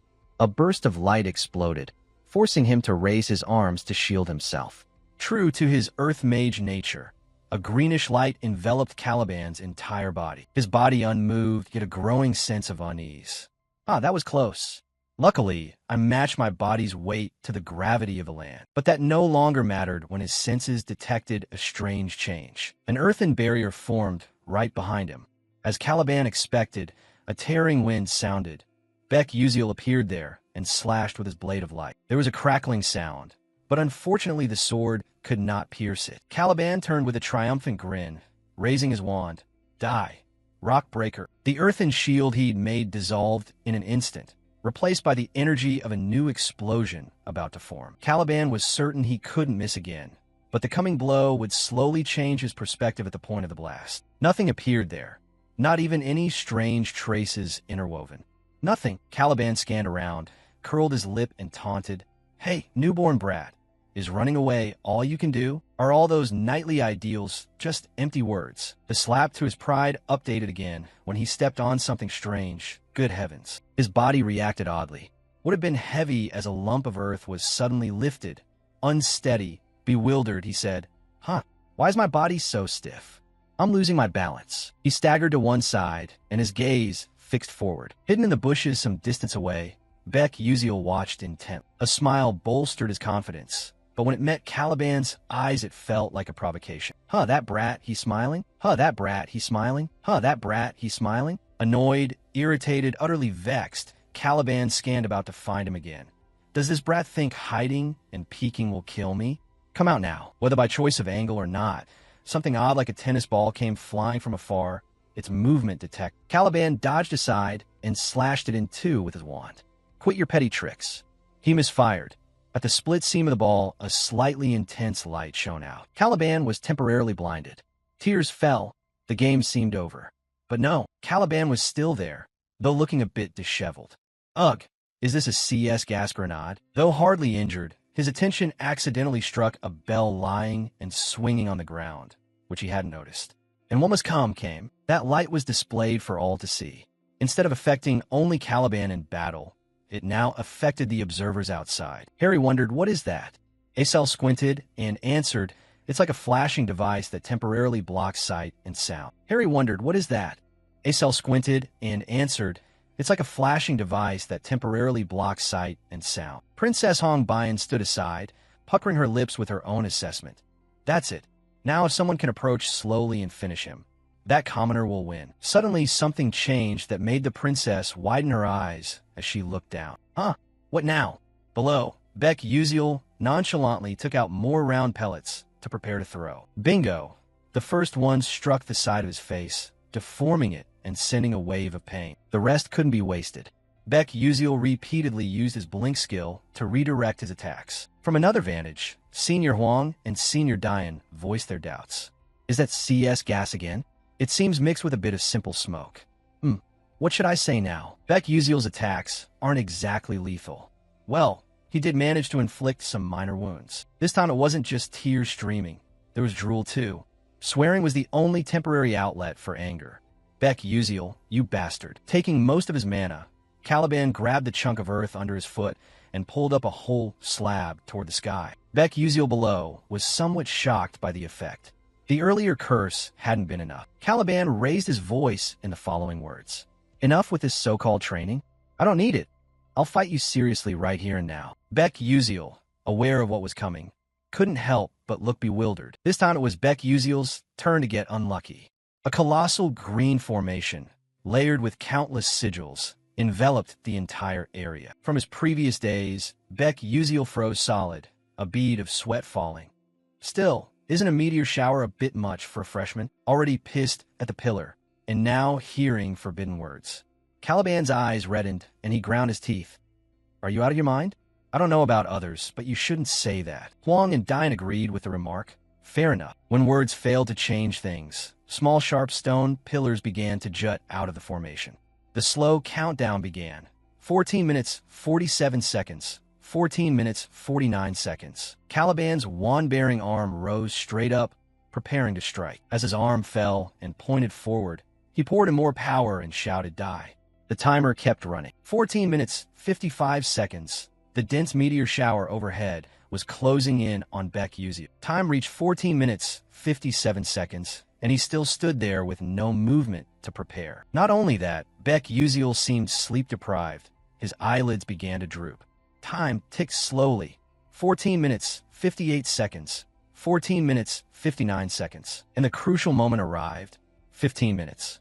A smile stretched at the corner of his mouth. Just as the earth pillars were only a few spans away, Beck Uziel raised his hand high and declared, I give up. Rather than saying it merely stopped before him, one could say all magic ceased under Stella's influence. The entire plaza suddenly fell into an unusual silence, because none of them believed he would utter those words at the crucial moment.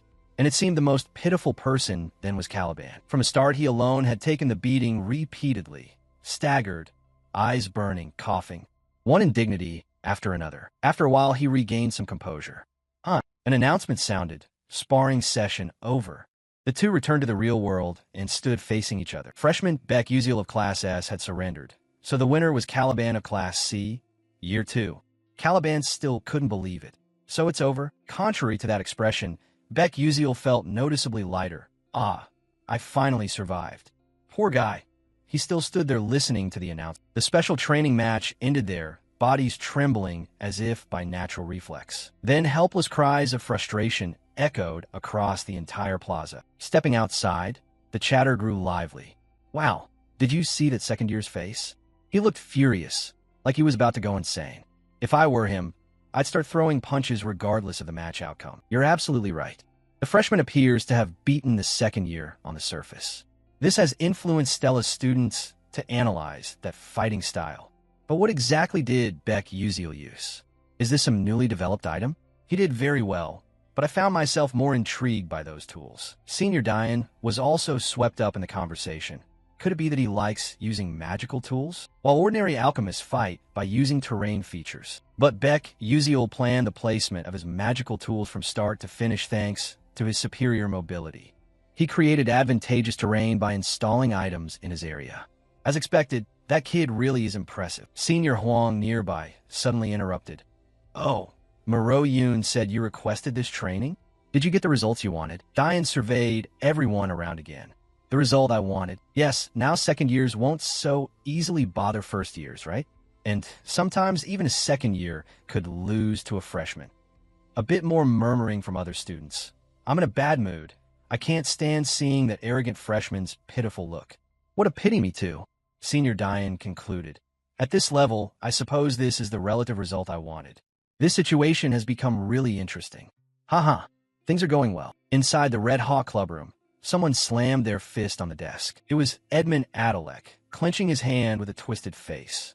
Caliban, that idiot kid. Not far from there, Princess Hongbian sat reading a newspaper. It contained information about assistant lecturer Altarisha. Alchemist Altarisha developing new magical engineering technologies for the future. Amid the outside discussions about Beck Uziel, Princess Hongbian was lost in thought, replaying images of the battle. Is this the final result of surrendering to let the opponent win? Throughout the 15-minute duel, Beck Uziel didn't even use his sword properly and humiliated the senior by using multiple magical tools. In other words, if he wanted to win, he could have it any time. However, he chose not to and deliberately surrendered. The reason is clear. It would be strange for a freshman to beat a second year. So isn't he showing that things aren't always decided by pure strength? As for Princess Hongbian, she expected Beck Uziel to get angry and crush the senior, but she never thought he would humiliate his opponent before withdrawing. Seriously, he really is an unpredictable commoner. Nearby, Edmund and his faction members were still discussing what to do about Beck Uziel. So what are the second years doing now? Didn't we say they should give Beck Uziel some private lessons? Actually the second years haven't taken Beck Uziel aside separately yet. What? A student scratched his face in confusion and carefully explained, contrary to rumors. Beck Uziel greets his seniors politely and treats them kindly. I meant to scold him, but because he's so good at striking a conversation, I ended up buying him snacks instead. An absurd situation had occurred.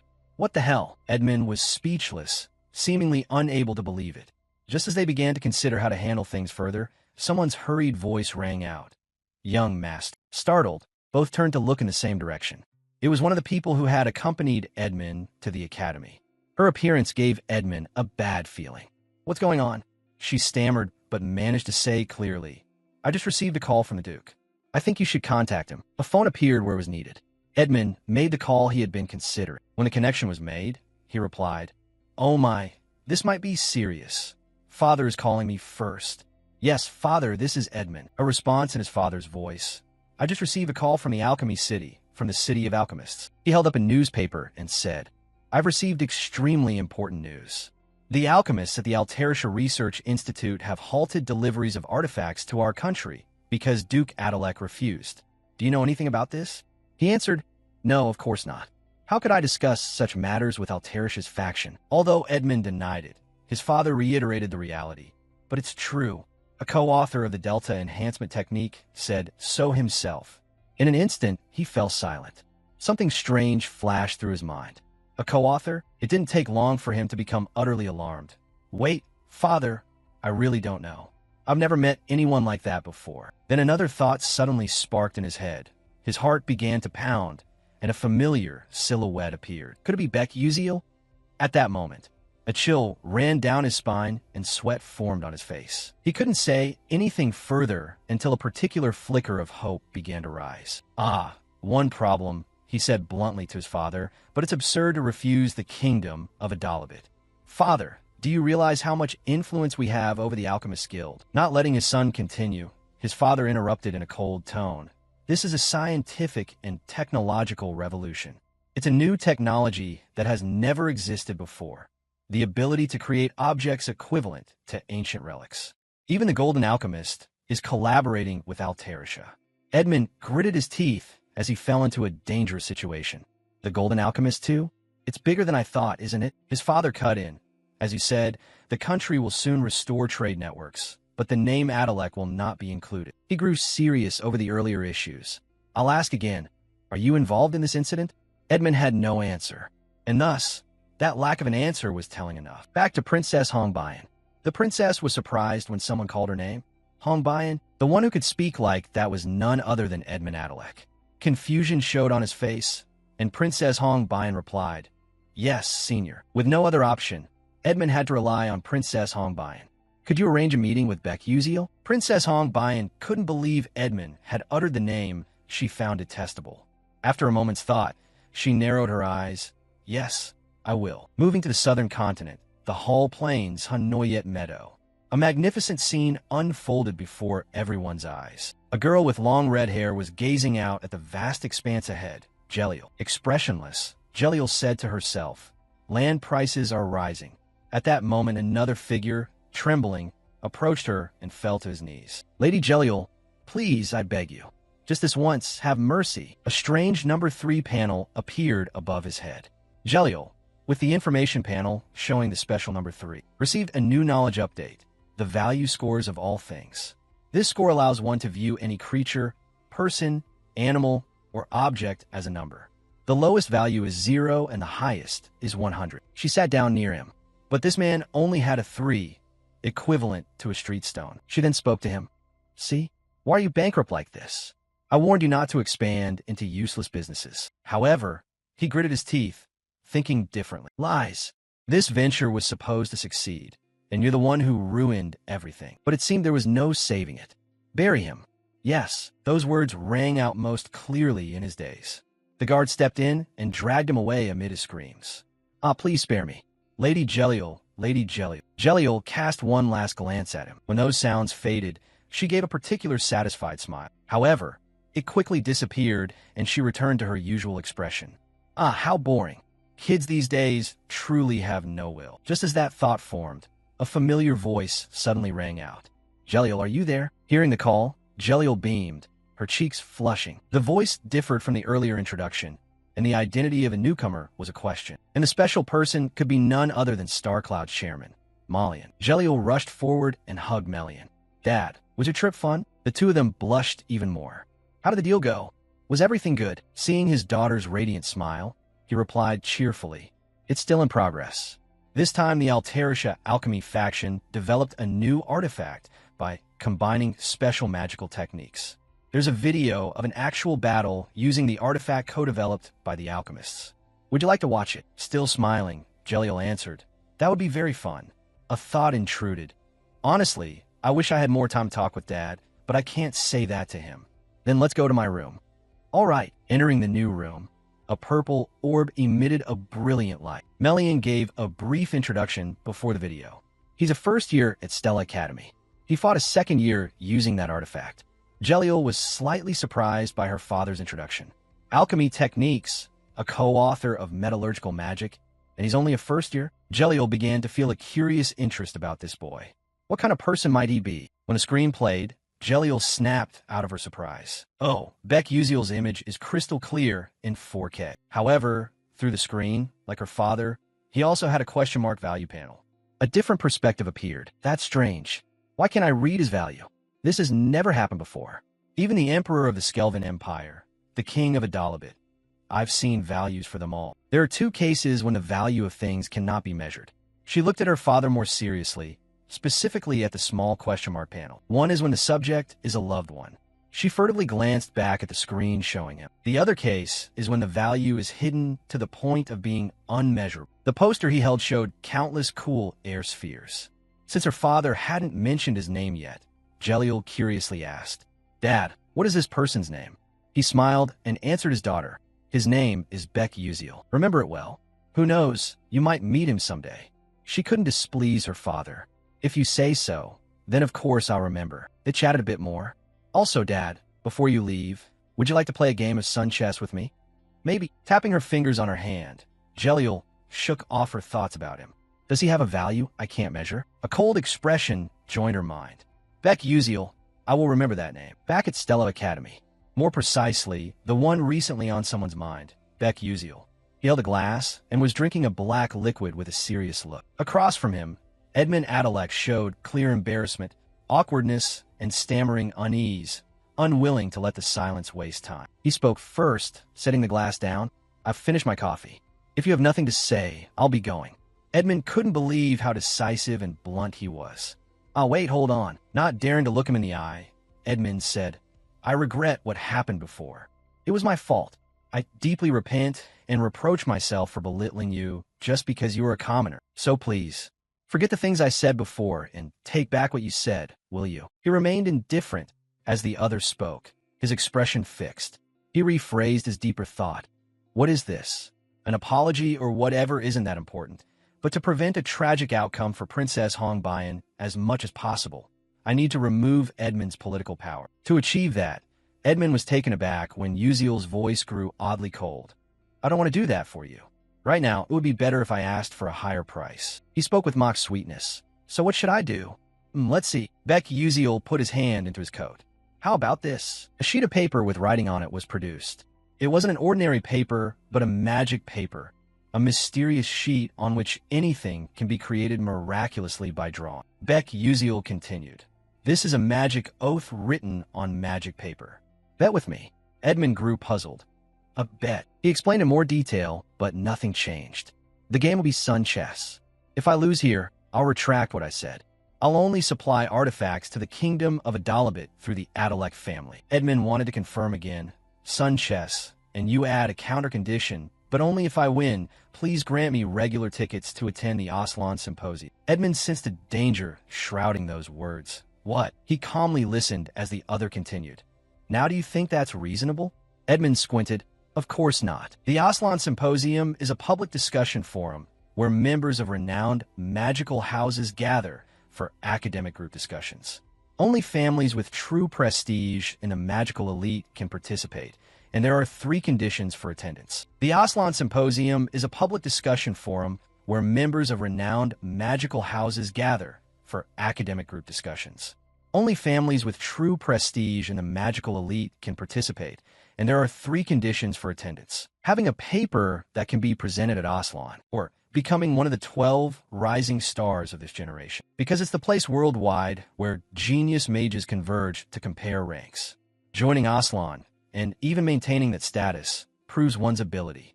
The noble Adalek family has attended Aslan for decades. This is a key factor in sustaining their power. I'm thinking of targeting that." Tucking the paper back in his coat, Beck Uziel closed his eyes and added, "If you don't like it, fine then." Just as he took a few steps away, a hesitant voice decisively stopped him. "Wait." Edmund's face fell to the point of depression. "Did you just say sun chess?" If he had said that, a long smile tugged at the corner of his mouth, dangerous depth accompanying his gaze. "All right, I'll sign it. We'll meet here at this time tomorrow." He stared at his own expression for a long moment to question the person who had reached into his coat pocket. A day passed leading up to an important matter. The next day, students began gathering much more densely than usual. Surely they were all heading toward an event. Those who didn't know were informed by those who did. "Why are there so many people at the cafe today?" Senior Edmund, a final-year student, is betting a game of sun chess with a first-year junior. "Really? That's a thing." All eyes buzzed, focusing right behind Beck Uziel. Senior Edmund at Stella Academy. Who could be better at sun chess than him? Who's this junior who doesn't know fear? He had the answer but didn't say it aloud. "It's me." He exhaled softly and glanced elsewhere. "Do you all think I like this?" From the start, I had no interest in sun chess at all. Then what? He was startled when he saw a student signaling. They're here. Senior Edmund and Princess Hongbayan arrived accompanied by another student carrying something. Today's center of attention was Edmund Adalek's confidence. He paid attention to something similar. Indeed, he had brought Princess Hongbayan along. Today, Princess Hongbayan was very prim, and the chatter only doubled with his presence. Wow, the princess looks so beautiful today. Aren't those two secretly dating? On a bright morning, suddenly one of his shoulders was shadowed, taking all his composure and annoyance away. Princess Hongbayan directed her attention at Baek Yuziel. Clearly, what's this? Why is she staring at me so intently? Did I do something wrong? There was nothing he could do after sulking so much. Princess Hongbayan crossed her arms, closed her eyes, and chose a seat. Another student brought out a board divided into alternating black and white squares. Until now, Princess Hongbayan hadn't understood him much. This time was the same. She felt uneasy. What is Baek Yuziel thinking? Edmund had learned sun chess since he was 5 and was called a sun chess prodigy. Not just at Stella, but across Adalabit. Few players were better than Edmund. But why did he choose the game in which Edmund excelled?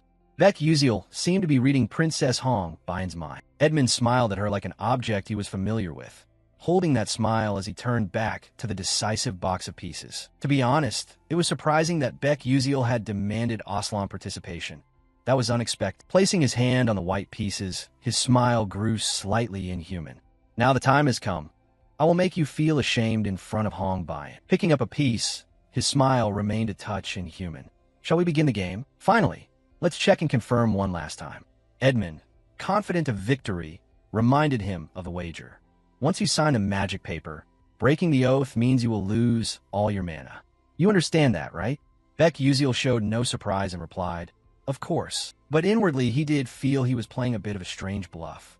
I have no mana, so breaking that agreement won't matter. One final piece was placed by Edmund at the center point of the board. He released his hand and extended an invitation to him. The setup is complete. You may go first. Baek Yuziel thought briefly to himself. Is he really giving up the first move advantage in such an important bet? He put his hand inside his coat. It seemed he had completely underestimated me. He had used the encyclopedia to its very last breath. All right, things seem better for me now. At this point, let's briefly explain some rules of sun chess. Sun chess is played on an octagonal board. You must choose 20 pieces from 200 types and place them on that board. You may only move one piece per turn. Unlike ordinary chess, each piece and each square has its own attribute and ability. Combine them strategically to capture the opponent's king and win. That's the ultimate goal. Even for me, a veteran with 10 years experience in sun chess, it's no easy feat, but PvP is still much more fun than this game. Baek Yuziel chose the black pieces, and his gaze landed on his opponent. Moreover, Edmund Adalek was one of the top sun chess players, not just at Stella, but across Adalab. That confidence had completely bound Edmund's reason. I was very surprised that he staked Aslan participation, yet challenged with this form of sun chess. Truly an arrogant commoner brat. I will crush you, so you never dare challenge me again. Cutting that thought short, Baek Yuziel, having been granted the first move, spoke. So then, let's begin. As if isolated in a boundless void, the two were completely cut off from outside awareness. Edmund paid close attention to the arrangement Baek Yuziel had prepared. It showed an unusual level of surprise, while at the same time revealing utterly unpredictable elements. What is this layout? It feels like his pieces are positioned to subtly disrupt my strategy. It can't be such a coincidence, can it? After all, a commoner brat like him couldn't have played enough sun chess to gain that experience. Baek Yuziel began to adjust the opening piece decisively. You yielded me the first move. Then I will take it. That first move alone stunned a player like Edmund. Not only did he move his queen from the start, but he also lunged straight into Edmund's formation. He lifted a piece resembling a knight. This could prove that the guy is an idiot. A confident smirk stretched at the corner of his mouth. The white piece landed squarely on a white square. As the piece moved, some special transformation vaguely revealed itself in that move. More precisely, that piece quickly knocked one of Baek Yuziel's pieces backward. The knight charged forward. Edmund was confident he held a favorable position. How foolish. That brat dared to push his queen into a dangerous, sacrificial position from the start. Piece trait revealed. The swift knight can traverse the board with its special movement ability. On one side, Baek Yuziel played seriously, while on the other Edmund was confident in each meticulous move. On one side, Beck Uziel played seriously, while on the other Edmund was confident in each meticulous move. Still the night, and it kept charging forward. At that very moment, Edmund seemed unable to hide the emotions he'd kept inside. He covered his face and laughed with a trembling. When the tremor passed, his true nature gradually came to light. Unbelievable. I didn't think you could act so recklessly. I could end this, even before moving to the next phase of my symphony. In this match, Edmund Adalek brought one of his favorite tactics, the Flame of Destruction. The core of this strategy lies in the tight coordination of 3 swift knights. In this match, Edmund Adalek brought one of his favorite tactics, the Flame of Destruction. The core of this strategy lies in the tight coordination of 3 swift knights. Step 2. Use 5 fire pawns to secure control of the map. Create a blazing terrain. Blazing terrain is a special map that reduces the defense of units weak to fire and increases damage dealt by fire-type units. If it reaches this stage, Beck Uziel will have no chance left. Although that was the plan, the moment Beck Uziel moved his arm for a new step, Edmund seemed to have found where the mistake lay. It should have been like that.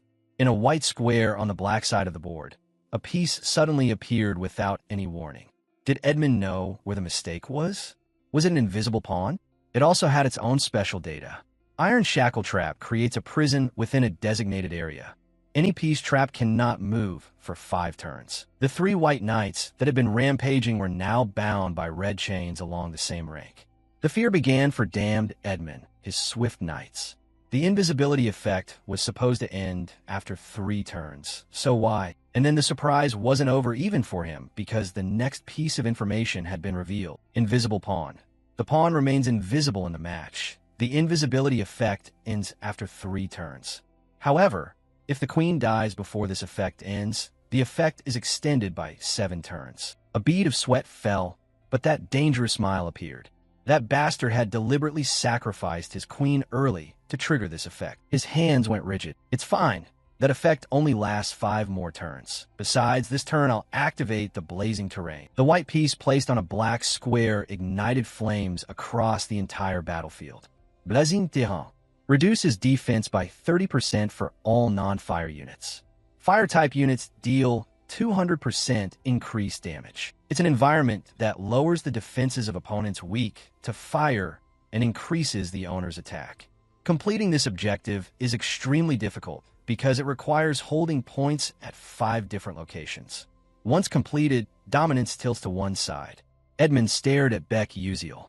So, Beck Uziel, now that the territory is activated, next turn you're finished. Beck Uziel was unnaturally calm, but with another flick of his hand, a wave of unease surged into thought. Edmund watched intently, not taking his eyes off to see what trick he would play next. Another invisible pawn? That sly bastard. But no matter what he placed, when this turn passed, Edmund, the player, did not recognize Beck Uziel's move. Then that move resolved, and Edmund froze and blurted a foolish word in his mind. Edmund had no idea how the ordinary pawn had somehow gained control of a specific point. A black piece manifested in a white square, seizing the reverse terrain.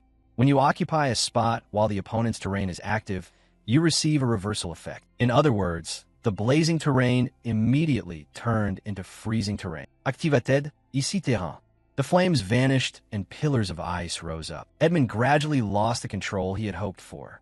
With the reversal effect, ice element damage increased by 200%. The hidden condition for reversal had been met. Gain an extra attack turn. The hidden condition for reversal had been met. Gain an extra attack turn. Edmund tried to reassure himself with his earlier arrogance. What the hell? He saw my entire strategy. Edmund rolled his eyes to look more closely at him. No, impossible. It's just a coincidence. With a single push of his glasses, Edmund drew in a view of Beck Uziel, who had wrapped himself into the palm of his hand. A true chess monster. Paleness gradually became more apparent, and his mouth opened uncontrollably. A coincidence, right? There's still one white knight, not yet imprisoned. Wake up. You can't hold your opponent in the palm of your hand. Edmund could only clutch at his empty trousers and shed another pitiful bead of sweat. He pressed his lips together. I've faced countless opponents like this. If I can just hold on until the next turn, I can turn the game. If I can endure, I'll win. He swallowed, making his expression even firmer. That's all. His face slowly sank into darkness. I can win. Instead of giving me confidence, disappointment dragged Edmund into an isolated mental space. Can I really beat him? Can my turn come back? Beck Uziel's piece moved without a moment's hesitation. He folded his arms in his seat and switched into serious mode, adding a few compliments for his opponent in his thoughts. Edmund's skill is indeed impressive, even powerful. In this world, defeating Edmund in Sun chess is always one of the toughest challenges. But after 10 years, crazy veteran players have emerged. This one truly is insane. A veteran who had played thousands of games against Edmund finally wrote a perfect strategy. No longer hiding it, Beck Uziel smiled brightly, and that strategy was stored right in these StatTab glasses. In other words, I'm playing Sun chess with an entire encyclopedia of detailed instructions in my hand. The next black piece chosen was placed on a black square. It differed from the characteristics of the pieces I knew. Thunder Bishop unleashes a lightning attack, dealing 200% damage to enemies that are frozen. If frozen targets are linked, the attack becomes chain lightning. A slit bearing a lightning mark appeared beneath the piece's hat. The shared yellow of lightning and energy beams began to converge. The blue of the snow and ice covering the field had completely shifted to the yellow of lightning bolts. Edmund watched that rapid change in stunned despair. All the white pieces vanished. Now only the black pieces remained. The earlier coldness shifted to a pursed expression. Edmund bitterly had to accept a truth he had stated himself. I've lost, Beck Uziel. His voice trailed off with the words, "Yes, thank you for the match." Absolute silence enveloped the room. On the board now, there was only the color black. Soon after, continuous exclamations rose from the students. One of them mustered the courage to speak directly. Wait, forming a three-person group and turning on the commotion. Are you crazy? Did you see that just now? Senior Edmund actually lost? How did that happen? Is that a tactic or a joke? His strategy is this insane. Edmund sat motionless, ignoring the disruptive sounds around him. Facing for the first time an opponent who moved pieces coldly and with extreme logic, the game lost its arrogance and became emotionless. Then the unwanted scene for him unfolded. Hong Bian was conversing and standing nearby. The thought kept looping in Edmund's head. Have I lost? And it was Sun chess. The discipline couldn't accept this truth. As the two left, the product contract was lost, and I even lost the right to attend the Aslan Symposium. Hands trembling, thoughts growing more chaotic. What should I do? If my father finds out about this, will my life end here? The student in charge of the board arranging noticed the change in Senior Edmund. With decisive movement, the board remained intact after Edmund's dangerously strong punch. The suppressed anger immediately erupted. Damn it. Because of this action, several students outside dared not intervene further. They had no choice but to leave before things got worse. Very quickly, the silent space contained only Edmund covering his face and trembling. What should I do? Just as he seemed about to fall into despair, a familiar voice rose, untying this uncomfortable knot. The senior looked up. Edmund was not mistaken. It was Hong Bian. Once the other noticed him, Hong Bian composed himself and spoke in the calmest tone. I will try to persuade that commoner on your behalf. We'll secure the commercial rights to the product. I'll ask him to retract the statement he made about the Adalec ducal family. Edmund was so surprised he could hardly believe his ears. A surge of excitement made him more open in his next words. Really? Is that for real? Thank you, Hong Bian. Thank you so much. How can I ever repay you for this help? The princess's gentle voice interjected a little. You say repay? I was born to be a queen. After one final swirl of emotion, Edmund returned to the feeling from when he had just lost the game to Beck Uziel. It had been a long time since Hong Bian had shown such a dangerous expression. Therefore, taking an interest in the one who will become my vassal is only natural. Hong Bian turned and left coldly. Next, I'll go see Beck Uziel. Edmund's voice suddenly dropped to an unusual whisper. Commune, un bayon. No more than a short distance away, Edmund's heart-wrenching shout shattered what little silence remained. Hong Bian's confident smile dispelled the tension he had carried for so long. The focus of the scene shifted back to the main character, Beck Uziel. Stella Academy actually had a phone booth. Beck Uziel himself was on the line with the person at the other end. Hello. Yes, please postpone all transactions with merchants in Adalabit for about 1 month. He smiled and moved to another option. At the moment, we intend to distribute only through royal channels. Is that possible? Quickly, the response came back. Of course I'll do that. Whatever you want. Thank you, assistant. Having finished what he planned, he disconnected, stretched a few times, and breathed the fresh air comfortably.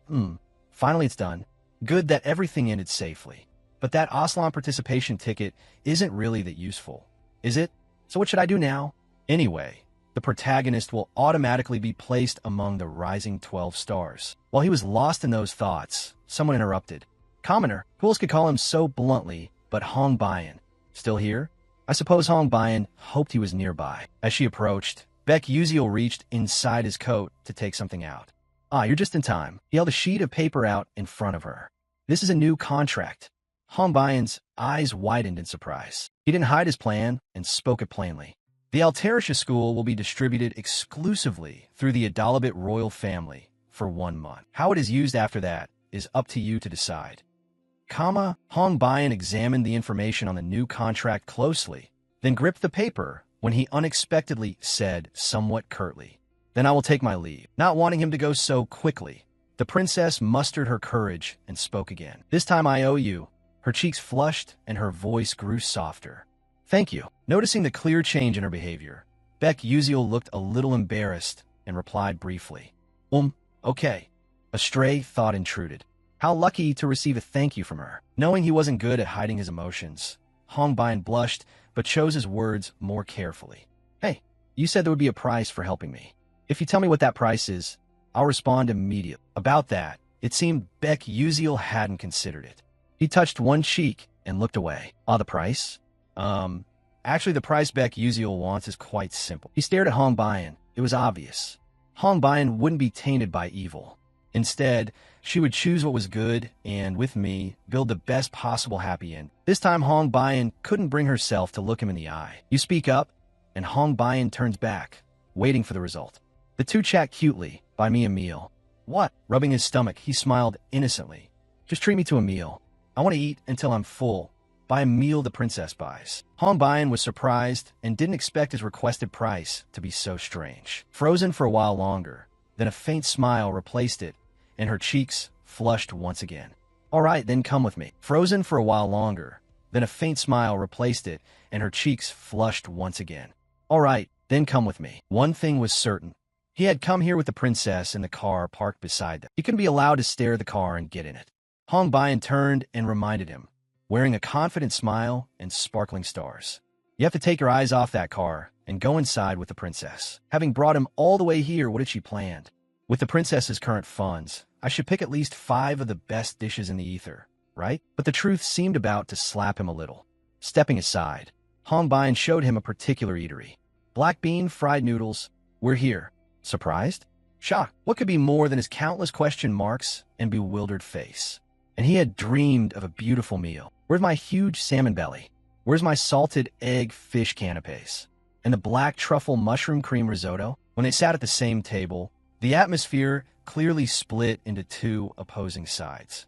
The bright stars turned to Hong Bayan with a mixture of pride and collapse. The waiter stood there waiting for their orders. Though she had many stars, the princess's expression was unusually serious. "These dishes look a bit unfamiliar to me." I found it. When he asked me to treat him, I thought about what would make Baek Yuziel happiest. Hong Bayan recalled her conversation with Tyron. He had said there was a story in his past tied to this place. Really? Expensive food meant nothing to Baek Yuziel. From the past she had accidentally glimpsed, she knew which dish he cherished most. It was a simple confidence and pointed to one direction on the menu. Closer inspection revealed it was black bean noodles. But on the other side, Baek Yuziel calmly raised his hand to order something different from what the princess expected. 3 bowls of champong and 1 portion of tangsiuk? Hong Bayan was flustered. He blinked his big round eyes and asked, "What? Can't I order 3 bowls? Bayon rapide." No, that's not the problem. This time Hong Bayan forced herself to change her thinking. Why didn't he order the black bean noodles? Isn't that his memory with his mother? And it seemed Hong Bayan realized her mistake. It can't be right. Why would a commoner write about his mother and black bean noodles in a school assignment? He hadn't overcome his past. He was still remorseful about those things, because he couldn't repay his mother's kindness that he hadn't understood when he was a child. Though realizing it a bit late, the princess chose to say to him immediately, "Sorry for treating you to a meal at a place like this. Baek Yuziel, unaware of what the princess was thinking, replied somewhat loudly. It's okay." He raised his hand, his big round eyes continuing. "Life surprises sometimes mean your wallet isn't cooperating. But since she's a princess, adding more food is fine, right?" He said. "Sir, we need more fried dumplings." Meanwhile, the sun chess match between Edmund Adalek and Beck Uziel had spread widely among the students present. A huge rumor quickly spread through the academy, growing until it became uncontrollable. What? Senior Edmund lost to Beck Uziel? Of course, the question why was raised as well. The reason was revealed by many students who had eavesdropped on the conversation at the cafe back then. The truth was even more shocking than the original rumor. I heard it from Archon, a retainer from the Adalek family. Apparently, Senior Edmund did that because Beck Uziel is a co-developer of the alchemical magic technique.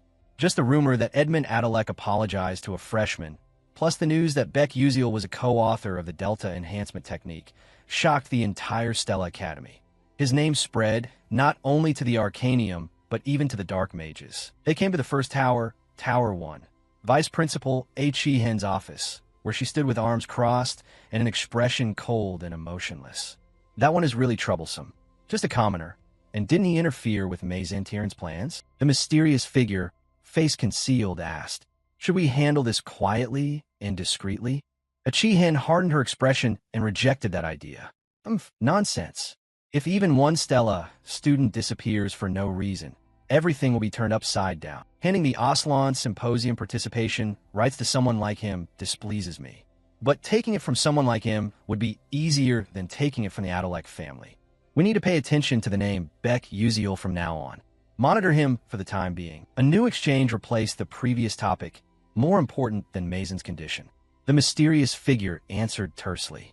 She is suppressing her dark mana with the leader's binding magic, but it could erupt at any moment. Chihen was forced to reassess everything. It is not the right time yet. The Familia Pact signing ceremony is approaching.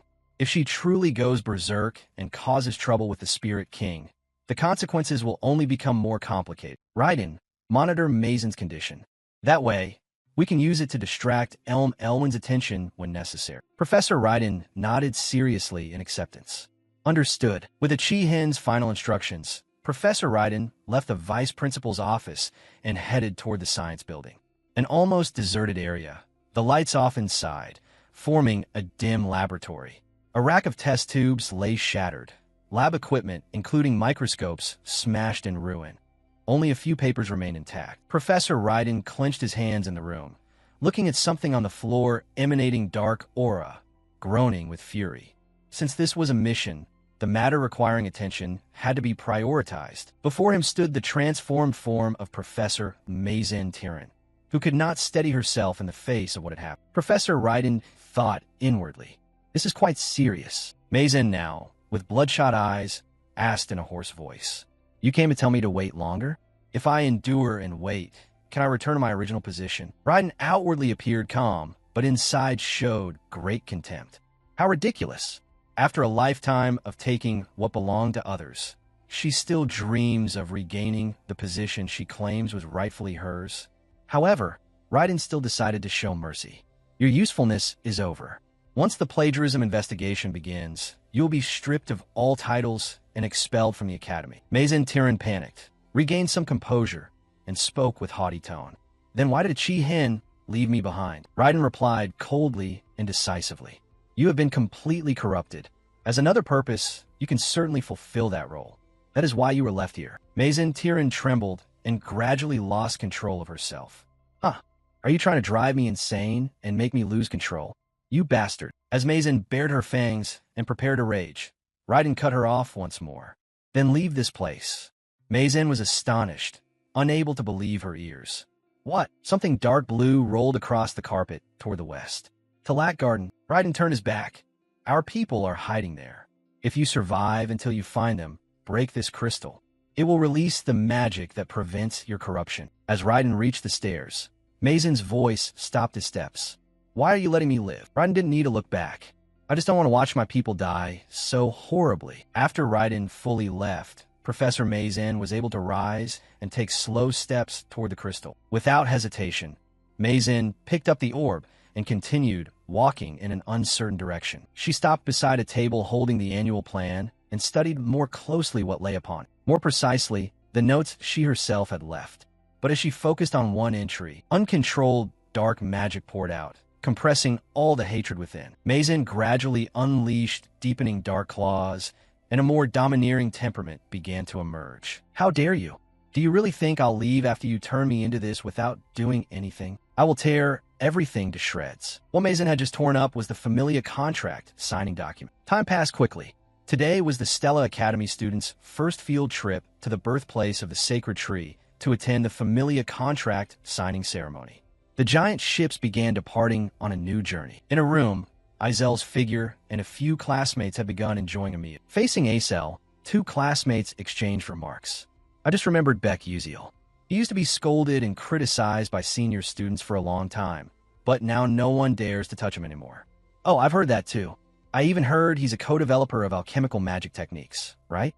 After that rumor spread, a few seniors even came personally to apologize to him. The classmates looked at Aisel and asked tentatively, Aisel, do you know about that? Aisel held the pastry and answered naturally. No, the classmates continued. Anyway, is it really about Beck Uziel? She bit lightly into the pastry. Aisel was lost in thought and reflected a little about him. Is it just my mood? For some reason, I feel like I'm drifting farther from Beck Uziel. It gives me a sense of loneliness, but the others didn't think so. A smile appeared. To be honest, I always thought Beck Uziel and Aisel were dating. She hadn't chewed before she spat it all out. Seeing Izel's odd reaction, they showed concern. Aisel, are you okay? Here, some water. Thanks. He seems pretty close with Princess Hong Baian these days, right? Well, could a princess really be charmed by a commoner? Someone drinking listened and added to the story. But lately the way the princess looks at Beck Uziel hasn't been normal. This time Aisel began coughing repeatedly. Aisel, drink slowly. Nearby, Flame took notice. Is that Aisel? Aisel was currently the center of attention among the classmates. Flame paused but thought about something, then decided to keep going. But the attention couldn't be shaken off. Aisel seems to get along well with friends. Normally, she'd be here alone by now, arguing with Hong Baian. Something has changed somewhere I don't know about. Are these things all because of Beck Uziel? I told you. I showed up right away and looked for you. Hey, can I ask you a favor? Flame was startled by his appearance. You scared me. Who would have thought he'd show up like this? In that state of mind, Flame asked, what is it? He offered something, and an expression of bewilderment took over. Pick a flower for me from here. Ambaram flower. A one-breeze flower. Flame shuddered and asked again. A Han Baram flower. The kind that always faces one direction? Do you think I'm a flower vending machine, or what? Though he said that and thought so, his hand reached toward the soil box he had held out. After a moment, Flame's magic activated, a jade-green light highlighting a spot. Very quickly, a beautiful five-petaled white flower shimmered in the box. Beck Uziel smiled with his eyes narrowed when he got what he wanted. Thanks. Flame folded his arms, sensing something was off with him. What are you planning to use this for? As soon as he said that, Flame vaguely realized something. So a direct question was aimed at him instead. Hey, don't tell me you're planning to go down to the 4th floor. Beck Uziel was surprised Flame could tell. Of course I have to go, otherwise why would I take it? Flame couldn't help but add a few more words, guarding his stance carefully. Otherwise this time the conversation might naturally be cut off. He wore a puzzled expression, not understanding. Flame, realizing he'd spoken out of turn, quickly looked away.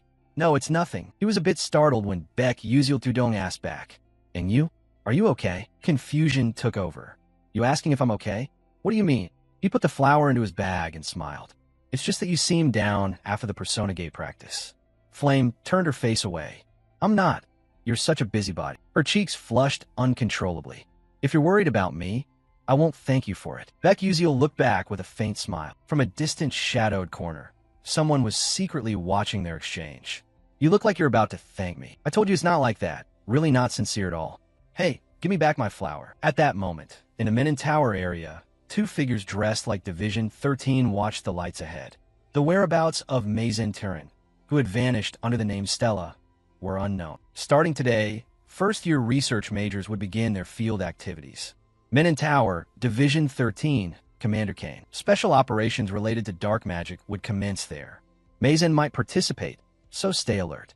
The isolated space and that news soon dissolved, returning the two to the endless plains. However, even with that remarkable magic, the two began moving without any special sign. Standing beside the commander, Deputy Commander Hazan Macaron complained loudly about the news. "Oh my, why is the Master of the Ivory Tower so obsessed with Stella?" Commander Kane, displeased with that tone, corrected him sternly. "The Master of the Ivory Tower possesses prophetic power.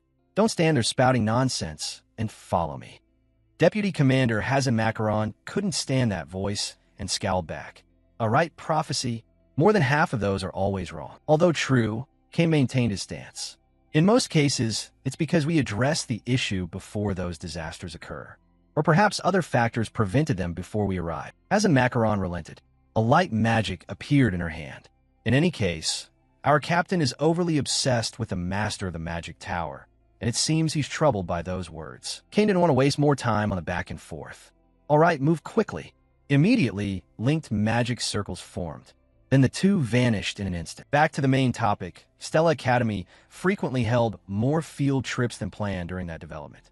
They had established teleport gates at over 20 locations for the ships. One notable example was the cradle of the Celestial Spirit Tree, also the place that nurtured Manhwa. This time, homeroom teacher Lee gathered the students in a fairly large area. His voice carried responsibility.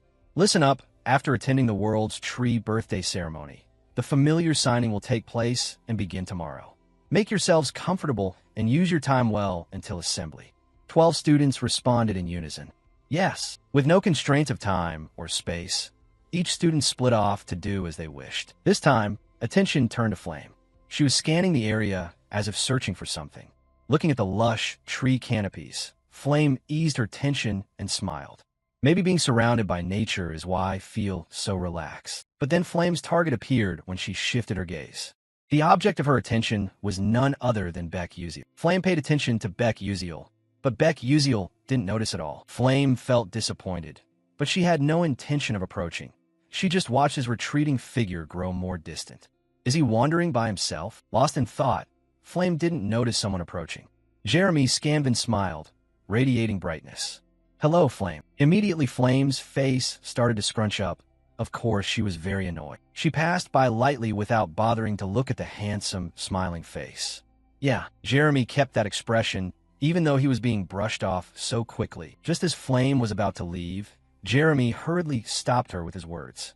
"Aren't you going to show me that face again?" Getting annoyed and then teased. Flame looked back in confusion. "What are you talking about?" Jeremy stepped closer, one step at a time. "If you have time, could you walk with me a bit?" Flame stood still. "I don't have time." A silence formed. But soon Jeremy revealed a not-so-good boy side. More precisely, he took on the demeanor of someone dangerous when denied. "Once more, why don't you think it over?" Flame realized she was stunned that Jeremy could wear that expression at this moment. Quickly, her own thought followed. This guy really is dangerous. Jeremy wasn't simply after that. In the moment he didn't know what to do, suddenly another person stepped in to block him and help Flame. Flame could hardly believe who had appeared. "Hey, One Riang." "Prince, that's enough. Do you know your behavior is rather rude and coercive?" Jeremy sneered mockingly. "Well, why would I know that?" When Jeremy spoke with a smile, ordinary people would naturally look away and avoid him. However, that tactic had no effect on someone at the pinnacle of the magical world, the heir to the magic tower. As the two stared at each other, Flame broke into a sweat in the middle, thinking, "Oh God, what is this situation?" Having confronted each other, some scheme gradually brewed across Jeremy's expressions. Leaving behind a serious one and a flustered one, Jeremy walked off and returned to normal, waving. "It seems your friend misunderstood something, so I'll be heading back for today. See you next time, okay?" With that, Jeremy completely left, leaving the two of them there. Although things appear to have settled, Flame felt a lingering unease. She immediately expressed it loudly, somewhat reproachfully, to the one who stayed. "Hey, One Riang, what on earth are you thinking? You dare to block Jeremy? Do you think making enemies with the Scanban clan is wise?" Hey, One Riang seemed unconcerned by the criticism. "Flame, you're the one who needs to be careful. The prince is very dangerous. If he wants something, he won't hesitate to do whatever it takes to get it. And right now, you have become precisely the thing he desires most." Flame knew that even better than Hey, so she was now pondering what she needed to do. However, a new perspective from Hey One Riang confused her. Or maybe you truly trust him? Flame couldn't have expected Hei Wan Riang to say that. Suddenly, Flame shot back at him. Who are you talking about? Flame stared in suspicion. Hey, who is he? Yeah. Hei Wan Riang suddenly realized his body was gradually losing control for a very strange reason. He then pressed his hand to his forehead and dropped to one knee. Flame, sensing something was wrong, hurriedly called his name. Hei Wan Riang. Flame rushed closer with concern. Are you okay? But Hei Wan Riang quickly raised a hand to stop her. The headache recurred. Hei stood up and continued to leave. I'm fine. How could Flame possibly believe that he was fine? What do you mean fine? As he left the way Baek Uziel had before, Flame tried to hold him back. Wait a moment, but that couldn't happen. Once he had gone, Flame still didn't know what had really happened. Hei Wan Riang. Another unease once again overcast his already unsettled mood. Something was very strange. He tried to leave. Hei Wan Riang moved into an alley that drew little attention from passers-by and leaned against the wall. He supported his body and analyzed his condition in his mind. He didn't know when this unexplained symptom had been getting worse. His vision was gradually blurring. Damn it! How am I supposed to complete the familiar signing ritual like this? Just as confusion hit him, Hei flinched at a familiar voice.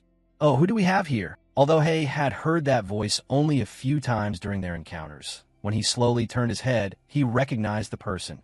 Professor Maizan. Half his face was hidden by a black cloak, his appearance shrouded in shadow. Professor Maizan stepped closer with palpable surprise. I was wondering where my seed had gone. Turns out there's a seed right here. Perfect timing. It's surprising the level of infestation has progressed this far. Hei panicked at those words. Professor, what are you talking about? Professor Maizan raised his hand along with dark magic. The danger spiked.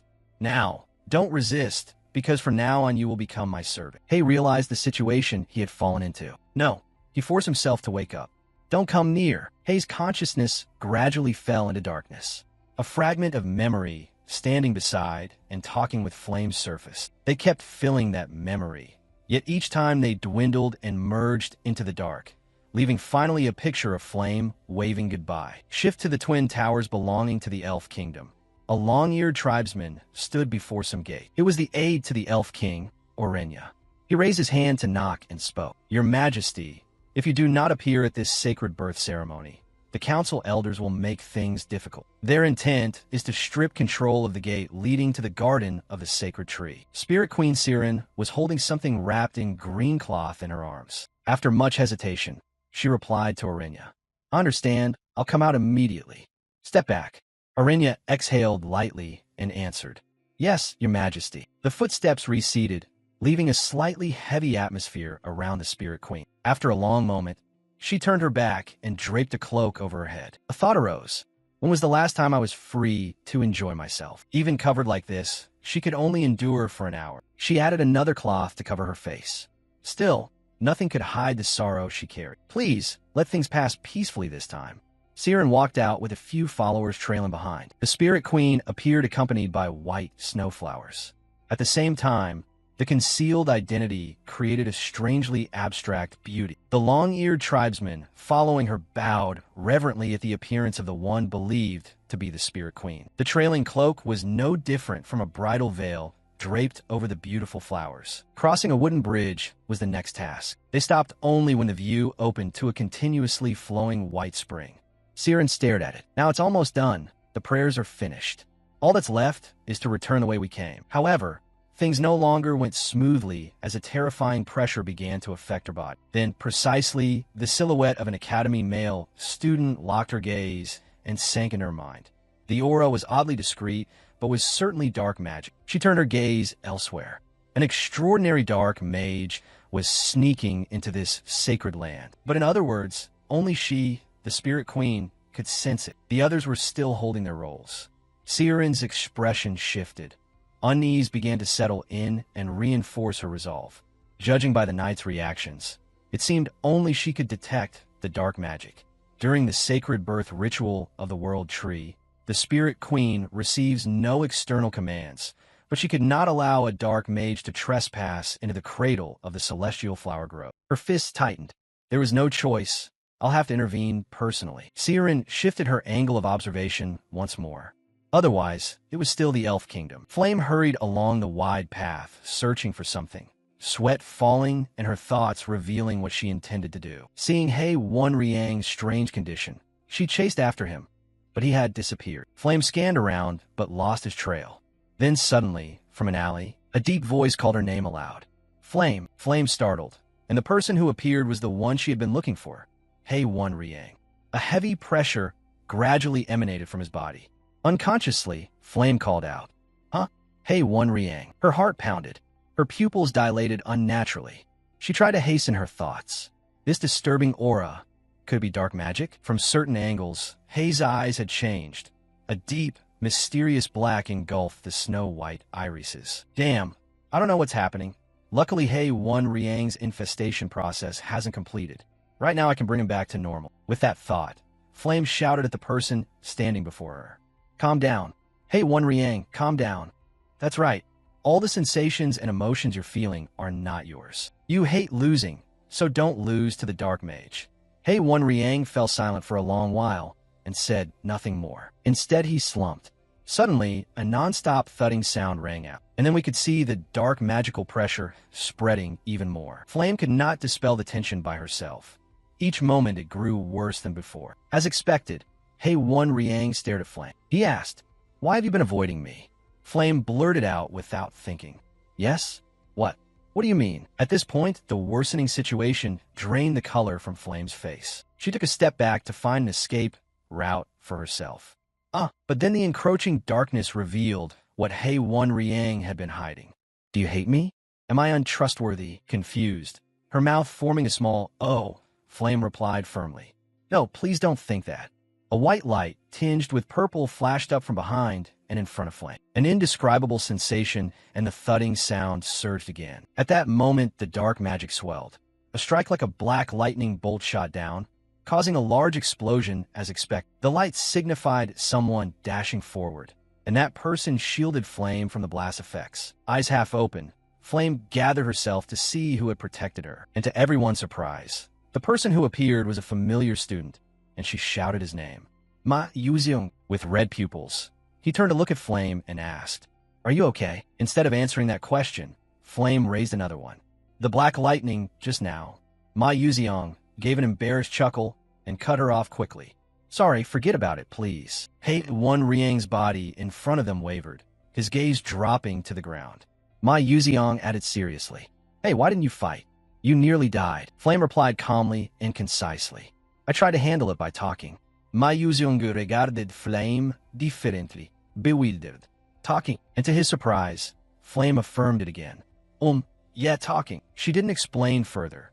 Her eyes no longer dared meet Ma Yuziong's directly, instead drifting through a swirl of private thoughts. In the original tale, Acel purified countless dark mages using only dialogue and earned the nickname of the Penitent Saint. So I thought maybe I could bring Hei Wan Riang back too. After all, with my abilities, can't I save someone? Ma Yuziong realized she wasn't going to elaborate, so he shifted his gaze to the one about to become a dark mage before them.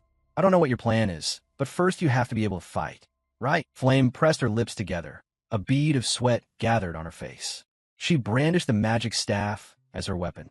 Yeah, I can do it. A thought surged. This time I absolutely won't let him die like Jackie. I will save you.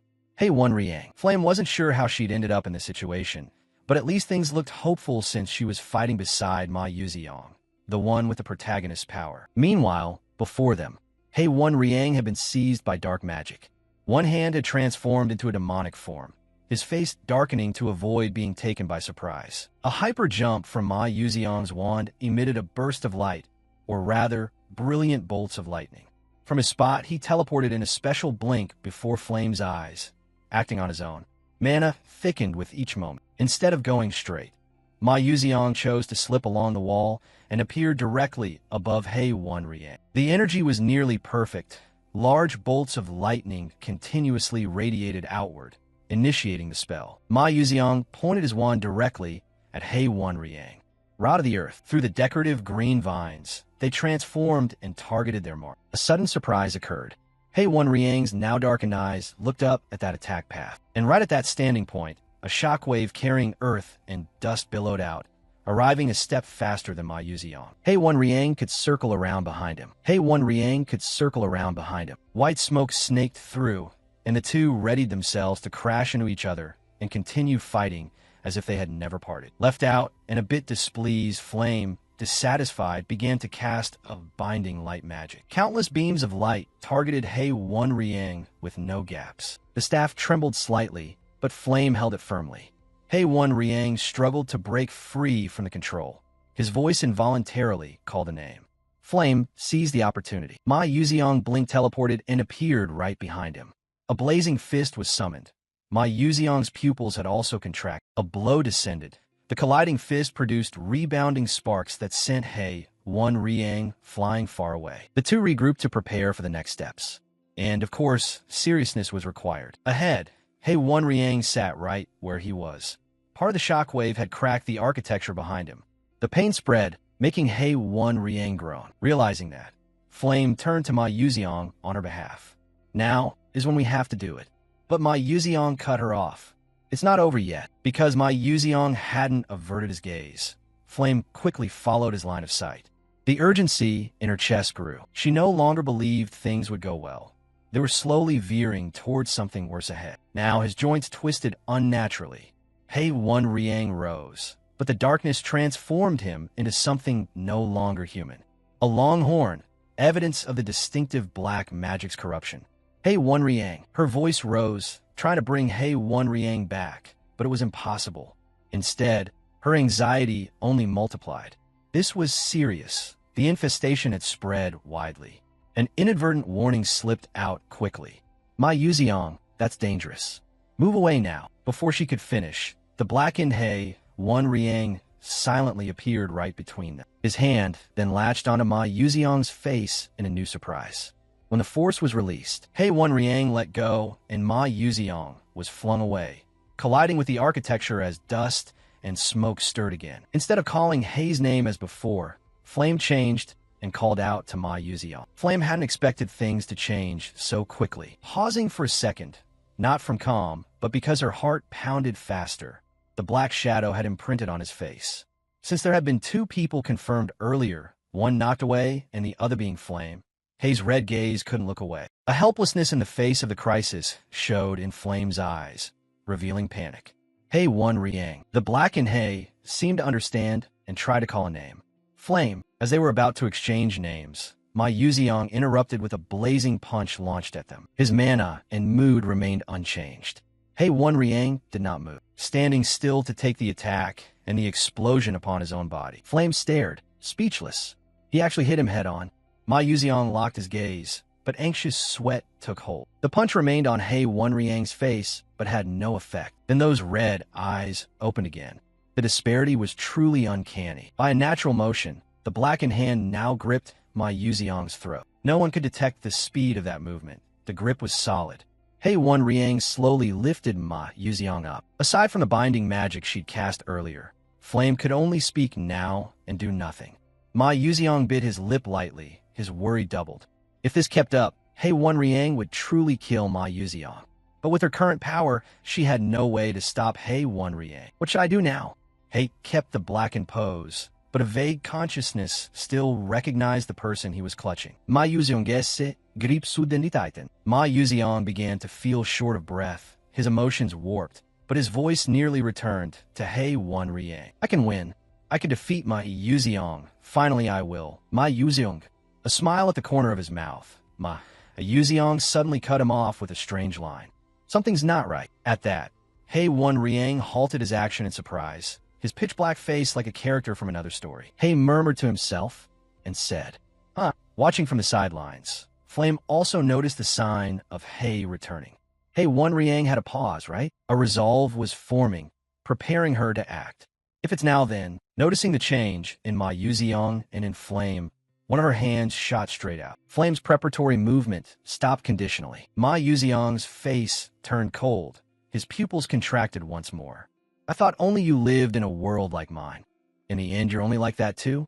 How disappointing. A murderous aura suddenly poured from Hei Wan Riang, intense and dense. The blackened Hei showed no fear as he spoke, but his expression was more distorted than before. Hey, Ma Yuziang must win. Time rewound to the past. First year of middle school, spring. At that time, He Wenriang was only 14. Innocence showed clearly on his face. He stood before a bewildered, more childish Ma Yuziang, also 14. Irritated by that phrasing, He Wenriang frowned and said in a slightly colder tone, "Fight me." Ma Yuziang's sweat froze. He was extremely embarrassed.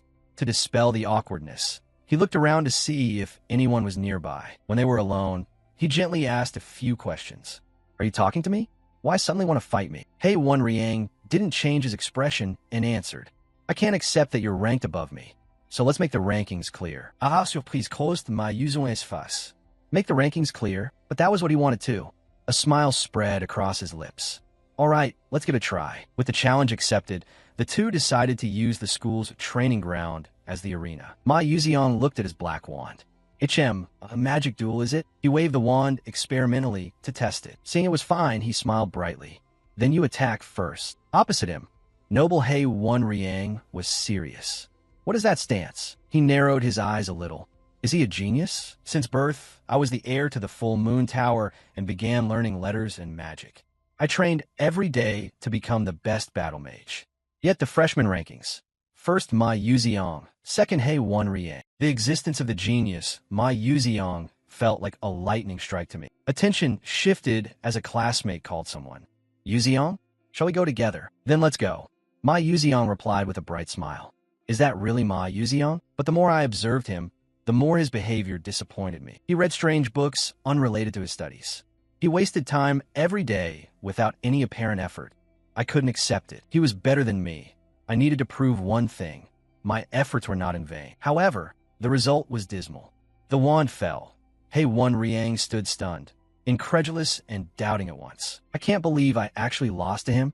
Not a scratch, not a speck of dust. Contrary to his cheerful demeanor, Ma Yuziang was completely focused, and when the result came, he cheerfully stepped up to He Wenriang. "Oh, I won?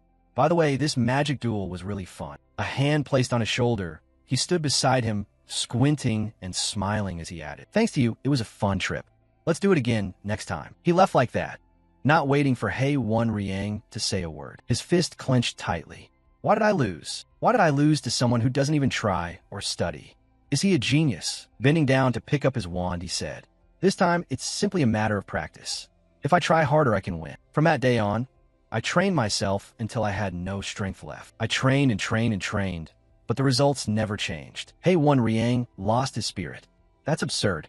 This was a one-on-one match I requested after understanding and analyzing all of my Yuziang spells. I can't believe it. In reality, there's such a wide gap between him and me. At that moment, Ma Yuziang reached out his hand toward He Wenriang. He made an observation and smiled as he spoke. "This time will be even more fun than the last, right? Do better next time." He Wenriang listened to those words in silence. Pausing a little longer, he pondered. Changing his mind, the two shook hands, a small exchange. "Next time I will definitely win." Haha, I'm really looking forward to that. I was forced to admit that Ma Yuziang was a genius.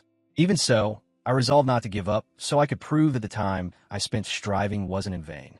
One day, I will defeat Ma Yuziang, and now Ma Yuziang is in my hands. That memory dragged He Wenriang's blackened self back to the present. This time I can win. I thought so. Isn't that right? Ma Yuziang smiled brightly and could see that expression clearly. Already drowned in the power of dark magic and lost herself? How disappointing. He Wenriang, I trained hard to fight you too. The blackened He blinked dumbfounded. You trained, digging into older memories. Do you remember? When we trained inside the dungeon, we fought as equals. I was shocked then too. It turned out I had a competitive streak. After that, I began training for the first time and always waited to rematch you. He Wenriang began to become greatly flustered. I've never beaten you even once. Now is the chance. But things went further when Ma Yuziang's cold voice uttered, "Then kill me. Pierce my heart with that power and enjoy the victory you desire. And then regret it, for this will be the last match between us." With continued provocation and the outcomes it would bring, He Wenriang regained the light in his eyes. Outside the fight, Flame waited for the most important moment. Ma Yuziang, too, narrowed his eyes and waited. "I will not kill you to win in this form. That would be denying my own efforts. I will not kill you to win in this form. That would be denying my own efforts." Outside, Flame rejoiced at those words. Thank goodness, Hei One Riang's emotions have returned to being human. Now we can save Hei One Riang. But things changed once more. A magical pressure descended upon the spot where the three stood. The blackened Hei made an irritated sound. Ma Yuziang's state was no less affected. Ahem, he blinked, pretending to notice something. This power is... They turned their heads as someone spoke. Oh my, footsteps of a girl in black. A gold hoop earring and reddish-brown hair. The deputy commander, holding a staff, spoke calmly. Isn't that Mazin Tiran? Hazan Macaron stood there lightly holding her staff, unconsciously exerting a great pressure that prevented Flame from moving and forced her kneel. Slightly annoyed, Flame squinted and vaguely recognized exactly who the opponent was. I saw that character in the original novel. Deputy Captain of Black Star Squad 13, Hazan Macaron. That meant someone else's footsteps were approaching at the same time. Hazan turned back and complained with her usual bewilderment. In the end, the prophecy was totally wrong, wasn't it? The captain clenched his fist tightly and strode forward coldly, his expression unchanged. Only his words shifted. Kane said, "Stop talking nonsense." Hazan criticized and committed that face to memory, adding her own analysis of the character. Sure enough, that man had arrived, the captain of Black Star Squad 13, Kane. The two stood side by side, looking at the darkened Hei One Riang and the recently fighting Ma Yuziang. Kane silently used a talisman to detect unusual dark fluctuations, saying nothing further. Hazan's gravity illusion was flawless. With it, she had effectively immobilized the move. Kane commented on the opponent. The oscillation waves are so faint that it's surprising they can produce this level of power. Hazan confirmed, "Indeed. What do you intend to do?" Kane nodded, opened a space, and drew out his wand, his voice cold. Target identified. Proceed to neutralize on the spot. Kane's target was the darkened individual who had briefly regained some consciousness. Hei One Riang, Ma Yuziang, and Flame found themselves in an awkward situation, indeed surprised by that decisiveness. However, Hazan still sensed something off and turned to ask, "Do you plan to kill immediately? It's still the early stage, so we could observe a bit more." But Kane completely cut her off, holding firm to his stance. If at this level it's already producing the kind of power, then should it rebel later, the consequences would be catastrophic. Killing it now is the right course. But by chance, one among them would not accept that stop. Hazan paid attention to that voice. Oh, while they were speaking, Ma Yuziang mustered his remaining strength to stand. Truly surprising Hazan, the deputy commander. A first-year student enduring this much? He's Ma Yuziang of Stella. The top-ranked freshman is indeed formidable, but Hazan's face darkened, her gaze far from pleasant. Snap! Ma Yuziang felt a greater pressure gradually bear down on his body. Just as Ma Yuziang tried to lift himself, Hazan snapped her fingers and forced him to collapse once more. Showing no pity at all, "Lie still a little longer. You mustn't interfere with my work." Ugh! In truth, the power gap was absolute. Ma Yuziang was now close to hitting the ground. Although the situation improved since there was no overlapping gravity on him, Flame still could not feel any more at ease. She gritted her teeth and judged another fact. No, Ma Yuziang's condition. Although recent events differed a lot from the novel she knew, Ma Yuziang's recent magic was definitely dark magic. At this rate, if Ma Yuziang exhausted his mana, his dark magic would be exposed to them. Then, together with Hei One Riang, resisting, Flame forced herself to take action. "Hold my staff tight. I can't lose both of them here, please. Please, just move. Please." Guilt welled up in her heart, because they were promising young people. Then Kane pointed his wand to the crown of Hei One Riang's head. Now it ends. Hei seemed resigned to his fate, but Flame still hoped for a miracle. She squeezed her eyes shut. "Please save him." Magic surged from Kane's wand with no hesitation. "Die, Dark Mage." Wait, once more. Kane halted his action at a slightly familiar voice. He turned his head to confirm the direction the voice had come from. Only one could change the situation. The novel's supporting character, Beck Uziel. Kane half remembered the inconspicuous face. "You are." 10 minutes earlier, Beck Uziel had been petting the head of a young elven boy. But his main purpose had been to buy food, so the head patting was just because the boy was cute. Before leaving, he put on a friendly smile. "Wishing you good business." The middle-aged woman happily accepted his blessing. "Thank you, child." As the student walked a short distance away, the familiar chime from the system ran through his mind. 2 reports popped up in succession, indicating a variable had occurred in Episode 8. The Hei One Riang dark magic plotline began to proceed. Beck Uziel twisted and was startled, exclaiming, "What?" A suspicion gradually eroded his understanding. What is this? Didn't the dark magic episode end after completing Jackie's dark magic arc? In the original game, a total of 3 students were affected by Professor Maison's dark magic invasion. Among them, Hei-Won Riang's dark magic route had a 99% chance of leading to a bad outcome. Despite how brutally difficult and terrible it was, Beck Uziel hesitated, having to choose between preventing it or letting it happen. Unable to think further, Beck Uziel decided to give the food he had just bought to another elven child. "Here, this is delicious. Have it." The child was a bit surprised but still accepted it and watched Beck Uziel walk away. Beck Uziel's choice became a new consideration. Nevertheless, he couldn't just stand by and watch a bad ending happen. And so, at this moment, pressure descended upon the 2 main characters, Hei-Won Riang and Ma Yuzion. Flame exhaled in relief because someone who could help had arrived. 5 pairs of eyes, 5 gazes from 4 directions, all focused on one person, Beck Uziel. Beck Uziel, having just arrived, still cared for his classmates and was still breathing. Thank goodness, but so what now? Kane remained cold there. Hasn't understood and smiled, taking small steps forward. "Got it, leave that kid to me." Her staff, like a mini scythe, clicked as she walked and stopped at spots she deemed appropriate. A brighter, more positive mood formed. She offered a suggestion. "I'll show him a wonderful illusion too." The hockey of the Overlord opened. The special illusion Hazen created was a very powerful magic. It carried a potential direct harm to the target. That effect quickly descended on Beck Uziel. But nothing happened. It proved that something special applied to a special person. Don't make it ordinary. A black cat scampered about. Hazen, eyes wide, muttered to herself, "Oh my, unbelievable." She waved her staff at him several more times. Cha-cha-cha. This time it had some effect. It caused Beck Uziel to view the world with half an eye, something he couldn't explain. Hazen looked toward the one slightly above her in rank. "Captain, that kid doesn't seem affected by the illusion." But Kane didn't believe it and added a sarcastic remark. "Don't joke around. Make it proper." Hazen insisted she was serious.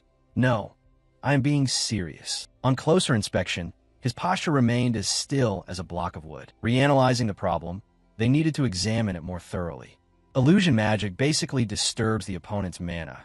These kids were just being dazzled into generating a gravity illusion that pressed down on their bodies. But for some reason, she felt there wasn't a single speck of mana in that kid's body. How to put it? It felt like applying a joint lock to a slime. She frowned more. "My magic is at least grade S. What exactly is that kid's ability?" Kane stepped forward 1 pace. "Please make way." The deputy commander held his wand ready in a cold voice. Kane demanded Beck Uziel, "Reveal your identity." Beck Uziel replied quickly, "Stella Academy first year, Class S, Department of Combat Magic." But Kane didn't want to hear that known answer.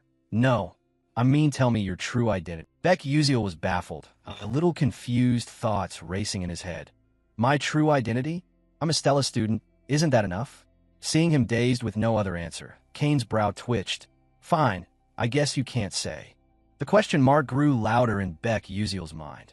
So what did I just say? When information couldn't be obtained, there was only one option: deal with reality. Kane changed his tone. "I won't interfere with your connections or your reasons for infiltrating Stella Academy. However, you must not interfere with our work." Beck Uziel lowered his head, staring at the others, and adjusted his words accordingly. "That's difficult.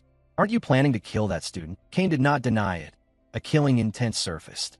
"Yes, we will kill him." Even though Hei-Won Riang was darkened, he could still sense how that voice sounded. This put Beck Uziel in an even more awkward position. He knew clearly that if he fought those people now, he couldn't last 5 seconds. He would die. He took another step forward. He drew his weapon. "But he's worth risking my life for. I can't lose him right now."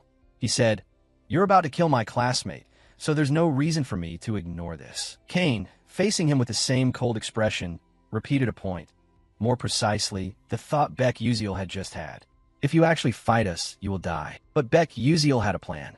With a composed face, he replied succinctly, "At first glance, you two don't seem like people who like to reveal yourselves. Should I draw a little attention? I am somewhat confident.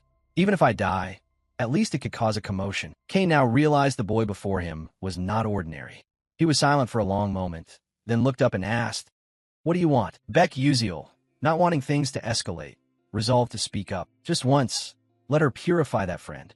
Kane listened intently to his words, then shifted his gaze to Hay, who was darkened, and without hesitation pointed his wand at Beck Uziel and said, "That's a futile effort. Even if he could cleanse the dark magic, the emotions would not return." Slightly frightened, Beck Uziel drew his sword into a ready stance and pleaded, "Once is enough. Her magic can even restore emotions to their original state." Flame silently looked at Beck Uziel, sweat trickling down, but above all she doubted his words. "Can you really help Hay One Riang return to his original state?" Flame doubted not only his words, but herself. But the more important question now was whether Kane would accept it. What if the purification fails? Beck Uziel answered, "I'll withdraw decisively." To Kane, that was not a bad proposal. At least they wouldn't need to deal with someone who could overcome Hazen's illusion magic, avoiding drawing attention and allowing the other party to leave on their own. So stepping back now seemed the wisest move. He said, "Fine, if you betray us, I'll give you the most painful death possible, whether it causes a big commotion or not." Hazen beside him couldn't believe the captain would say that. "Captain," but Kane paid no mind and ordered, "Hazen, remove the illusion." Before dispelling it as the captain ordered, Hazen still asked, "Can we trust his word?" The same cold reply came, "If it's a lie, it's not too late to kill the brat." She slammed her staff down hard on the ground. "Fine by me. If the captain says so, then there's nothing more I can do." Shaking her staff, Hazen withdrew the illusion. Both Ma and Hay could regain their freedom and gasp for breath. Though Flame felt less pressure, she still had to reluctantly cope with it. Blinking, Flame realized someone was standing in front of her. More precisely, Beck Uziel had come closer and sat down opposite her.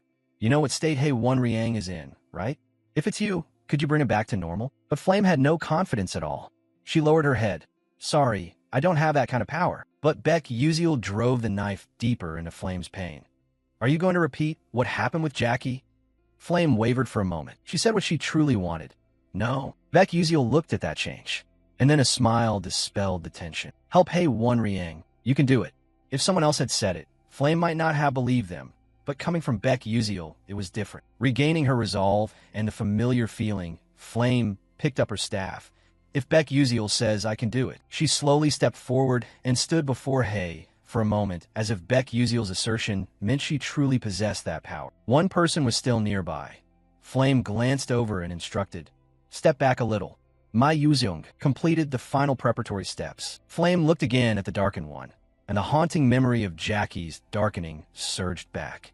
Golden mana began to gather, and a thought formed. "I won't stand by helplessly like that anymore." Her eyes opened, and Flame formed a magical matrix. Angel wings appeared, carrying a bit of her own hope.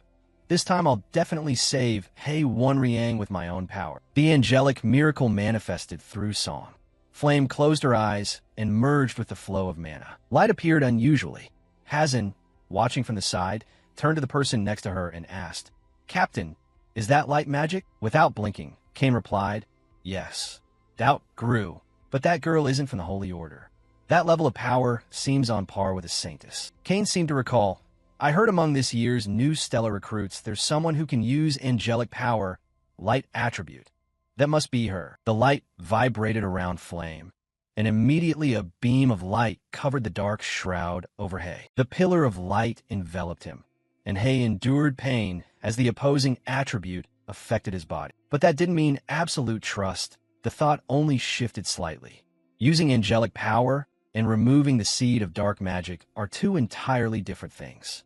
At best, it can only suppress it. Yet Kane made things difficult for himself. Now that perception struck back at the newly formed illusion. Cough, cough. Hay One Riang coughed. The black layer was gone, and his consciousness returned. Hay One Riang looked at his hand. He almost went to ogle the naked chickens, and then he heard the slightly choked voice of the person standing before him. "Thank goodness you're back to normal." A second later, Flame collapsed sideways from losing too much mana. Hay One Riang, flustered, tried to reach Flame, but Kane's sharp iron wand was already pointed at his throat, stopping any action. The purpose now was singular. "Then let me examine him immediately." Quickly, the group formed into 2 teams of 3. Ma Yuzeong and Beck Uziel attended to Flame. Kane and Hazen attended to Hay. After a moment, Kane questioned, "What's the result?" Halting the examination, Hazen looked over and answered, "Completely normal." He's like an ordinary person to the point it's unbelievable he was ever darkened. No, it's more accurate to say those emotions never existed. It's like emotions were forcibly added on. It seems the host is quite strong. Captain, what now? Kane turned and retreated, standing up in helplessness. Hasn't adjusted her inner tone. Our captain seems quite shaken. No wonder. He had always been convinced that once someone was darkened, they couldn't be saved. So he wiped them all out. Yet now those kids completely dispelled it. Flame, I'm sorry. I'm Fine. Weren't you worried about me? A smile formed as the kids cheered with each other. Before leaving, she winked at Beck Uziel. Well then, kids, see you next time. Who she meant was up for debate, but saying that to Beck Uziel was bold. I don't want to see you again, understand? After everything ended, night covered the realm of fairies. The moonlight lit a pretty corner of a path. Then someone shadowy walked along that path. Fortunately, it wasn't Professor Mazantiran, but the king of the Flower Fairy clan, Siren. Confused, though alone, she still felt unsettled. Looking around, a puzzling thought surfaced. That's strange. I clearly followed the dark magic flow I sensed then, so why is there no trace now? She looked at her hands before doing anything else. Finally, Siren went to the empty plot where the dark magic had been detected, closed her eyes, and spread out her palms. Wind, bring me the memories. Then the scent of memories wafted to her nose and quickly filled her mind. But she couldn't see anything. Memories of a wind full of black and white hues. She thought again. Did someone deliberately erase the memories with magic? Erased memories can't be restored even with high-level spells. However, Hoa Siren was the greatest master among them. She would not submit to such petty magic. Fireflies dotted the black night. Wind, I beg you as the fairy king, whisper more of those memories to me. Siren tried again. The ground, the breeze, the leaves, the trees, and the stones all whispered to Siren about what had happened here. Although they had erased the memories meticulously, leaving almost no trace, a few fragments still faintly slipped through, and the shadow of Beck Uziel was the largest. But she couldn't make out faces. Was that Stella's uniform? A surprise. At that moment, a strange sensation ran through her mind. What is that smell? It was a scent she could never forget. No matter how she tried, that scent was definitely Iphanel's. But hadn't Iphanel already sunk into eternal sleep in her own garden? Could someone have entered the secret garden earlier? Could it be related? However, as time passed, the memories faded worse, and a pain surged into her mind. This is bad. I can't read any more memories. But with what she had, Hoa Siren had to steady her emotions and analyze a possibility she needed to consider. The person who entered the secret garden that day and the name that stole Liefenel's heart. Could they be the same person? If so, it would make sense that the memories here were erased. Her fist tightened. Siren suppressed her fury. I will never forgive him. I will certainly repay that debt in kind. The scene then shifted to the next morning. After recovering and no longer surrounded by darkness, Hei Wan Riang had a peaceful sleep at the Flower Heaven Hospital. Hei Wan Riang opened his eyes and then saw another person in the room with him. Hei Wan Riang recognized Flame. Flame smiled, peeling an apple as she looked at him and said, "Oh, you're awake?" Glancing around, Hei Wan Riang asked, confused, "Where am I?" Flame sat in a chair, watching him intently. "This is the hospital. Do you remember what happened?" "Only roughly." Receiving his answer, Flame exhaled softly and pushed over the plate of fruit she had just neatly sliced. "I already told teacher Li Hanwon a bit, and I told my Yuziong and Beck Uziel to keep it secret. So don't worry. In the familiar contract ceremony, if you want to participate, you still can, but it's better if you rest more." The aftereffects haven't completely gone away yet. Hei Wan Riang now obeyed all of Flame's requests, whatever they were. "Yes, if you tell me to rest, I'll rest." This puzzled Flame. What's wrong? Why are you listening to everything I say now? Not wanting to disturb his rest any longer, Flame decided to turn and leave, waving with a bright smile. "I've thought it through. Letting go is better than getting hurt. Rest more from now on. Okay. It's almost time to meet everyone, so I'll go ahead." Hei Wan Riang watched Flame as she left, then immediately called her back. Flame. Flame stopped and looked at him, asking, "Huh?" Hei Wan Riang had decided and prepared to say something, but then kept all those words locked inside. After a long pause, he finally said the odd line, "No, it's nothing." Flame showed no expression.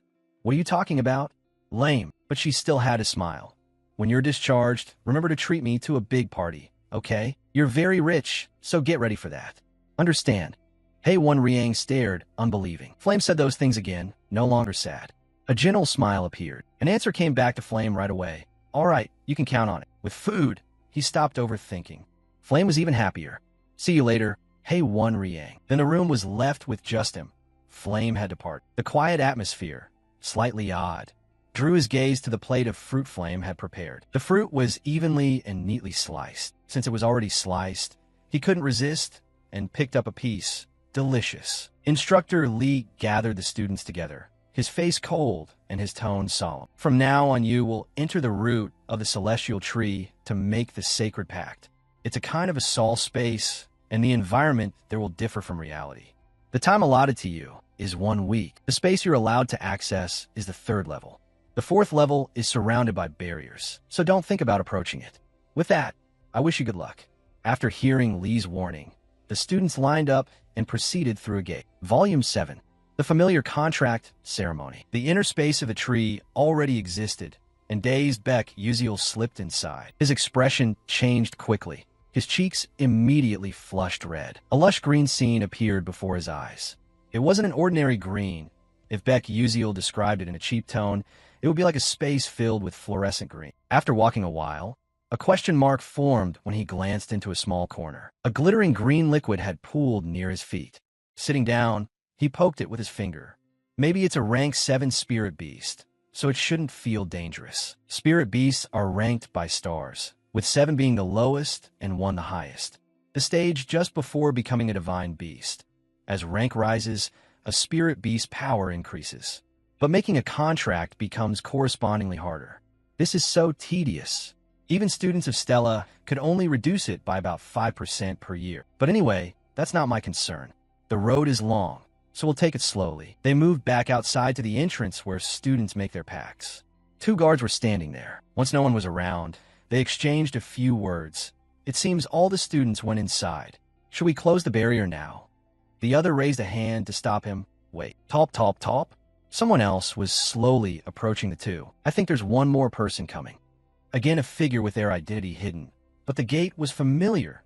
To be precise, a new danger had arrived. Just as they were about to step forward to speak, a sudden dark mana attack struck. They couldn't react in time and were engulfed by the dark mana. One collapsed. The other was grabbed by the collar. This unknown assailant completely dominated the situation outside. The gate guard quickly fell to his knees. Meizen Tiran, the one who struck, wore an intrigued smile. They entered the area where familiar contract ceremonies are held. Princess Hongbayan led her familiar group of classmates in one direction. Looking around a corner, the princess was somewhat indifferent to everything. As the book said, indeed the first floor held nothing special. Turning back to the others, Princess Hongbayan announced they would go up to the 2nd floor right away. However, another classmate at the rear showed signs of not feeling well. Ars Wang is a fire tribute prodigy like Hongbayan. Now her condition was worsening. She put a hand to her forehead and wondered, why does my body feel like this all of a sudden? My stomach churns and I feel nauseous, my vision keeps blurring, and then I just collapse right here. Hearing the commotion, their classmates turned to look. Princess Hongbayan also turned and heard another classmate call out Arshuang's name loudly. Princess Hongbayan knew Arshuang trained often and had high endurance, but now showed worrying signs. The princess approached and asked, "What's wrong? Why you look so pale?" The classmates recounted what had just happened. Arshuang's condition isn't great. She was fine just a moment ago. I heard that if your spirit beast attunement is weak, even a little ambient aura can weaken the body. Could Arshuang be like that? Princess Hongbayan didn't hesitate and proposed an initial solution. For now, rest here, conserve your strength, and recover on the spot. But Arshuang looked up at the princesses retreating back. Sweat cold on her brow. She parted her dry lips to say, "Huh? I'm fine, so let's keep moving." The princess retorted, "Enough, listen to me. Resting is better than rushing and exhausting yourself at a critical moment." Arshuang was upset. The others comforted her. "That's right, Arshuang. The princess already said so." Yes. Everyone dispersed to observe further, while Arshuang stayed alone at the base of a large tree, breathing heavily, hand on her chest to steady her breath. "It's hard to breathe. My head's in chaos. I've waited for this day for so long. So why is this happening now?" Her arm trembled involuntarily, yet a strange feeling had invaded her mind. A voice echoed in her subconscious. Truly a talent. The makings of a great mage. A few unfamiliar figures appeared. Huh? Is this from when I was a child? Or am I dreaming? Someone who looked like an academy professor approached and said, Ars Huang, you are a once-in-a-century fire prodigy. With your talent, you can control fire as if it were part of your body. If it were you, you'd surely become the unparalleled mage at Stella. The young Ars Huang was a bit surprised, but quickly smiled brightly. Really? Of course, if not for me. The memory had just arrived. Ars Huang jolted and snapped away. She looked at everyone and, still dazed, mumbled again. What was that? The dream was... At that moment, the princess's voice returned. Prepare to move on. Once Princess Hong Bayan decided, Ars Huang gathered her remaining strength to stand. A nearby classmate worriedly asked, Are you okay? Can you move? Ars Huang forced out, Yeah, I think so. Following the group's steps, Ars Huang walked slowly, but unexpectedly at the spot where she had rested, some dark mana lingered. They proceeded to the second floor. A spirit beast was being roasted by fire magic. The one who did it was Ars Huang. The surroundings were no longer green. This floor was dominated by blue. Her expression had changed, her body much improved, and her focus in casting magic had sharpened. In this state, I could form a pact with a 5-star divine beast. While she was still pleased, suddenly a classmate's voice rose, drawing attention in that direction. Everyone looked. It's a red deer. I read it in the compendium. If you can form a pact with that red deer, your knowledge of the fire attribute will increase. Its level seems to be 6 stars, I think. Most wild spirit beasts are almost always wary of humans. But oddly, this deer was sneaking closer to the group.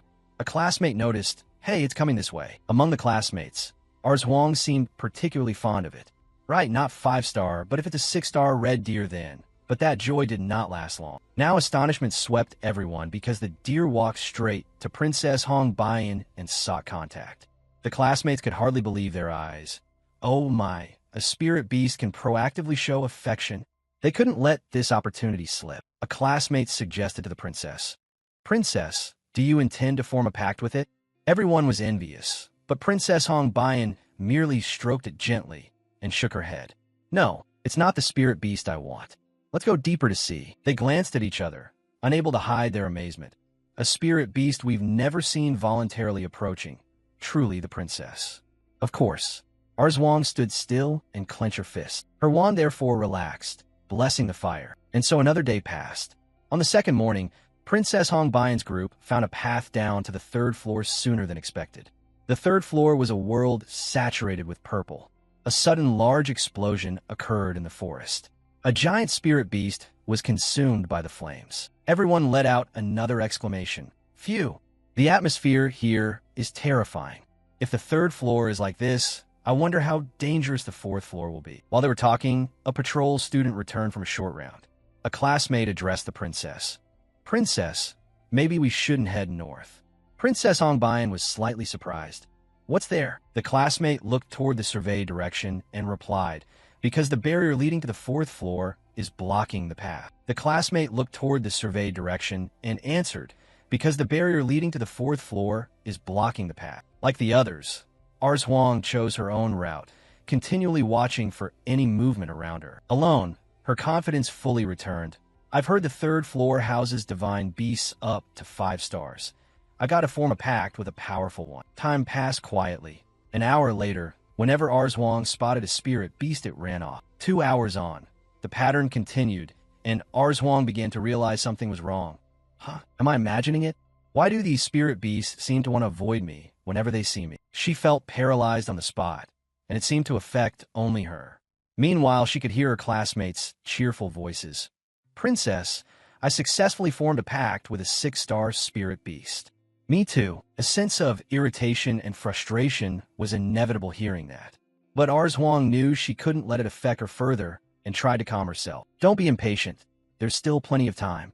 I'll form a pact too. Just as she was losing hope, Ars Huang discovered something new. By a large pond, a silver-maned spirit beast was drinking, and Ars Huang knew what it was. That's a 5-star divine beast. A silver-maned wolf. She raised her wand. At Stella, almost no first-year student ever formed a pact with a 5-star divine beast. If I can succeed now, everyone will acknowledge me. With a new goal, Ars Huang stepped closer to it, step by step. When, at a certain distance, Ars Huang extended her hand and cheerfully said, Hello, would you like to form a pact with me? As Arshwang's hand neared, the silver-maned wolf sniffed with its nose, but to her surprise, instead of friendliness, it showed hostility, causing Arzhuang to stumble backward. After a series of failures, including this one, Arzhuang seemed crushed. Huh? Why? Why would a spirit beast reject me so completely? The beast now glared like a demon, unblinking. Just as the danger intensified, suddenly a magical fireball shot over from afar at high speed. The fireball immediately swept past and passed between them by a small margin. That allowed Arzhuang to regain her senses. Without thinking, she turned away from the attack to see who had helped her. A fleeting thought, then she realized the magic came from the princess. For some reason, everyone had split up to search for suitable spirit beasts on their own. Yet now, Arzhuang had been saved by Hongbian. Bak Lang had also noticed the princess's appearance. Changing focus, Bak Lang slowly moved toward Hongbian. Knowing how dangerous it could be as a 5-star, Arzhuang, unconcerned that she might attract Bak Lang, quickly warned, "Princess, be careful." But suddenly Bak Lang bowed down on the grass before the princess. Arzhuang took another severe psychological shock. Her eyes went blank and her mind was violently shaken. Could she believe even a 5-star divine beast wanted to flatter the princess? The feeling of resentment kept building, and now it seemed impossible to hide any longer. Before she changed further, Arzhuang wanted confirmation. She looked at Princess Hongbian and asked, "Your Highness, will you sign a pact this time?" Princess Hongbian glanced at Arzhuang briefly, but then returned to her cold demeanor, stroking Bak Lang's head as she replied tersely, "No, I refuse. I will find the spirit beast I want." After answering Arzhuang, Princess Hongbian looked at the wolf and decided to let it go. "Sorry, you may leave." That statement officially sparked the chain of events. Princess Hongbian turned back and clearly heard strange laughter from someone beside her. Ha! A wave of darkified mana enveloped Arzhuang. All reason was severed. Finally, a feeling of inferiority rose. I can't even get near a spirit beast. Yet she gets to choose a spirit beast to form a pact. She has everything in her hands, so she's showing off? After the Jackie incident at the secret gala, now Princess Hongbian had to witness that scene played out with her friend. This atmosphere quietly passed by each second, and now only one thought was locked in as everything turned pitch black. So unfair. So unfair. It's just so unfair. Arshwang's pupils contracted. The dark mana had taken hold of her neck. "I've worked so hard. Don't be ridiculous." Hatred erupted. Arzhuang gritted her teeth and spat out each word. All of it was aimed at Princess Hongbian. A large amount of mana attacked. To defend herself, Hongbian erected a protective spherical barrier around herself. However, upon contact between opposing attributes, a warning light flashed, and Princess Hongbian bit her lip before a huge explosion erupted, spreading outward. The blast was visible even from afar. Flames spread in all directions, consuming everything around. The forest ignited, the ground collapsed, and within those fires, a small ember suddenly landed on Hongbian's shoulder. It was no trouble for the princess to brush it off, and the flame vanished, leaving a small scorch. But Hongbian knew that was nothing compared to the danger she currently faced. She analyzed inwardly. The corruption process of the dark mana can also be halted by rendering the target unconscious. But here they were too close to the 4th floor barrier. If they truly fought, they'd trigger the barrier behind them. In this situation, what would that commoner do? Circling back one last time, Princess Hongbian thought of Baek Yuziel. Unconsciously, a smile bloomed on her lips. Words were the first chosen solution. "Calm down, Arzhuang. Don't do anything you'll regret. If the corruption continues, you won't be able to return to being human." She replied cheerfully to the princess with a sign of contempt. In this situation, she still thought herself superior? Naturally, since she was Princess Adalabit blessed by fire. What does someone with ordinary talent like me feel? Even if I died and came back, I'd never understand. Princess Hongbian silently listened to everything Arzhuang said. Silence was exactly what the princess needed. Calmer now, the princess narrowed her eyes, a contained sadness appearing. "Arzhuang, will you listen to my story?" Ruffling her hair, Arzhuang didn't even bother to look at the princess and said indifferently, "What pompous thing are you about to do now?" Hongbian began to tell her own story. "You know that Adalabit princesses who don't become king must die, right? That means to survive, I had to kill all my siblings. I realized that truth when I was 7. People said she had a childhood loved by all. Hearing her story made others very envious, because I was not only unloved, but also unanticipated even by my own parents. To become king, how far did she think I had to go? Noticing Princess Hong Baiyan's unexpected reaction, Arzwang hesitated a little. Humph. Being born into royalty was supposed to be her blessing, but everything changed when Hong Baiyan cut off that self-righteous thought. I drank fire instead of water. I swallowed fire instead of food. She even bathed with flames. Her skin was full of pus, and the itching drove her mad. Even if she drank water belatedly, her body was covered in burns, only adding to the pain. I can no longer taste anything. My tongue is numb. Fire is both my ultimate weapon and my terror. When the corruption began, invoking her own pain was the best way to make her opponent's ego disappear. Arshuang's pride vanished, replaced immediately by awkwardness.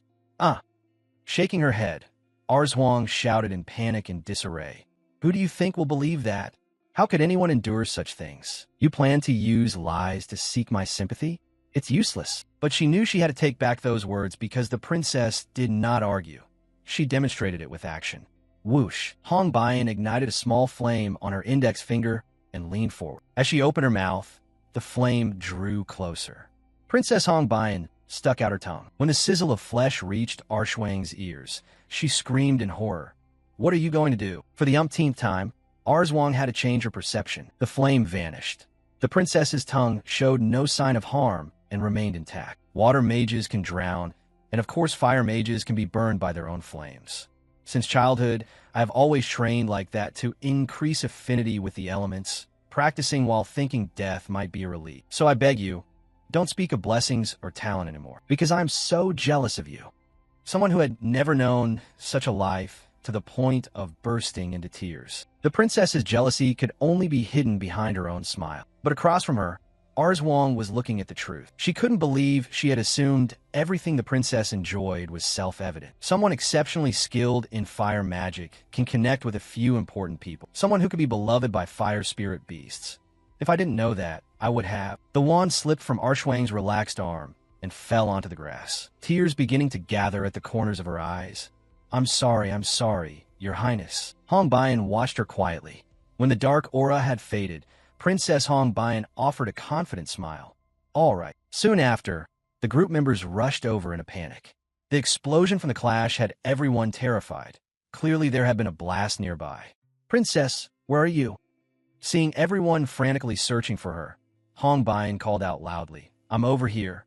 Her blonde friend, hearing her voice, rejoiced like it was the new year. That's great. We finally found you.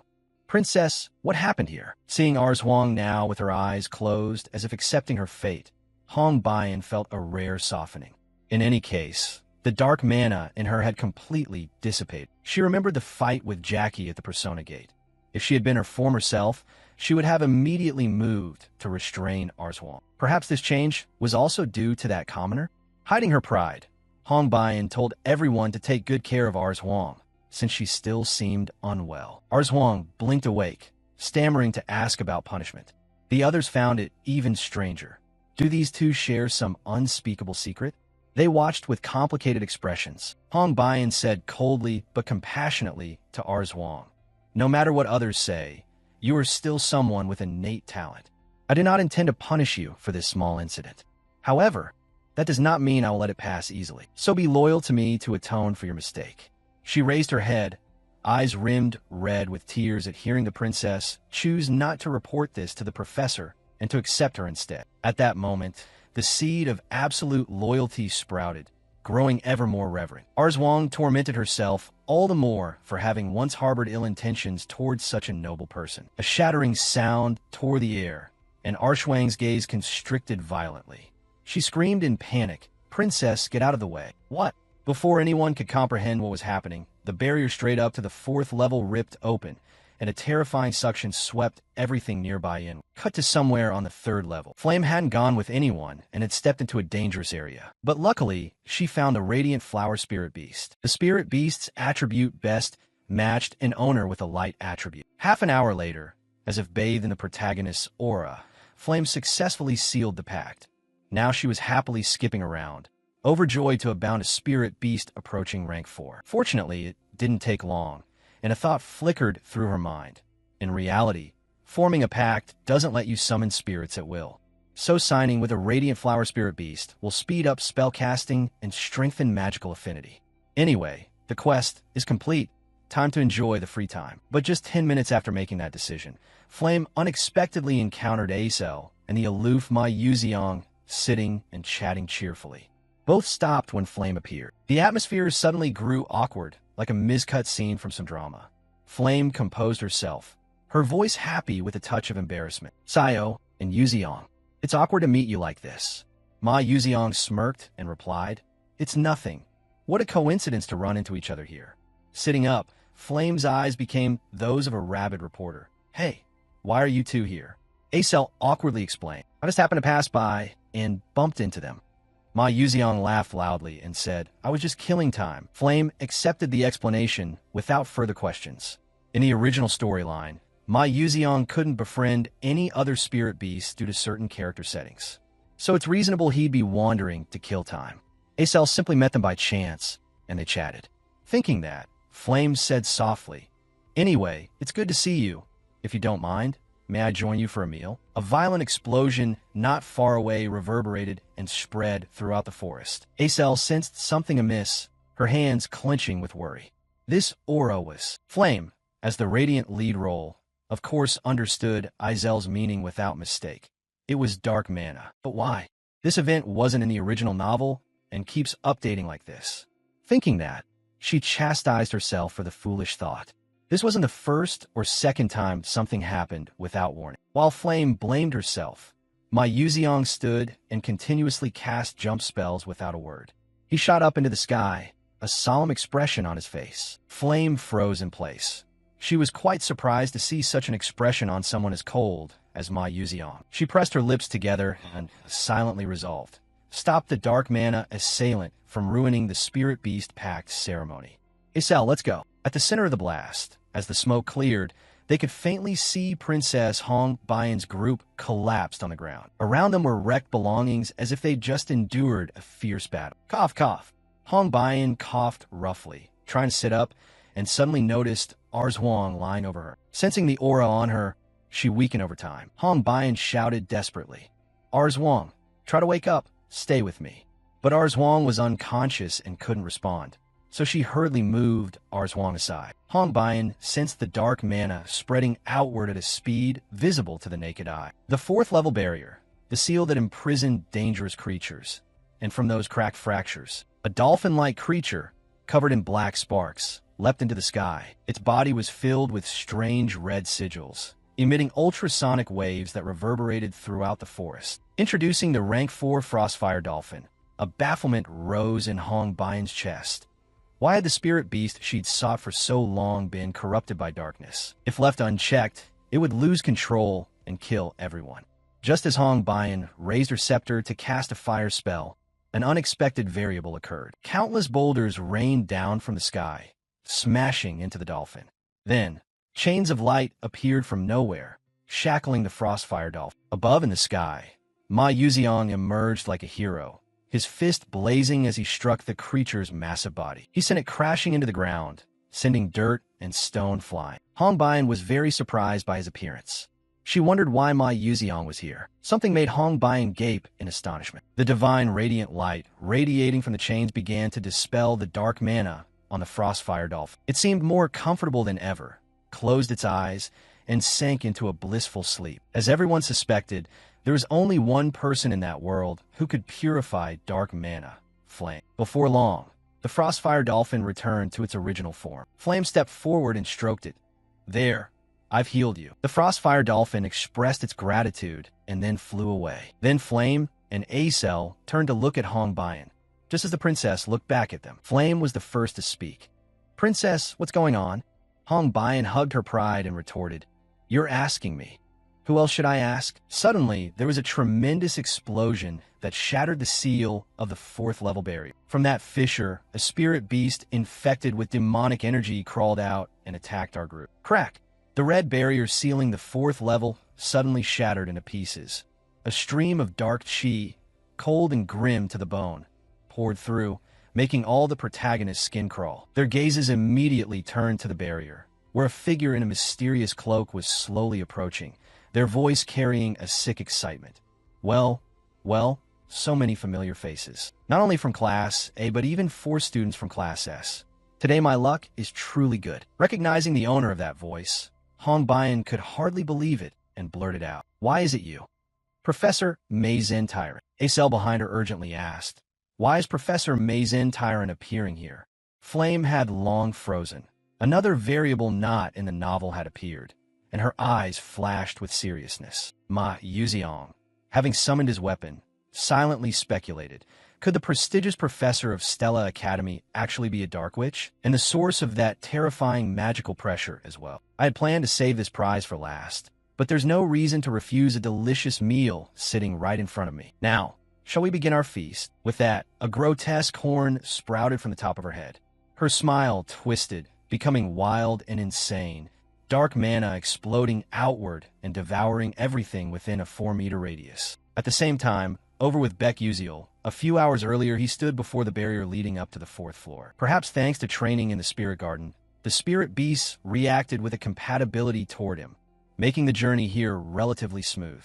But from the 4th floor onward, things wouldn't be as easy. I just hope I can obtain the spirit beast's heart safely and without incident. A blinding light erupted, and the space trembled violently. When Baek Uziel opened his eyes, he had been transported to the 4th floor, a space filled with pink, beautiful as a fairyland. Suddenly a pair of glowing red eyes appeared from the bushes. Before he could think, a murderous wild boar charged at the protagonist.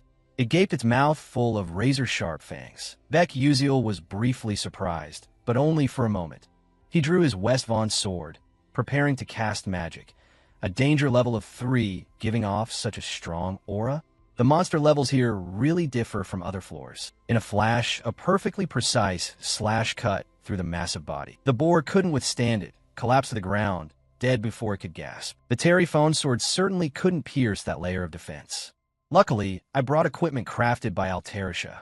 Although it's a consumable that lasts only 5 minutes, I need to leave quickly before other monsters are drawn here. The nature of this space disorients intruders, making it easy to get lost.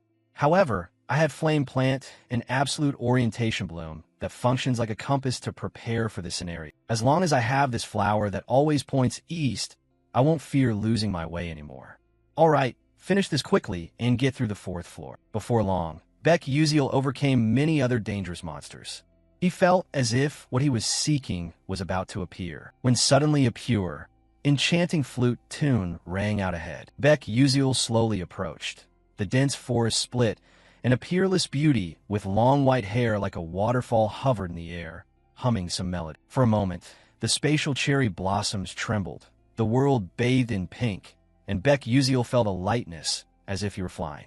One of the 12 lunar deities, Hong Lin Xian, 3rd moon, noticing someone had arrived, she curled her lip and said, "Humph, a human? Why do you come to this remote place?" Her exquisitely beautiful face was nearly the ideal in Baek Uziel's mind, making his heart race. But he forced himself to keep his composure. Within Hong Lin Xian's mana flowed an enchanting power, and that appearance was only an illusion constructed to lure prey into a trap. I must not fall for it. Placing the guiding flower down, Baek Uziel thought he needed to purge the invading mana from his body immediately. Others might have given up long ago, but I can do it because my body cannot absorb mana. Taking a deep breath, the protagonist strained his will to push the invading mana outward. Baek Uziel's sense is sharp. The space around Hong Lin Xian distorted and burst. Like a shattered mirror, the surroundings returned to their true form. Baek Uziel solemnly thought, "It seems my mental strength still isn't enough to force her to reveal her true form. But at least at this level I can avoid being mentally manipulated." On this side, Hong Lin Xian had descended to the ground, her voice tinged with astonishment. "Oh ho, a human who resists my enchantment? If he were an ordinary man, he'd have flung himself at me like a pack of starving dogs. It seems you recognized my true identity, did you? Then what was your purpose in traveling all this way to find me?" The protagonist answered without beating around the bush. "I came to find a spirit beast's heart." "So you intend to kill the spirit beast and take its heart?" "No, I have no intention and not enough strength to kill a spirit beast. I only want to find a heart that its owner lost.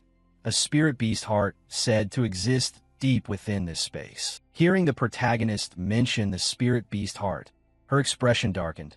There is no heart there, but I must find it. What? Beck Uziel slipped his hand into his pocket, thinking there was no need to elaborate on the conditions of the celestial lip here, nor to explain why he practiced the breathing technique. In this situation, he would present the token and hold it up to save his close friend. Use a perfect moral reason to appeal to her sympathy. Sure enough, that innocent, heartfelt look fooled one of the 12 lunar deities. She softened with a bit of sympathy and said, "Just a tiny mortal creature, and you covet that treasure?" At that, Beck Uziel laughed inwardly.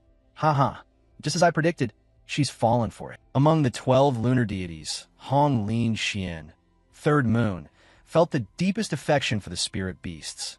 Evidence of this is she poured all her effort into creating this 4th-level space just to protect. Beck Uziel's eyes glittered. If it's to rescue a spirit beast, there's a chance she'll agree to grant a heart. I see. No wonder I sensed your breath, a faint scent of spirit beast that struck me as odd. I didn't expect a human to have such a deep connection with such a deity. Ha ha ha. She covered her mouth and laughed nastily, as if imagining some illusory scene. This made Uziel so furious he felt like vomiting blood. I was merely diligently breathing beside the celestially handle, yet her imagination ran wild. Although Beck Uziel was quite angry, he still pretended to plead, "Ahem, ahem, so can I take that heart now?" However, she dropped her guard, sighed, and shook her head in exasperation. "I can no longer trust humans again. We were once close with many humans, only to be bitterly betrayed in the end." Beck Uziel, unwilling to accept that, exclaimed, but before he could finish, Hong Lin Third Moon coldly cut him off. "You intend to swear you won't be like them, right? I've heard those words so often I'm sick of them. My ears are full of scabs." He had expected difficulty, but not this much. According to the original storyline, when you conquer one of the 12 lunar deities, you inherit their power, and each deity's prerequisites differ completely. Hong Lin Xian Third Moon's requirements are specific. Extremely high compatibility with a spirit beast and a mental will that satisfies her. Frankly, with his current stats, he was far from meeting the requirements. His original goal wasn't to subdue her, but if he couldn't even obtain the spirit beast heart, he'd be useless. Thinking that, Beck Uziel placed his hand over his chest, his voice full of sincerity. "My friend is near death. Please save her." Third Moon narrowed her eyes to see if he was lying. Checking and finding Beck Uziel truly wasn't lying, Hong Lin Third Moon softened a bit and said, "Well, unless you can prove you are worthy to be a friend of a spirit beast." Uziel, seeing a chance, asked at once, "How must I prove myself?" Hong Lin Xian Third Moon smiled mysteriously. "Very simple. Show me that you are willing to sacrifice your very life for the spirit beast." This demand immediately made Beck Uziel's face fall. He suddenly felt that something was off here. That condition was a bit excessive. I came to save someone, but my own life is the top priority. The more he thought, the more sweat ran down his brow. After all, his life was precious. Meanwhile, Hong Lin Xian Third Moon stood still, waiting for Uziel's choice. Suddenly she said, "No more. I won't let the spirit beasts give their affection to humanity again. Human life is short, while greed is bottomless. The spirit beasts who choose to accompany humans only end up wounded." Beck Uziel bowed his head. He hadn't expected such a flat refusal. Maybe I shouldn't have sought out Hong Lin Xian Third Moon at first. No, that's not it. The important thing is to keep appearing before her to win her favor. Although she dislikes me now, one day my efforts will bear fruit.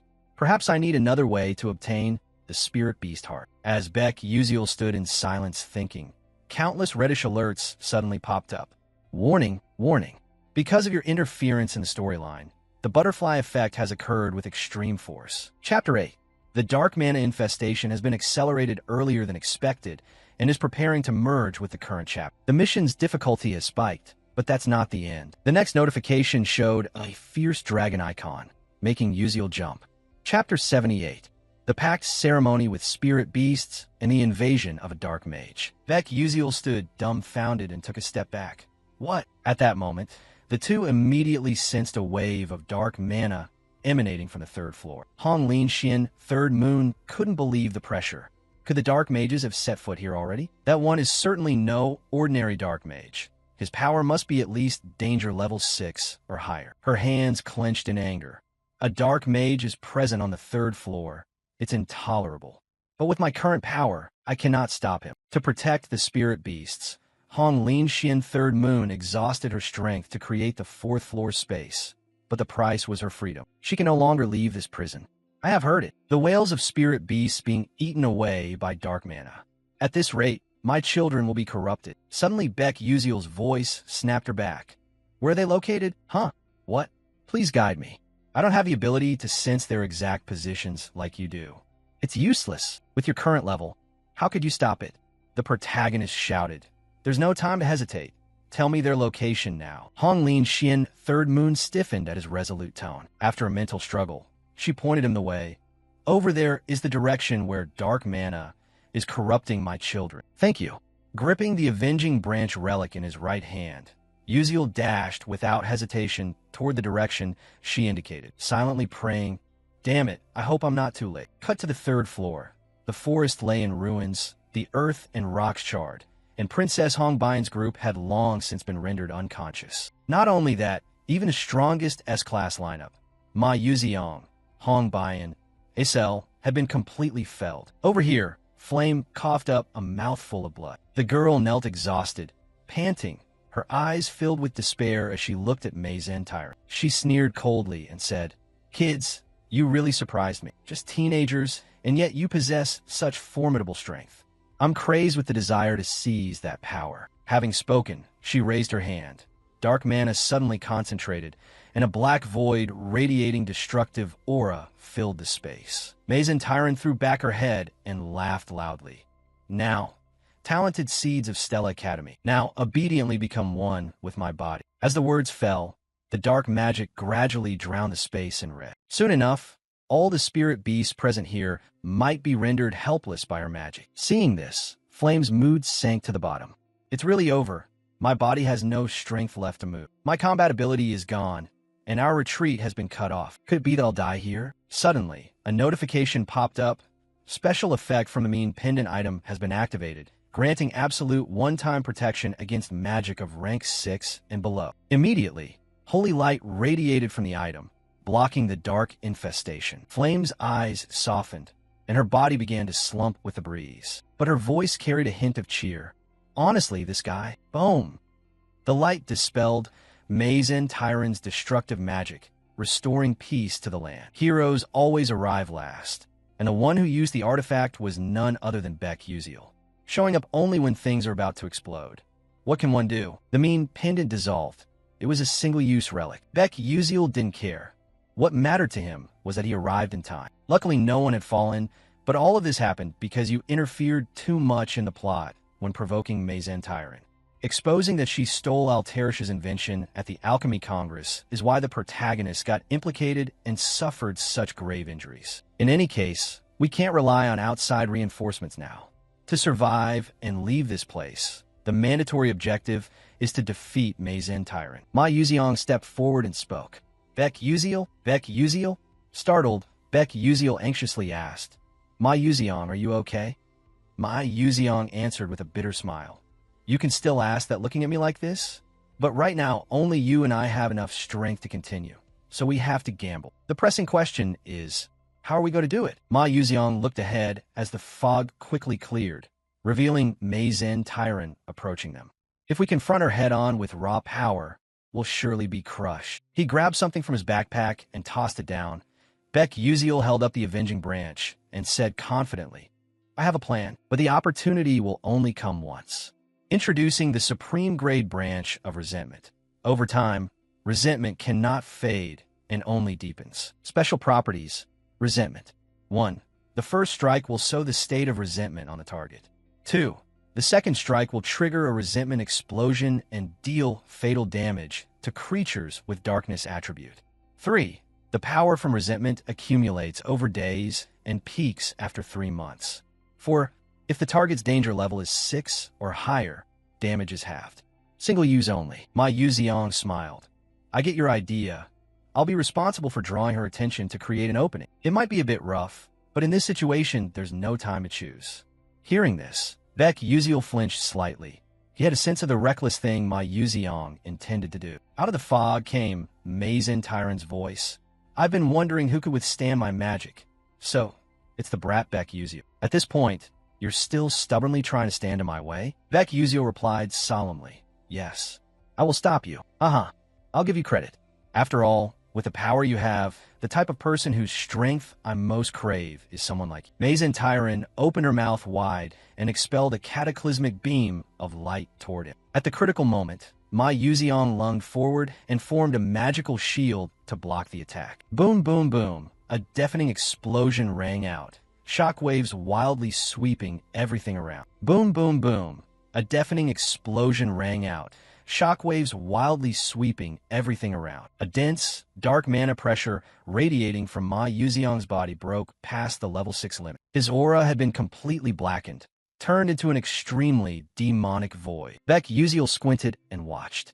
He hadn't expected Ma Yuziong to actually use this power. Immediately, Ma Yuziong shot forward, leaving a streak of light. He told himself that Ma Yuziong had decided to activate his demonic state right here. That was the man-demon form, a talent that allowed him to transform his soul into a fiend. Although Ma Yuziong hated using it, the opponent before them was not someone who could be defeated by holding back. Professor Meizen Tyran sneered arrogantly as she saw her opponent getting serious. She swung her arm, and a crimson bolt ripped the space open, streaking straight at Ma Yuziong. The professor's face showed madness, her twisted smile full of killing intent. Ma Yuziong darted in like lightning, closing the distance and shocking Meizen Tyran. He focused his force into the blow, creating a powerful shockwave. Meizen's eyes widened in surprise at the student's burst of power. A large explosion occurred as Ma Yuziong struck toward Meizen Tyran. Ma Yuziong stood firm amidst the smoke and dust. The presence of a man-demon dominated the space. Beck Uzio silently marveled that Ma Yuziong could repel a dangerous level 6 in it. In this state, Ma Yuziong's stats rivaled those of a level 4 mage. The blinding dust from the collision obscured both sides' vision. From within the smoke, a deep red vortex of mana flared up. Threat. Both Ma Yuziong and Beck Uzio felt the atmosphere suddenly shift. The professor unleashed black, tentacle-like strands of mana, smashing the floor as she pursued her foes. Ma Yuziong quickly leapt to dodge. Beck Uzio likewise slid away with ease. Beck Uzio frowned. He knew the situation had become extremely tense. Meizen had entered Phase 2 with her Force Spike move.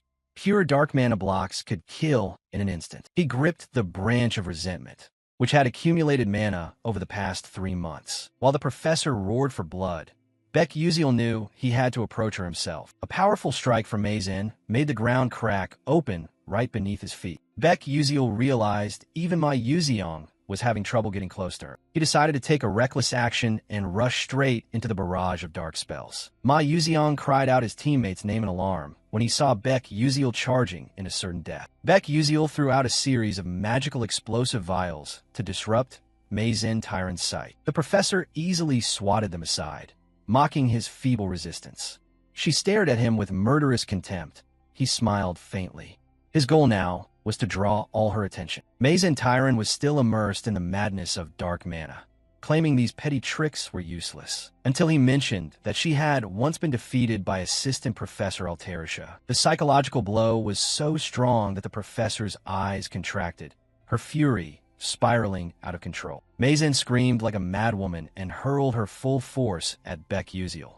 He repeatedly used the Soul Ward skill, slipping through the narrow gaps of her destructive attacks. Beck Uzio's sacrificial baiting succeeded, opening a golden opportunity for Ma Yuziong from behind. Ma Yuziong watched from afar and finally understood Beck Uzio's intent. He was deliberately provoking Meizen Tyran to force her to focus all her attention on him alone. Clenching his fist, he understood this was the only chance he had forged with his life. Earlier, because Meizen's shields were too thorough, he couldn't activate the Overlord of Demons.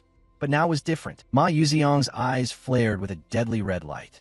He resolved that this time he must succeed. At that time, Beck Uzio was still reeling amid the professor's frenzied attacks. He gritted his teeth and endured. The life-or-death situation left him not a second to rest. The more mental energy he used to blink step, the harder and more painful it became to dodge the strikes. A slash of black mana swept by, nearly killing him in an instant. He tightened his grip on the weapon. Beck Uzio forced himself to keep his last shred of composure. He charged again like a moth to flame, drawing Mazen Tyron's attention to himself. Consecutive mana explosions erupted, ravaging a whole battlefield under the professor's terrifying power. Beck Uziel was shaken by the force of the blows. His body began to break down from overexertion. He was stunned to realize Mazen's power had far exceeded control.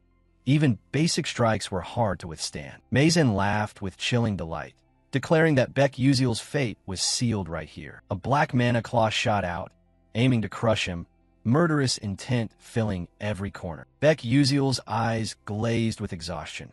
It seemed he had reached his final limit. An extreme burst of dark mana detonated, swallowing the space in one decisive strike. Mazen was submerged in a black cloud of smoke. Beck Uziel squinted to observe, sweat streaming down his cheek. Ma Yuziong, in his dark mage form, was completely dominating Mazen. Ma Yuziong tightened his grip around the opponent's throat, his gaze razor-sharp with no mercy. His eyes, blazing red, flashed with killing intent. Mazen thrashed in despair, her face contorted in agony. She stared wide-eyed, breathing in ragged gasps, her bony arms trembling as life drained from her body. Mazen's entire body was paralyzed, unable to move under the pressure of the black mana. Beck Uziel saw the opportunity and prepared to rush forward to seize the soul branch. Beck Uziel advanced cautiously as he heard the enemies muttering. Mazen still spat curses, even while being choked. Ma Yuziong stared into the defeated woman's eyes,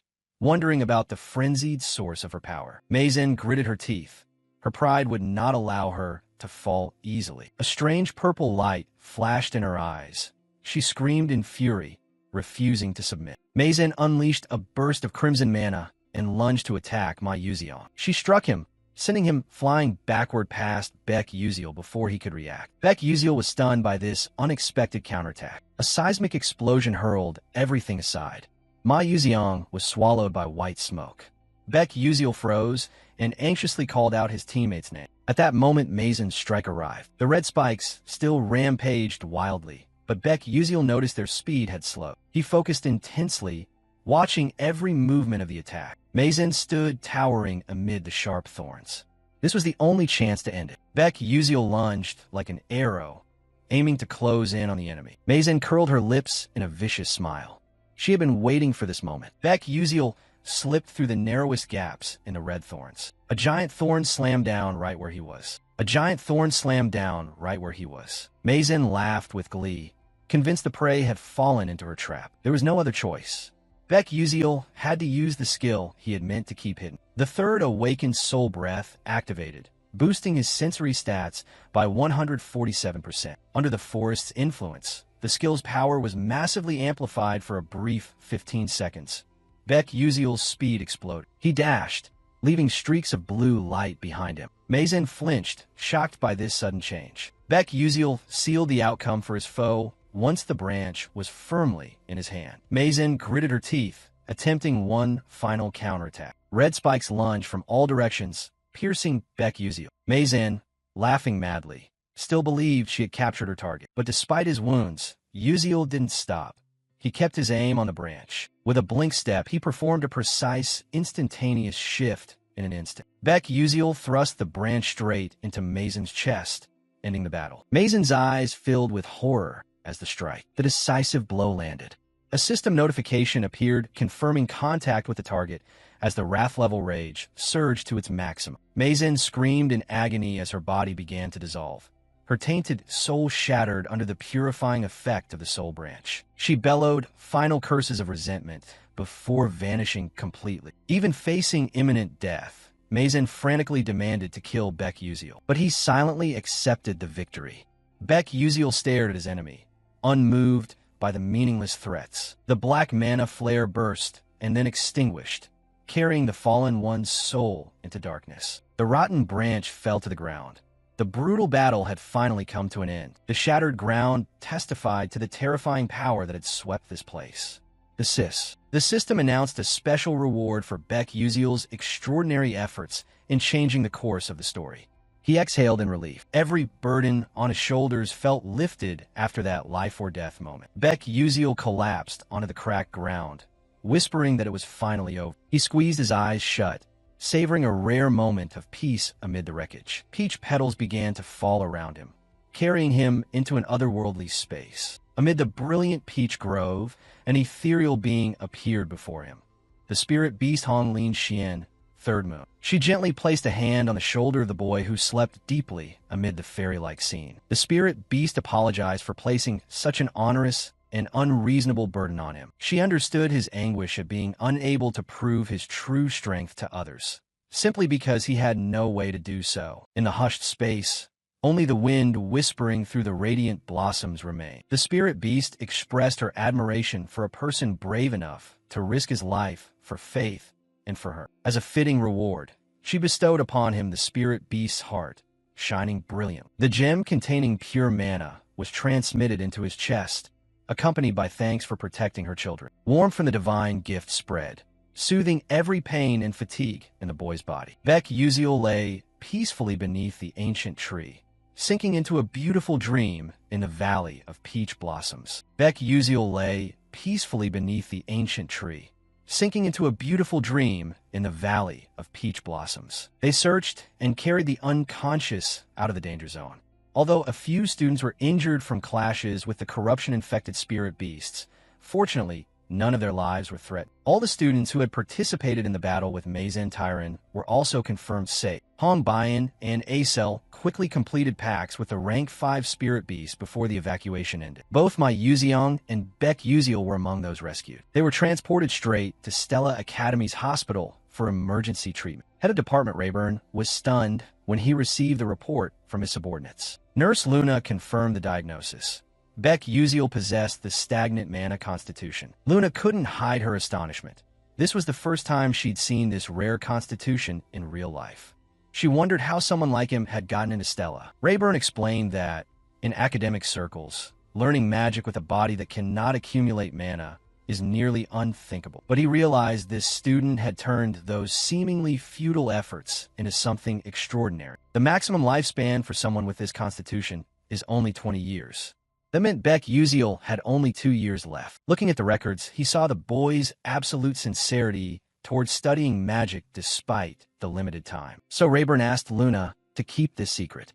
He wanted to support the boy's will until the very end. That night, in the quiet corridor, Nurse Luna was stopped by a voice asking her name. It was Hong Si-hoa.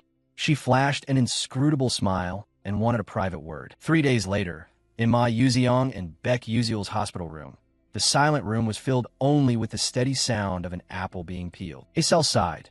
3 days had passed, and neither of them showed signs of waking. She muttered, calling Flame a liar, because her friend had said that peeling apples would wake the patient soon. Her eyes held worry as she looked at the apple in her hand. Today was supposed to be the gourmet club meet, but with both key members lying here, there was nothing she could do. Suddenly, footsteps sounded from behind. Acel startled and turned to see a strange girl with blazing pink hair standing at the door. It was Hong Si-hoa of the Adonlevit family.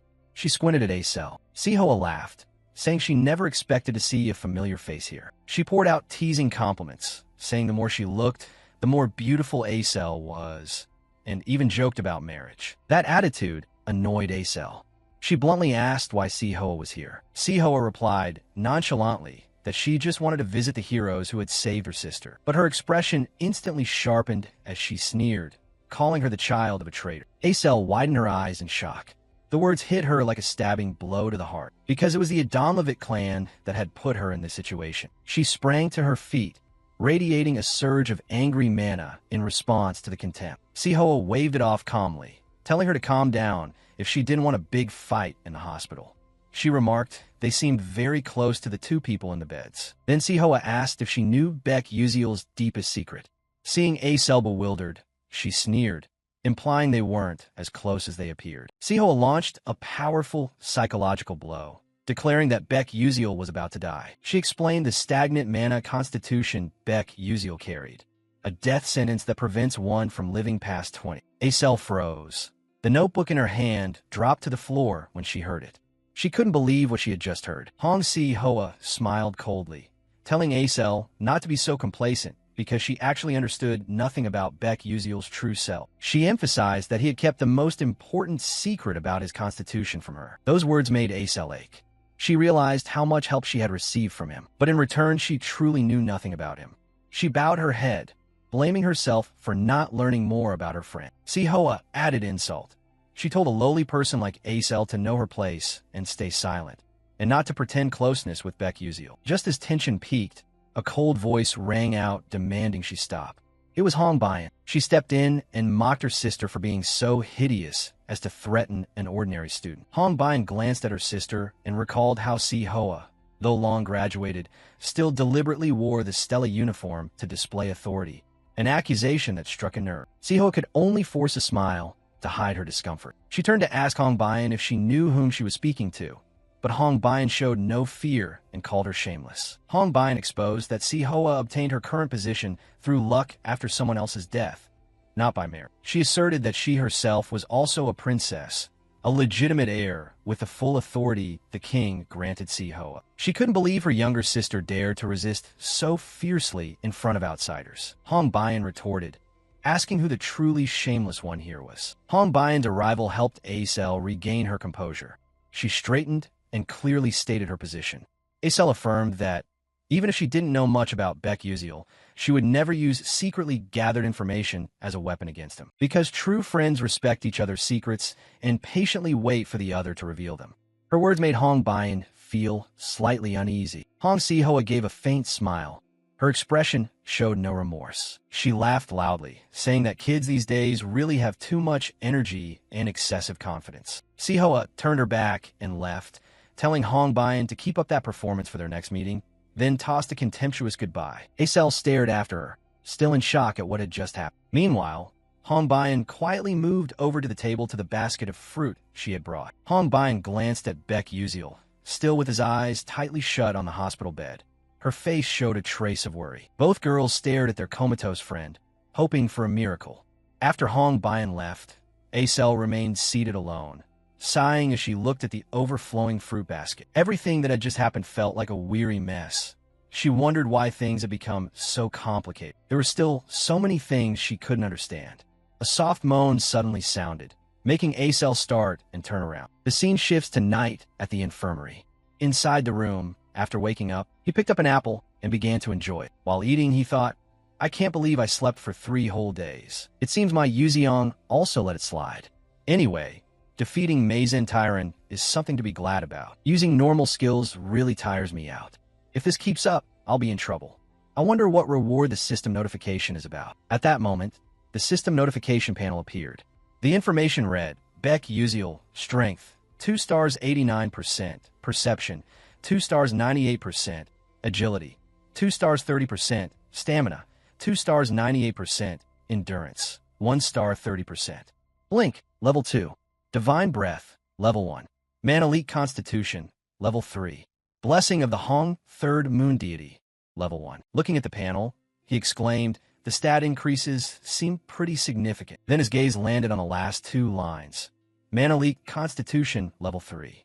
Blessing of the Hong, Third Moon Deity, Level 1. Another notification appeared. Man Elite Constitution, Level 3. Increases spirit power by 90%. Item Sensing. Consume spirit power to read part of an item's memory. Telepathy. Consume spirit power to transmit or receive another's will. Psychic Empathy. Consume spirit power to grasp an opponent's gestures. Mental Resistance. Consume spirit power to resist psychic-type attacks. As he read, he became even more surprised. It gets better? The blessing of the Hong, Third Moon Deity, has so many effects. He thought to himself, it seems my hospitalization was because of this. While I was unconscious, the blessing of the Hong, Third Moon Deity, granted me its boon. For a human body, it takes a long time to accept the blessing of the Hong, Third Moon Deity. Suddenly a thought flashed through his mind. Could it be? He reached into his pocket and took out a pale pink gem. Found it. The spirit beast's heart. He became excited. My hard work these past days has paid off. So the dream has come true. With this, Ifnal's problem will be solved immediately. And I also get an extra reward. The system continued with a notification. For the one who steers the story toward the ideal path, the Stellar Project promises to grant you additional rewards. I'm the one being notified, he thought. A special reward? What is it this time? Until now, I've mostly had defensive gear. My offense is still weak. But in the fight with Meizen, I discovered an effective counter. Attack power is what I need most right now. Surely it will reject the equipment I've used before. If so, then He immediately blurted out, add an energy recovery skill to offset the mana leak trait. That would make things better. As if answering his wish, the system sent a notification. Energy recovery skill. Mana focus will be activated to compensate for the mana leak trait. Sensing the mana pouring from his body, he felt delighted. It's okay. Focusing that mana is precisely the trait of the mana leak constitution. If the body has mana, it will also disperse outward. But with this skill alone, you can concentrate that mana into a specific spot to prevent loss. So what will happen then? But with this skill alone, you can concentrate that mana into a specific spot to prevent loss. So what will happen then? Now I just need to give the heart back to Ifnal, and I'll learn to control the mana leak constitution. Then I'll be stronger than before. My body is fine now. I can't wait for the end of this week. Cut to a vast prairie with a small wooden house at its center. Kane slowly walked up to the door, then calmly stepped inside. He called out, Tower Master. Inside, the one addressed turned and replied, You're here, Kane. This man was Tower Master Rudrakalo. He answered, Are you still in that form? The man replied helplessly, There's no other way. I've forgotten my age magic. He answered, Are you still in that form? The man replied helplessly, There's no other way. I've forgotten my age magic. Receiving this result, he was displeased. Sending someone another way means they're not doing things my way at all. Seeing his attitude, Kane asked, Are you blaming me? He reiterated, Evil demons must be destroyed. You're the one who taught me that. The man looked toward the window and explained, I've changed, so my working style must change too. My words can't be right forever. After you left Peach Blossom Grove, Mazen in his corrupted state appeared. You don't need to worry. It's all been handled. Kane clenched his fist in slight displeasure, but still replied, Yes. He continued, Don't blame yourself. Not informing you of my actions is my fault. To be honest, I can no longer see the future. It's shrouded in fog, preventing me from deciding anything. Kane behind him added, Then that's a big problem. The man closed his eyes and replied, If you rely on what you see, you won't be quick or able to predict. Now I'm somewhat glad I can no longer see the future. At that, Kane cut in, but before he could finish, Rudrak interrupted, startling him. Is it Beck Uziel? The kid you've met? He defeated Mazen. Hearing this, Kane couldn't believe his ears. That brat? No wonder there's something different about it. Seeing Kane's thoughts, he explained, It's not as you think. That child is just an ordinary student. He's simply hiding many other things. Kane tried to explain, That's not it, Tower Master. The man continued, There are many unbelievable things in this world, so there's no need to understand them all. With that, his body dissolved into the air, leaving Kane alone and bewildered in the wide field. Cut back to Stella Academy. Cut back to Stella Academy. At that moment, a newspaper lay on the headmaster's desk. It displayed the headline, The true identity of the corrupted demonic man is none other than the metallurgical instructor, Mazen Tyrant, who has been darkened. Siren looked at the headmaster and exclaimed, I didn't expect the academy to hide the truth like that. Headmaster Edmund, sipping his tea, replied, Of course. Hide as much as you can. But if there are more incidents like this in the future, how can we keep hiding them? Not fully understanding his meaning, she called back. What do you mean? He answered, Exactly what I said. There have already been many cases of corruption outside, and there will be some within this academy as well. So everyone should be careful. She now understood the issue, so that's how it is. She had always been half skeptical. Someone who killed a deity and possessed a corrupted soul worse than a demon-slaying dark spirit. Someone who came in student uniform to defeat Amarin. Someone who carried the scent of Ifnal. If both were the same person and the one who murdered Ifnal was hiding in the academy, then Edmund would surely sense that filthy soul's presence. But Stella's magical concealment techniques are unquestionable. If it's that kind of ability, even Edmund wouldn't detect, then it's impossible to rule out that the killer of Ifnal has infiltrated this academy. She wouldn't let that change her resolve. There might still be some trace left of Ifnal. Her eyes showed firm determination. I have to find it. Cut to the weekend. Uziel had come to Ifnal's garden and saw her sitting alone, sorrowful in the garden. He stepped up cheerfully and said, Hey, long time no see. You seemed well lately, right? Before he could finish, her voice shot back angrily. Finally you come? Why did you come like you're dying? Haven't you forgotten me this whole time? How have you been? Huh? Answer me quickly. I'm waiting. Answer now. Hurry up. Faced with her non-stop barrage, Uziel was at a loss for words. Oh, my ears are ringing. But he still smiled at her. You've waited a long time, right? I finally brought the spirit beast's heart. Saying that, he produced the spirit beast's heart and held it out before her. The moment the heart appeared, It immediately rose into the air. It then flew toward Ifnal and pierced into the statue. As the heart was fully absorbed, a blinding light burst from Ifnal's stone statue, forcing Uziel to squint. After a moment, a whole body with movement appeared before them. She excitedly looked at her new body. How long has it been? Now I'm moving. I'm moving. I'm so happy. So happy. Putting that joy aside, she returned to the main point. All right. Then she rushed forward and hugged him tightly. Her voice was excited. Thank you for saving me. Her voice was excited. Thank you for saving me. He smiled back and replied, yeah, that's great, Ifnal. At that moment, he suddenly noticed her arm beginning to fade and wondered, your body. She clenched her fist and answered, the heart still can't sustain this body. I'm about to sleep.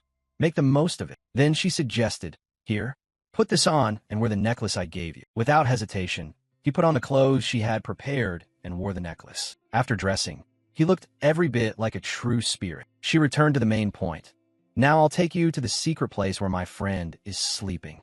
He nodded in agreement. Okay, I understand. From behind, a figure of something approached. He startled and turned. A human presence. From behind, a silhouette of something approached. He startled and turned. A human presence. The system then sent a notification. The cursed trait of the love attraction constitution has manifested. The image of that person flashed before his eyes. Oh my, that person is... The system continued with a notification. The protective blessing of Hong Lin Xin Third Moon has been activated, granting complete immunity to the curse. He told himself, if it weren't for the blessing of Hong Lin Xin Third Moon, it would have been a disaster. The love attraction constitution? Indeed, a terrifying ability. And the one who arrived was none other than Siren. Back to about 10 minutes earlier. She was strolling through the garden as if searching for something. Looking ahead, she thought, I haven't been here in a long time. When Ifnal was alive, I came here often. The trees around her seemed to move with each step she took. Seeing that, she glanced at a nearby flower and reached out to stroke. All right, whoever's been protecting this place has done a good job. She remembered something. There's no one here, so maybe I don't need to wear the mask. Saying that, she removed the mask from her face, revealing the extraordinarily beautiful face of a fairy. She exhaled in relief. I don't know how long it's been since I showed my face. Leave it here for now. I'll come back for it later. She wandered through the ethereal space, still like before. Not changed at all. Then she suddenly noticed something.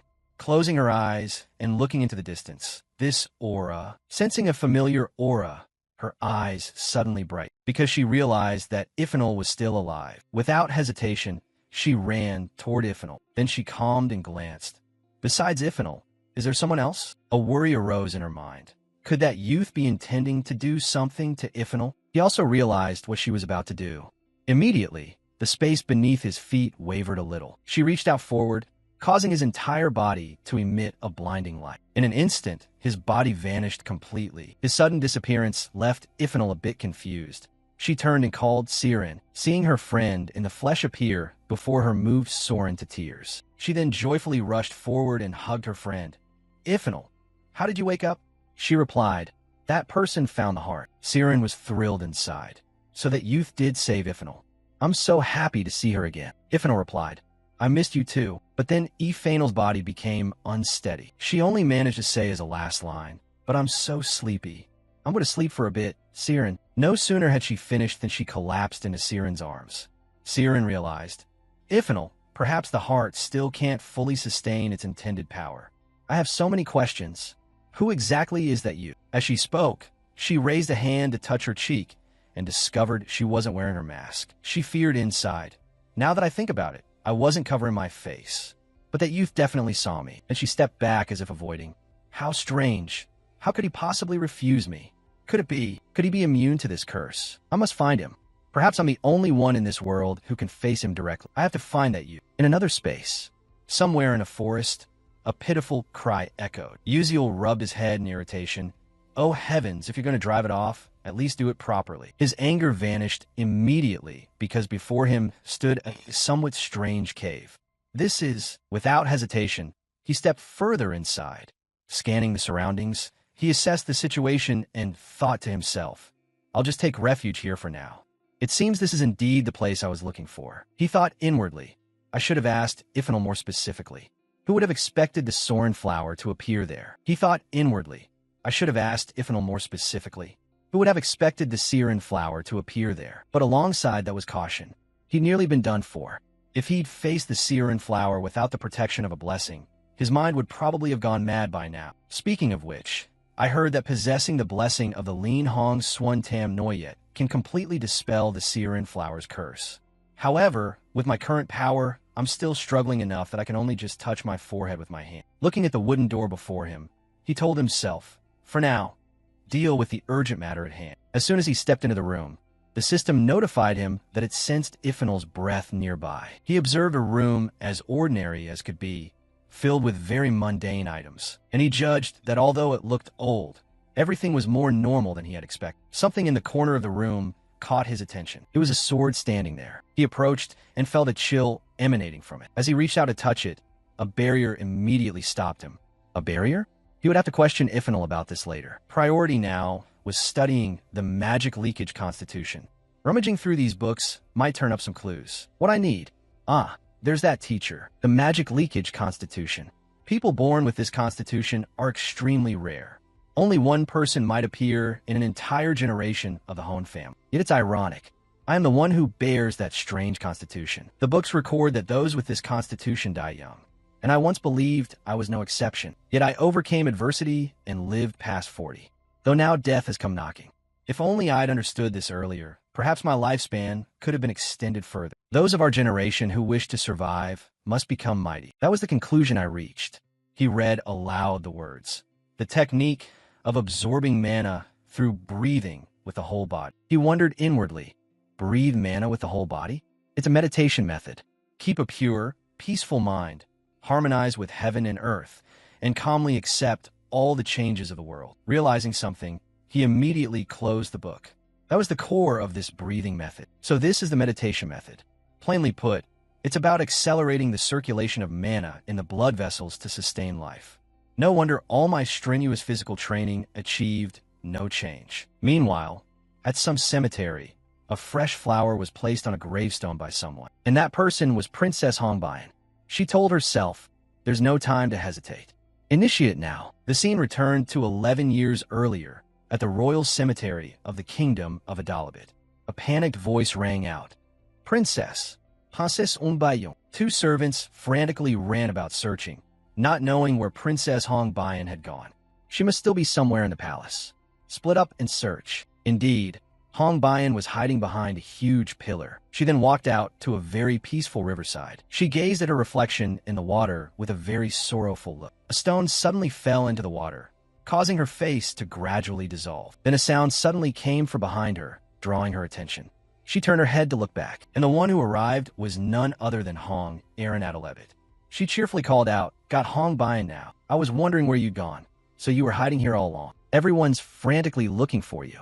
Hongbayan was now terrified, clenching her fists. Don't. Please don't. Hearing that, Hong Aaron asked, Don't what? At once, Hongbayan ran off shouting, Don't come any closer. Hong Aaron hurried after her. Wait. Thoughts flashed through her mind. At first I thought it was nothing more than a passing, superficial concern. But the next day Hong Aaron continued to look for the girl. Bayan, are you sitting here again? And the day after that as well. Hongbayan, how are you feeling today? She came to visit her every day. Hongbayan, I have a gift for you. It'll be a bit difficult right now, but let's work hard together.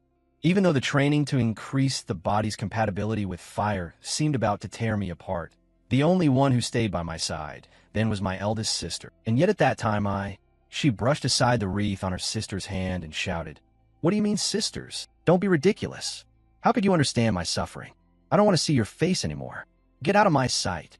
I had always assumed those actions were mere charity, pity, until one day, she stood outside her sister's room and heard a voice from within. The Grand Princess is unlikely to survive this year. Prepare your mind for the worst-case scenario. It was then I was stunned to realize my eldest sister was suffering from incurable serious illness. The disease that slowly burned the body from within was the cruelest curse afflicting the Adalabit family. Hearing this story, Hongbayan's emotions were indescribable. She could only sob in remorse. Sis, it turned out my sister suffered the same fate as me. No, her pain was far worse than mine. Yes, eldest sister Hong Aaron was the only person in the world who could empathize with me. Hong Aaron was inside the room, staring distantly out the window. Then footsteps approached the room from outside. She asked, "Is that Hong Bayan?"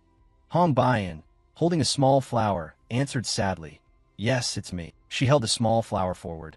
"I have this gift I want to give you." Hong Aaron gladly accepted the gift, smiling as she replied, "Thank you so much, Hong Bayan. Because I love that smile so much, for the first time in my life, I truly strive for someone else. I risked everything to look at, listen to, and experience as much as possible, then tell her about it all. Every moment with her made me feel truly alive, but that happiness was all too brief. In the end, my eldest sister could not overcome the cruel curse and turned to ashes. I realized that losing someone you love hurts exponentially more than having to swallow the fire inside. Standing before my sister's grave, Hong Aaron Adalabit, she departed like a petal scattered by the wind. Hong Bayan vowed to herself, "I absolutely refuse to taste that pain again." The Adalabit royal family possessed a treasured heirloom passed down for generations, the legendary item called the fire spirit flower. It was said that merely inhaling its scent would cause the fire deity to descend into the body.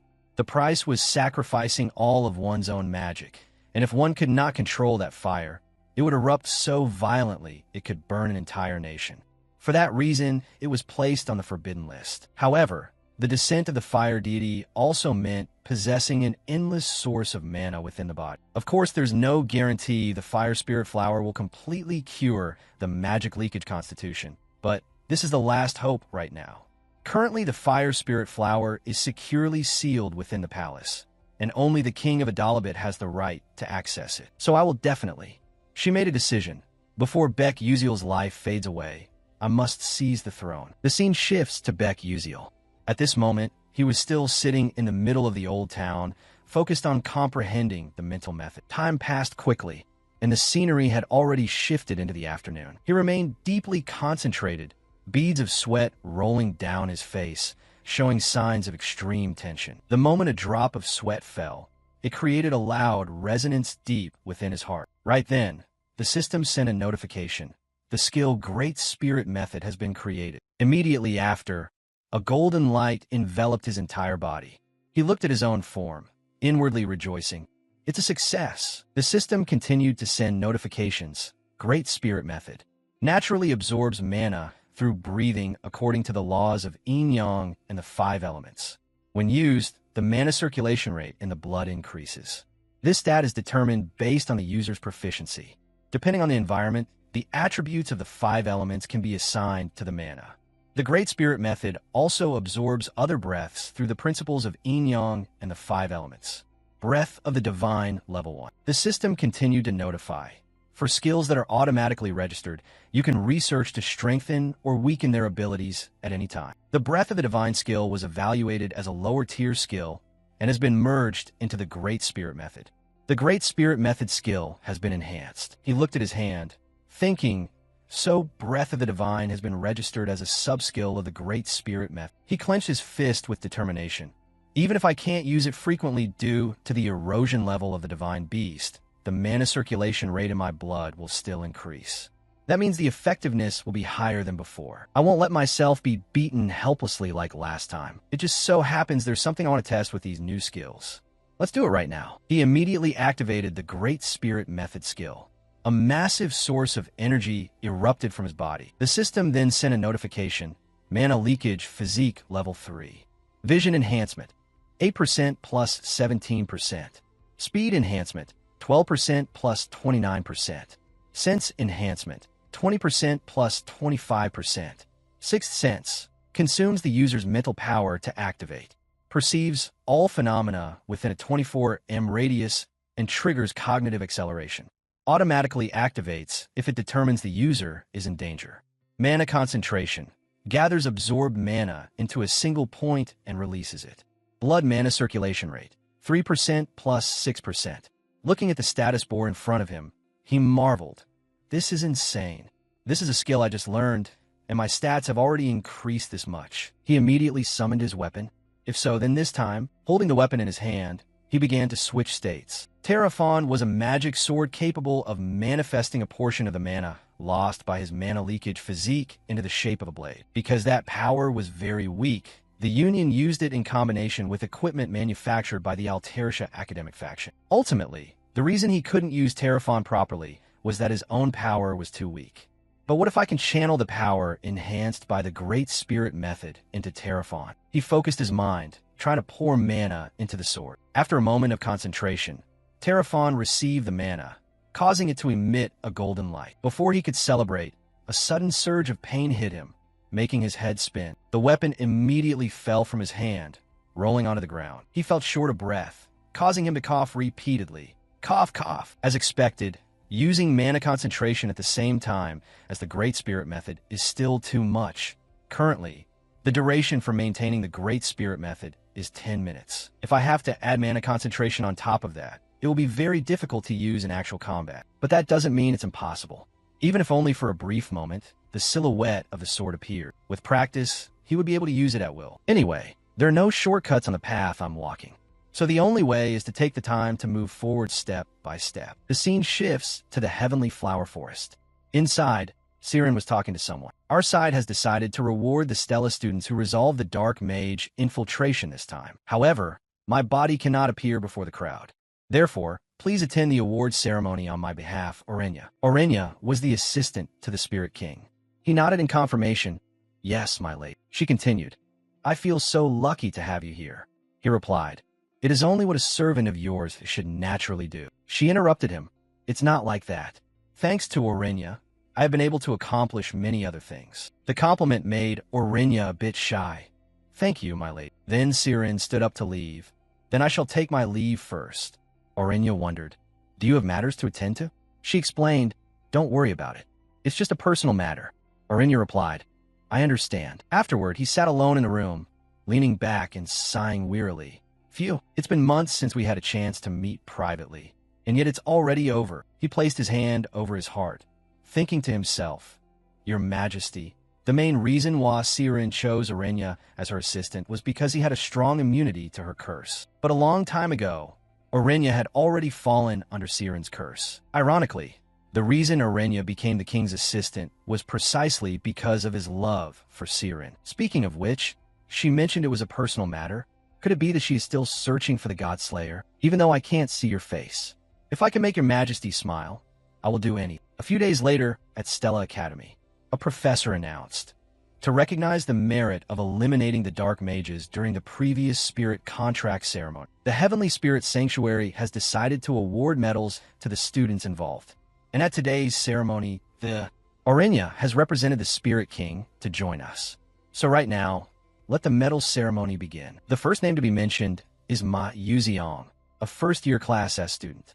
For becoming a bright example for other students, we hereby present this award. While handing over the award, Orenya thought, ultimately, this is the most important part, to show those dark mages that the relationship between humans and spirits is still incredibly solid. He spoke up. Congratulations. Ma Yuziong politely replied.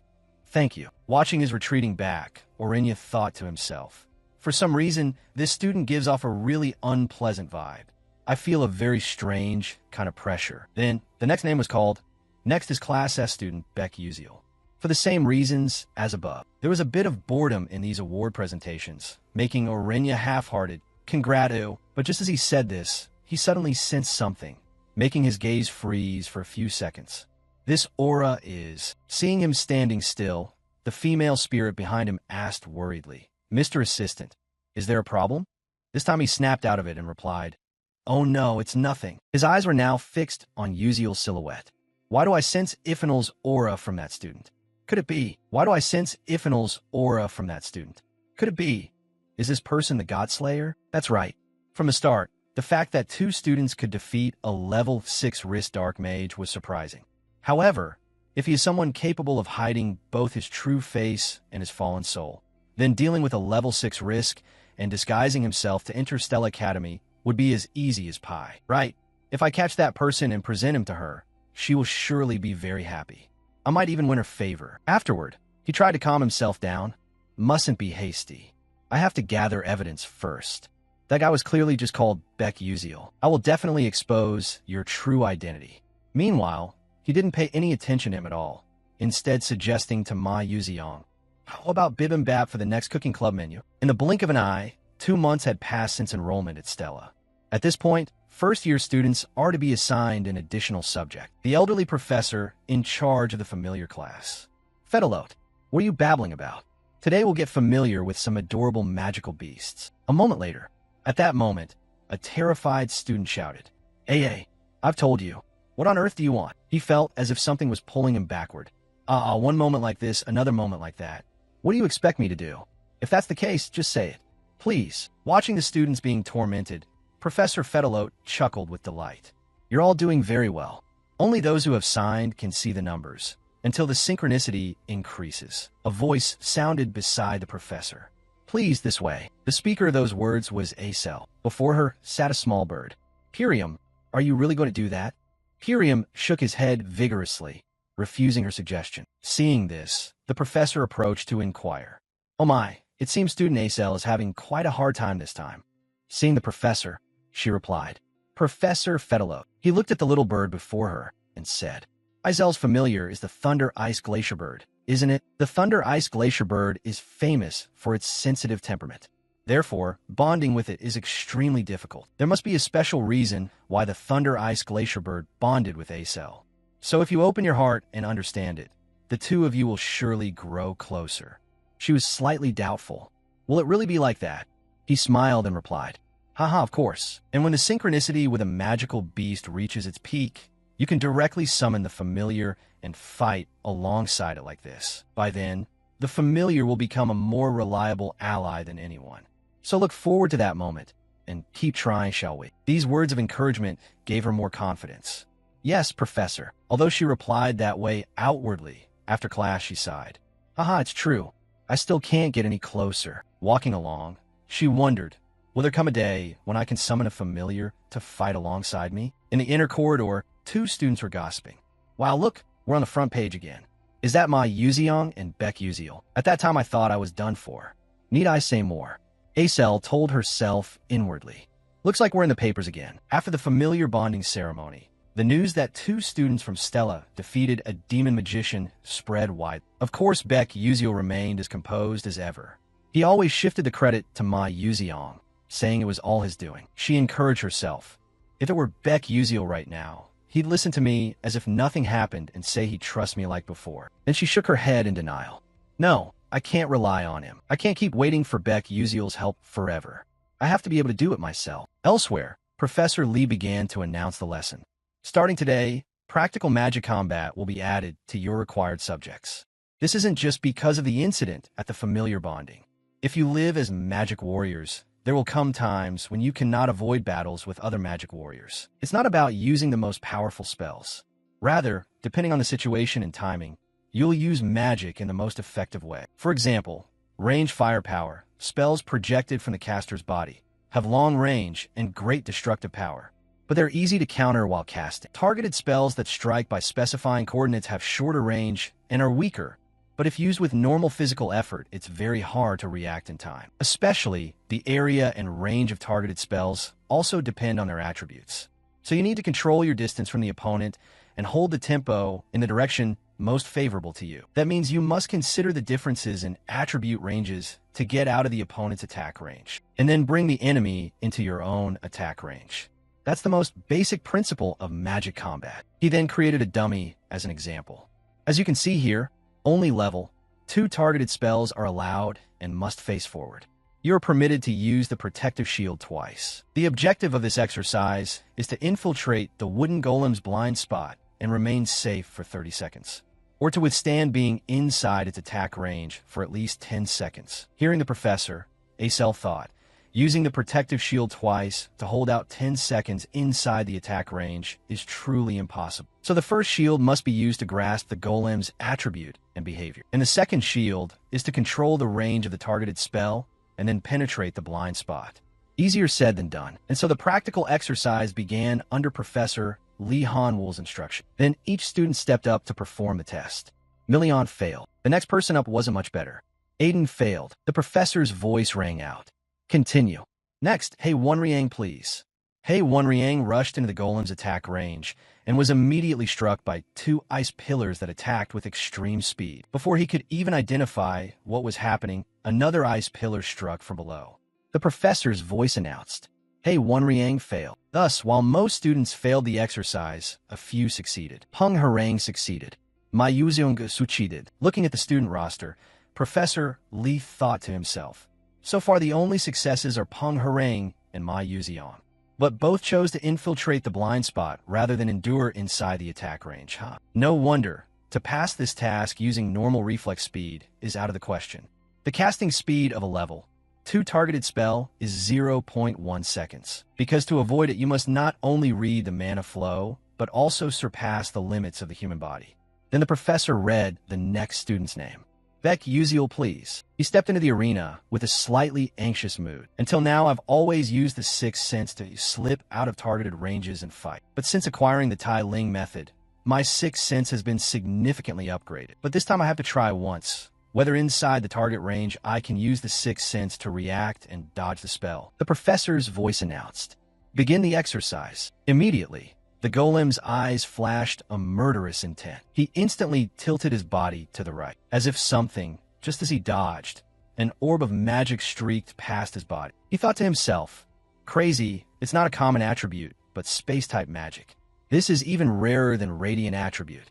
Even a mere wooden golem can be this exceptional?" And he tried to keep his breathing steady.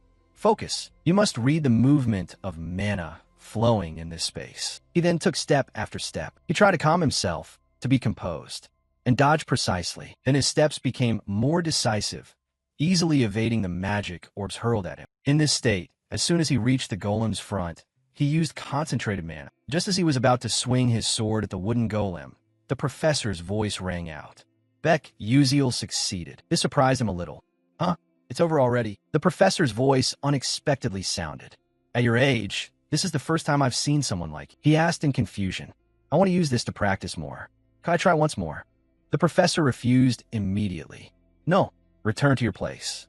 He pouted, so narrow-minded. In her dream, Flame found herself standing before a giant angel who called out her name. The angel promised to always protect Flame no matter what happened. She stared up at the brilliant figure in utter confusion, her mind swirling with questions. Her eyes fluttered slightly as reality began to rush back in. Flame woke up with a start in the classroom, holding her forehead, frustrated that these strange dreams kept repeating themselves. It all started ever since she used her power to stop Hei Wonriang from turning into a demon. She wondered why they kept happening and what those words actually meant. A classmate's voice suddenly snapped Flame out of her thoughts, reminding her that it was time for the next class. "It's just a dream," Flame muttered to herself, trying to regain her composure. The entire class gathered at the training ground to prepare for a sparring match between Class S and Class A. She watched intently as the teachers started announcing the matchups, with the very first one being Beck Uziel against Yuslek Chekulin from Class A. The two of them stepped onto the stage, and Yuslek rested his staff on his shoulder, smirking confidently at his opponent. The moment the start command rang out, he instantly unleashed a massive, violently swirling pillar of blue water. The students below gasped in shock since he dared to use a third-tier magic spell right from the get-go, while Flame frowned, seeing Uziel just standing there silently in the middle of the deluge. Yuslek mocked him, thinking the rumors about Uziel defeating a 6th-tier demon were pure exaggeration, and decided to end the match quickly. With a powerful swing of his staff, a massive wall of water came crashing down onto the stage. Uziel's eyes remained completely calm, even though the attack was already right over his head. With a blink, he vanished right before the water hit, masterfully slipping through a narrow gap. Yuslek cursed in frustration, calling his opponent a dodging rat. He kept up the pressure with a water dragon cannon, backing Uziel into a corner with nowhere to run. But with another blink, Uziel escaped again like it was nothing. Yuslek smirked,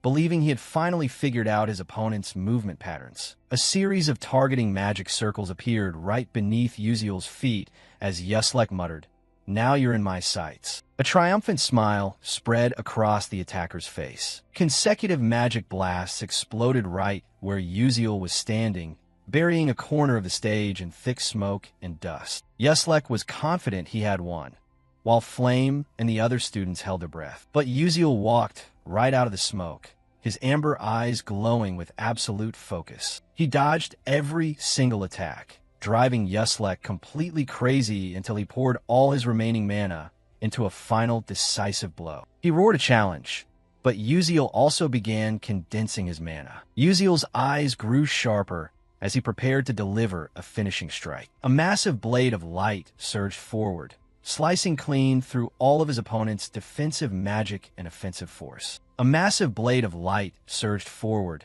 slicing clean through all of his opponent's defensive magic and offensive force. Everything ended in total silence, leaving only stunned whispers echoing across the arena. The teacher dismissed the class, and the students immediately started gossiping about Uziel's incredible abilities. Flame looked at Uziel and realized he wasn't hiding his strength anymore. Meanwhile, Ma Yuxiang walked over to praise his technique, and Uziel simply offered a brief thanks, thinking to himself that what he needed to hide now wasn't his strength, but his knowledge of the future. Meanwhile, on another stage, the Orium spear slammed into the ground after defeating an opponent in the blink of an eye. Prince Jeremy smiled proudly, dramatically signaling the end of his match. It was the true standard of Class S, deciding the outcome in less than a minute, earning everyone's respect. Seeing Prince Jeremy showing off and waving arrogantly in the distance, Flame rolled her eyes internally at his overly dramatic theatricality. She ignored the prince entirely, walked up to Beck Uziel, called him Mr., and praised his match. Uziel just wanted to pretend he didn't know her to avoid any drama, grumbling, "Hey, who are you calling Mr.?" To which Flame casually replied, "Well, who else would I be talking to?" Jeremy stood there in silence as he watched himself get completely ignored, his expression suddenly darkening and turning hard to read. Watching Uziel walk away, Flame sighed and admitted to herself that she never wanted to get this deeply involved.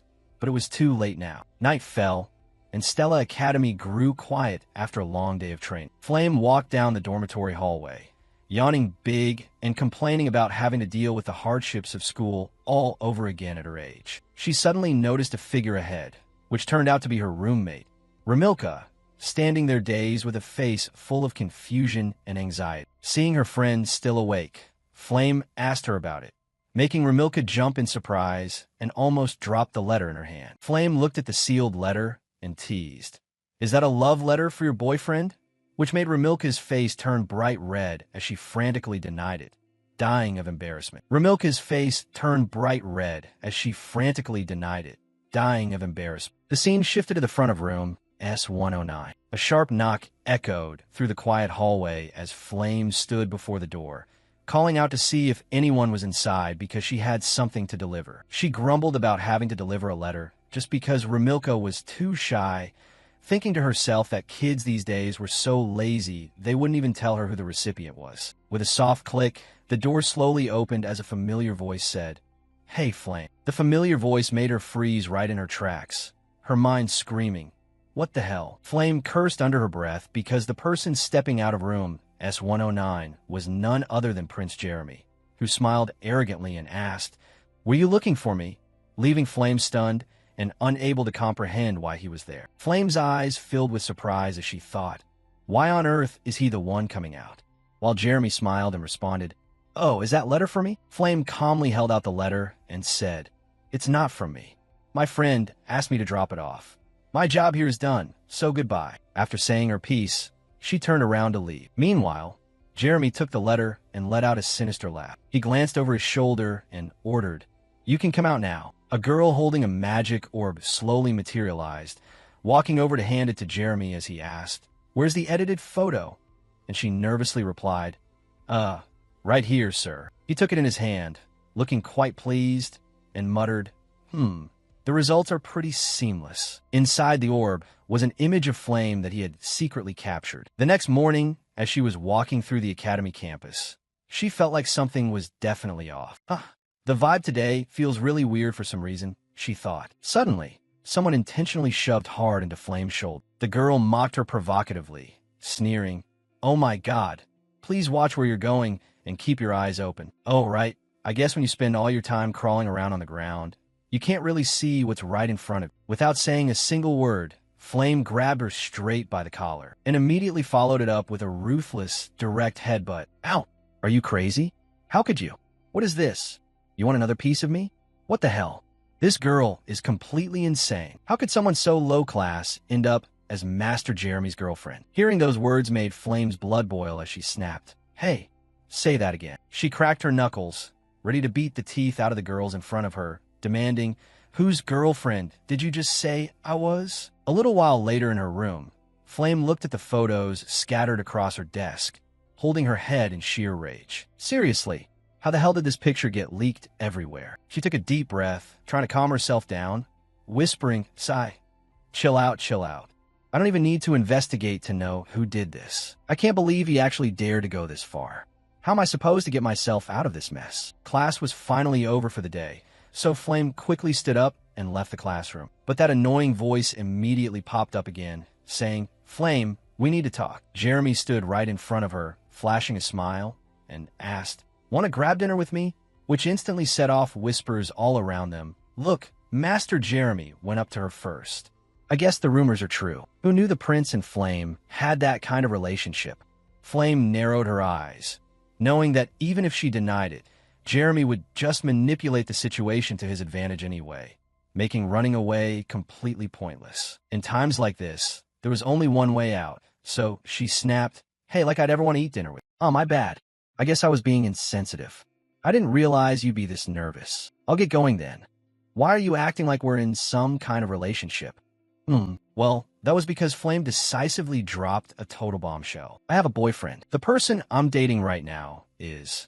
Flame's mind raced, trying to think of which male student in Class S she could actually rely on. "It's Beck Uziel." "That's right, Beck Uziel is my boyfriend." The moment those words left her mouth, the entire room instantly froze. Hong Bayan, Acel, and even Hei Wonriang all stared at her with wide, shocked eyes. Even Jeremy stood completely paralyzed, utterly at a loss for words. Flame held up the letter and said, "The only reason I went to your room yesterday was to deliver a letter for my friend.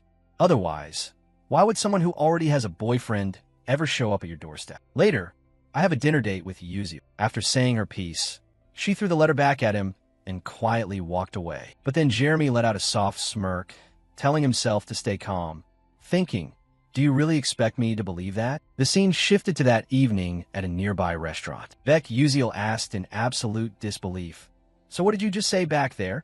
"I'm your what?" Flame replied awkwardly. "My boyfriend? How did it even come to this?" Well, basically, it was just an unavoidable situation. He slowly put a piece of meat into his mouth, thinking to himself, "Is this because of that rumor going around today? Well, if doing this helps me avoid Jeremy's storyline and its 99% chance of a bad ending, then this is honestly a cheap price to pay." "Alright, Fine. I'm just glad I could help you out. Thanks a ton. To make it up to you, I'll treat you to food all the time from now on, deal? But seriously, why me?" "Well, wouldn't it be kind of weird if I told you it's because you were the first person who popped into my head? I just didn't want to bother. Hey, Wonrie." "Wow, your reasoning is terrible. Excuse me, can we order more food? Hey, you got some nerve. Look, I'm really sorry for dragging you into this mess. What are you apologizing for? You already. Never mind. Forget it. Why do you keep cutting yourself off like that?" Flame clenched her fists and began to calculate, knowing that Beck Uziel had regressed to the past because of Acel, which was his entire reason for doing so. But what if he completely misunderstood her now because she dragged him into this drama?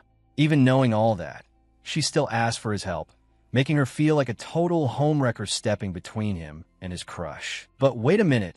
What if he agreed because this was all part of some grand master plan to protect Acel from Jeremy?